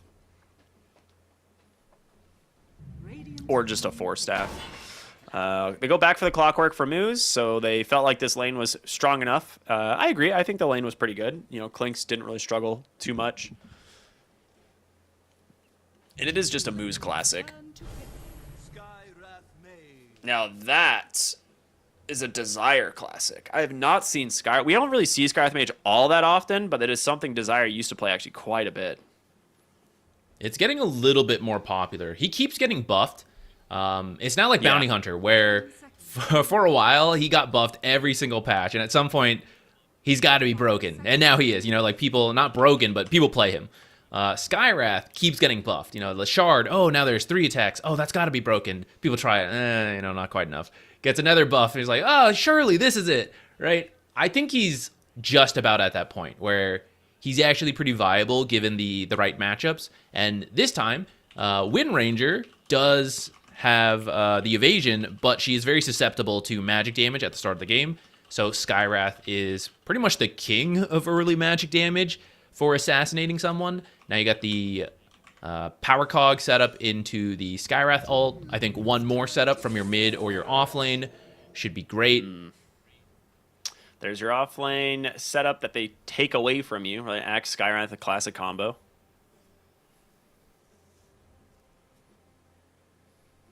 Natural Crimson Guard builder as well, which I think you're very interested in that item when Clinks is on the enemy team.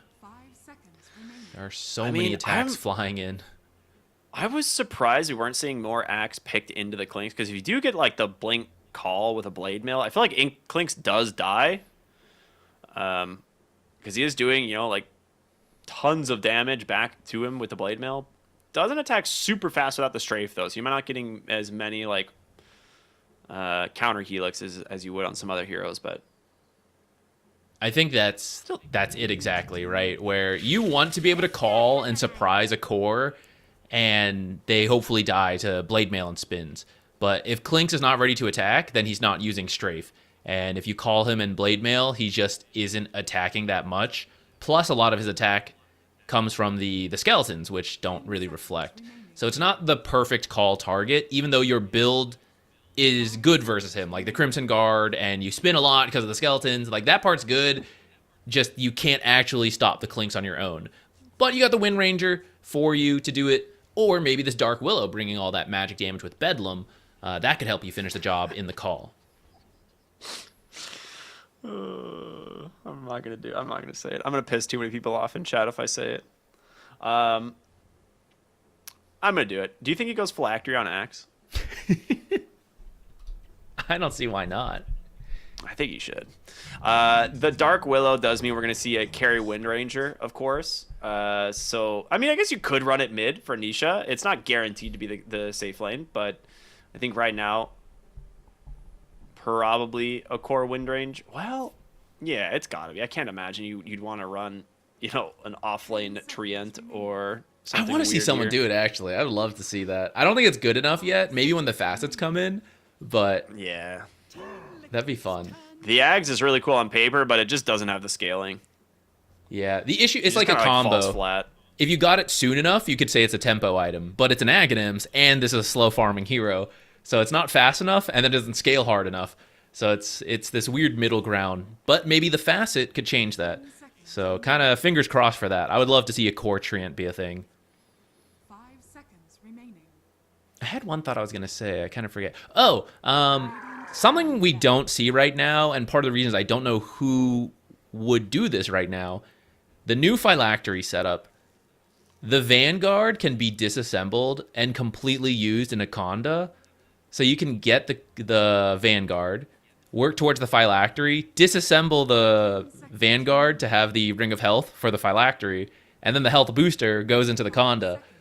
I want to see someone do that, but I really don't know when you would do this. Or, if you're Okay. Axe, you just go Soul Booster into Octarine.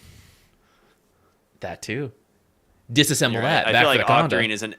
Yes, oh, God damn it. No one's building Conda ever. That item is still... I mean, I feel like the item is so close to being good. Like it's been slowly getting buffed so many times, but it's an expensive item. They get rid of Shadow Fiend. They get rid of Huskar. I think there is the flex, right, between the Wind Ranger here for both mid and safe lane. They get rid of Underlord and Tidehunter. Okay. Yeah, you just need someone... Do you have to be wary of an Ursa pick here? Is your Tenacity picking Ursa? Or... No, like for Liquid. Like Wind Ranger Liquid mid and then taking just it? go Ursa? It wouldn't hurt to be cautious of that, but... Beastmaster. Okay, maybe not. Okay, that'll be safe versus the Ursa. I mean, you can still be killed, but the boars help a lot in that matchup. Okay, follow-up question. You either pick to counter mid lane Ember here, or you could go something like an Abaddon. 10 seconds remaining. Because it is a pretty good Abaddon game. 5 seconds remaining. It's true. How would you die as Abaddon? Pretty hard to deal with it. That could be cool. I guess it's a question of how good they think mid Wind Ranger is. Because I think as a carry, she's decent. I really haven't seen much mid Wind Ranger. I'd have to consult like some of those specialist Wind Ranger mids. I think like Weehaw was Viper one of the few time? people that was playing Wind Ranger constantly. Honestly, Viper's still in. Kind of forgot about it. Now they go Dragon Knight. All right. Who's going where? I think it should be Okay, mid it is going to be Dragon Mega on Knight. the... Yeah. Mid DK for sure. Yeah, it'll lane well versus the Ember. And every time you want to try to roam on this Ember, the Dragon Knight's going to be threatening your tower. So, kind of put him in this weird spot. You got to make the plays really quickly. I like the Wind Ranger into Clinks as well. We mentioned that at the start. I feel like Liquid has all the stuff they need. But I like the Zero Tenacity draft overall as well. A lot of heroes to set up the Lynx like we talked about.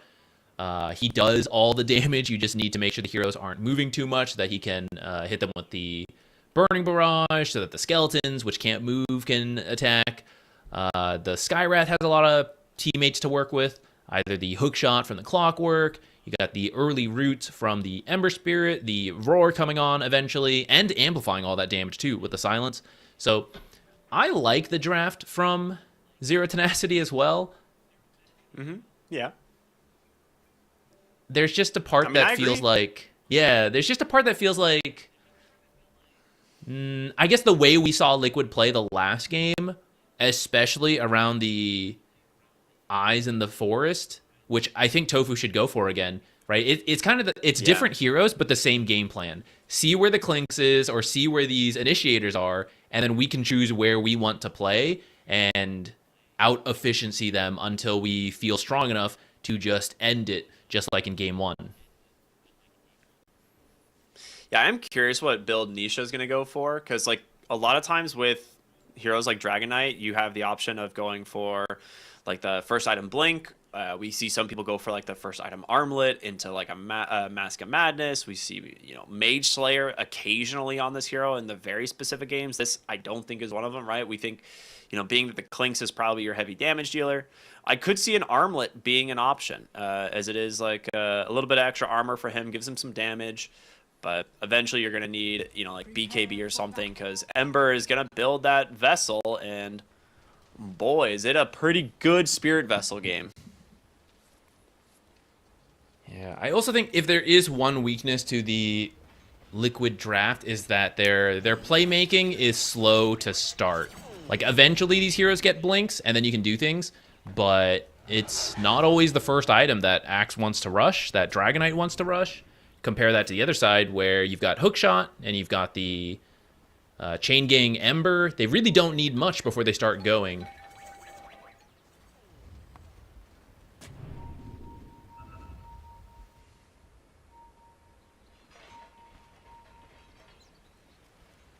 See Liquid once again checking for the tree cut. 30 seconds to battle. Okay, get a little bit of vision here thanks to the boars, and I don't know, Battle Hunger is one of those spells that if you get it on the right target, it can easily set up a kill early. Like with a Phylactery? Well, eventually, yes. But I was gonna say like a slow hero, you can easily chase them down with a little bit of extra help. Free money, easy game for Liquid. One last hit for the Treant Protector. That much closer to his Eyes of the Forest. Huge. That was 2 for 2 on the rune, so pretty standard start heading into the lanes now. I'm curious how this mid lane's going to go. Like, Warwick should just end up putting more points in the Flame Guard to shove the lane. But I think Nisha should get some denies here, thanks to just, you know, Breathe Fire and being Dragon Knight. Yep, there you go. 2 denies right out of the gate. Yeah, that's some of the idea behind the pick, right? It's just, well, cursing him as we watch. Ember doing a little bit to get some denies as well, make them everybody missing in that lane.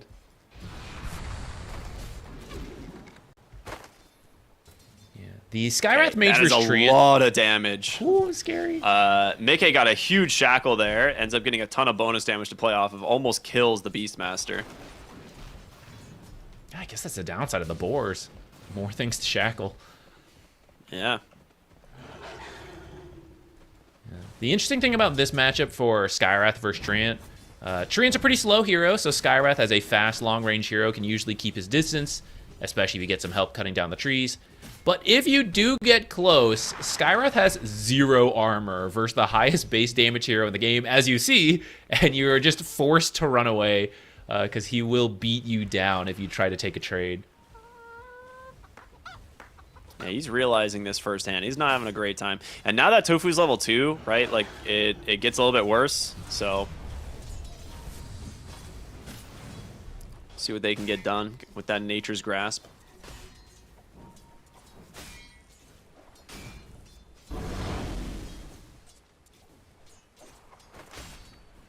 Nisha doing really well mid. 8 denies. Oop, Shackle did off not the mark. hit the Doesn't heroes. quite hit the hero. And Tofu's got nowhere to go. That is a very slow tree. First blood goes to Nefrit. Bottom lane. Dream should be okay here. Just got to make his way through the brambles. Make sure he doesn't get caught from those.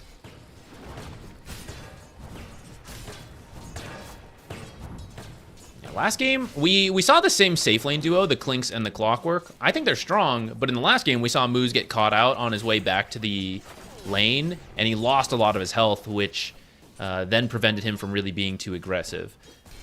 This time, he has his health, so he's being more active in the lane, but they are still finding some good last hits on the Axe here. A tanky enough hero to deal with the Clinks. Yeah, really good use of the cogs to secure the 3-minute Lotus as well, making sure that Ace and Boxy can't really contest. And they're falling really low on HP. They've got a lot of CS in this lane, but they are losing the war of attrition, and that Lotus is just going to make it worse. So they're going to have to send out a decent chunk of regen here soon.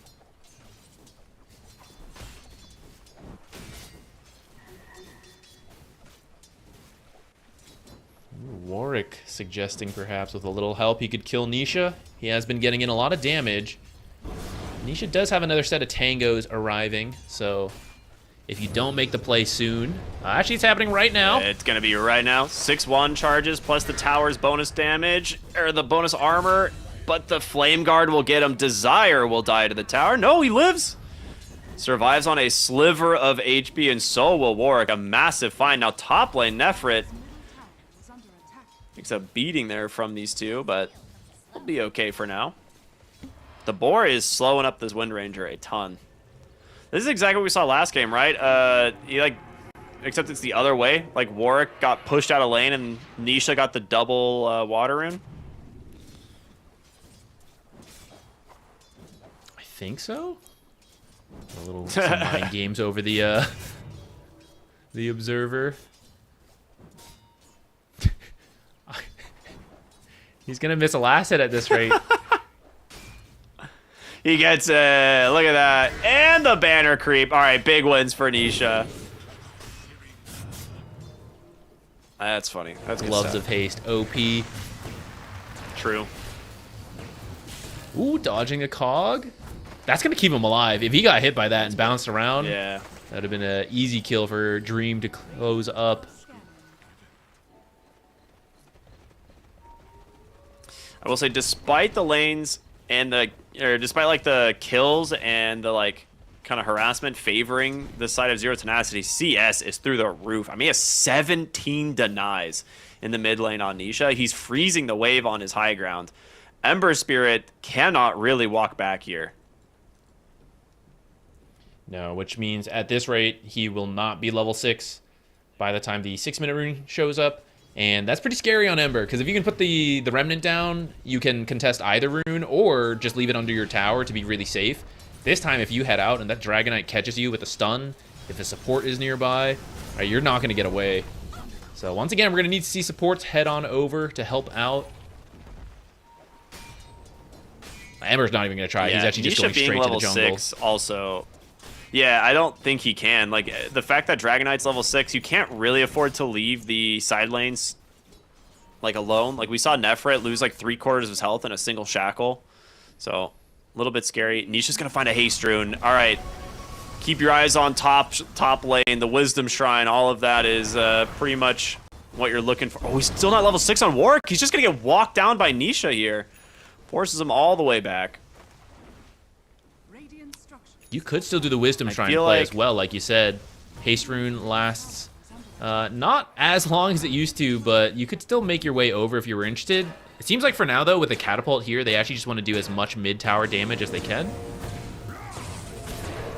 Ace might be dead here in the bottom lane. A lot of damage coming in from Dream. Just needs one more auto attack. The barrier from the Treant Protector is not going to be enough to save him. So they do manage to find a kill there, thanks to the extra heroes that came mid. But Nisha, he's going to get the tower. Yeah, it's well done from Zero Tenacity, knowing that Liquid had several heroes mid to force this.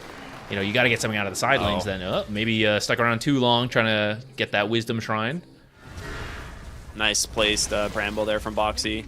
Dragon Tail to finish the tower. Nisha does not want it to get denied after all that effort. So he's 900 gold ahead of the enemy Ember Spirit. He is crushing this lane.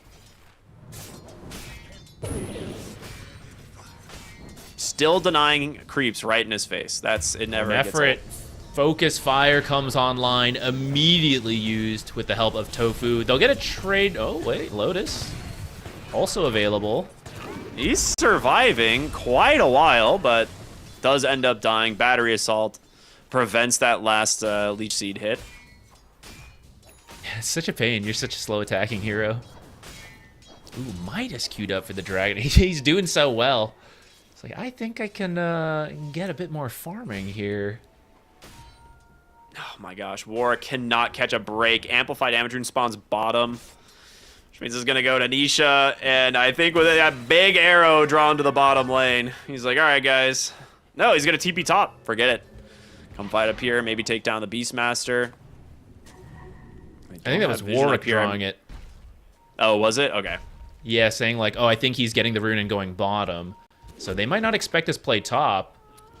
Well, actually, they're taking the proper precautions. Everyone is backing out until they know where Nisha is. Well, they find him now. They're like, okay, he's right there. Don't go over there, guys. Oh, but he's found the stack. Oh, no, your stacks! It's gone so fast. Okay, that's problematic. Uh-oh, Skyra. Yeah. Maybe just wanted to absorb XP from the stack being stolen, but then the Invis Treant Protector sees it coming, sets up for his team.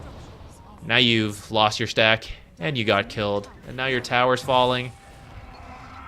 Zero Tenacity not having much fun these last couple minutes. Battle Hunger usage there from Ace. He was super close to getting wrapped around him from Moose. Battle Hunger's the creep, gets that extra movement speed, and it's going to be just enough to survive. He will drag that creep wave back now. The rotation back top. Or he just doesn't get range, just barely. Oh, no. The slow from Nature's Grasp was just enough.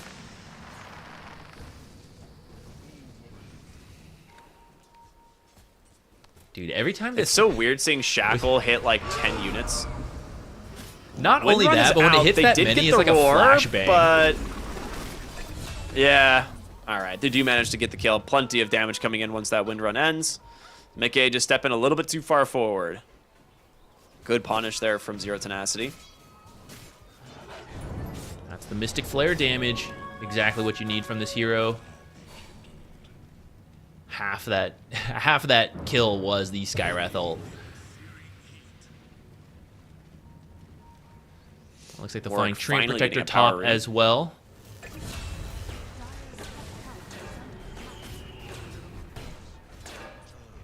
Clockwork is pretty good versus Treant Protector. They picked it as their response. You have the Rocket Flare to find him in the trees when he's not invis, and then when you have the True Sight talent, you can find him when he's invis anyways, or the Eyes in the forest. Power Cogs is great at breaking trees. Battery Assault is really good to mess with the slow attack speed. We've seen that happen a couple times already. So it's a good response, but there is that window where you don't have the True Sight talent, but you have the Eyes in the forest, which I think it's about time for Tofu. If he wants to start saving for it, he's got to stop buying other items. He's got a weird inventory right now. Looks like they are trying to finish up the mid lane tower as well, and I think with the catapult he's going to get it. Oh, they fought it, actually going for the terrorized follow-up. Tofu here as well. Oh, my goodness. The tower does end up dying, but not without cost. Now, bottom lane, they're smoked up here on Tenacity. The roar into the Mystic Flare. I mean, this is what they're looking for. If they can find the axe, it would be huge.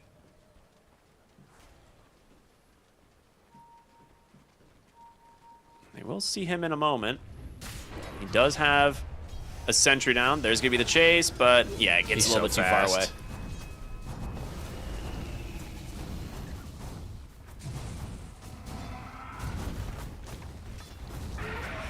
can't really You stop gotta do this something tower. about this tower, right? Trying for a cute play with the No, I'm Hurricane. just gonna give it up. All right, nice pick up there for Warwick. Gets himself a shield rune. Did he end up finishing the Midas? 'Cause I see No, an he went back armlet. for the armlet. Okay, I thought the Midas might be a little greedy. The armlet kind of more standard on Dragon Knight if you're gonna try and play him as a pseudo damage dealer. He might still end up going back for the Blink Dagger after this, but very strong at least for now. Radiant Scan does connect.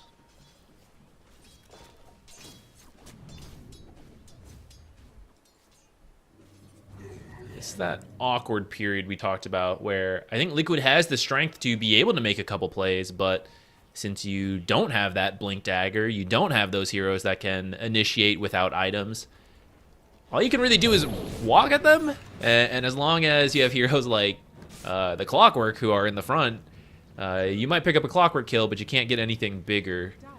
So it's been a bit of a slower game. And that'll probably keep lasting almost till to the Nisha vessel. grabs this Blink. Yeah, I think that's a big one. The Vessel for Ember Spirit's also pretty massive. Like, this will give him a lot of actual kill threat, especially onto a hero like Dragon Knight who's got an armlet if he can manage to get the full combo. There is a gold mine just sitting there. Tofu collecting the 3 bounties. He's going to find Desire walking forward. Desire's going to see Boxy. But the chase now continuing. Yeah, he drops the sentry. He's like, wait a minute. I think there might be another hero. Yeah, Mickey quickly cleans up that kill. The Focus Fire even committed for that. Oh, hook shot in. Moose really wants to prevent the Power Rune pickup. It's going to end up spawning bottom, so it doesn't really matter too much. But that Vessel doing some damage here to Nisha. He needs some help. Terrorized. Not being used quite yet.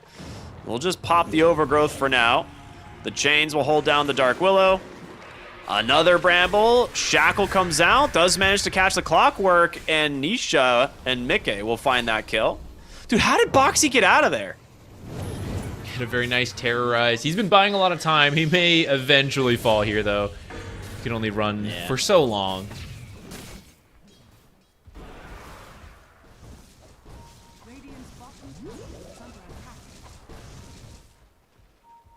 There's all space for the Axe bottom, though, who used this to farm up his Lotus. He is about 10 gold away.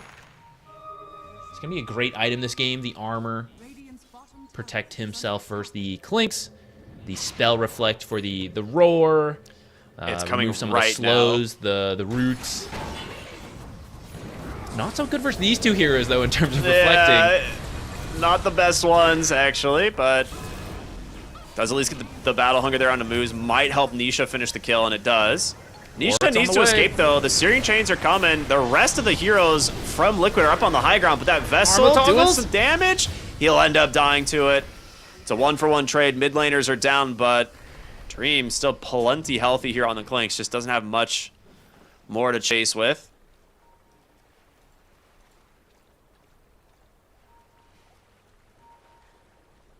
Takes a lot of damage on that Dragon Knight, but there's only so much you can armlet toggle versus a Spirit Vessel before you die. I think I saw one attempt in there.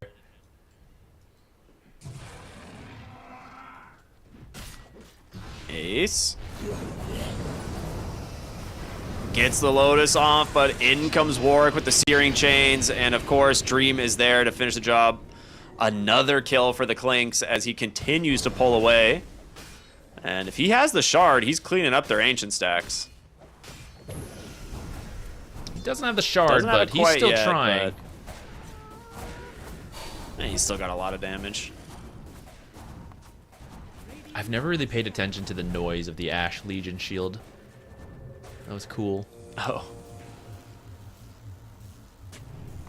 Alright, this is good from Zero Tenacity, right? They have the more natural playmakers, so although Warwick had a pretty rough time in the lane, we have seen him get involved in these plays and make use of the fact that their abilities are just stronger right now. Just throw the ults, you get kills. Right? Liquid is the one that has to delay this, wait for their blinks, which should be right around the corner.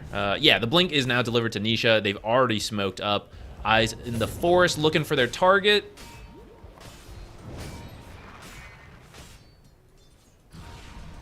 Very fortunate illusion rune there, giving him vision to get out early. And now you know the blink is online. Counter smoke, ready to go.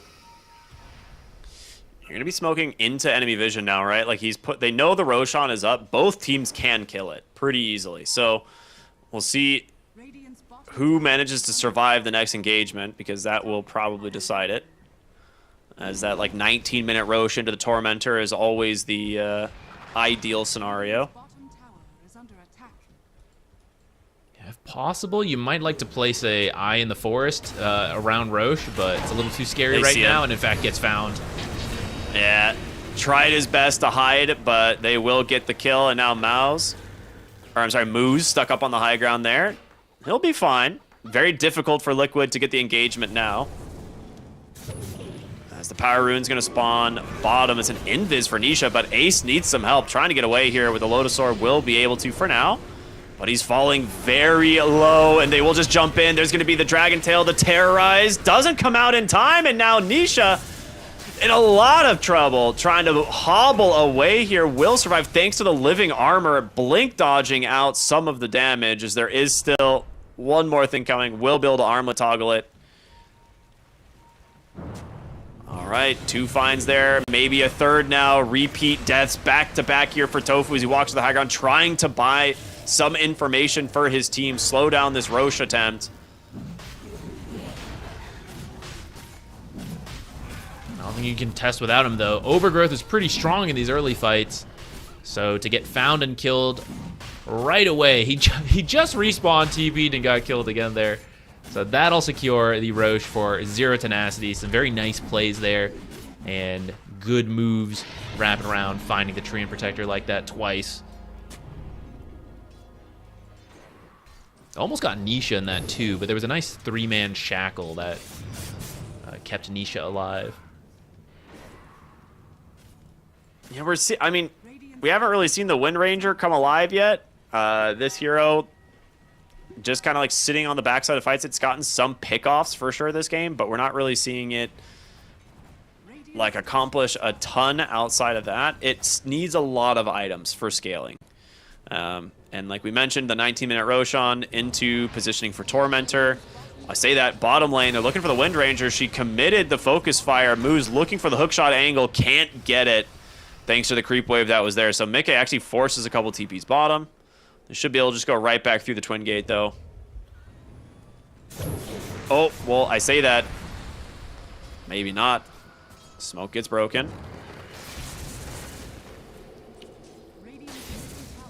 Funny enough, they actually could have taken that fight, but they didn't know how many of the Liquid heroes were there, so they just backed out. Yeah. Which is the safe call when Tormentor's on the other side, right? So they don't take the risk. They just get the Tormentor for Skywrath. And this is... Okay, so the last time people started to try playing Skywrath was because of the Shard. It went from 2 bolts to 3.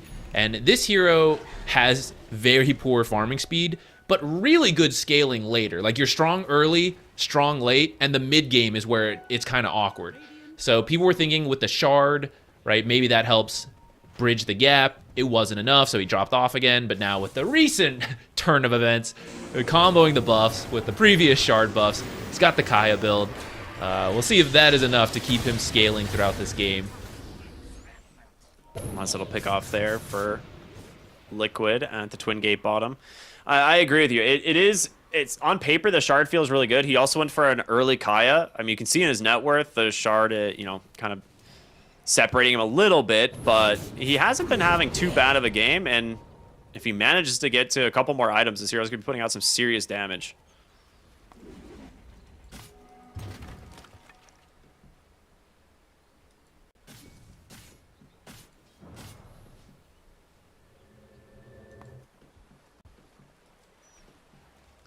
Tofu heading up top on his own again, but here come 0 Tenacity. I don't think they've been able to set up as many eyes as they would like to, as in last game, right? They've been having a bit harder of a time. And credit to Zero Tenacity, right? They've been playing well around sentries, finding the Tree and Protector, slowing down the Shard. It's a 1-5-5 for Tofu, so he hasn't been alive to even place them. Moose finds him again. The Speaking smoke of, into the dust. Hook shot immediately takes out Tofu once again. I mean, Moose has got his number this game. yeah, it's why I appreciate that they didn't back down from the counter. You know, you lose game 1 after you respond like that. Sometimes it can shake you a little bit. Oh, maybe that was the wrong idea. Maybe, you know, a different hero. But no, it's still good. Don't worry. Like, I've got it again in game 2. We'll adjust in other ways, and it's going to be fine. And so far, it's paying off. I only see, what, like 2 trees down? 1 just got killed, so actually there's only 1? Yeah, I mean, this Dragonite really desperately needs his BKB. He has it. Ooh, Warwick very close to finding him. The haste rune making those remnants incredibly quick. But with this, Nisha has managed to farm up to that BKB, so it'll be a lot more durable in these fights. The biggest problem that they had was the Vessel and the magic damage coming out from, you know, like Aurora into Mystic Flare. But should be a lot more durable now.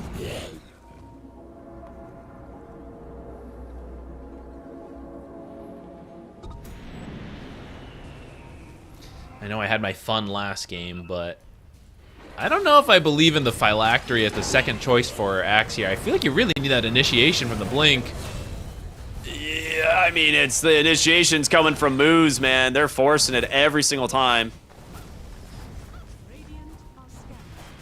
I mean, I feel like you need a Blade Mail, man. You have to stop the damage coming out from the Clinks, but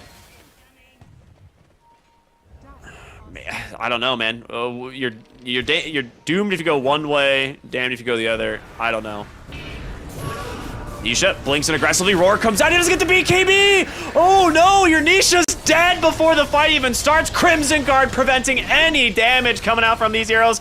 It's a disaster. Liquid lose 4 right away. And it's just Tofu on the back line trying to hobble away from this clockwork that's just not gonna stop. Hookshot's up in 5.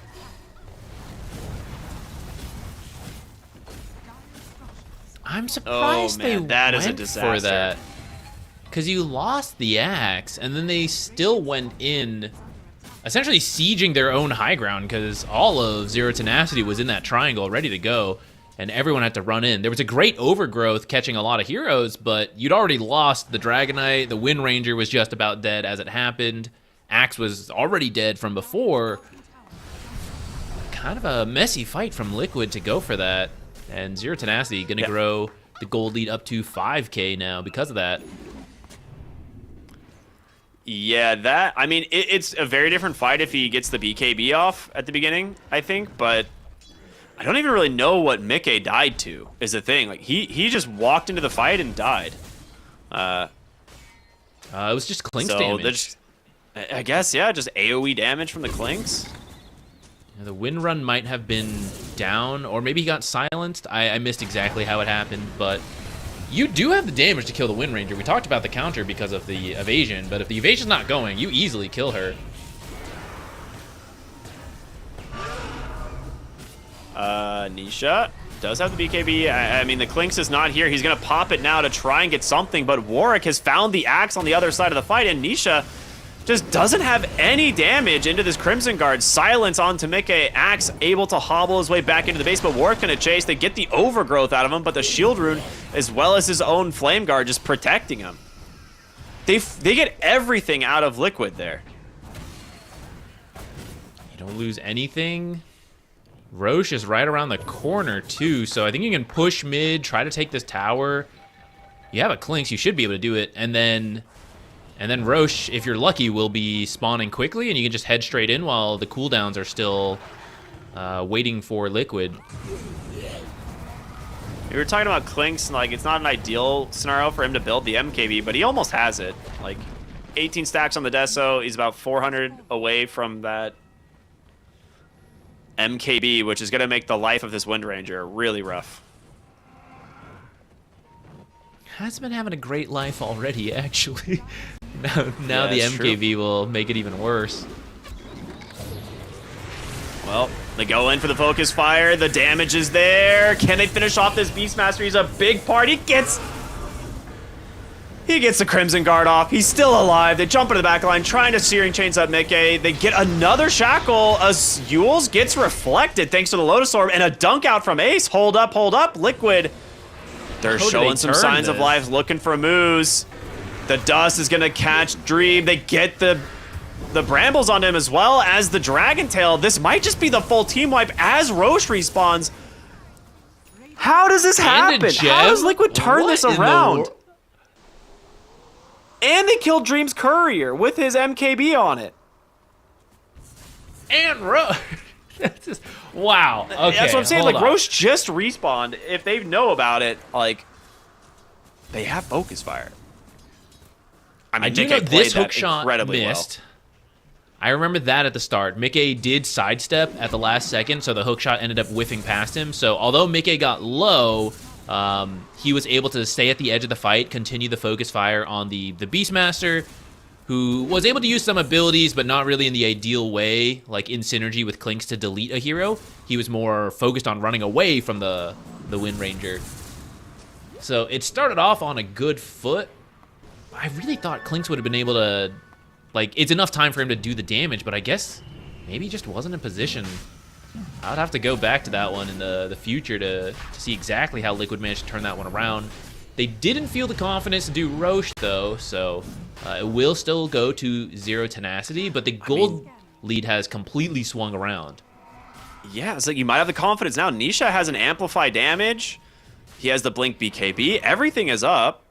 And with this, 0 Tenacity actually smoke. It's like a fake Roche attempt here. They get the roar, and now they're looking to position on the enemy kind of jungle here. We'll see who ends up finding who. A potential make or break fight here for both teams.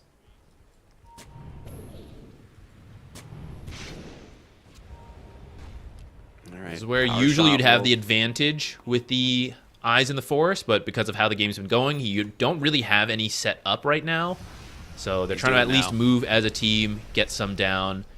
Maybe you get one around the Roche pit, that would help a lot, but sentries are actually already down looking for that. The Serrated Shiv pickup for the Wind Ranger is an incredibly strong neutral item.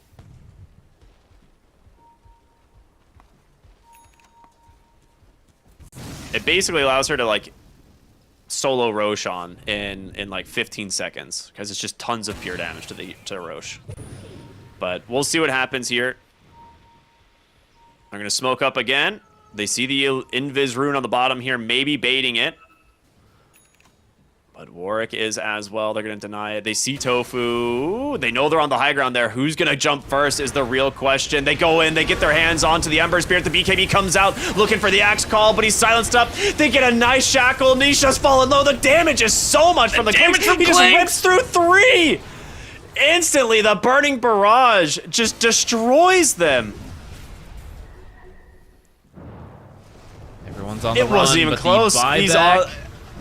Shackles is there. He's got a lot of damage, but Warwick, with that buyback, like you said, looking to find these kills, and the Clinks continuing to rain in artillery fire, and Overgrowth buying some time, but Desire will find the kill anyway.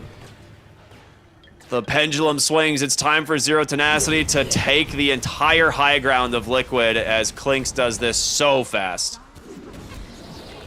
Mickey trying to find anything to delay this. Oh, no. Can't even kill the Skyrap. There. He doesn't have it. Clinks content to get to work on the tower. No distractions from him, though he is out of mana. This is going to slow down the push a little bit. He should still be able to clear up the top barracks. I don't think you can get mid since you're out of mana, but you should be able to just go back for Roche. Liquid is pinging it, though. They know that because Dream took top racks is going to take him some time. Maybe you can sneak into Roche fast enough. You can at least get in position to fight it. The Crimson Guard from Beastmaster is doing way too much. They need to kill this guy at the start of the fight. You want to, but Yeah, easier said incredibly than close done game. when he has the AC and the Crimson Guard. Hook shot in. Managed to find Boxy. He's trying his best. Blink Dragon Tail out from Nisha. They're looking to finish off the Clockwork Yules. And with the Crimson Guard being out, they might be able to get themselves enough space. McKay from the high ground, just a couple auto attacks will be able to do it. All right. Shackle Shot coming back off cooldown. I mean, here's the thing. Like I said, Wind Ranger can kill Roche incredibly fast with Focus Fire. They do get the D ward here. And with that, it should be Roche going to Liquid here very quickly. Tofu just trying to put himself on the front line here. All right. Aegis for the Wind Ranger. Warwick. Nice Searing Chains. Trying to get some vision for his team, but doesn't look like they're willing to dive in. They don't have the Clockwork, the real initiator.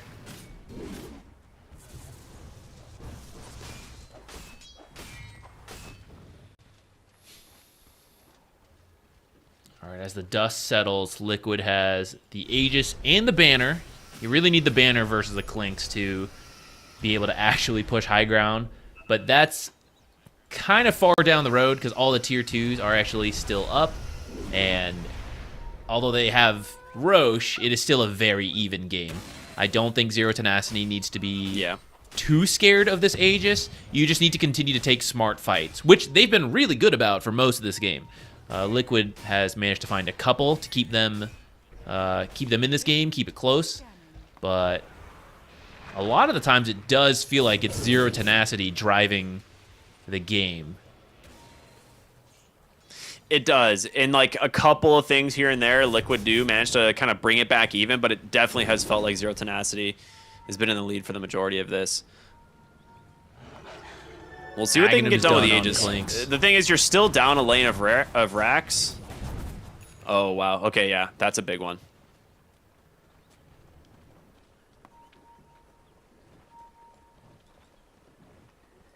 I'm trying to see if there's any major items. I mean, the big one I'm going to keep my eyes on is Skywrath Mage has the Scythe of Ice queued up.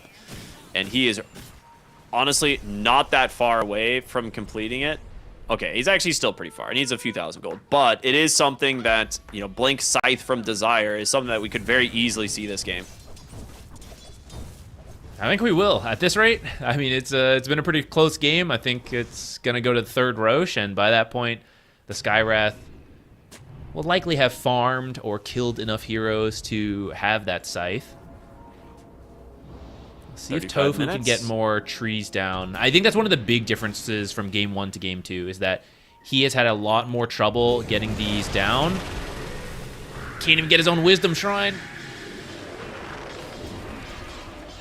Boxy is going to get the kill, the Force Staff away. All right.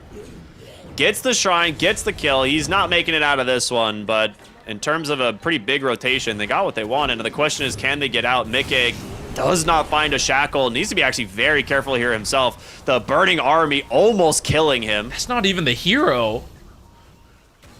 No, that is just the summons, bro. This guy is...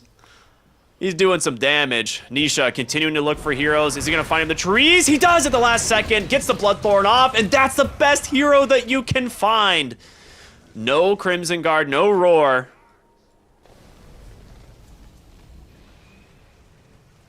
Boxy getting so much done around that Wisdom Shrine. Helps to save Tofu, gets the kill. Actually gets the Wisdom Shrine. I can't believe he secured that in time. And then he does die, but it wastes a lot of Zero Tenacity's time that the rest of the team can get in and find one more kill. Yeah. I don't think we're likely to see the Aegis accomplish too much. You might be able to get a tier 2. I think one of the big things, though, is that Tofu is finally on the enemy's half of the map. He's been trying to get here for so long and just never been able to be here. But now you can try to start putting down some trees on their half, which will give you a little bit more information to work with. And they have retained the gem still. It is on Nisha right now. Yeah, he's holding it on the Dragonite.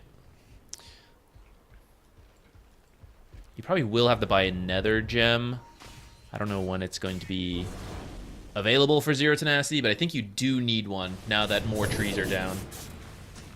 Gonna try and sit behind your Wind Ranger mid here. No, they're gonna TP back. I mean, they've got to deal with the lane of Rax that's pushing in. Double catapult wave here. With this Zero Tenacity, might just go on the scouting mission. Being led here, of course, by moves on the clockwork. If he finds anyone with a flare, he's going in. Jump in from Warwick. It's got to be so careful here. They're gonna find Ace. He does have the Lotus Orb to try and get a little bit of space. Warwick popped the BKB. The hook shot's in, but it doesn't actually connect. They're scrambling to find anything here. Tofu still has Guardian Greaves, has a Force Staff. He's gonna turn around. Big overgrowth onto 4, but dies immediately. The Burning Army is doing way too much damage, but it's the backside of the fight. Liquid with the flank. They're collapsing. A big Curse Crown stuns them down. Mickey gets the kills. Now Warwick on the run. Needs to be careful. He's got no remnants left. And Axe, he's managed to finally get the pesky clockwork. They get the kill onto Warwick as well. Tofu sacrificing himself for his entire team. Paying off big. Yeah, but you get the overgrowth, and it's a unique route. Only 2, I guess 3 now in the game that also disarm you, so it buys a lot of time. Even though he dies to all the skeletons, Axe then gets low, and I imagine a lot of Zero Tenacity's heroes are looking down at the Axe, like planning to get him. Then they get jumped in the back. You lose your Beastmaster right away, and we've talked about Clinks. He does an insane amount of damage, but once you actually get on top of the hero, he can still die pretty easily against other farmed cores, which is exactly what happens. They finally get to him. I don't think he was focused fire. I think that was on the Beastmaster, but now you're just auto-attacking with like your Dragon Knight who has a bunch of damage. The Wind Ranger's regular items are doing a bunch. Once Clinks is out, you don't have the damage to continue the fight. Barracks has been equalized. Nice Force Staff, he's out. And yeah, Barracks equalized, the Clinks is up. You still got about 25 seconds before the Ember Spirit's going to rejoin the fight, but you have now blown the game finally wide open. Is the first like real gold advantage of the game. Like it's been teetering back and forth like 3 to 5k, but now a 16,000 gold advantage going the way of Liquid. And now with this, I mean, you're going to see some really big items coming out for these heroes. Wind Ranger queuing up the Aghanim Scepter eventually, which is always really strong. Ace is going hard up to Rask. He almost has it. But there's going to be the Lincoln Sphere for Mickey as well. Because of how that game suddenly shifted around, Zero Tenacity was on pace to get the Blink Scythe before Lincoln's came out. Now, with Liquid pulling all these winning fights, the Lincoln's is already out. So now one of the key targets you want to go for is pretty much off the list of possibilities. And did they lose their gem? Because now I see Liquid has 2, and I don't think you would buy a second. I may have missed it if Zero Tenacity bought a gem. Beastmaster was holding right a gem for fight. a while. Yeah, Beastmaster was holding a gem early on in this game. So yeah, they definitely lost it. I don't know who bought it on the side of Zero Tenacity, but they definitely had one. Is painful. That means these trees are likely to survive, which now if you take a look at the minimap, way more trees. Earlier there was like 1 or 2, but now, yeah, we see across all lanes there is some kind of tree helping to scout where Zero Tenacity is. And this is how Liquid played the last game and were able to win and make all the moves because they knew where Zero Tenacity was. This time... Yeah, you just have so much vision. Yeah, this time they struggled. Zero Tenacity was doing a great job, but after 1 or 2 losing fights, Tofu just sprints across the map as fast as a tree can do and places all the eyes. Ooh, look at the neutral item he's gone for on Nisha here. Not one that I've really seen all that much, but the new Flares Boda. It's the base damage and attack speed, but refreshed on Hero's Death. So they're all in for teamfight damage on this guy now. Man, Tofu was just being highlighted, holding the Kobold Cup even now. I kind of like the idea actually because like, yeah. when the skeleton walk plus Burning Army comes out, you have to get away from that. So actually the AoE move speed is pretty good. I'd be curious what his other options were. I wasn't really paying attention. Maybe he also had terrible choices, but it's pretty funny to see him holding this the entire game. Yeah.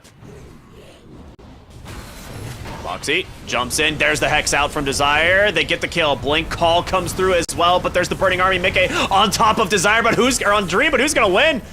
Mickey falling low, has to retreat. In comes the Overgrowth. Warwick gets the BKB to try and hold his ground. Nefrit looking for the Roar, finds him, but Dream dies to Nisha. The Dragon Knight is here. The Call's gonna find Nefrit. Liquid starting to surround him. The TP out will be there for the Ember, but the damage is done. 2 massive kills for Liquid. Still looking, but Desire already out. Grabbing the Wisdom Shrine before heading home. But this weans Liquid. Okay. Oh, okay. Actually, I thought they would push, but they're going to go for the Clockwork instead. He's dragging the wave. He pulled the mid wave all the way up here through the jungle, so... Dude, See, out Moose of here? is No a gamer. way, Moose? He's such a gamer. Oh my goodness. Moose Clockwork, ladies and gentlemen. Welcome to the show. The creep wave did return, though, to the mid lane. Fortify. A little early means some of these back creeps should stay alive. Roche is up, but they are really just wanting to finish off this lane of Rax. They could go back for the Roshan after this. Yeah, the tier 2 top is still up, so it would take too long to go for that. Roche with the refresher and the cheese. The next level of banner as well. Your tier 4s can take the chip damage because you've got the Treant Protector. They're not too worried about that. What a turnaround in this game.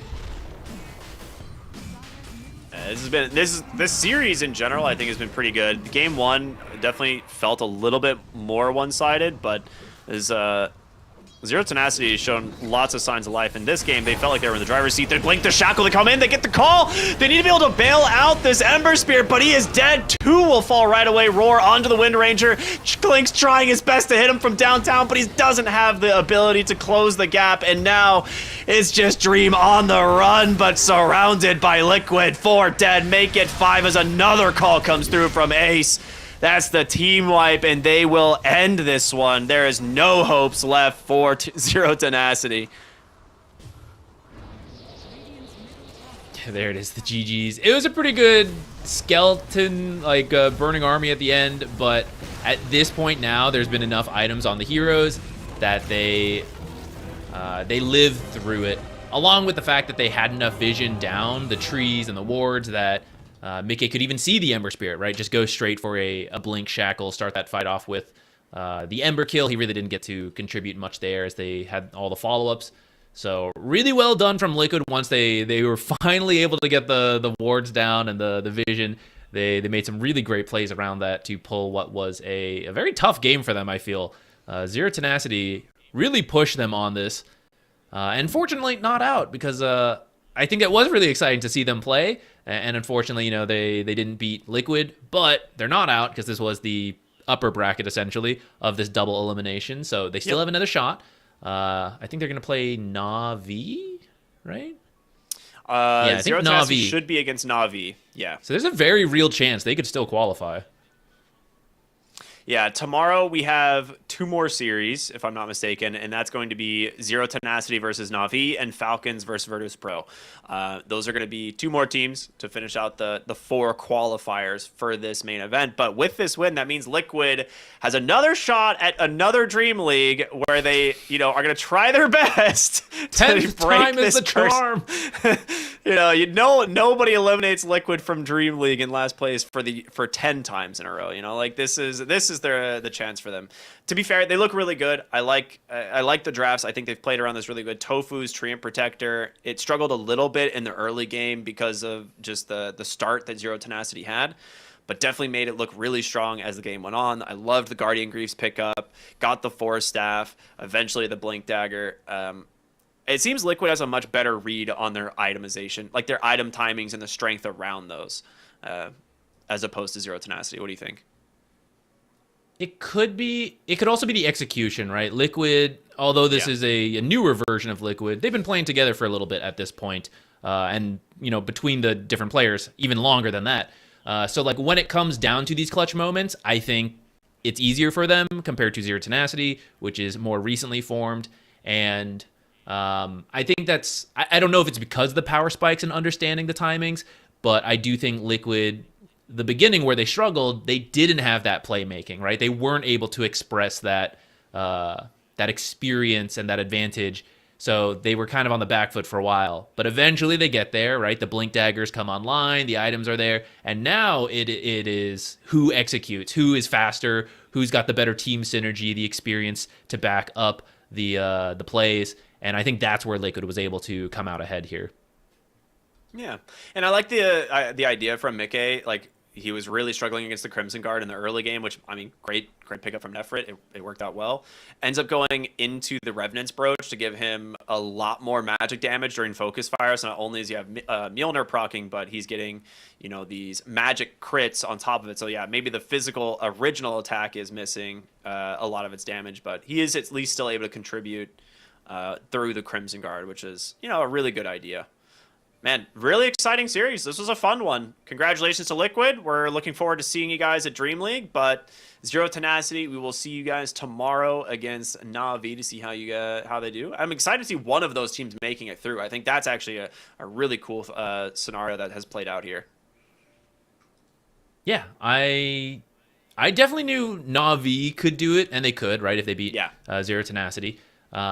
Zero Tenacity was the dark horse for sure. Like, I recognized the players, there's a shot, but I didn't actually know how good it was because we didn't see the open qualifier, but I can see them doing it. There's still, you know, things to improve on since they ultimately lost to Liquid, but versus Na'Vi, which is a little bit of a weaker opponent compared to Liquid, Na'Vi also has their hot and cold days, right? Times they look really good and they beat tier 1 teams, and other times it's a bit more shaky, so that might be a determining factor tomorrow, is how good Na'Vi is feeling that day.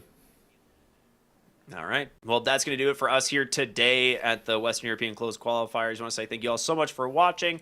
Make sure to check out the other channels. I don't think there's any live right now. We might be the last one. No, maybe NA and SA are going on, I think. So make sure to go check out those. There's going to be a lot more qualifiers still going on. And then we will be back here tomorrow bright and early with the final day of these qualifiers. So we'll see you all then. Have a wonderful night.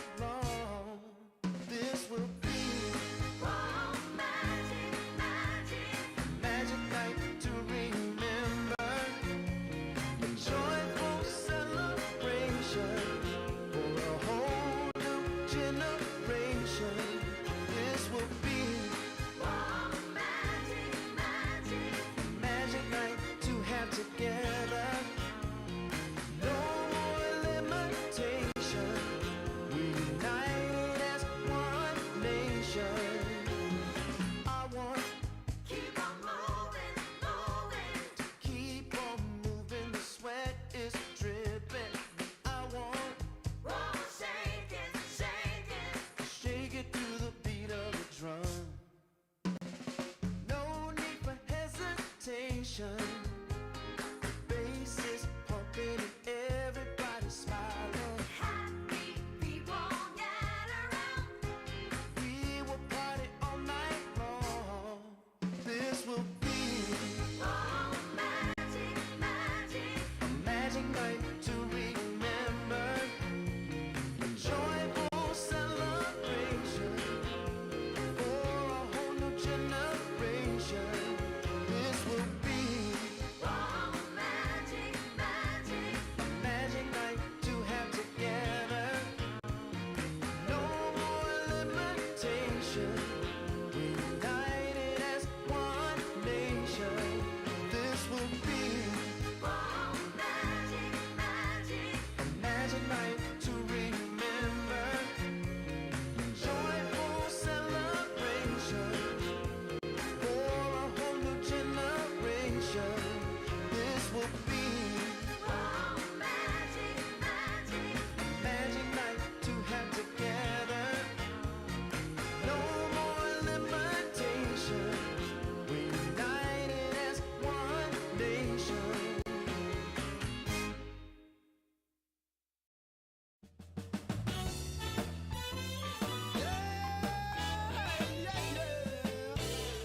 Oh yeah. Take away my bag of bud, my camels and jack. Go ahead and take them all, I don't want 'em back.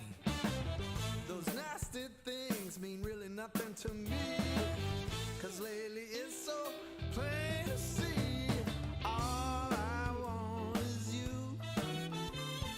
Honey, is so true. Give it to me, baby. All I need is you. Yeah, yeah, yeah. Come on, you can take away my mint Cadillac. Take my Harley too, I don't need them back. I got an engine, Lord, it runs so right. As long as I get your loving each night. All I want is you. Honey, is so true. Give it to me, baby. All I need is you. Yeah, yeah, yeah, yeah, yeah. Early in the morning, well, early in the morning, late in the evening. Round around noontime, round about noontime, baby. 20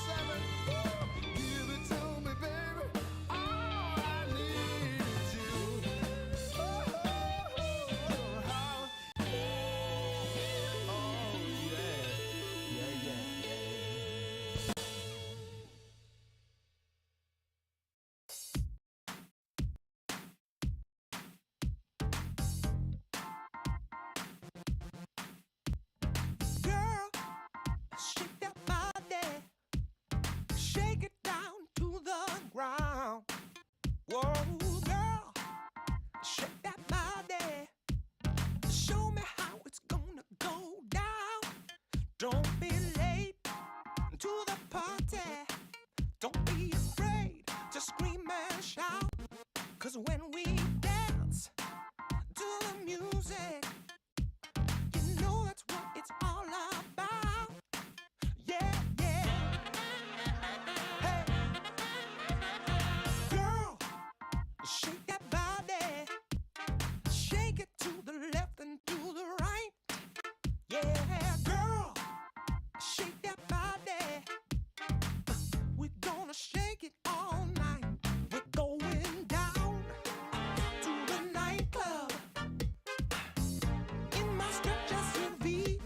'Cause you know, girl, when we're dancing, there's no place I'd rather be. Yeah, yeah.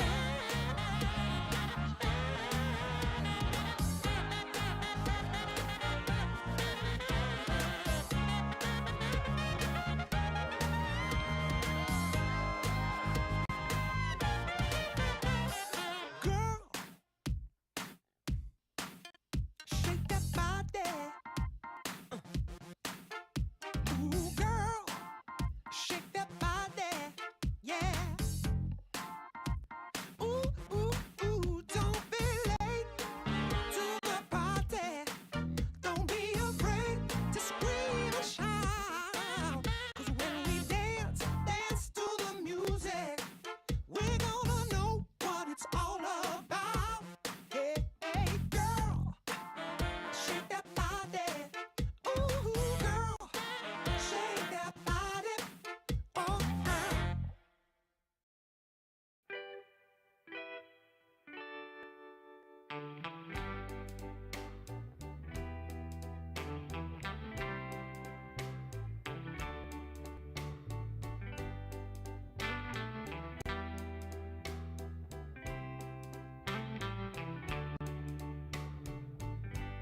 sometimes I'll be foolish. Sometimes I know I get mad. Sometimes I say the wrong thing to you that makes you feel sad. But one thing is true in all that we've been through. You've never stopped loving me, no matter what I do. So let me say, yeah, that every day I try to find the words from my heart to say thank you. 'Cause you take me as I am.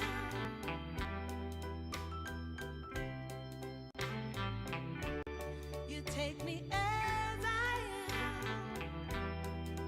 Oh, baby. If you stop loving me, well, I would understand. But I won't take you for granted, no, no. When you hold my hand, your love makes me feel that I could fly to the moon. Not even the birds of love can sing a sweeter tune. I needed to say that you find a way to make me feel anew. And I want to